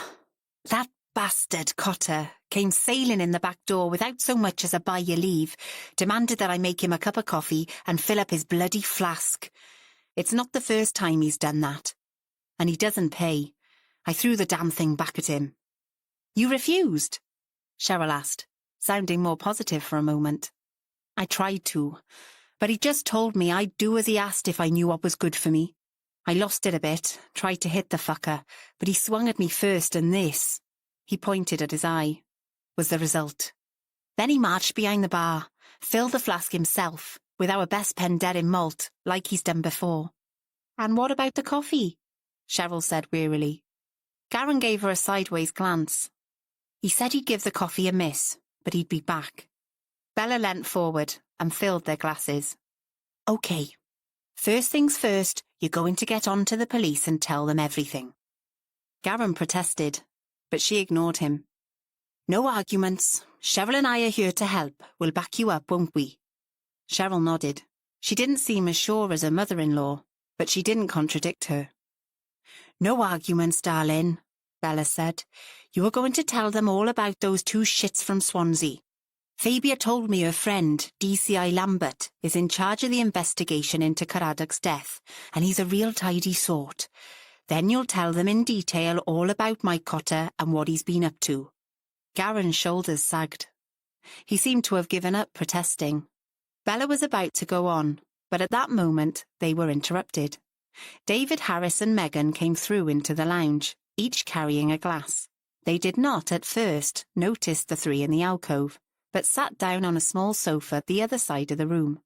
David took Megan's hand, and they heard him say, "Now tell me exactly what happened." Megan, her voice quiet but still audible to the three of them. "That policeman, Chief Inspector Lambert, and the woman, I can't remember her name, came to the Abbey and asked for Delma. Roddy thought it was yet more questioning, but it wasn't. They'd come to tell her Mike was killed in an accident on the motorway. On hearing this, Garen jumped up, and Megan and David quickly turned to look in his direction. "Garen?" Megan exclaimed. "Sorry, we didn't see you there." He walked over to them. "Did you say he's dead?" "Yes," Megan told him. "They said he'd taken some drug or other, and they think that's why he crashed his car." "Drug? What drug?" Cheryl asked. "I don't know, but apparently it was much more than a person should take normally. It's awful, isn't it?" "Oh my God," Garen muttered. "I hated the bastard, but I didn't want him dead." Both Cheryl and Bella looked up at him, alarmed. "What do you mean?" Bella asked, her voice sharp. Garen wouldn't look her in the eye. "Just what I said. There's no point in pretending I like the bloke just because he's dead." Bella continued to look up at her son, as a dreadful thought began to push into her mind. The day before, Matt had phoned to ask Fabia how she was getting on with the notes about the Mansells. Having agreed to do as he asked, she still felt a bit doubtful about it, as she'd explained to Kath. "It's not that I don't want to help him," she told Kath earlier. "It's just that I feel sort of pulled both ways." "That's hardly surprising, Fabia," Kath had said. "You've known the Mansells for a long time. And I rather resent him using me. I hope you don't mind me saying so, but that sounds a bit hypocritical." "Kath," Fabia had protested, "that's hardly fair. Think about it. You always say you'd much rather be involved than not. If he kept you at arm's length when it comes to his work, I'm sure you wouldn't like that one bit." "You're probably right," Fabia had had the grace to admit. "I think this is more to do with your personal relationship with Matt than anything else." "What do you mean?" "Well, it's only 6 short months since the two of you met up again and renewed your relationship." "We're not in a relationship," Fabia insisted. "Friendship, then," said Kath. "Quite apart from anything else, you got so used to being angry and hurt by Matt's behaviour and not trusting him that it'll take a while to get out of that mindset." "But I'm not angry with him anymore," Fabia had exclaimed. "I'm sure you're not, but you were for 2 years. It's like breaking a habit. And it's not been the easiest time for you. You went through the sort of experience that would traumatise even the strongest person. What's more, he may have cleared your name, but you told me there's been some pretty nasty stuff posted online, in spite of the fact everyone should know the truth by now. Matt's been supporting you through all that, hasn't he?" "Oh yes, bless him." "Did I tell you he actually managed to arrest one of the trolls?" Fabia said. "Yes, and as I remember, you said he was like a dog with a bone over that. You must accept that you can't run before you walk. Give it time." Fabia could hear the smile in Kath's voice as she went on. "Anyway, you told me you only wanted a platonic relationship with Matt." For a moment, Fabia was silent. Then she said, "I lied." "Well, I knew that." "But I do value my independence," Fabia insisted. "For goodness sake, Fabia, he doesn't have to move in. Just enjoy each other and see how things go. A bit of sex would do you both a world of good. Fabia laughed. Kath, you're a wicked woman. But she was soon serious again. There's nothing I can do about me and Matt at the moment. It'd be impossible while Anjali is staying here. I suppose, but she won't be playing gooseberry forever, will she? I suppose not, and she's a lovely girl, no trouble. But you haven't known her very long, Kath said. It must be stressful looking after someone you hardly know, who's going through what she is. Poor girl, she must feel very far from home. I'm sure she does. Megan keeps phoning to ask her to go to the Abbey. Well, why don't you encourage her to do so? Would the rest of the family welcome her? I'm not sure. Roderick was certainly standoffish when they met, but then finding out about the will must have been a hell of a shock. As to Delma, I think she'd probably give her a hard time because of the stables. I don't really know what Rhiannon Giordano would feel about it. She's a devout Roman Catholic, so she'd probably take a dim view of Caradoc having an affair with a Hindu woman. But she can hardly blame Anjali for that. Of course she can't. Until Anjali actually meets them all, neither of you is going to know how they'll react. It's such a complicated situation. I don't envy her. Well, if she does go to the Abbey, it won't be until next week now, Fabia had told her. She has to go up to London tomorrow for a meeting with someone interested in her designs, and she did suggest she should stay in London and wait until the rest of the family decide to meet her. But when she mentioned that to John Meredith, he said he thought it would be best if she was on the spot until the business with Caradoc's will is clarified. Is that absolutely necessary? You said he seemed quite smitten with her. Maybe he just wants to keep her close. That had occurred to me, but he's a pretty professional bloke, John. Anyway, London isn't that far away. I know, but still, Kath had added, and Fabia could hear the smile was back. To go back to what we were talking about just now, if you're going to be on your own, why don't you invite Matt round? Kath, that'd be a bit obvious, wouldn't it? Yes, but who cares? Go for it. For a vicar, you're a very bad influence. Coward, Kath had said. Now Fabia read through her notes again. She realised that as she tapped away at her keyboard, certain things had begun to emerge as particularly relevant. She scored through them with a yellow highlighter, but soon Fabia felt as if she was getting bogged down in petty details, and it was a relief when her phone rang. She stretched her arms above her head, then answered it, pleased to see that it was Bella. Hello, Bella. Are you in Castellgwyn? Yes, I am. 3 short words, but Fabia could tell that something was wrong. What's up? Oh God, Fabia, I need your help, advice. I don't know what to do. Bella's voice shook as she spoke.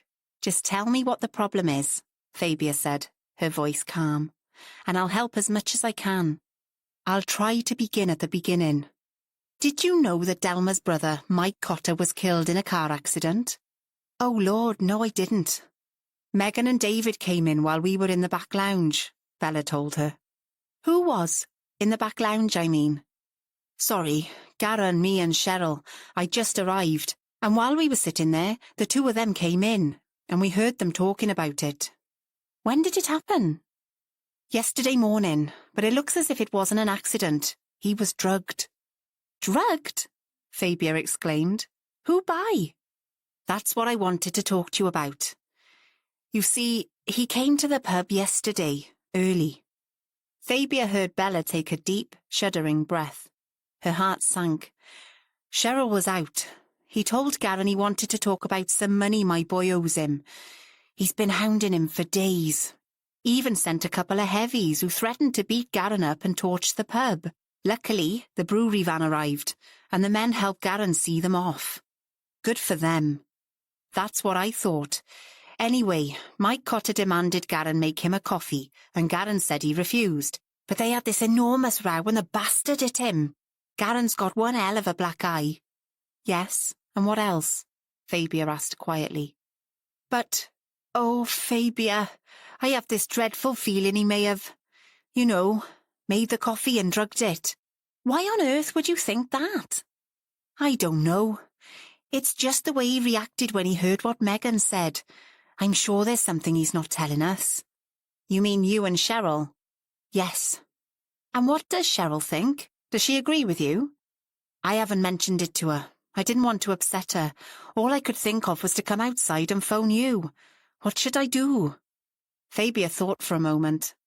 You haven't asked Garen direct? No, I daren't. Bella sounded anguished. I'm so scared of what he might say. He'll probably say he didn't, and that could well be true. I wouldn't be at all surprised if he's pleased Mike Cotter is gone, given the crap he's put Garen through, but don't mistake that for guilt. She tried to sound as reassuring as she knew how. Has he spoken to the police? Cheryl and I were trying to persuade him to, or at least tell Roderick about what's been going on, and then Megan dropped this bombshell. Look, Bella, the best thing he can do is tell them all about it, as soon as possible, Fabia urged. They need to know about those two thugs for a start. You never know, they might be able to identify them, and he's got witnesses, which is all to the good. Get through to Matt Lambert and ask him to talk to Garen. You think? Bella sounded uncertain, but then went on. I know you're right. Okay, I'll go and tell Garen now. Let me know what happens, Fabia said. I will. It was only half an hour later, when Fabia's mobile rang once more. It's me again, Bella said when Fabia picked up. We rang them. They're coming now. Fabia, I know it's a hell of an imposition, but would you come? What, now? Yes, it would help so much to have you here. Fabia wasn't at all sure her presence would go down well with whoever arrived to interview Garen, but she couldn't resist the pleading in Bella's voice. Okay, I'll be there as soon as I can. Oh, thank you, thank you. Fabia ended the call and sat for a moment, trying to assimilate what Bella had told her. If it was proved that the drugs had been the cause of the accident and that Garen was responsible and found guilty, he was probably looking at a custodial sentence for manslaughter. What would that be? 8? 10 years? If he had drugged the coffee, he'd have to take responsibility for what he'd done. But it just seemed so out of character. Then another thought came to her, which made her feel cold to her bones. What if this wasn't the first death he was responsible for? Had he killed Caraddoc? He may have thought his inheritance would enable him to clear his debts. But she found it hard to believe Garen would have gone to such elaborate lengths. It just didn't connect up in her mind. Anyway, speculation was pointless. She must get going. Fabia called up the stairs to Anjali, who was working in her room, to say she'd be out for a couple of hours, then made her way quickly to her car. Chapter 17. As Dilys drove slowly through the narrow lanes that ran between Manor Farm and White Monk Abbey, there was silence in the car until Matt's phone rang. He answered it. Yes, Chloe? Hold on, give me that again. Dilys needs to hear this as well. He switched to speakerphone. We've just had a call from someone called Bella Price at the Minnock Arms. She's the publican's mother. Chloe's voice echoed clearly in the car. She asked for you specifically, said Fabia Harvard told her to do so. Dilys glanced at Matt, eyebrows raised, but he didn't comment. Mrs. Price wants you to talk to her son. She says he has some important information about Mike Cotter. Okay, sounds interesting. Dilys and I are on our way to White Monk Abbey, but we can make a detour and pop into the pub first. Did she give any other information? No, just that. Thanks, Chloe. We're on our way. He ended the call and looked at Dilys. I wonder what all that's about. And how come Fabia's involved? She seems to know everyone round here. Never mind seems, she does. Dilys couldn't quite work out whether he thought this is a good thing or not.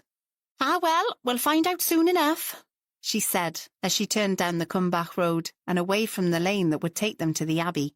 Not long afterwards, they turned into the pub car park, and as they did so, a bright red Skoda pulled in next to them. That's Fabia's car, Matt said, as Dilys switched off the engine. So it is, Dilys said, suppressing a grin at his tone. Matt noticed that Fabia was looking worried as she got out of her car. Hello, he said. What brings you here? Bella asked me to come. And I gather you advised her to get hold of me. Us. I did. Let's get inside, Matt.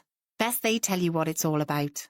She strode towards the back door of the pub, and as they got to it, a woman with flowing dark hair came to meet them. Fabia, she said, and Matt watched as the two women hugged, Then Fabia turned to him and Dilys. "This is Bella Price, Garen's mother." She introduced Matt and Dilys. "Shall we go in?" Matt felt a little irritated. It was as if Fabia was in charge. She glanced at him and noticed the tightening of his lips.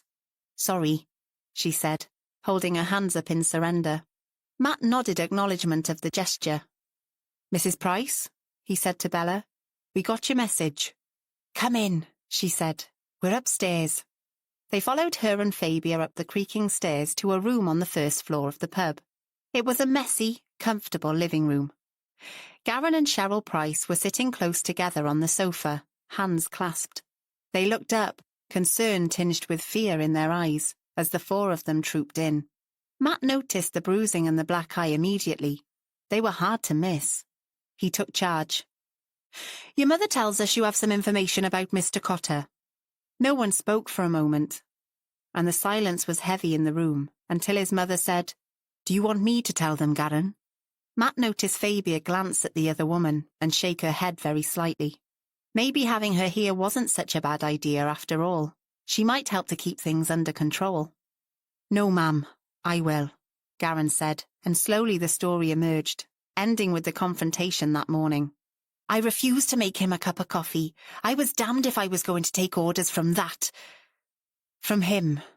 So he hit me, then helped himself to some of my best malt," Garen said. "I swear I didn't drug him. I swear it." "I'd like to get a full statement from you, and I think it's best if we do that at the station." "Why?" Cheryl protested. "Because that's where we have all the appropriate recording equipment, Mrs. Price," Dilys told her calmly. Fabia was standing by the door, looking worried. Matt walked over to her and spoke quietly. "I'm going to contact the station. Get them to send a car to pick Garen up. Can you stay until they arrive?" "Of course." He and Dilys went out into the passageway, and without thinking, Fabia followed them. "Could you phone and get Dave and Chloe to come and collect him?" Matt said to Dilys. "We really can't put off that interview with Delma." "Will do," Dilys said. With a quick glance at Fabia, she stood aside and took out her mobile. "Matt, I feel as if I'm in the way. Sorry." She wasn't used to apologising, and it came out sounding resentful. She was relieved when Matt gave her a rueful smile. "Having asked for your help when I came round, I can hardly complain about you being here now, can I? Particularly as these people are friends of yours too." Fabia was delighted with this endorsement, but tried her best to hide it. They went back into the sitting room, leaving Dilys muttering into her mobile. "We're contacting the station. They'll send a car for you, Mr. Price. We're grateful for your cooperation and helping us with our inquiries." "Doesn't that mean you're going to arrest him?" Cheryl protested. "No," Matt said. "It means just what it says. He's helping us." Cheryl bit at her lip as if she was trying to stop herself saying anything more. Bella said nothing, but Fabia's heart was wrung by the fear in her eyes. Garen, looking utterly defeated, said, "I understand." "I want to go with him," Cheryl burst out. "I really don't think that's necessary," Matt said firmly. "But it would save you having to bring him home after." Bella intervened. "You've got the pub to see to, Cheryl. Best to keep busy." Cheryl, in tears now, flung her arms round her husband, and Bella put her arms round them both, as Fabia stood on the sidelines, feeling helpless. It seemed from their reactions that they both expected Garen to be arrested, and she found that disturbing. Half an hour later, Matt and Dilys left the pub and made their way to White Monk Abbey. At first, neither spoke. Then Dilys glanced at Matt and said, "Do you think he drugged the coffee he denies having made?" "I don't know, but I'm pretty sure there's more to it than he's telling us. Maybe he's protecting someone else." "I hadn't thought of that," Matt frowned. "And we still don't know how much the drugs had to do with it. By all reports, Cotter was a lousy driver.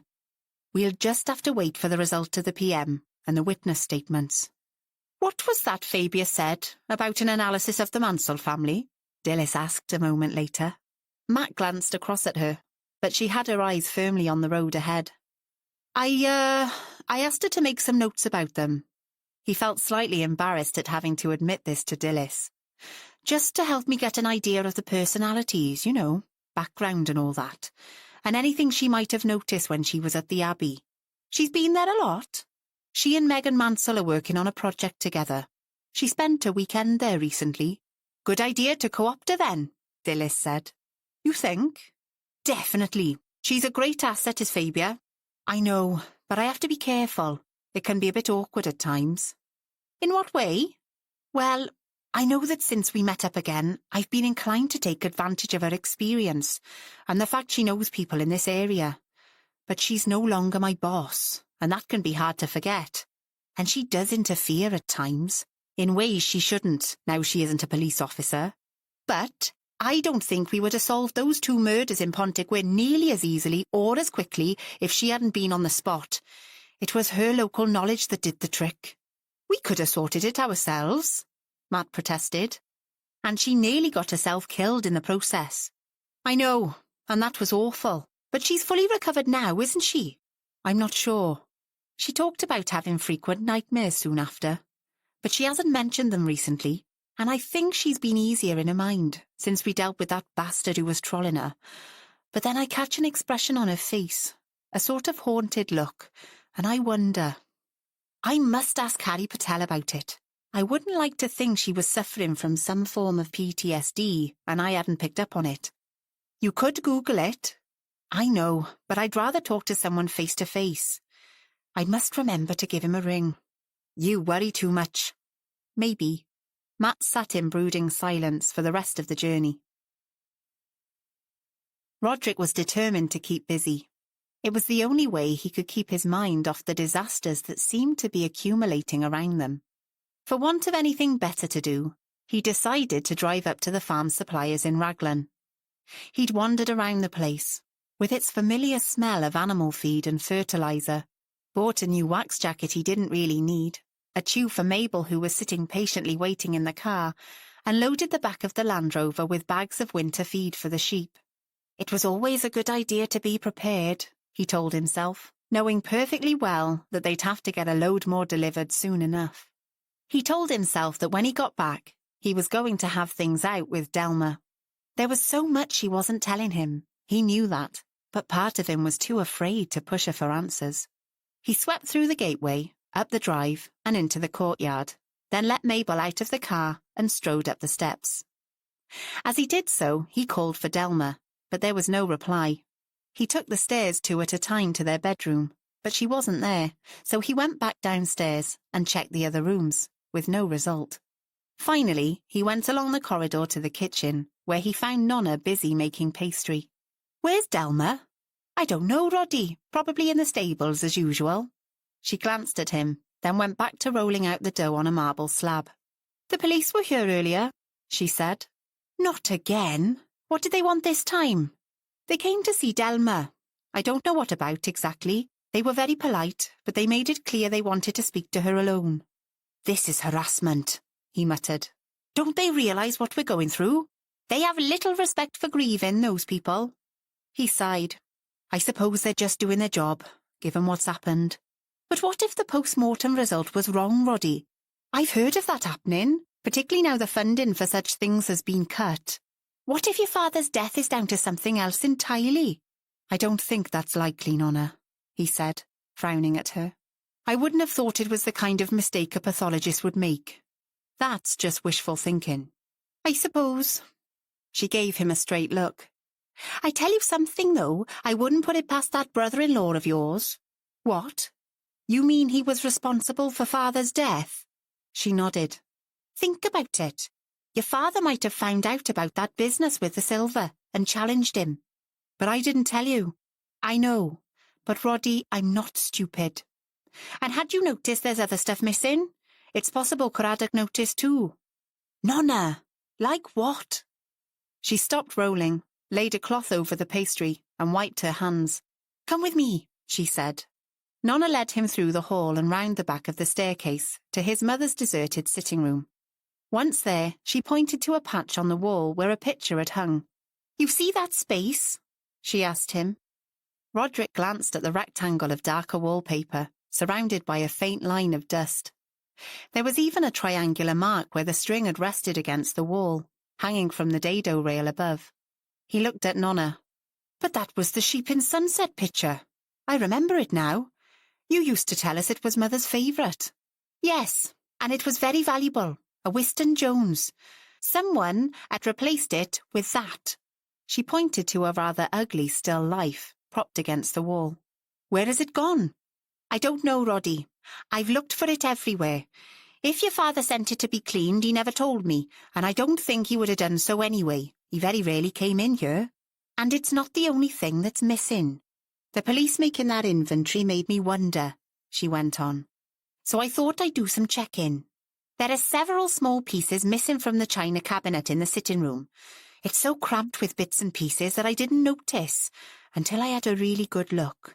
So far, I've discovered that your mother's Fabergé egg has gone, as have the 2 Roman coins from Culzean. They were in a leather case. Do you remember them?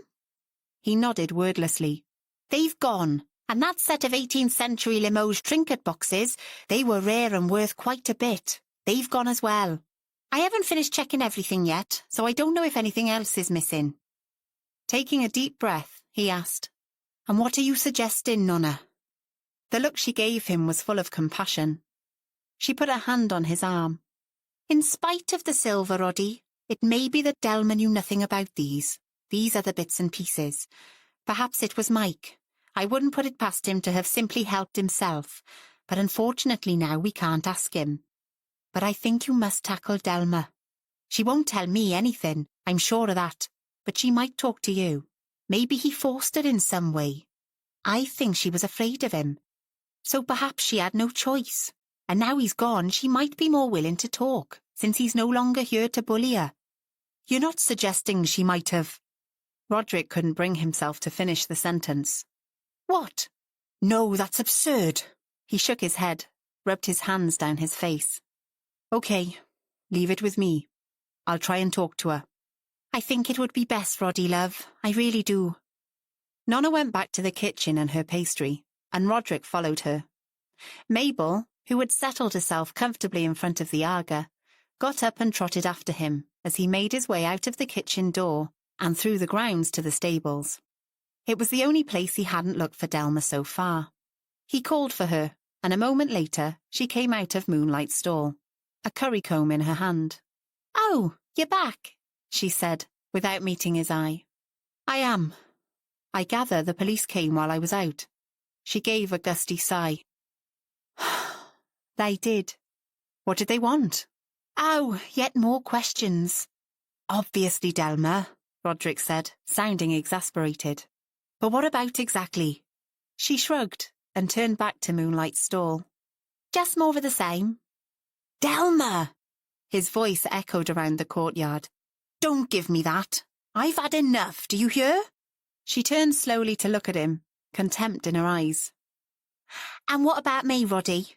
My brother has just died, been killed for Christ's sake, probably by your half-brother if what I heard Megan say was right, and all you can do is shout at me. Normally he would have backed down for the sake of peace, but it had gone beyond that. Only when you drive me to it, he said. And what do you mean about Garin? Ask Megan, she snapped.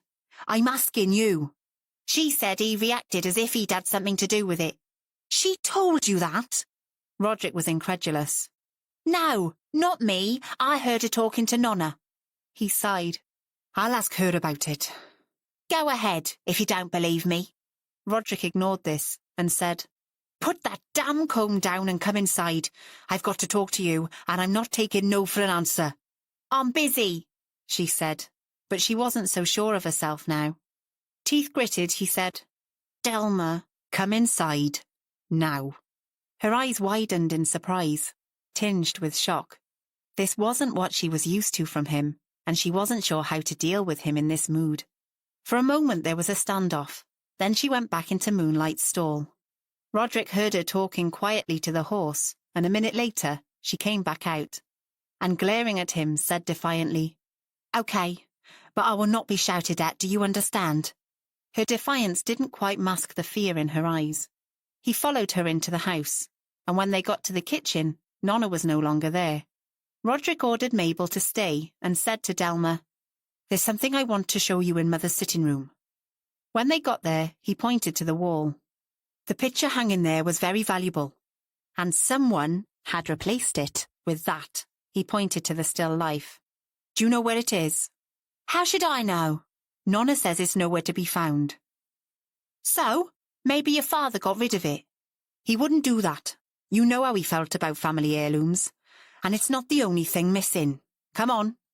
Grabbing her by the wrist, he marched out of the room, and Delma was forced to follow him. She did so without a word.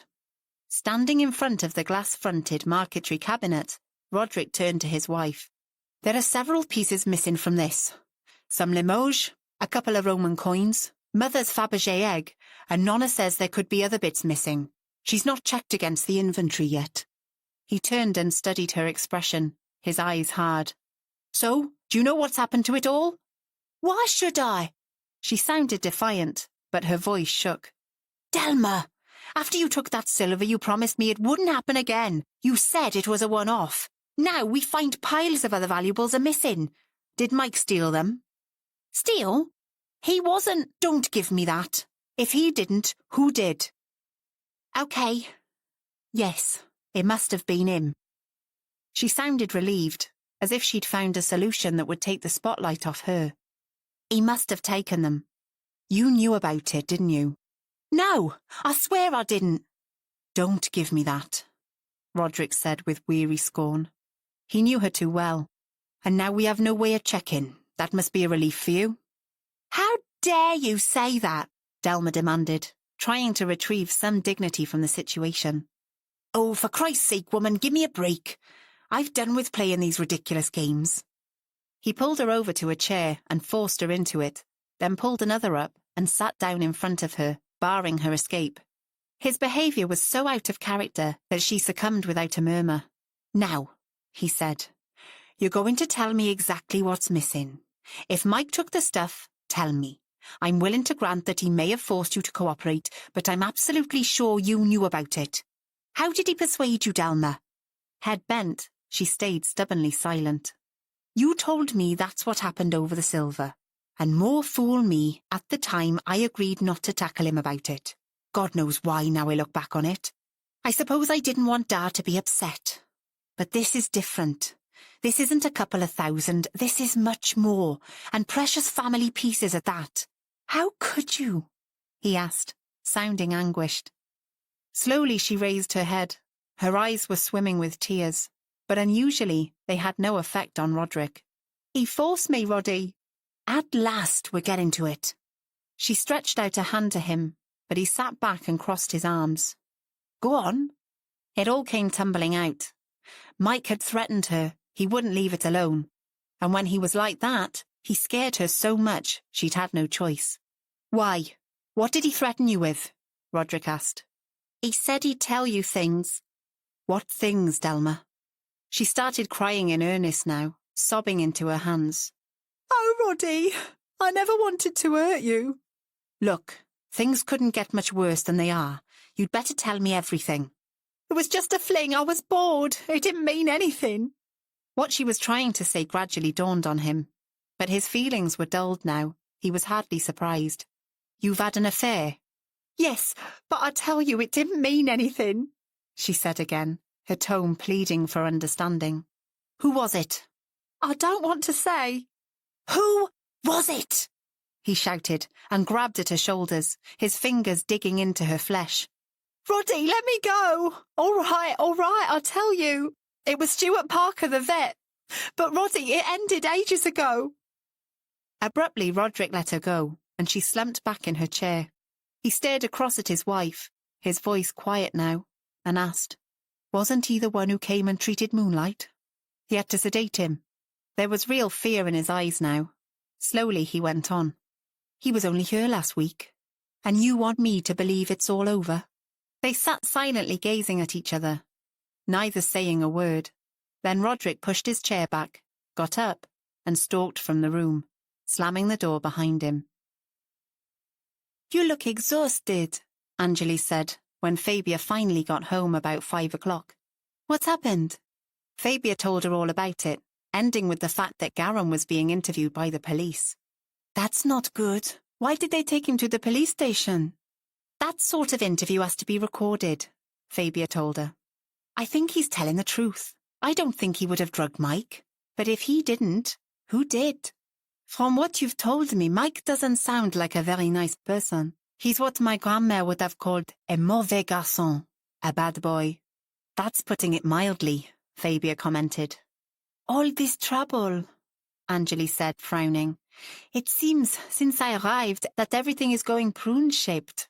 Fabia smiled briefly. I think that's pear-shaped, actually. Sorry, sometimes my English fails me.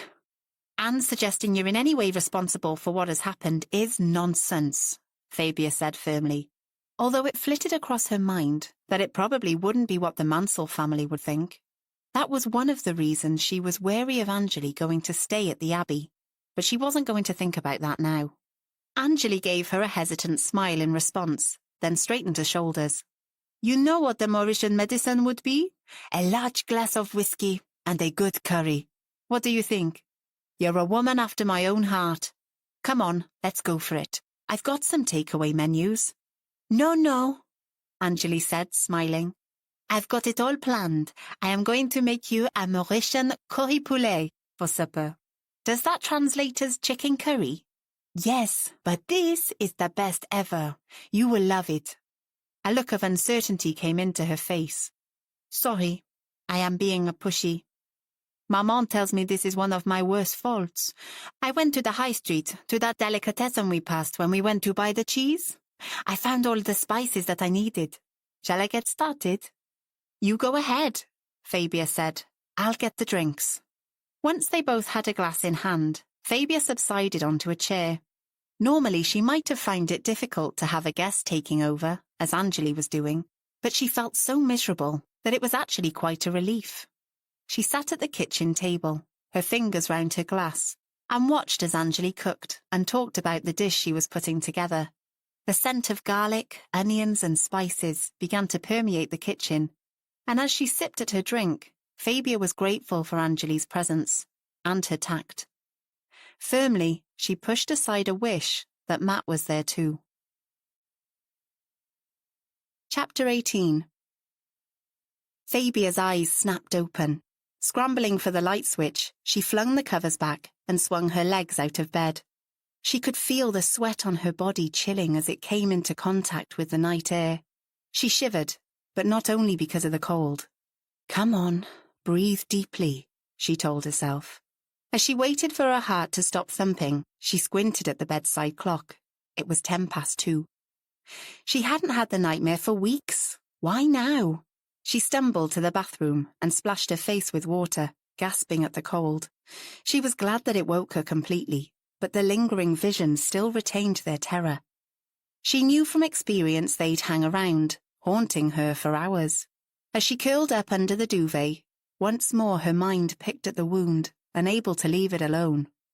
There had been a balcony of polished wood, or something like it, and a woman running, dark-haired, in some sort of long full-skirted garment, the material swinging about her legs, heels clicking.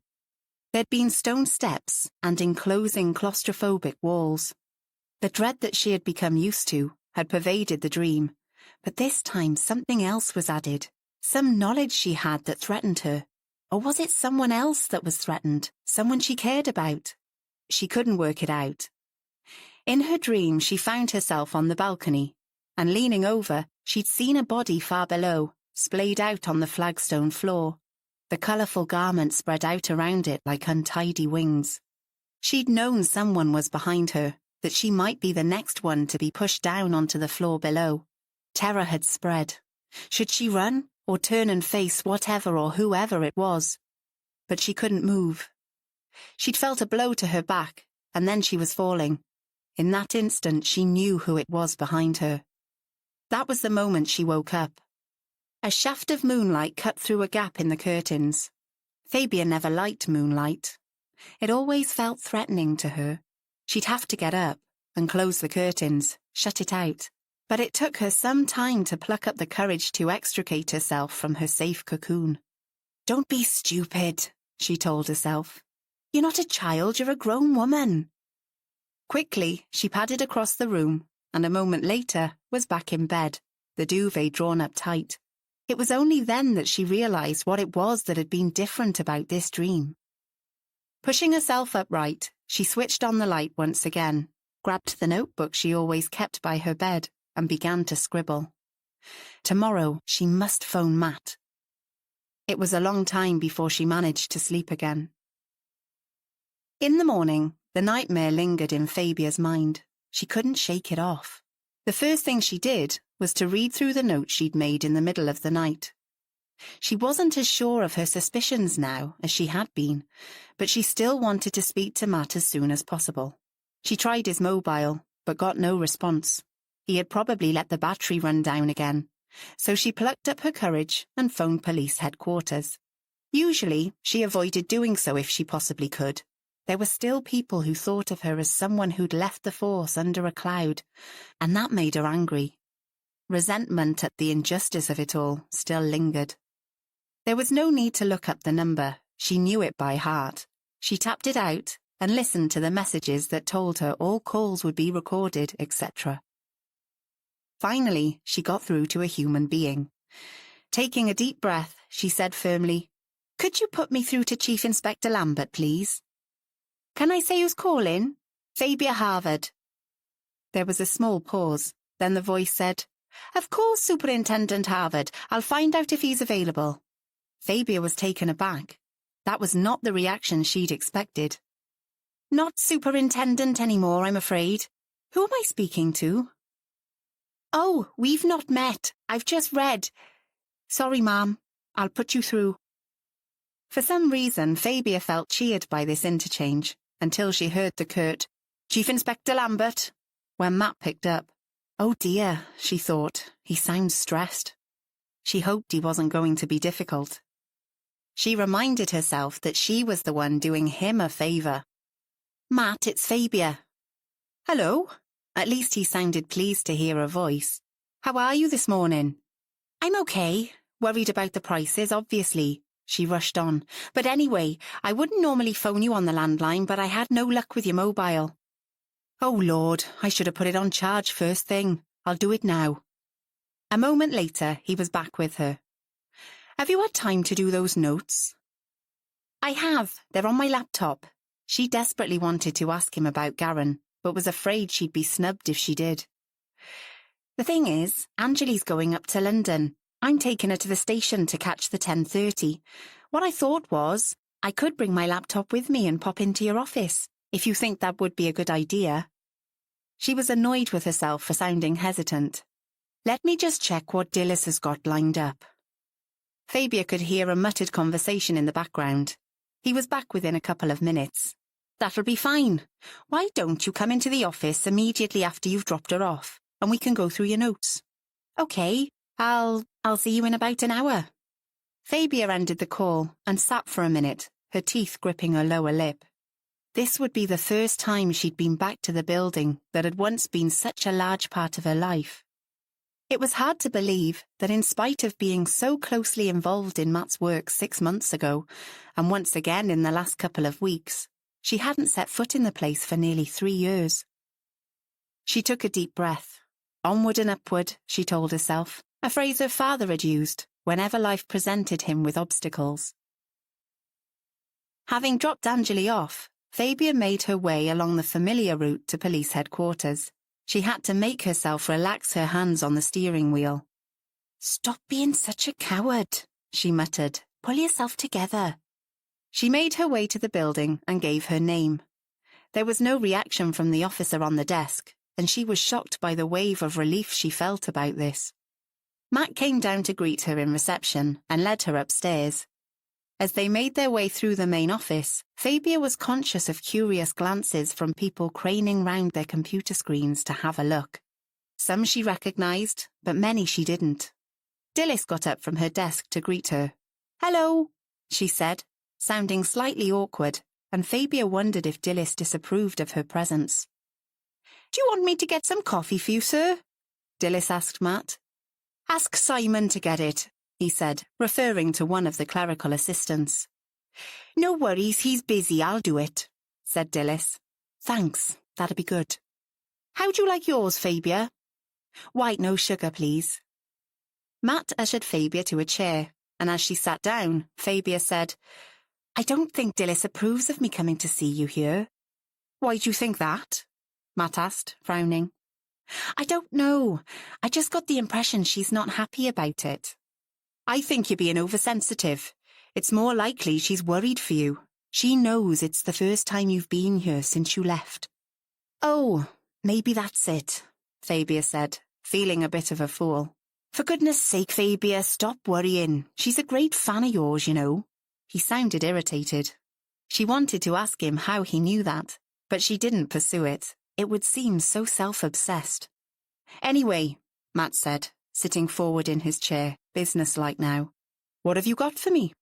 Fabia placed her laptop on the desk, while Matt pulled his chair round to sit beside her.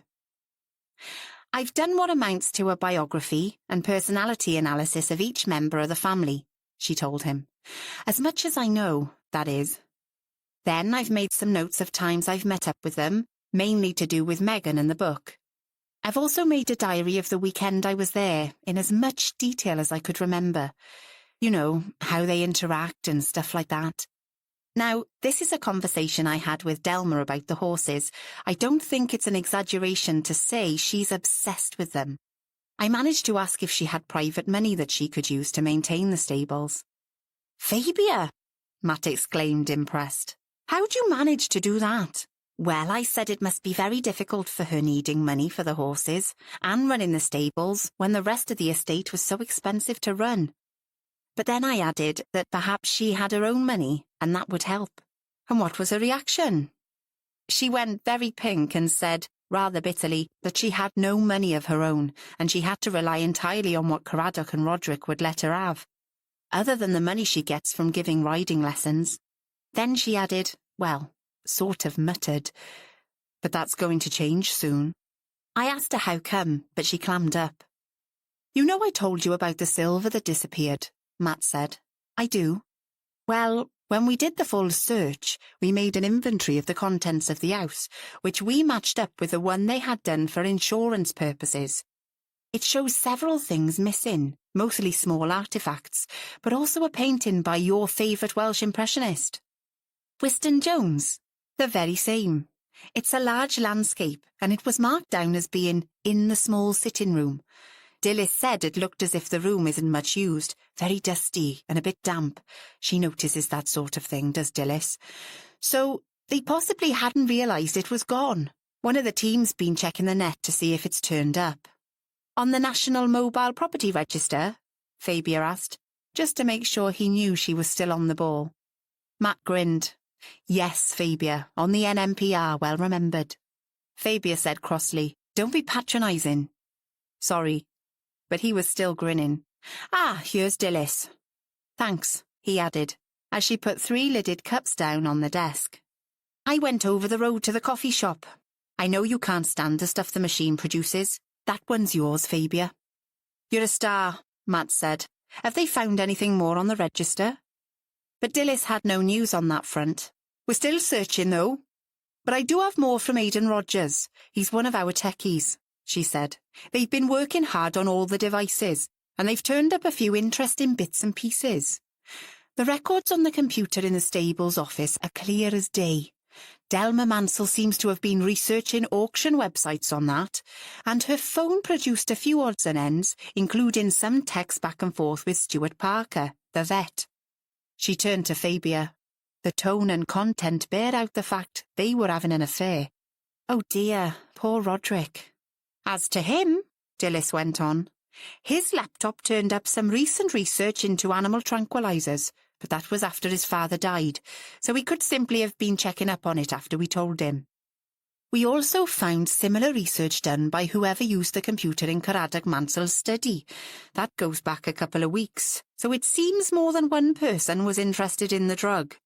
That could have been any of them, Matt pointed out. True. Incidentally, Fabia, Matt said, the keyboard to that computer, its screen and case had been wiped clean as a whistle, which we found interesting, as the rest of that room was pretty dusty, and all the other keyboards were full of dust and had all the appropriate fingerprints still intact. That's interesting. Why just that one? You may well ask, said Matt. Maybe whoever murdered the old man was using it rather than their own. But Wouldn't that indicate the person was aware how difficult it is to get rid of information on a computer? Asked Fabia. Not necessarily, but it's worth thinking about. What do you think, Dilys? It's a good point. I'll go and have a word with Aidan, Dilys said. Thanks for all that, Matt said as she left the room.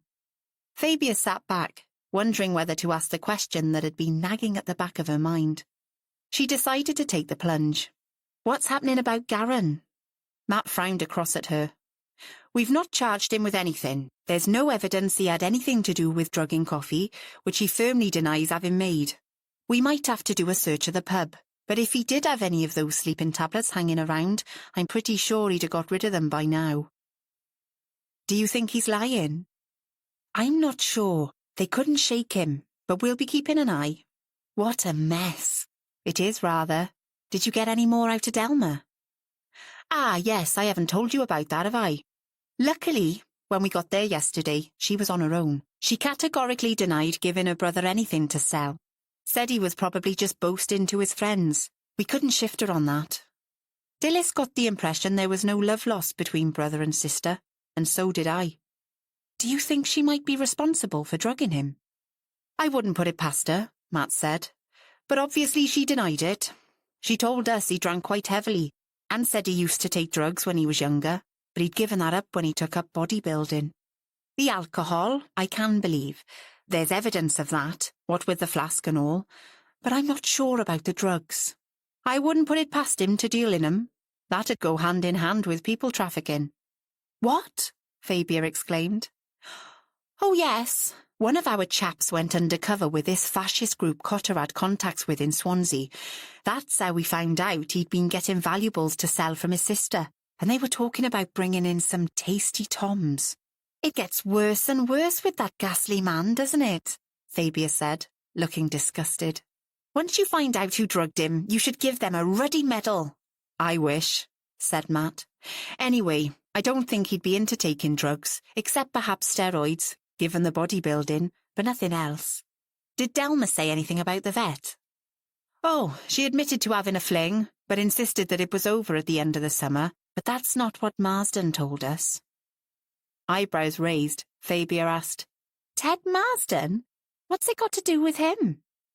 He told us he overheard her and Stuart Parker, as he put it, being intimate together when he went to the stables to complain about her horses encroaching on his land. Matt grinned. He got quite embarrassed having to tell us about their activities. I think Dilys cramped his style.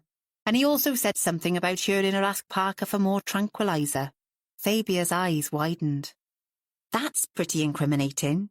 You could say so, but it doesn't mean she was the one to use it on her father-in-law, Matt said, playing devil's advocate. It just means that it would have been available to whoever did. I suppose. Anyway, Delma said she told her husband about the affair and he'd forgiven her. Fabia frowned. I don't believe that.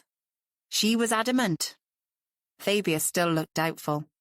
What about, Matt suggested, say, Megan found out and threatened to tell him? I hadn't thought of that. There's no love lost between Megan and Delma, but Megan isn't malicious, Fabia said, frowning. And what about the tranquilizer? Did Delma admit to having any of it in the stables? No way. She insisted she wasn't qualified to use it and would never dream of doing so. She admitted that it had been used on one of her horses and that it had been Stuart Parker who'd administered it, but that it had been completely above board. We also asked her about the veterinary science degree, and she said she'd given up on it 3 years into the course, when she and Roderick got married. She seemed to think that proved she couldn't have used the tranquilizer, which, of course, it doesn't. What other interviews have you got lined up? We've got to speak to Roderick Mansell again, and Mrs. Giordano, although she's a bit of a clam, Matt said. She's such a mother hen, I don't think she'd ever tell you anything that would damage the family. They're all far too important to her, particularly Megan and Roderick. Talking of your friend, Megan, we need to speak to her again, particularly as she was there when the Prices found out about Cotter's accident. And I need to have a word with Angelique Kish too. What for? Asked Fabia. Then thought, what a silly question that was. That should be obvious, Fabia.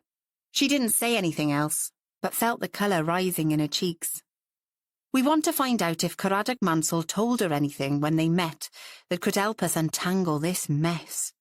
She should be coming back Monday morning. Give her a ring then. Fabia changed the subject. If you've got a memory stick, I can copy these notes onto it. That'd be a good idea. Matt too seemed relieved to get on to more practical matters. He went around his desk and rummaged in a drawer. I know it's here somewhere, he muttered. Fabia's smile was a little malicious. Matt had never been the tidiest of people. Looks like it's still a case of chaos reigns, she said. It may look a mess, but I know where everything is, Matt insisted. No, you don't. You wouldn't be rummaging in that drawer if you did. Shut up, Fabia. And a moment later, he handed the memory stick across the desk. There, see? She grinned at him and slotted it into her laptop. Thanks for doing that, Fabia, Matt said, serious now. No problem. After copying the files, she said, I'll get going then. But she didn't move immediately. I had another of those nightmares last night, she told him. You poor thing, I thought they'd stopped. Matt said, looking worried. So did I. She frowned. There was something about it that I thought was, well, relevant. I wrote it down, and you're not to laugh at me. Fabia rummaged in her handbag for her notebook. She described the dream to Matt. It was more specific this time. Before, there was just a threatening atmosphere, just me, on my own, trying to escape something terrifying but imprecise. This time it was, sort of, peopled. The dream, still vivid in her mind, was easy to describe to Matt. Maybe your subconscious is going back to the second murder 6 months ago, he said. What with balconies and all that?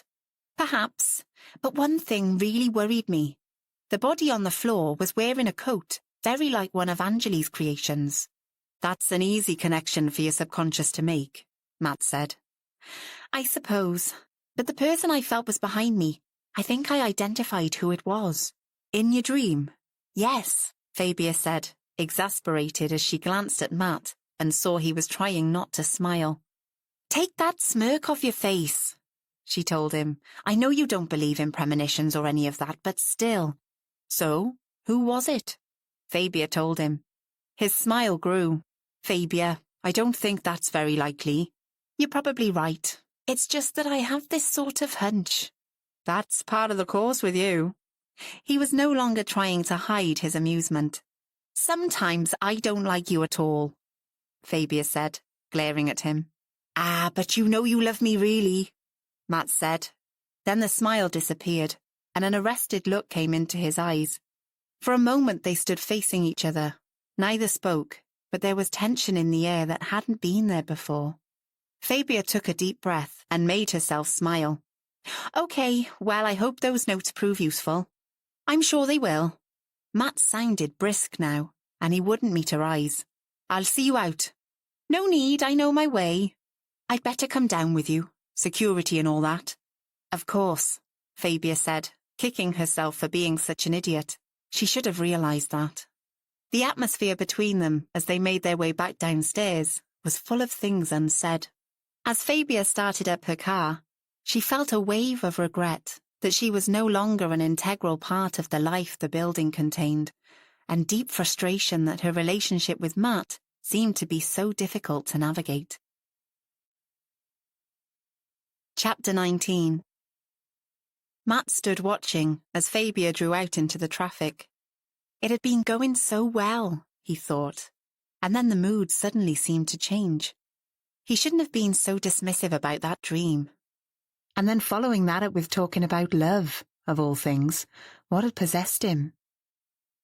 Back at his desk, he picked up the memory stick, but all he did was twist it over and over in his long fingers. He was still sitting there, staring into space, when Dilys came in a few minutes later.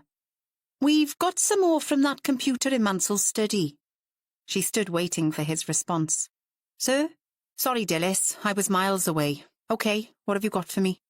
The computer in the study, she said again, settling herself in a chair. In her hand were several sheets of paper clipped together. There are reams of emails back and forth between Mansell and his granddaughter. They go back to the end of August when she first got in touch with him. She told him she'd been contacted by someone called Branwyn Pierce. whose father, she checked the notes, was Mansell's Batman when he was in the Welsh Guards. So, how did this daughter find out about the connection? I'm coming to that. Anjali told her grandfather it was only recently that Branwen Pierce had gone through her father's papers when she moved house. She lives in Swansea now. Anyway, that's when she discovered loads of his letters and photos, which made it obvious her father had kept contact with Anjali Kishtu's grandmother for years after he and Caradoc Mansell were sent home from Mauritius. It seems Mansell was pretty dubious at first, but you can tell from the way the tone of the emails changes that he came around quite quickly. And then there's this. Dilys undid the bulldog clip, keeping the papers together, selected one, and handed it over to Matt, who glanced at the heading. But this is to John Meredith. Yes, read it, she said, and look at the date. 20th of November, Matt muttered, then read slowly down the transcript of the email. So he told John he'd decided to change his will. What's this? In line with what we discussed, and he asked him to draw it up ready for signature on the 29th. Matt frowned. But that doesn't fit. He was dead by the 29th. Exactly, said Dilys, excitement in her voice. Matt grabbed his mobile and scrolled down. I'm going to check with John. He was lucky. He didn't have long to wait. Granger, Meredith and Llewellyn? It was John's PA, Stephen Powell. Chief Inspector Lambert here. Could I have a word with John Meredith, please? I'll just check if he's in, Chief Inspector. Hold on, please. A moment later, John was on the line. Hello, Chief Inspector. What can I do for you? It's about Caradoc Mansell's will. We've been going through the emails on his computer, and it seems he made a date to come in and sign the new one on the 29th. Is that right? Yes, but he changed his mind after meeting Anjali in London. Ah, then when did he actually sign it? He came into my office on his way back from London on the 23rd. He was like a different man. I'd never seen him so, I don't know, so delighted with life is about the only way I can describe it. John paused, then added, Poor old chap. Matt said nothing, but it dawned on him that John was speaking of a friend, and that friend had been murdered. Ripples in a pool, he thought. Anyway, John said, what difference does it make? I'm not sure yet, but thanks for that, John. I'll come back to you. Matt ended the call, looked across at Dilys and sighed. Oh, sometimes I forget these puzzles we unravel are... Oh, I don't know. I know what you mean, Dilys said, her tone sympathetic. It's not always your ordinary villain we're dealing with. Yes, that's just it. He leant his crossed arms on his desk. So, for a start, that computer was available to anyone in the house, and since the keyboard was wiped clean, we can't check who did and didn't use it, and all these emails were on there for anyone to access. That's about it.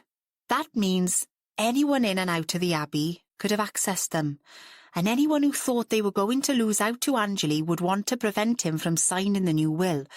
And if they saw this email to John, they'd think they had until the 29th to do something about it. And, added Dilys, looking slightly smug, there's this, dated a couple of weeks earlier. She selected another piece of paper and handed it over to Matt. He read through it slowly, then looked up at her, his eyes wide. Well, well, so, not only had he discussed the changes, he'd emailed a list of them to John, and in detail too. This is beginning to make sense. There's one more thing that Aidan found that's interesting. For the third time, she passed him a piece of paper. This time, it wasn't an email. It was a simple list. The first item on it was Elizabeth's Fabergé egg. Now, we've compared the two inventories, the one we made and the Mansell's insurance one, and nearly everything on that list we found on his computer corresponds with what's missing off the Mansell's list, although some of the descriptions are slightly different. So if Caradoc Mansell made that list, not only did he know that stuff was going missing, but he actually knew what specific pieces. And if he tackled whoever he thought was responsible, yet another motive, said Dilys, with a satisfied nod. All of this widens the field, doesn't it? It does, Dilys. It does. Matt pushed his hand through his hair. But none of it gets us much further. Maybe I should just resign myself to taking Fabia's hunches more seriously. She's pretty perceptive, is Fabia. I know, but this time I think she's gone out on a limb. Why? What's she got a hunch about? But Matt didn't want to tell Dilys about Fabia's dream and the suggestions she'd made. He was quite willing to tease Fabia himself and laugh at her premonitions, but he didn't want anyone else doing so. Nothing specific, but she did bring in some notes I asked her to make. I've got them on this. He picked up the memory stick. Anyway, I need to stretch my legs. I'm going to go and get a sandwich. Do you want anything? No thanks, she said with a smile, and Matt guessed she knew he wasn't telling her everything. It wasn't just Fabia who was perceptive. After the row with Delma and her revelation about her affair, Roderick had decamped to one of the spare rooms, unable to contemplate sharing a bed with his wife, but he'd hardly slept at all, and in the end, he got up at 5:30. It was still dark outside, and he made his way downstairs in the quiet house. He wanted to look for an article he'd seen in the local newspaper. Mabel looked up from her basket as he came into the kitchen, then put her head down and went back to sleep. This was far too early for her. He made his way to the old larder off the kitchen, where Nonna stored the recycling. Pulling up a chair, he leafed through the pile of papers, and finally found the one he wanted. Yes, here it was. An interview with the vet, Stuart Parker, about his plans to start up a business travelling round local sheep farmers with a mobile sheep dip. In the middle of the night, he decided he must tackle Stuart Parker, so this would be a good excuse. He phoned as soon as he thought they'd be open, to make an appointment. Yes, Mr. Mansell, the receptionist said. He's got a cancellation at 11:30, so he could see you then. Thank you, Roderick said, and ended the call. Some time later, as he drove along the road towards Brecon, Roderick thought back on all those years being in the shadow of his father, who'd once told him, in the middle of a blazing row, that he was weak and gutless. The old man would never believe that he was on his way to tackle his wife's lover and tell him to keep away from her. He felt quite proud of himself, but by the time he'd parked outside the surgery, he was regretting his decision to come. No, he told himself firmly. He had to go ahead. Weak and gutless? He'd show the old man yet. Roderick was not kept waiting long. Stuart Parker came out and greeted him with a handshake. Good morning, Roderick. Good to see you. Parker, normally a confident, assertive man, looked unsure of himself for once. All to the good, Roderick thought. Come along to my room, Parker said, and the two men went down a short corridor to a room at the back. There was the usual stainless steel-covered table, a glass-fronted cabinet full of drugs of different kinds, and charts on the wall outlining various problems that small animals may have. To the side was a desk and 2 chairs in front of it. Parker indicated Roderick should take one, then sat down in the other. So, my receptionist tells me you wanted to ask about the mobile sheep dip I've invested in. That was what I told her, said Roderick. I thought it best not to tell her my real reason. Oh, and what is your real reason? Parker didn't sound so friendly now. First of all, did you know that my father was killed by an injection of a tranquilizer normally used on large animals? I should have said, please accept my condolences on your loss. Never mind about that, Roderick snapped. Did you know? I did not. The police were here a couple of days ago. He didn't look Roderick in the eye, but they didn't say anything about that. Roderick didn't believe him, but he didn't say so. Okay, so there's one thing I want to tell you and one thing I want to ask you. The atmosphere in the room had chilled considerably. Go ahead. Parker folded his arms across his chest. Roderick had an urge to smash his fist into the man's smug face.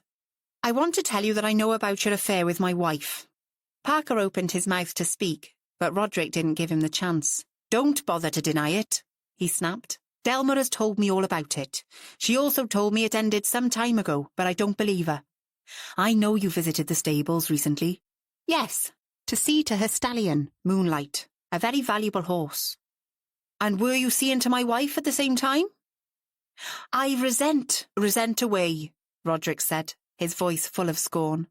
He leant his elbows on his knees and stared across at the man opposite him. But there's a far more serious matter, and I would like an honest answer to this question. You could say your career depends on it. He noticed the blood drain from Parker's face. Did you allow Delma to have access to the tranquilizer? Did you give her some to keep in the stables in case Moonlight became uncontrollable? Absolutely not. How dare you suggest such a thing?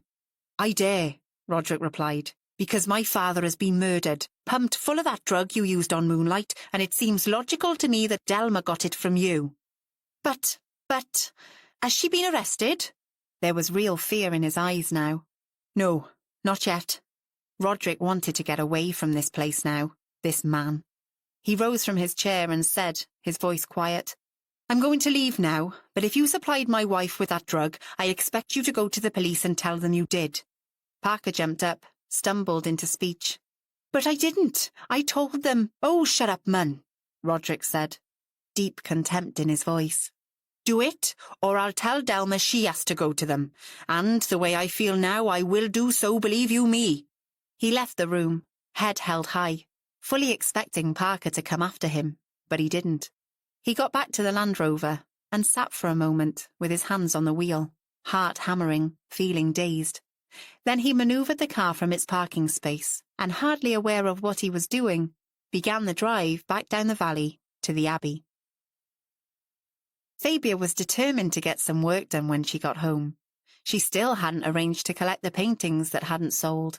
She also needed to get her brain round the commissions that had come out of the exhibition. At least all this would take her mind off Matt and the troubles at Whitemonk Abbey, wouldn't it?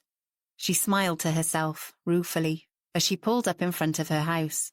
Probably not, was the answer to that question. As she opened her front door, the house seemed strangely empty.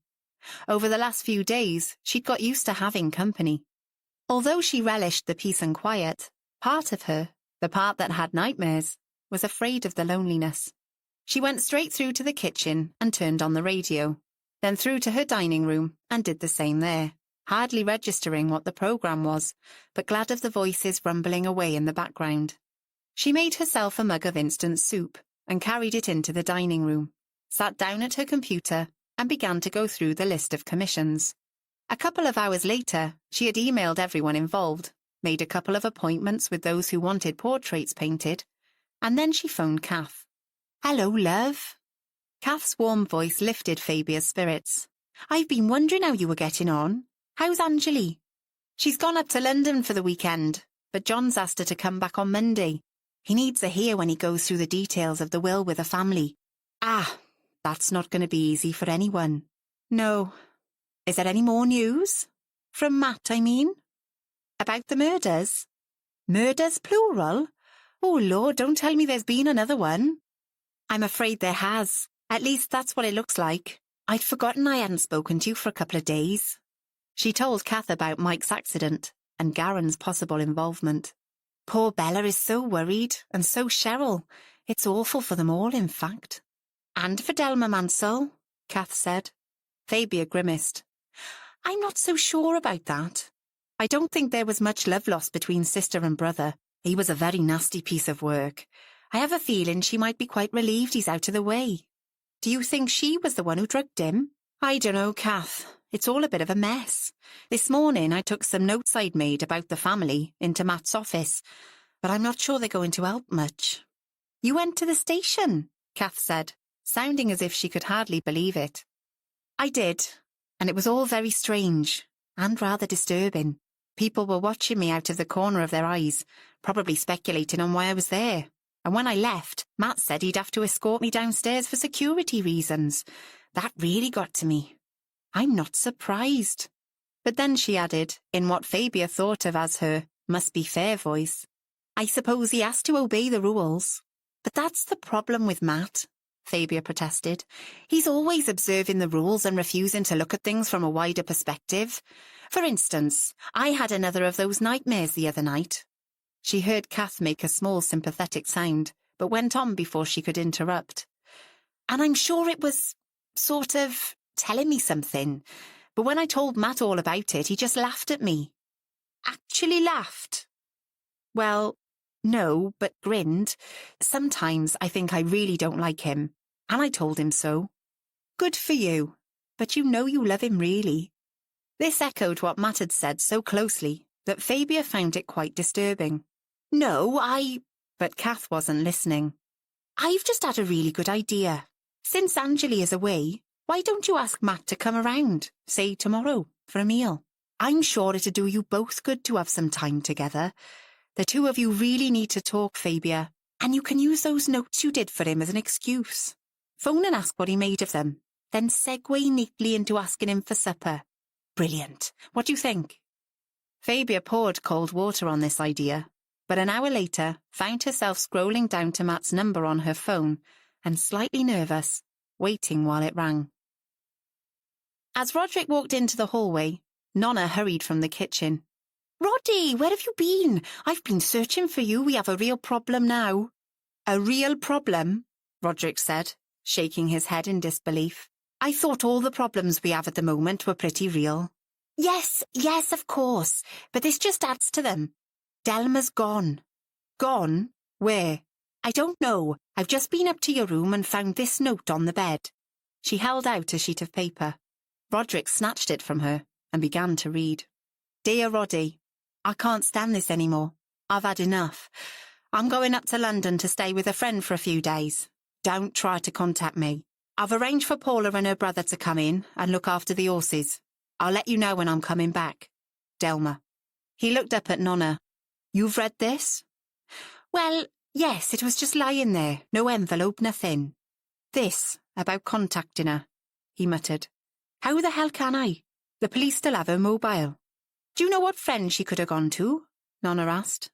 "No, I don't. There's that uni friend she sometimes visits, and there's Hannah who was a witness at our wedding, but I don't know how to get hold of either of them." "Oh, Roddy." She gave him an agonised look. "What if the police come asking to speak to her again?" "Nonna, why should they?" "Why not? They're going to come back again and again until they find out who killed your father, or until they give up. We'll just have to put them off." "No, it'd look better if we told them immediately. We can't leave it until they come back and ask for her." "You mean tell the police my wife has done a runner in the middle of a murder investigation?" he asked, incredulous. She put her hand on his arm, her eyes full of sympathy, but determination too. "It'd be much better if we did." "Not yet. I'm sure Delma kept an address book, an actual one, not just stored on her phone. It's probably in the stable's office. I'll go and have a search for it."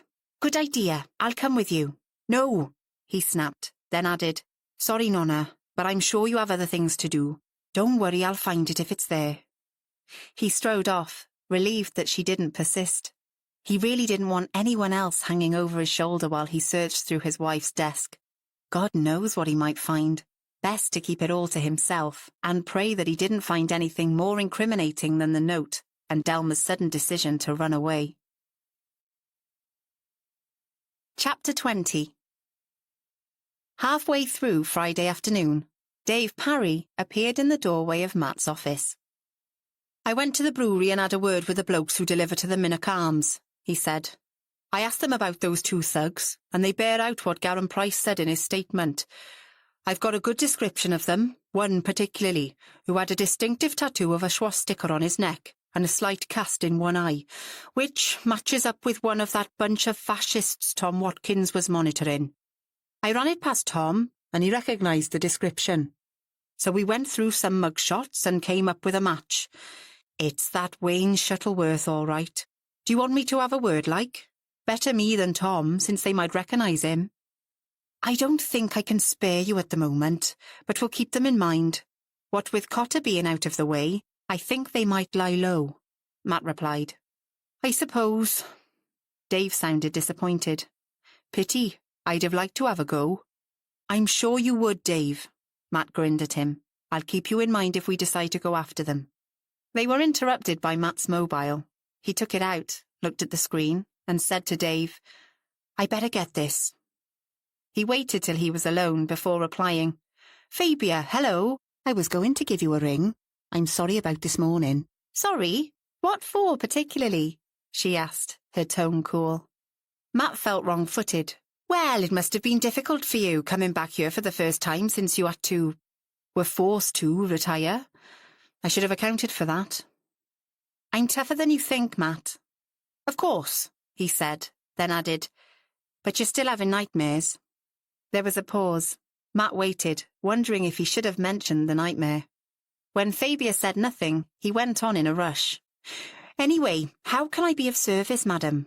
He asked, hoping the silly phrase would lighten the atmosphere. It didn't.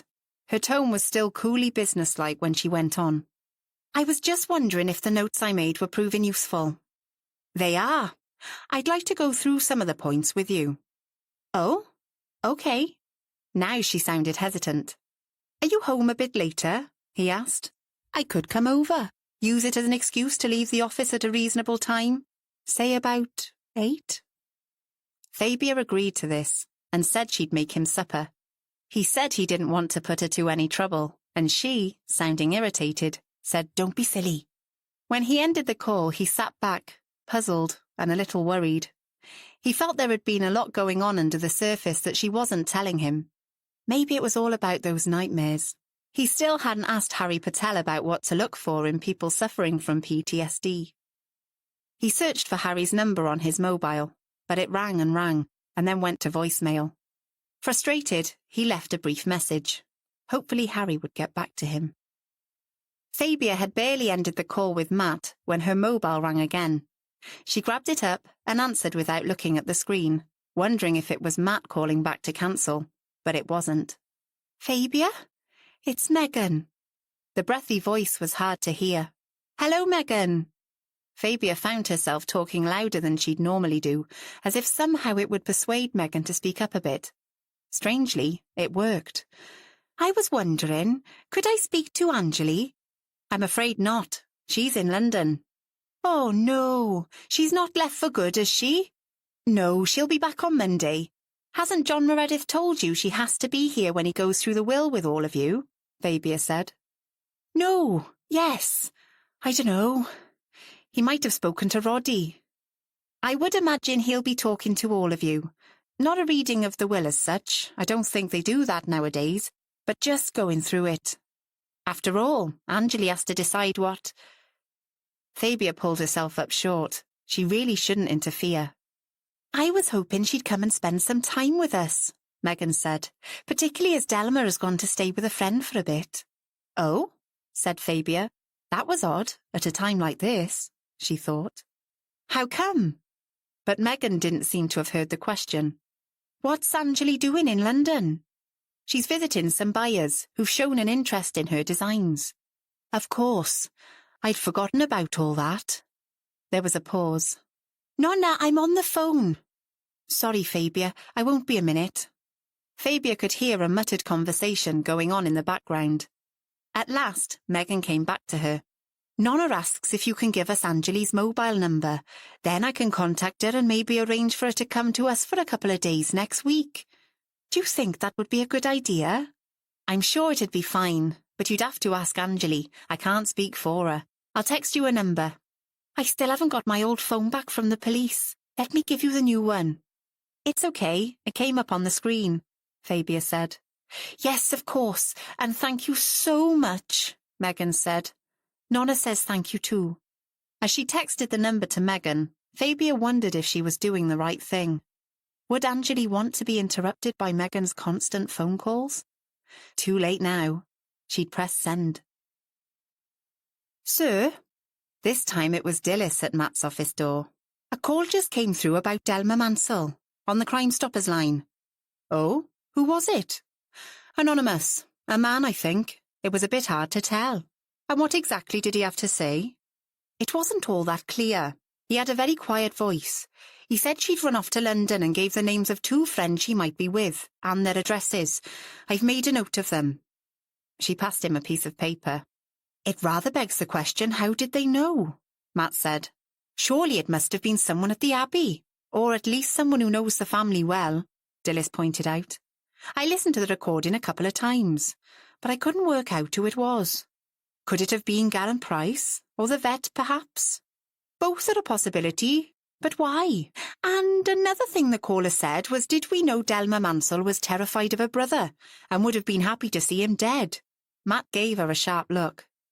Do you think it could have been one of Mike Cotter's pals? Then Matt shook his head. No, why would they? I think it's more likely to be someone close to the family in one way or another. Let me come and listen to it. But Matt was none the wiser after playing the tape over several times. This is such a pain. If it's true, we'll have to go after her. He looked up at Dilys. Of course, it could be a load of bollocks. Have you checked at the Abbey? I'll do that now, said Dilys. She was back within minutes. I phoned them and asked to speak to her. I got the aunt, Mrs. Giordano, who just said Mrs. Mansell was out and she didn't know where she'd gone, which doesn't really tell us anything. I thought it better not to mention the anonymous call at the moment, just left a message asking that Mrs. Mansell phone us back. I'd rather not wait. Send Chloe out to speak to them, find out if those two addresses ring any bells with the family. When she gets back, I'll get on to Charlie Brewer at the Met and ask him to have them checked out. If necessary, we can have her escorted back home. Fabia rummaged around in her fridge, trying to decide what to cook. She knew all Matt's favourites, and one way she could think of to show him she cared about him, not loved him, she told herself, but cared, was to feed him. It had always been a part of her, this need to cook for her friends and family. In the end, she took out some cod steaks. She'd make fish in a pesto crust, do some spinach with garlic to go with it, and a couple of baked potatoes. When Matt arrived, dead on 8, the fish and potatoes were in the oven, and all she had left to do was the spinach. He looked tired and dishevelled as he followed her into the kitchen, hands thrust deep in his pockets. You need a haircut, she told him, then wished she hadn't. It sounded too intimate. I know, but I haven't had time to do anything about it. That's hardly surprising. She put a bottle of white wine on the table. Can you open that? She said to Matt, handing him a couple of glasses. It's an Austrian white I found the other day, and since we're having fish, I thought it'd be a change from the usual red. Sounds good, he said, glancing at her, with a touch of amusement in his eyes. She felt her cheeks warm. What are you grinning at? You, behaving as if you're getting ready for a dinner party. I am not, Fabia exclaimed. But there's no harm in being civilised. None at all, Matt said, as he poured wine into the glasses and sat down. He sipped at his wine, said, nice, and then stretched his long body back in the chair. Dave Parry found out who those two thugs were, the ones that were threatening Garen Price. Good. Are you going to tackle them? I can't spare anyone just now, but we'll keep an eye on them. I've spoken to the chaps in Swansea, and they've got them on their radar. I hope we can collar them at some point. They're a nasty bunch. You said those notes of mine have been useful, she said tentatively, her back to him as she pressed spinach leaves down into the olive oil and garlic. Yes, indeed, they were certainly detailed. It's a pity in a way that Caradoc Mansell wasn't there when you went for the weekend. It would have been interesting to know about the dynamics between them all when he was around. In the circumstances, I'd particularly like to know what he thought of Mike Cotter. I did include some bits about that, but I couldn't say with any certainty how he reacted to Delma's brother because I never saw them together. I'd guess they didn't get on one little bit, chalk and cheese, and Caradoc used to be very rude about the English, particularly Londoners for some reason. Bella told me that when Roderick and Delma first got married, he used to refer to her as your London floozy. Bella told him off about it and he stopped. By the way, she added, Megan said something about Delma going to stay with a friend. Did you know about that? Yes, she went screaming off to London. We got an anonymous call telling us she had. We still haven't worked out who that was from, so we sent Chloe out to check with the family, and they admitted she'd done a bunk. Who did Chloe speak to? Megan Mansell and Mrs. Giordano. Roderick wasn't there. Are you going to fetch her back? Yes, I've got it organised for first thing tomorrow morning. Matt changed the subject. We're getting on quite well with checking all the devices, he told Fabia. We're pretty sure now that the old man knew things were going missing from the Abbey. How come? We found a list on the computer from his study that matches up with our estimation of what's missing. I can't see any reason for anyone else to have made it, although anyone could have used the machine. He wasn't exactly careful about his privacy settings. Didn't have any, in fact. I wonder what he was planning to do about the missing items, Fabia asked. That I'd love to know. From what you said in your notes, he and Bella Price seem to have been close, at least until she moved up north. Do you think he might have spoken to her about it? I've no idea. Do you want me to ask her? Yes, if you would. She might tell you more than she'd tell me, Matt said. Of course, he could have tackled Roderick or Delma, which would give them a motive, don't you think? I mean, apart from the change in his will. Or maybe he spread it a little further. If the vet Stuart Parker thought his career was going to be threatened, there's a chance he could have taken action. That's a bit far-fetched, isn't it? Fabia suggested. How would he have got access to Caradoc in order to inject him? I don't know, but he's been there quite regularly, looking after the horses and having an affair with the lady of the house. Fabia smiled at this old-fashioned phrase, as Matt had intended her to do. I suppose it's worth investigating, she said. Now I come to think of it, I did get the impression people wander in and out of the Abbey without so much as a by your leave. The front door never seemed to be locked, nor the back. Silence reigned while Fabia took the fish out of the oven and placed the dish on the table, decanted the spinach into a bowl, and put the baked potatoes onto plates. Wow, this looks good, Matt said. As they began to eat, Fabia said, I've been thinking, Mike Cotter's death cuts the field of suspects down by one, doesn't it? When it comes to Caradoc's death, that is. It does. Dilys pointed that out. Did she? Why did he always have to mention what Dilys said or thought? Fabia was aware, too late, that her tone was a little sharp, but Matt didn't seem to notice. But it doesn't cut him out entirely, Fabia pointed out. It just means you might have more than one murderer on your hands. I'm an idiot. That hadn't actually occurred to me. He glared at her. Oh, wouldn't that be great? Trust you to point out something that's going to make more work. Don't blame me. You might have mentioned it before. Why should I? It's not my place, she said, glaring at him. That's a ridiculous thing to say. You could have said something. Well, first you imply that I should butt out because I'm no longer in the force, and now you're having a go because I'm not interfering. I can't win. That's not fair. You know I value your input. Do you, Matt? When you're behaving yourself, yes. Thanks a bunch. Teasing. He held up his hands in a gesture of surrender. Only teasing. Not funny, you horrible man. For goodness sake, Fabia, since when have you been so touchy? Their eyes met, and what he saw in Fabia pulled him up short. Suddenly he looked stricken. I'm so sorry. He stretched out and put a hand over hers. I'm being stupid. I obviously didn't mean it. It's no wonder you're a bit sensitive. She snatched her hand away. What do you mean? Well, it's only been 6 months since you came out of hospital. Things like that take a while to recover from, and it was only last night you had another nightmare. Yes, and you told me this morning it meant nothing. No, I didn't, he insisted, frowning across at her. It's just that I'm not sure I believe in premonitions, and that was what you were suggesting, wasn't it? I'm willing to admit things can bubble up from our subconscious, things we might not realise we remember, but I just don't think what you suggested is likely. I will, however, think more about it, I promise. Forget it. But like a dog with a bone, she didn't want to let this go.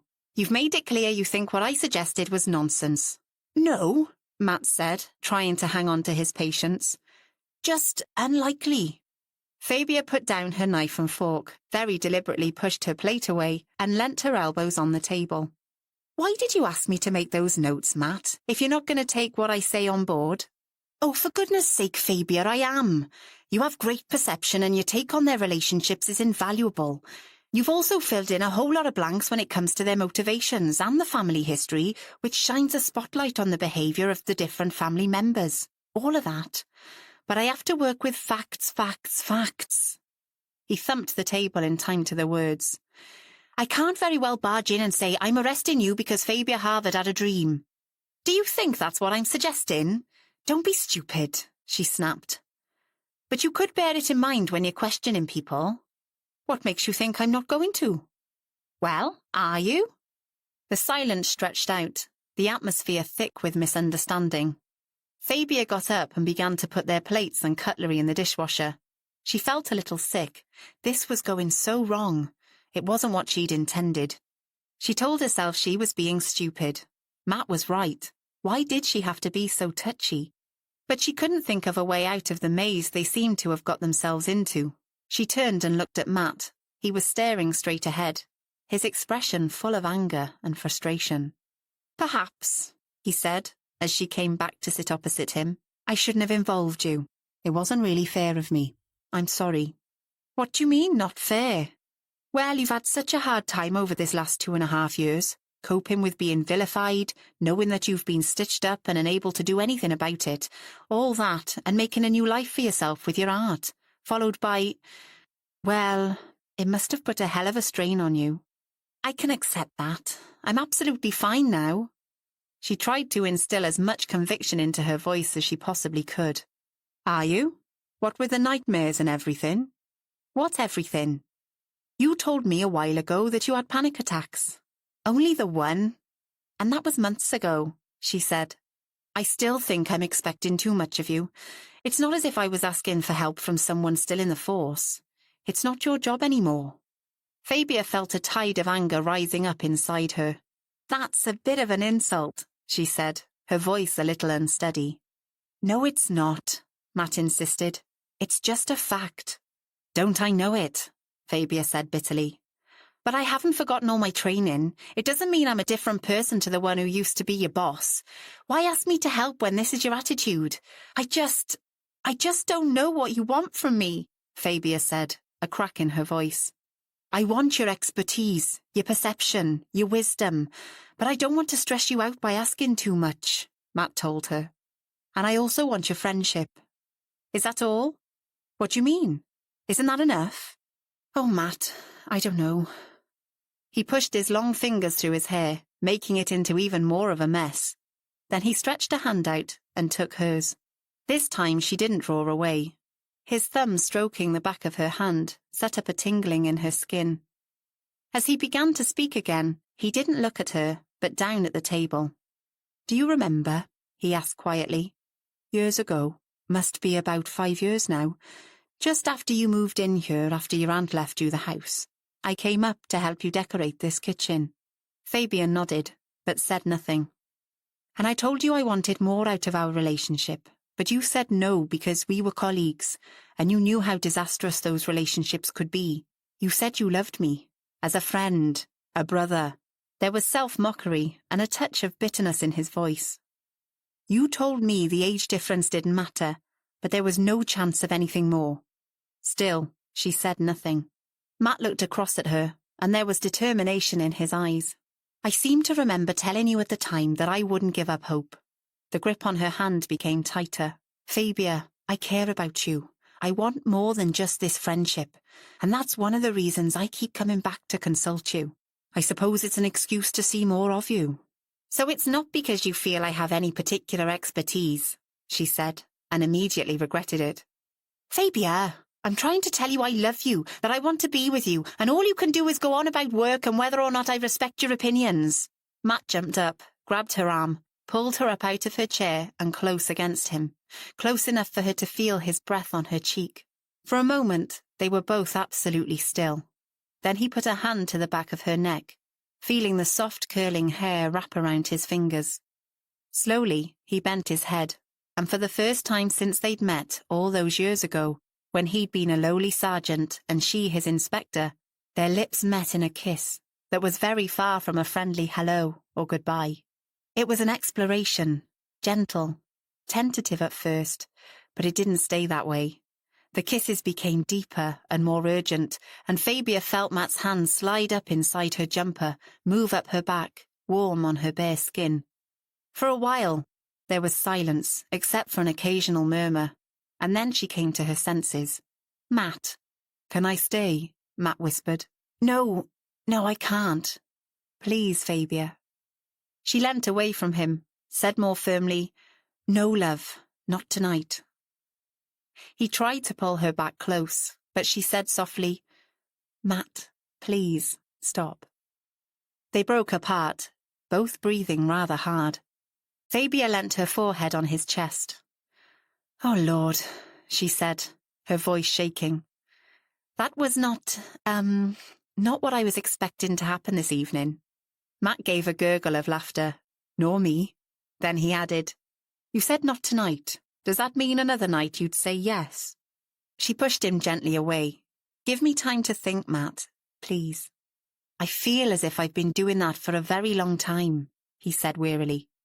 I know. She took his hand, lifted it to her lips and kissed it. And I promise I'm not just stringing you along. Look, can we just get through this case? You've asked me to talk to Bella.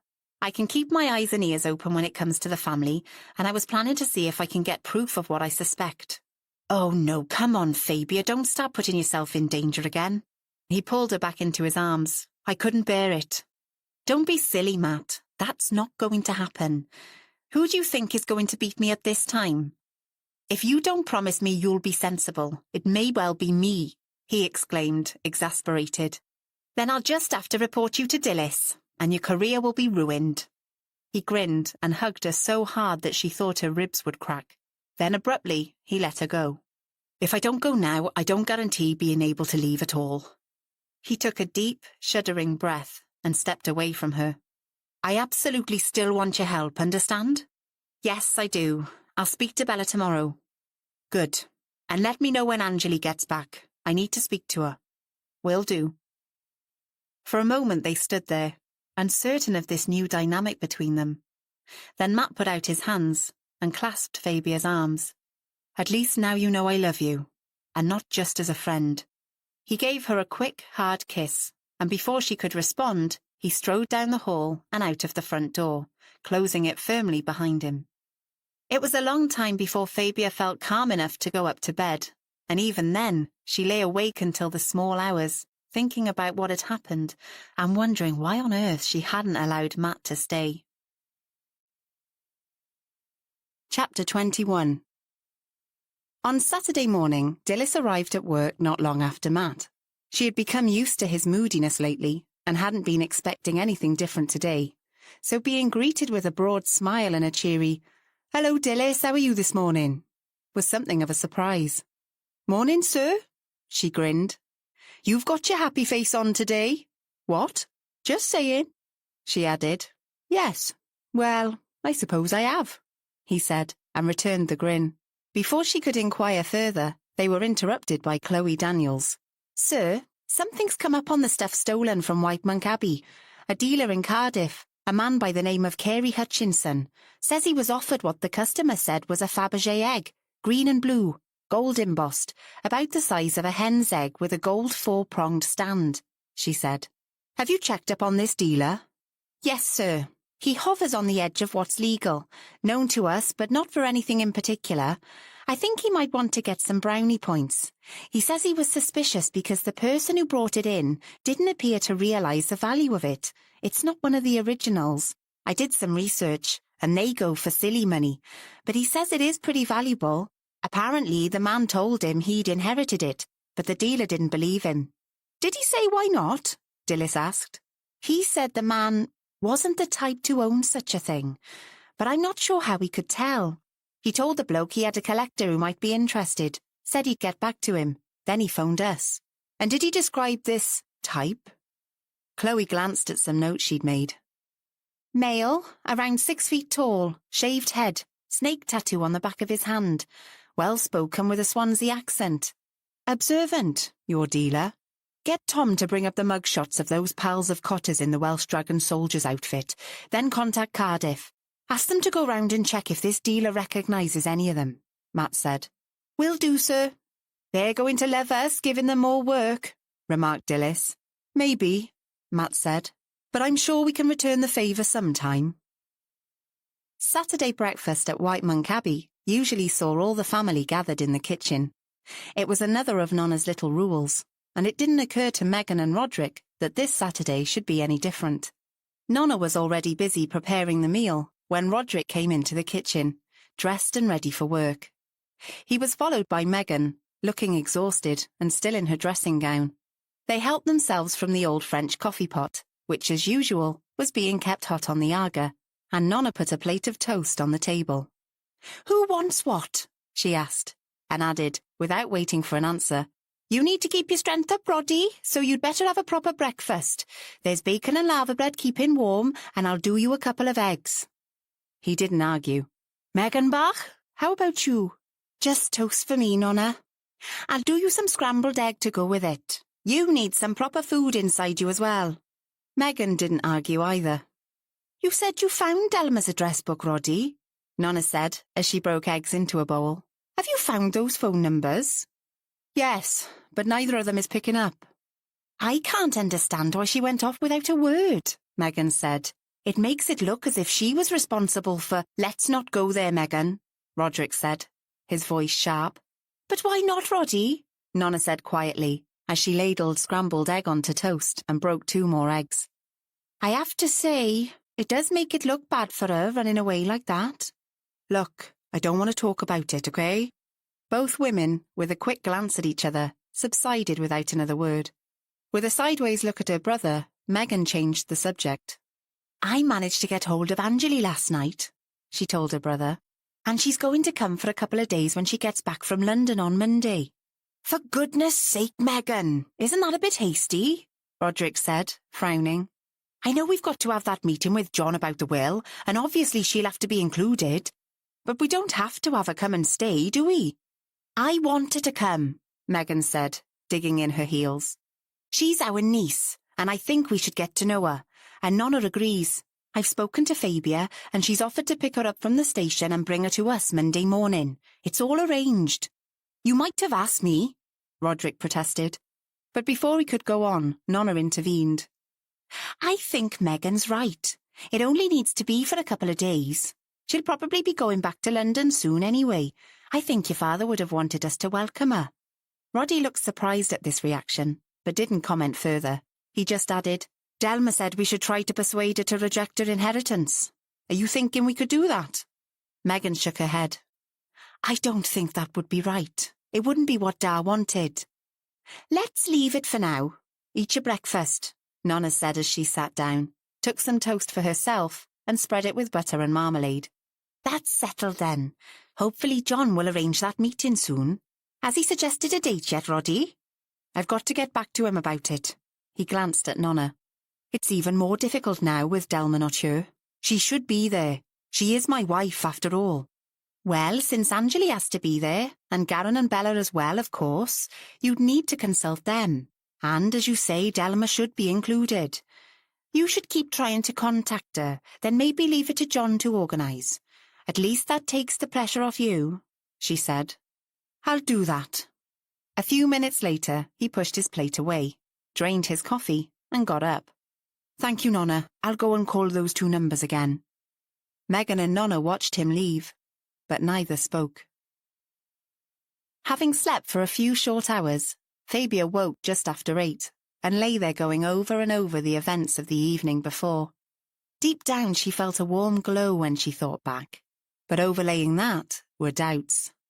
Did she really want to sacrifice her independence? Her past experiences of being tied into a relationship had not been good. Wasn't it safer to go on as they were? But she knew that wouldn't be possible now. They'd taken a first step into the unknown. There was no way they could turn the clock back, and the thought of losing Matt made her feel sick. After a while, she told herself to stop fretting about it. Just get up and do something useful. As she threw the duvet back, her mobile rang. Her heart leapt. It might be Matt. But it wasn't. It was Bella. Hello, love, Fabia said. How are things? Not so bad, she replied, but her tone gave the lie to her words. Have the police been back to talk to Garen again? No, and the uncertainty is really getting to him. But I suppose there's nothing we can do about that. Look, Fabia, I really need to talk to you. I've been thinking back to conversations with Caradoc over the years and, well, there are things he told me that might be relevant to all this. I may be letting my imagination run away with me, I don't know. I just need you to tell me if I am. Can I come around? Come now if you want. I was intending to give you a ring today anyway. I will. I'll borrow Cheryl's car. OK, see you in about half an hour. Forcing herself to push Matt to the back of her mind, Fabia had a quick shower and threw on some clothes. When she got downstairs, she lit the fire in the sitting room, and she'd just finished checking her emails when the doorbell rang. Fabia opened the door to Bella, whose eyes were shadowed, and her face paler than Fabia had ever seen it. She took her friend's hand and pulled her into a hug, then released her and said, Come on, we can sit by the fire, have some coffee, and you can tell me what you need. Once they were settled, Bella leant back in her chair and sighed. It's great to get away for a bit. I've been helping out in the pub, and gossip is off the scale. Cheryl and I are trying to protect Garen from it because he gets so angry. We keep telling him flying off the handle won't help at all, but it's so difficult for him. And for you and Cheryl too. You're right, it'll be much better if he keeps as cool a head as possible, Fabia said. That's what I keep telling him. The police have told him not to leave the area, which was a bit worrying. As if he's going anywhere when he's got a pub to run. I know, but they do have to warn people. They would have said the same to the rest of the family.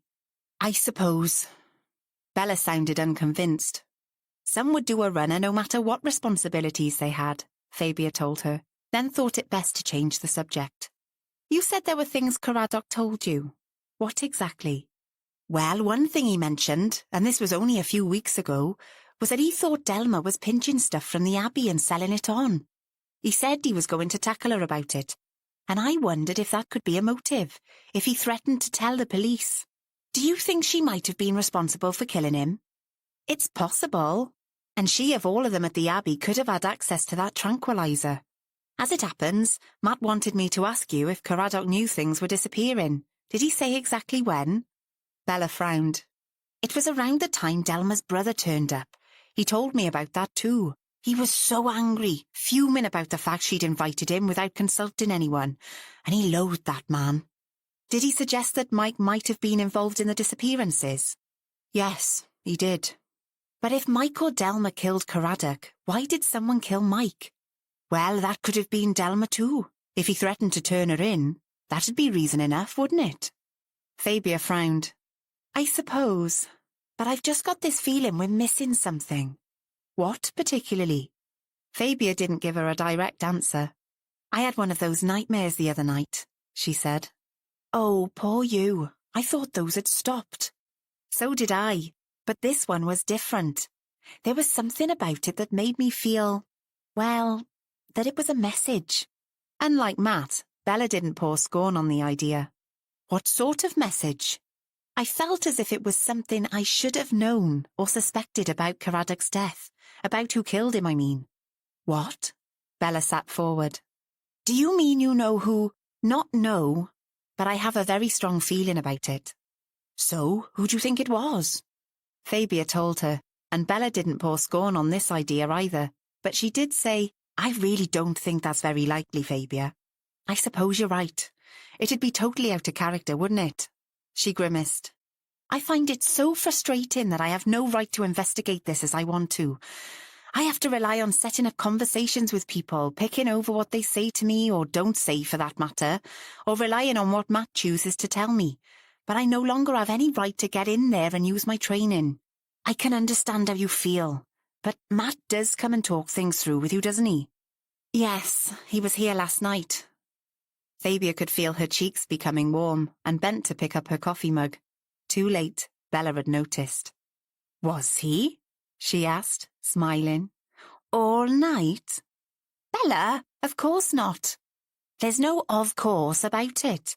It's about time you two got together, and something's been going on, I can tell.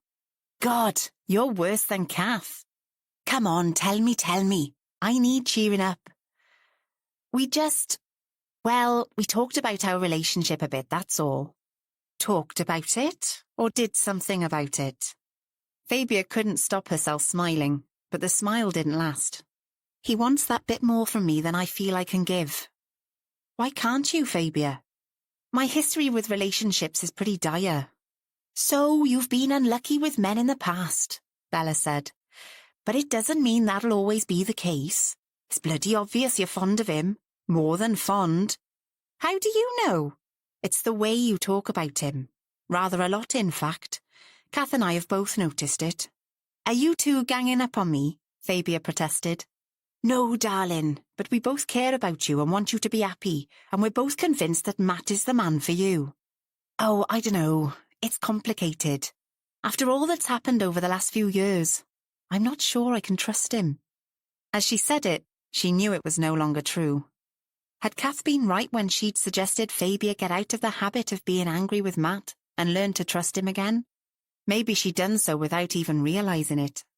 I'm sure you can, but I won't nag you. All I can say is, take the plunge. You deserve a bit of fun, and I think Matt Lambert could certainly provide it. I wouldn't say no. Bella grinned at her, and Fabia laughed. You're incorrigible. That's me, Bella said. But a moment later she was serious again. Thanks for cheering me up. But there's no escaping for long. I must get back. Cheryl will be needing a car. Fabia spent the rest of the day unable to concentrate on anything useful. She couldn't get Matt out of her mind. After a scrappy lunch, she made herself go out for a walk. But halfway across Gwythan Park, she realised she'd left her mobile on charge in the kitchen and turned to hurry home. But when she got back, there were no missed calls and no texts. Throughout the afternoon, she kept checking her mobile again and again. But still, there was nothing from Matt. Before we turn the next page of the film, take a few moments to unwind with this gentle piece of music. We appreciate your time and trust.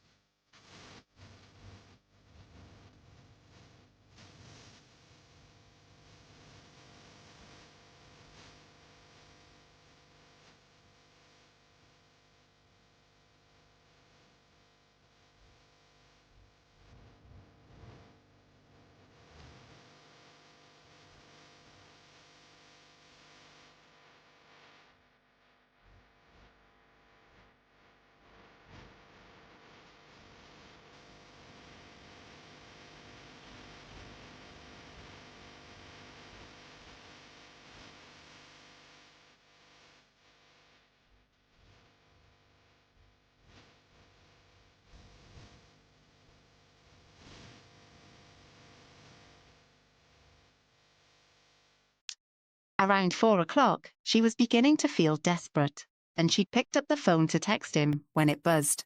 At last. And it was from Matt. Meant to text before. It's been frenetic here. Just to remind you that I love you. Last night was not one of your nightmares. Kiss, kiss, kiss. Matt. Cheeky bugger, Fabia muttered to herself, then grinned with relief. Idiot. Then her fingers hovered over the keys. What to say next? She decided to keep it cool, and just asked if they'd managed to locate Delma. Yes, he responded. We're having her escorted back, and Dilys is meeting them off the train. We're going to question her before we take her back, if we don't arrest her. That should be interesting, thought Fabia. She sent another text. I'm picking Anjali up and dropping her off there on Monday morning. Worried about that. You worry too much. How long is she staying? A couple of days, so we'll be on my own. She pressed send. Oh Lord, should she have said that? A response came back from Matt in no time at all. Is that an invitation? I thought you said you needed time to think. Fabia bit at her bottom lip. What was she doing? But she found her fingers tapping out. Been doing that most of the day. Not sure that's what I need most at the moment. Matt's response took a little longer to come through this time. I'll phone later. I love you. Kiss, kiss, kiss. A few times through the evening, Fabia's phone rang, but each time she was disappointed. It wasn't Matt. It wasn't until she was getting ready for bed that he finally called, and he didn't have good news. There's been a serious incident, a knife-in a nightclub in town. That dump called the Blue Banana. I'm the only one available to deal with it, so I'm not going to get to you tonight, or tomorrow either at this rate. You know the drill. Don't worry, I understand. I remember what it's like. In spite of her disappointment, she could cope with work getting in the way. You'll not change your mind, Fabia, about us? We need to talk. I know, but please don't start having doubts. Don't start telling yourself you shouldn't have sent me that text. Since this had been exactly what she had told herself, she wasn't sure how to respond to this. I know you, Matt went on. If you have too much time to chew things over, you'll decide your text was a mistake and go back to keeping me at arm's length. Matt, let's talk about it when we actually have some peace and quiet. And time, he said. Fabia, he sounded anguished. You know how I feel about you. Please don't change your mind. Fabia could hear voices in the background. She heard him say, Okay, Dilys. Matt, love, we'll talk soon, she said. It sounds as if you need to get back to work. I'm afraid so. I'll see you soon. And he was gone. Chapter 22. On Sunday, Fabia was relieved that she'd invited friends for lunch. At least it kept her occupied and her mind off Matt. But once they were gone, he was back in her mind. Several times during the evening, she'd picked up her phone, but each time she put it down again. Best not to bother him. In the end, she sent him a quick text. Hope the nightclub case isn't too shitty. Saw something about it on the news. Love, F. But there'd been no response from Matt. When she finally went to bed, she was feeling thoroughly miserable and a little annoyed with Matt, which she told herself was completely unreasonable, particularly as she told him she understood. On Monday morning, there was still no news from Matt, and Fabia was glad when she had to get going for the station to pick up Anjali. I'm glad I made the effort to visit those buyers, Anjali told Fabia as they left the station car park. They seemed really interested in my designs. One of them is definitely going to put in an order, and I think the other might as well. That's good news. There was silence in the car while Fabia negotiated 2 roundabouts and turned for the motorway. Then Anjali said, I'm not really looking forward to this visit, but I promised Megan, so I must go ahead with it. However, I'm still going to make an excuse and tell them I have to go back to London in a couple of days, and I'll have to come back to your house first. I've left some of my stuff in your spare room. I'm sorry about that. No problem, Fabia said. I can be your chauffeur again. You are so kind. Anjali sounded a bit choked up. Fabia went on quickly. I think that's sensible. It'll put a sort of limit on it. And it's not as if you can't come back for John's meeting about the will. We've been talking a lot over the weekend. I really like him. He told me all about his family and about his wife and her illness, and we talked a lot about Mauritius too. He says he'd like to visit. Fabia smiled. This was good news, but all she said was, has he told you when the meeting will be? No, not yet. He says he'll have to sort things out with Roderick and Megan first. I think it may have to wait until Caradoc's killer is found. Anjali didn't respond, just turned to look out of the window. The weather had turned, and as they drove along the narrow, tree-shaded lane to the Abbey, dappled sun made patterns on the road. This is beautiful, Anjali said, sounding a little more cheerful now. It is, in this kind of weather. Fabia didn't tell her how gloomy and threatening it could be in October storms or January snow. They turned in between the stone dragons, and Anjali craned her neck to look up at them, remarking on how impressive they were. The Welsh dragon is a good deal more fierce than our poor Dodo at home, she said. Ah, but at least the Dodo was real, Fabia said. Fabia parked in the courtyard, and as they got out of the car, Anjali looked up at the house, eyes wide. Wow, she said. What a place. Fabia pointed to the ruined chancel with its gaping windows. I think that part goes back to the 13th century, and this, she indicated the middle section of the house, is 17th century. The wing is Victorian, a complete mixture of styles and periods, but it seems to work. It does, but in a way it's a bit scary.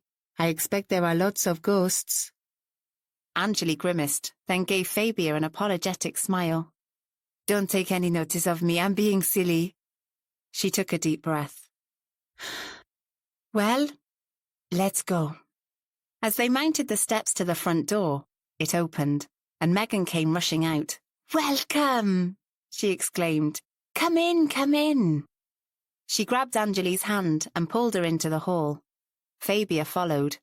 This, Megan said, arms flung wide, her voice high and excited, is the Great Hall, and that up there, she waved hands above her head, is the gallery.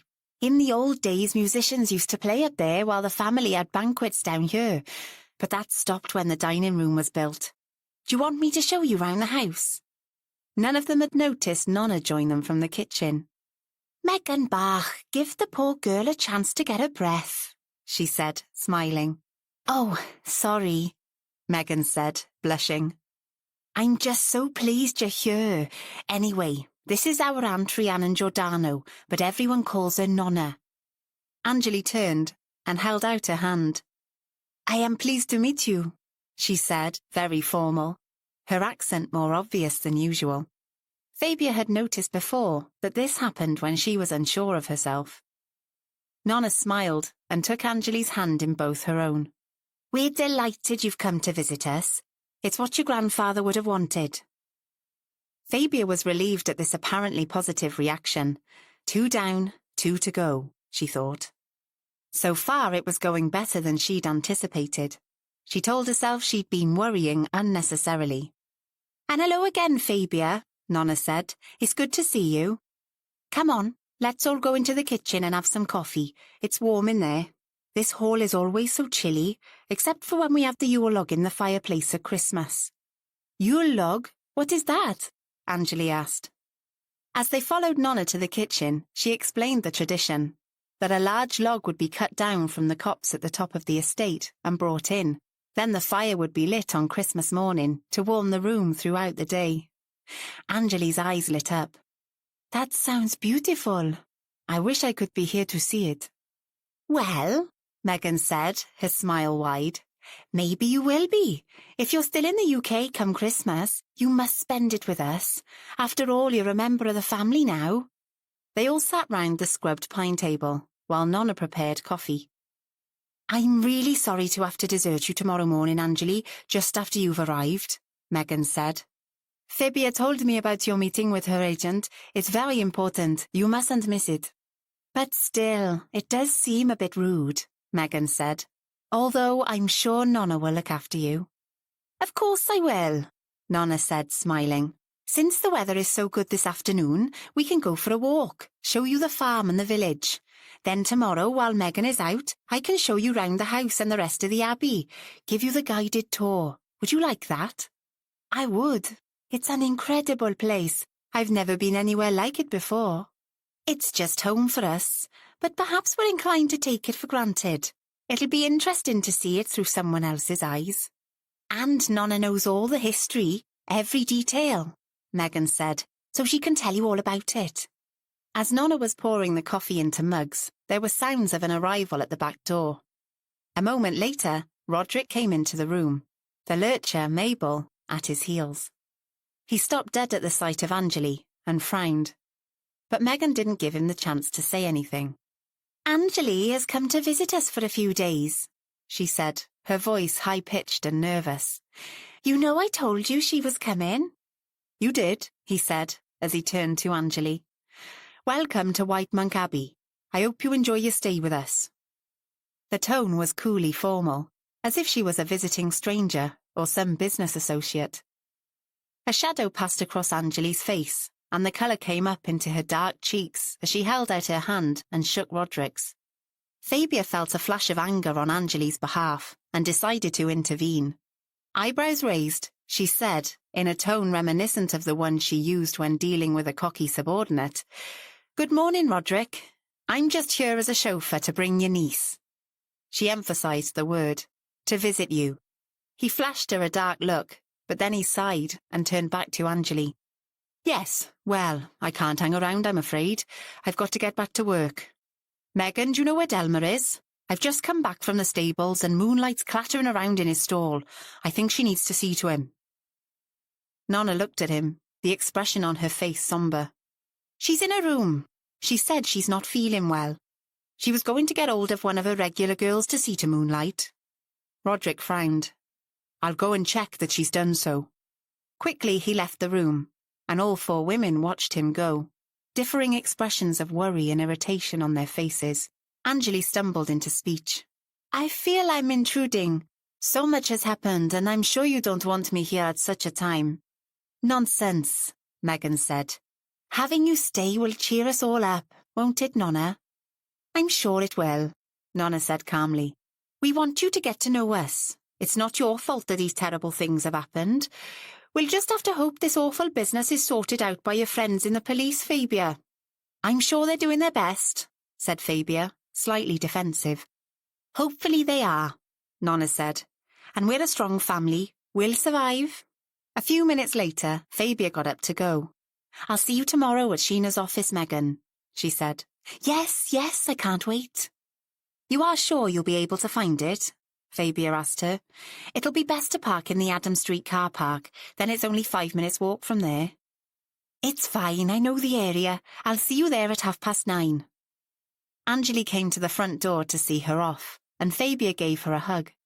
You're doing the right thing, she told her, trying to sound convincing. Do you think so?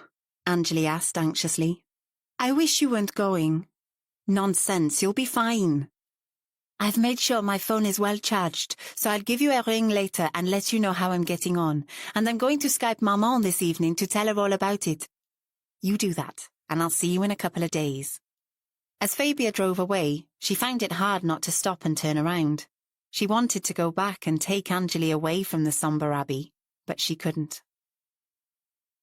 Fabia spent the rest of the day swinging between wondering when she'd hear from Matt and wondering how Anjali was getting on. She didn't hear from Matt, but she did get a call from Anjali later in the evening. How's it going? She asked. All right, Anjali said, but she didn't sound very sure. Megan and Nonna have been very sweet. I haven't seen much of Roderick, though when I do he's polite, but not friendly. And I haven't even met Delma. She stayed in her room. Megan says she's been there since she got back from London. Roderick says she's got a migraine. If the truth were known, that's probably made it easier for you. Yes, maybe. We went for a long walk earlier. It's beautiful countryside around here. And then before dinner, Megan and David Harris took me down to the pub, in spite of protests from Nonna. Protests? She said it wasn't appropriate for us to go to the pub because of all the gossip. But I got the impression Megan just wanted to get out of the house. I suppose you can understand her feelings about gossip. Perhaps, and I think she thought it might be awkward for me, but Megan was insistent. And it was fine. I met Garen and his wife, and Bella. She's lovely. Yes, she is. She's a great friend of mine, and she was a very good friend to your grandfather. I bet you attracted some attention from the locals. Anjali laughed. A bit, I think. I managed to persuade Megan not to introduce me as her niece, thank goodness. That's just as well. There was a pause. Then Anjali rushed on. I'm sorry, Fabia, but I don't think I can cope with more than a couple of days staying here. I really want to come back to your house on Wednesday before I go back to London. Of course you can, Fabia assured her. And we'll speak tomorrow, won't we? Absolutely. I'll phone when I get back from the meeting with Megan and my agent. Please do. I think you're my doo-doo at the moment. What is it called in English? Security blanket? I'm flattered, Fabia said, smiling. But for a while afterwards, she sat frowning at the screen of her phone. The sooner Anjali came back to Pontygwyn, the happier she'd be. The following morning, Megan was late leaving for her meeting with Fabia's agent. Fabia had arranged for the manuscript to be downloaded onto her own laptop, since Megan's was still with the police, but Megan wanted to take a hard copy with her. The trouble was, she couldn't find it. After a frantic search, Nonna ran it to earth on the sideboard in the kitchen. After that, Megan couldn't find her new mobile, and another search ensued. She finally discovered it in the pocket of her coat. Then she wanted to go over how Anjali would occupy herself while she was out. I'm sure you'll enjoy going round the house, and I'll get back as soon as I can, she assured her. At last, just before 9, she got going. As Anjali went back into the house, Nonna was waiting for her. Would you like to do that tour of the house now? Yes, I would, Anjali said, feeling that it would fill the time until Megan got back. Well, let's go. I'm looking forward to it, Nonna said. Anjali glanced at her, a little surprised. The older woman sounded so enthusiastic. She'd prepared herself for an unfriendly attitude from Nonna, given what Fabia had told her, and this wasn't at all what she'd expected. She felt relieved. An hour later, having been shown all the rooms on the ground floor and been given a detailed history of their contents, had the identities and life stories of the people in family portraits described to her, and been shown most of the rooms off the gallery, they came back downstairs. As they made their way along to the kitchen, Nonna stopped. I'll show you the cellars. They're really interesting. She fiddled with a piece of the panelling, then pushed it, and it swung open. Wow, exclaimed Anjali. I didn't expect that. Nonna smiled. This panelling was put in by an ancestor of your grandfather's at the time of the Civil War. He wanted to be able to hide from the Roundheads. Who were they? The Roundheads. They were followers of Cromwell, who fought against Charles I, the rightful anointed king. Nonna's tone of voice showed which side she'd have been on, and Anjali noticed that as she spoke, she stroked at the large crucifix hanging from her neck. He was murdered by them, and those who supported him had to go to ground. Gwilym Mansell, who owned the abbey in the 17th century, was faithful to the king. He was persecuted by the Cromwellians, which is why he created this secret entrance to the cellars, so that the family could hide. Come, I'll show you. Immediately in front of them, Anjali could see a steep stone staircase. Nonna flicked a switch, and a naked bulb in the passageway below dimly lit up cobwebs hanging down on all sides. Reluctantly, Anjali followed her down. She didn't like spiders, nor did she like the atmosphere in this dank place. At the end was a door with heavy iron hinges and an iron ring for a handle. This is the oldest part of the abbey. We very rarely come down here.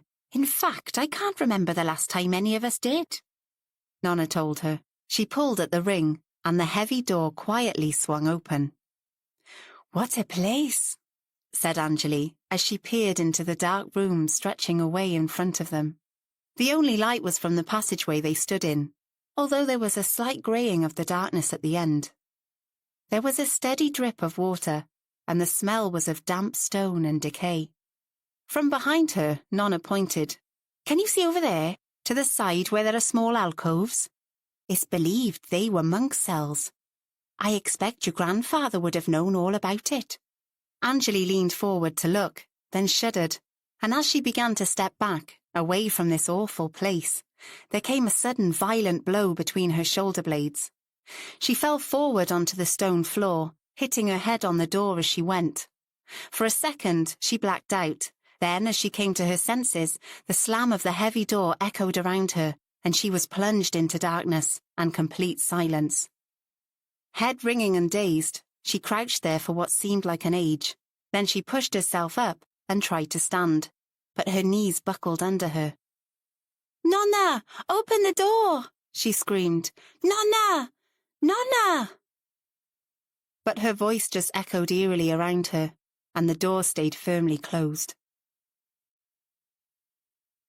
Chapter 23.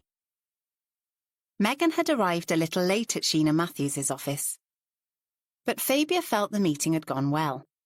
She hadn't expected Megan to be at all businesslike, but as it turned out, she was, and Fabia could tell that Sheena was impressed. After a successful meeting, they emerged into a sunny Cardiff at 10:30. Megan gave Fabia an impulsive hug. Thank you so much. Having the book to think about has really helped over the last few days. It's kept me from thinking about Dar and everything. I'm glad, Fabia said. I must get back, Megan said. I feel I've been neglecting Anjali. I'm sure she won't mind, but you get going. I've got some shopping to do. Megan strode off toward the multi-storey car park, giving a wave as she went, and Fabia made her way to the city centre in search of a coffee and a bit of retail therapy. On the way, she tried Anjali's phone, but all she got was an automated voice, telling her the number wasn't recognised and suggested she try again later. Fabia frowned, puzzled, then remembered that Megan once said that reception at the Abbey was sometimes patchy. She sent Anjali a quick text, and decided she'd try phoning again when she got home. As she put her phone back in her pocket, a text came through, but it wasn't from Anjali, it was Matt. Her heart leapt, but then plummeted a moment later as she read, Sorry not to get back to you. Very busy. We'll try to phone later. Kiss, kiss, kiss. M. Bugger, she thought. But she told him she understood, hadn't she? She tapped out a quick reply. And no longer interested in coffee or shopping, she retraced her steps through the crowds to pick up her car. The traffic was unexpectedly heavy, and it took Megan an hour to get home. As she pushed open the front door, she called out, I'm back! Anjali? Nonna? There was no reply, so she made her way to the kitchen, thinking it the most likely place to find them at this time of day. But it was empty. Megan frowned, wondering why there was no sign of preparations for lunch, and where everyone was. Then it occurred to her that there'd been no car in the courtyard. Maybe Nonna had taken Anjali out. Feeling a little put out that she hadn't been included in these plans, she was about to go back along the corridor when she heard footsteps approaching. A moment later, Nonna walked into the room. "Oh, there you are, Megan. Have you been back long?" "No, only just this minute. Where's Anjali?" "She's gone, Megan," Nonna said quietly. "I've just got back from taking her to Newport Station." "What? Why?" Nonna put a hand on her arm. "Megan, love, sit down, I'll explain." Megan subsided into a chair, and Nonna sat down beside her. "It was all rather upsetting. Just after you left, Anjali had a call from her mother to say her father's been taken ill. I texted you, didn't you get it?" "No." "What do you mean her father's ill?" "Just that. Her mother asked her to come home immediately, but she was so worried that I suggested she check flights to Mauritius on her laptop. I thought maybe she'd be able to get one in the next couple of days. It turned out the only one with space before next Wednesday was leaving at 10 tonight, and we worked out that if she got a train immediately, she'd be able to make it. So she booked it, and I took her to the station." Oh dear, Megan said. "Did she leave a note for me or anything?" "No, love, she didn't have time, but she asked me to tell you how pleased she was she'd met us all." "What about the meeting with John and the will?" "I'm sure John will contact her and sort that out." "Do you think so?" Megan shook her head, completely fazed by this development. Then she brightened. "She'll still be on the train, won't she?" "Yes, I suppose. I'll phone her now." Megan thought Nonna was going to protest, but then she said, "Good idea." But Anjali didn't pick up, then or later when Megan tried again, and again. In the end, she phoned Fabia. Megan poured out her news at such speed that it took Fabia a while to work out exactly what had happened. Finally, she understood and asked, "So she's on her way to London?" Fabia was finding the whole thing hard to believe. "She should be there by now. Has she contacted you?" Megan asked. "No, I tried her earlier but I couldn't get through. I've heard nothing from her since last night." "Maybe her phone's playing up," Megan said. "I'm not sure she'd have time to go back to her friend's flat in Streatham. I don't know London well enough to work it out." "Her friend might know what's going on," Fabia said, feeling a little more hopeful. Then her heart sank once more. She had no way of contacting Anjali's friend. All she knew was that her name was Tanya and she lived in Streatham. "I think Nonna said the flight leaves from Gatwick, but not until quite late." "She might have contacted John. Do you want me to give him a ring?" "Yes, please, Fabia. He might know more. I so want to speak to her to make sure she's planning to come back." "Okay, leave it with me," Fabia told her, trying to sound calm, but deep down she didn't feel calm at all. It took her a while to get hold of John, but when she did, he said he hadn't heard anything from Anjali either. In fact, like Fabia, he was completely taken aback by her sudden departure. "What's wrong with her father?" he asked. "I don't know. John, have you got a number for a friend? She's called Tanya, but that's all I know." "I have, actually. Anjali gave me Tanya's number as a sort of... I'll get on to her." "Please, and get back to me as soon as you can." "Will do." Half an hour later, he was back. "Tanya says she hasn't heard from Anjali, and she's puzzled.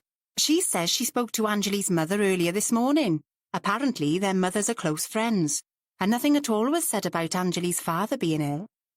"I've got a really bad feeling about this, John." "What do you mean?" But Fabia didn't give him a direct answer. "You keep trying to get hold of her, and I'll tell Megan to do the same. But I'm going to get on to Matt. I'll get back to you as soon as I can." She ended the call before John could ask any more. "Right," Matt said to Dilys as they sat in his office. "Now, we've got to get a confession out of him. That about wraps it up. Lousy little toad. What is it with these kids and their knives? They think they need them for protection," Dilys said. "Protection, my arse." "I know, sir. Don't let it get to you." "OK, back to the Mansells." His mobile rang, and he snatched it up and barked, "Lambert," without looking at the screen. "Matt, thank goodness," Fabia said. "I need you." "I'm delighted to hear it," he said, smiling. "No, that's not what I meant." "Oh?" Matt said. "Matt, listen, it's Anjali. She seems to have disappeared. I'm really worried." "What do you mean, seems?" "She went to stay at the Abbey, and now she's gone off back to London. But I don't think she has." "Fabia, you're not making sense," he said, all the amusement gone from his voice. "Slow down, just tell me what's up." She took a deep breath, then launched into an explanation, ending with, "And none of us can get hold of her. Her father appears to be fine, and we can't work out where she is. Do you remember what I said about my dream? Well, Anjali was alone at the Abbey with Nonna all morning. I'm so afraid something awful has happened to her." "Okay, we can go up there and ask a few questions." "Would you?" "Of course. We're still on the case when it comes to the Mansells. And you think Mrs. Giordano has something to do with all this?" "I don't know, Matt," Fabia said, her voice agonized. "I know what you mean about my dreams and all that, but I have such a strong feeling about this. Can you do another search?" "We can, but I doubt that it'll turn up anything useful." "Matt!" Fabia exclaimed, frustrated. "All right, leave it with me. I'll take the team up there now." Fabia found waiting for Matt to get back to her incredibly difficult. She paced about the house, unable to settle to anything, and when he finally rang back, she snatched up her mobile and nearly cut off the call in her haste. "I'm afraid we found nothing, and they were none too pleased that we turned up again. Megan Mansell is worried, but accepts that Anjali had to go home. Delma Mansell has taken to her bed with a migraine, and didn't even meet Anjali when she was there. Her husband was out, and Mrs. Giordano stuck firmly to her story. She was very haughty, or lady of the manor about it all, but she did express a wish that Anjali would come back soon. There's not much else we can do," Matt said. "Did you search the whole Abbey?" "Yes, including the stables." "What about the cellars?" "Cellars? What cellars?" "Didn't you know about them?" "No. Where the hell are they?" "Megan showed me where the entrance is when I was there," Fabia told him. "I think they extend under the oldest part of the Abbey. Megan hates them. That's why we didn't go down there." "How'd you get to them?"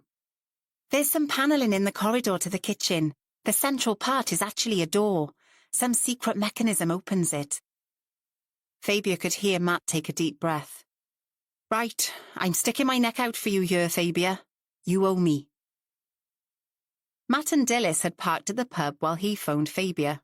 He ended the call and turned to Dilys. "She says there are cellars. Why didn't we know about them?" "I don't know, sir. How'd you get to them?"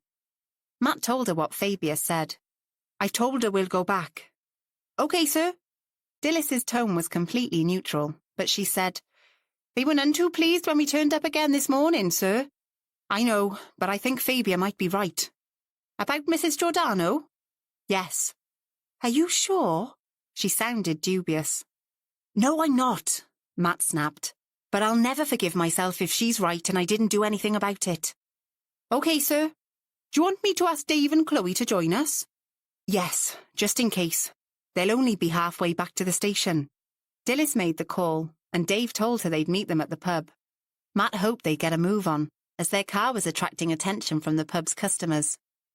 Although no one had approached them or tapped on the window to ask why they were there, several people had lingered in the car park, giving them curious glances.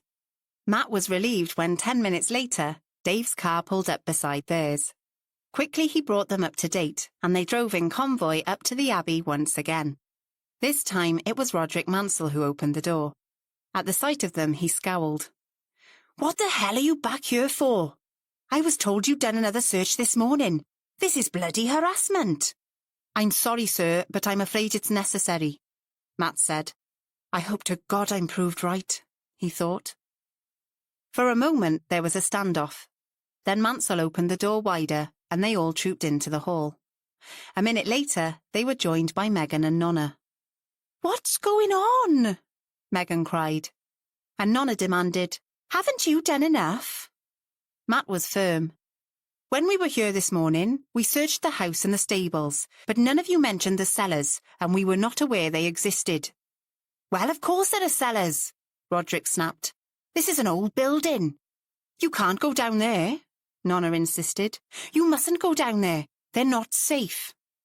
Matt caught a strange glance Roderick shot at her, saw Megan open her mouth to speak, then close it again. He decided to probe. In what way are they not safe? Well, there's damp down there, the stairs are very slippery, and the brickwork is very old, crumbling, unstable. Nonna, why haven't you told me about this? Roderick said. I didn't want to worry you. Last time I went down there, it must be months ago, a brick fell. It's not safe. She was gabbling now. Be that as it may, Matt insisted. We need to search them. We'll be careful. Matt gave Dave and Chloe a nod. They'd know what to do if things kicked off. I'll leave my 2 constables with you, ladies, and perhaps you, sir, would show my sergeant and I how to get to these cellars? No! Nonna screamed. The contrast to her usual calm and measured tone was stark. You mustn't go down there, I tell you. It's dangerous. Nonna, what is the matter with you? Megan exclaimed, alarmed. We'll take great care, Matt repeated firmly. Please, Mr. Mansell. Leaving a cacophony of voices behind them, Nonna shouting, Dave and Chloe attempting to calm her, and Megan joining in, they followed Roderick Mansell to the kitchen corridor. Here, he stopped in front of the panelling Fabia had described. Matt watched him closely as he put up a hand to a narrow, embossed strip, twisted it sideways, and pushed against the central panel. A section swung open, revealing a dark doorway with stone steps descending into the gloom. Roderick put a hand to the side and flicked a switch. A dim light came on at the bottom of the steps. At the end of a short passageway was a door. Matt and Dilys made their way carefully down the stairs, followed by Roderick Mansell. When they got to the heavy wooden door, Dilys asked, Is this locked, sir? No, he said. You just turn the handle and push. We were always told not to go in there because it's very difficult to open from the other side. Matt gave Dilys a sharp look, then put out his hand and turned the handle. It struck him that it moved too smoothly. He thought the handle and the hinges must have been oiled recently. As the door swung open, they heard a scrabbling noise inside, and a hoarse voice said, Merci, bon Dieu! Merci, bon Dieu! On the floor in front of them, a woman was huddled, blinking in the light. Her nails were broken and bleeding, and her forehead and cheek were grazed and bruised. Anjali! Roderick gasped. Dilys rushed forward to crouch down beside her and put a comforting arm round her shoulders. Matt came to her other side. Are you able to stand? He asked. I think so, she croaked. Between them, they helped her up. She pushed me in. Who? Asked Matt. Nonna. She shuddered as they supported her out of the room. Nonna did. She pushed me. Roderick stood on the sidelines looking stricken. I shouted for help, and I tried to get the door open. I tried and tried. Anjali subsided against Dilys and began to sob. Chapter 24. Fabia felt as if she'd been on the phone for hours. First it had been Matt. You were right, he said. I just don't know how you do it. Mrs. Giordano shut Anjali in the cellar. The poor girl was in a dreadful state when we found her. How awful. Where is she now? She's been taken to hospital. The Royal Gwent. The ambulance has just left. And I've texted Harry Patel, asked him to make a point of seeing her if he can. She'll probably be kept in overnight. So, you've arrested Nonna? Oh yes, initially for false imprisonment. What was her reaction? Hardly anything. She just stared straight ahead when I cautioned her and didn't resist when she was taken out to the car, Matt said. What on earth did she expect to achieve? God knows. Hopefully we'll find out soon. And what about Karadzik and Mike? Fabia could hear voices in the background. Sorry, Fabia, I've got to go. I'll get back to you later. Next, it had been John to tell her he'd heard from Matt. Anjali asked him to phone me. I'm going straight to the hospital. I want to know what's happened.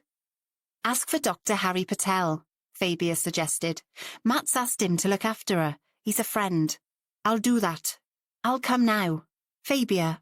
His tone was slightly apologetic. Can you leave it to me for the moment? Do you mind? No, Fabia said, a little unsure what he meant. Anjali probably won't be allowed that many visitors, at least not until they've checked her over. But she'll need some toiletries and stuff if they keep her in. I'll get them, don't worry. Are you sure? Fabia, I care about her. Let me do it. Of course, John. You go ahead. Thank you. I'll get back to you later. Fabia smiled as she ended the call. This was a pleasant development. Then Bella had phoned. What's going on, Fabia? I saw the police car go past and I could have sworn Nonna was in the back. You probably did. She's been arrested. Good God, you were right then. I don't know. At the moment, it's for what's called false imprisonment. Fabia told her what had happened to Anjali. I'll send Garen up to the Abbey, said Bella. They'll need support. Fabia knew her friend too well. She guessed that this was also a way for Bella to make sure she was kept in the loop. But Fabia understood entirely. And then Megan had phoned, in floods of tears, and poured out the events of the afternoon. When she could get a word in, Fabia asked, Is David with you? Oh, yes, Megan said. I don't know what I'd do without him. You make sure he stays, Megan. There was a little silence. Then Megan said, her voice stronger now, You know something? I'm going to do that. Fabia guessed that David staying at the Abbey had not been allowed by Nonna. She was delighted that Megan sounded so determined.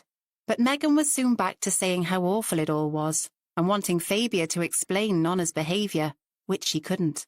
You'll just have to be patient. I should think the police will be questioning her for quite a while. Try not to dwell on it too much. As she said it, she knew it was a pointless suggestion. She'd been rescued from this call when her landline rang. It was Kath, who was unaware of all these dramatic events and had to be brought up to date as well. Then she went on to what she considered most important in Fabia's life. And how are things with Matt? Kath, he hasn't exactly had time to pay me any attention, what with all this going on, Fabia protested. I suppose, but don't lose sight of your goal.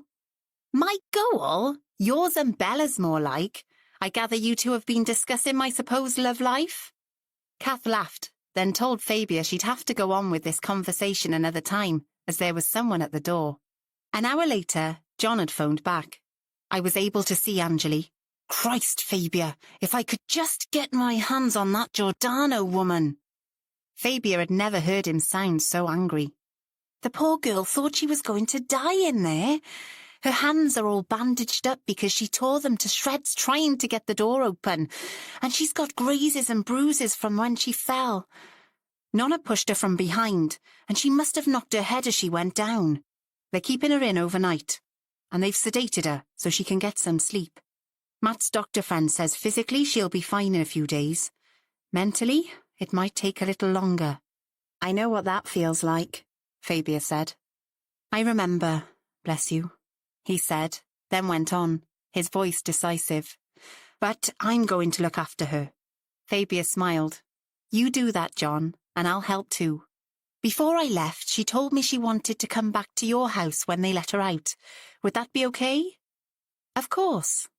She was rambling a little, the sedative, I think.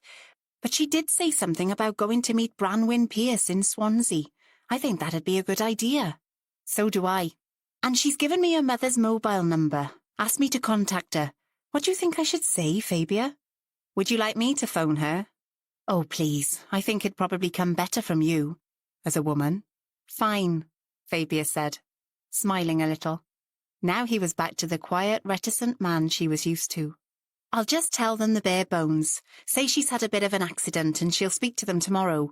I suppose she'll be able to by then? I think so. Fabia had managed to get through to Anjali's mother quite easily and found herself going into more detail than she'd intended. Sabita Kishtu had been politely determined to be told all the details. Anjali has told me about this woman, she said. She has told me also about Roderick and Megan. I suppose they are my half-brother and sister. I would like to meet them. Megan has been very kind to Anjali, Fabia assured her.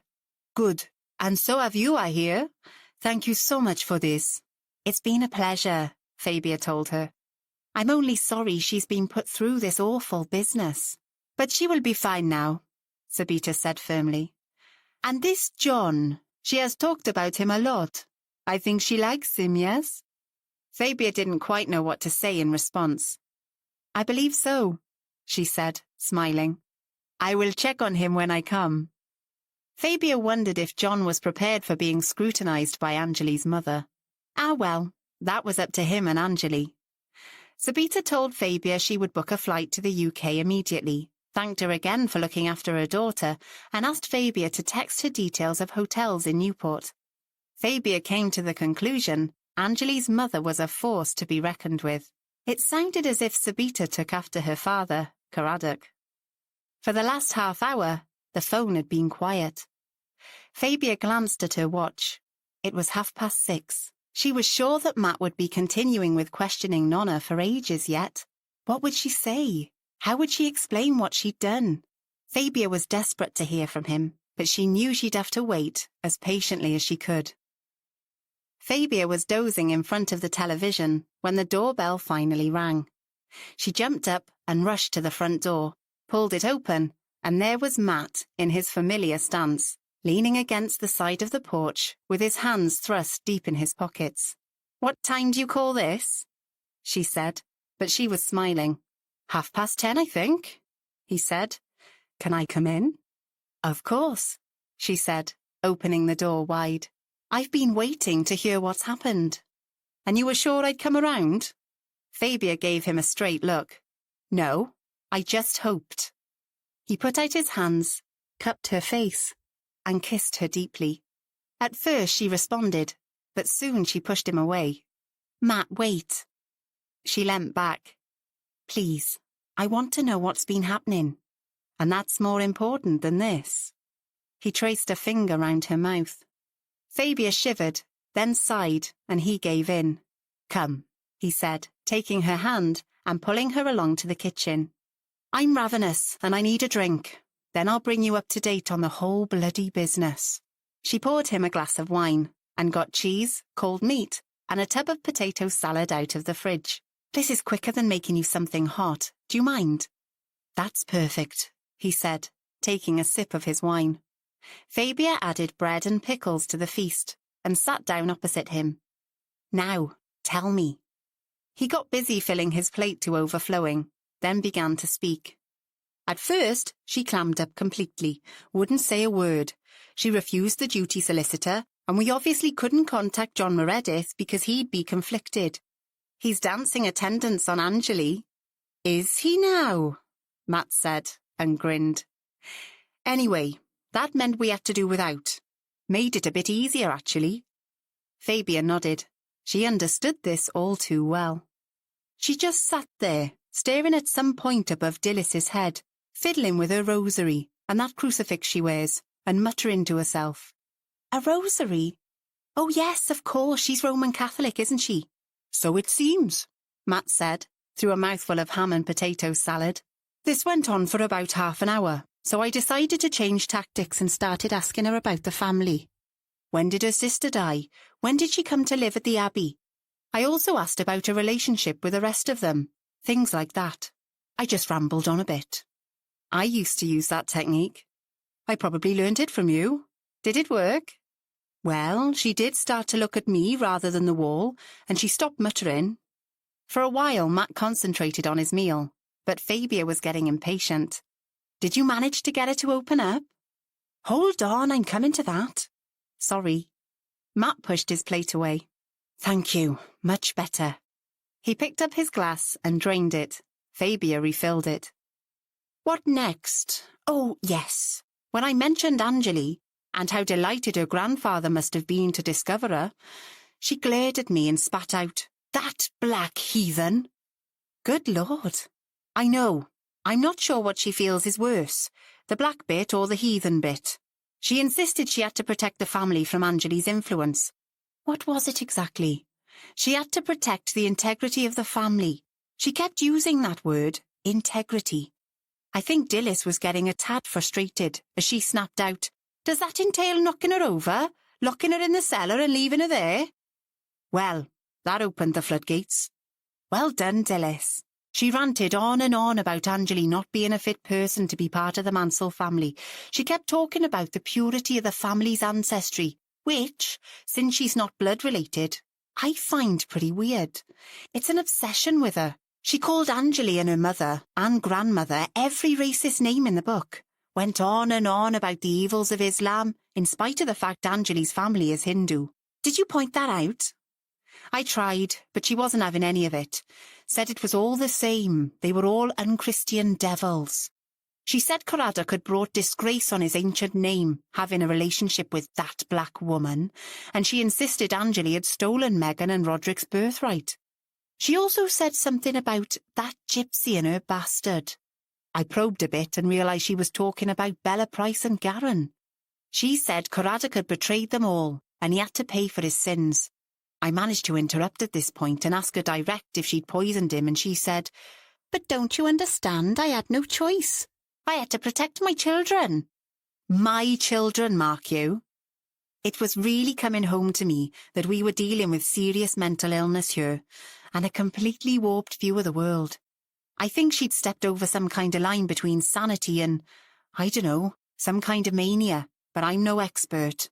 At the very least, she has to be mentally unstable, surely, Fabia insisted. Well, let's just say the psychiatric reports on this one are going to be fascinating reading. I'll say. Did you ask her about using Caradoc's computer? Yes, and that was quite disturbing too. She suddenly went all coy and asked me if I knew what a Silver Surfer was. What on earth? I know. She was very proud of herself. She said she'd done a computer course in secret, and now she knew all about them. Not that she'd have to have been that savvy, given the old man's casual attitude to online security. She told us she'd read every email sent between that heathen and Caradoc, and the emails about the will between him and John Meredith. Then she said, "But I didn't know he'd changed the date for signing it. He really shouldn't have done that without telling me." She sounded seriously angry about that. What date? Originally, Caradoc was going to go into John Meredith's office and sign the new will on the 29th, but he changed his mind and went in on his way back from London on the 23rd. She didn't know he'd done so, and that it was too late to stop the changes going through, so killing him was pointless in the end. What a waste, Fabia said, shaking her head. I know. Matt sipped at his wine and frowned. We obviously had to press her on how she killed him. Did she actually come right out and say she was responsible? Fabia asked. In the end, yes, and how she did it. Apparently she always made him a hot toddy last thing at night. This time she put a load of crushed-up sleeping tablets into it. Ah, same as with Mike. Yes, then when Caradoc was unconscious, she injected him with a tranquilizer, which she found in the stables. She said it was hidden behind a skirting board. Who by? How did she know to look there? Apparently she knew that was a place that Delmer had hidden things she'd taken from the Abbey, small stuff. She'd seen her do it, so she checked. She told us she was only looking for what belonged to them, the sainted family again, I suppose, and she found this vial of stuff.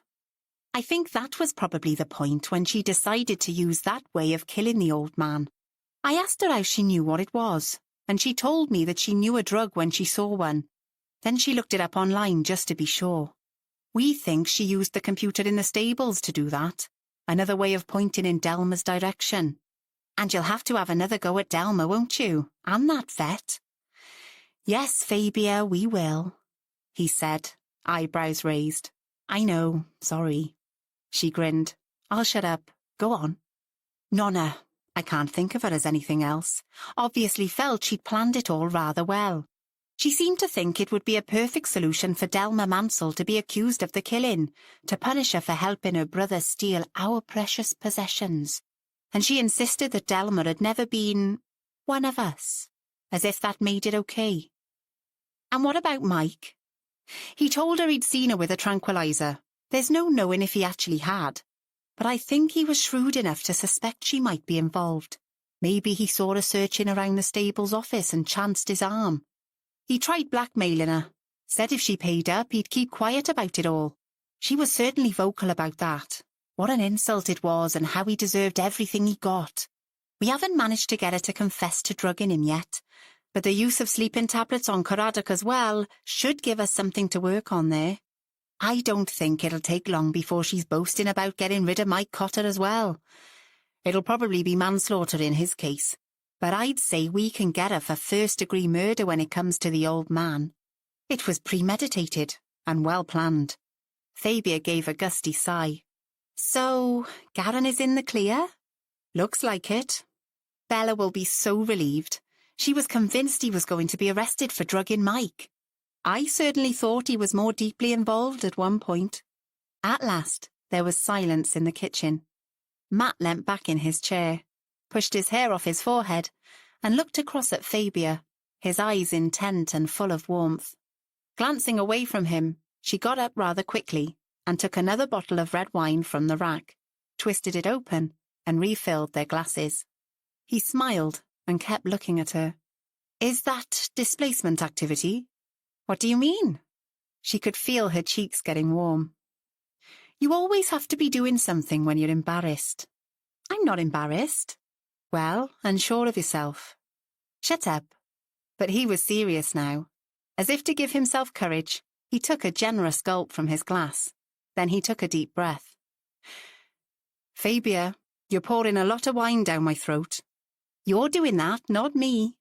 Okay, but it was you that opened another bottle. There's no way I can drive tonight. Fabia said nothing, just waited. Since Angeli's not here, Matt said, I could sleep in your spare room, or on the sofa. He got up, came round the table, took her hands, and pulled her into his arms. She didn't protest. But, Fabia, my love, he said softly, I'd much, much rather sleep with you. He didn't try to kiss her, just studied her face as if he was trying to commit each feature to memory. The minutes ticked by, then Fabia smiled, kissed him, and taking his hand, she led him up the stairs. You've been listening to Murder at the Old Abbey by Pippa McAfee, narrated by Rebecca Travers. Published by Whole Story Quest Audiobooks, an imprint of W.F. Howes Limited. This work is copyrighted 2019 Pippa McAfee. This recording is copyrighted 2019 W.F. Howes Limited.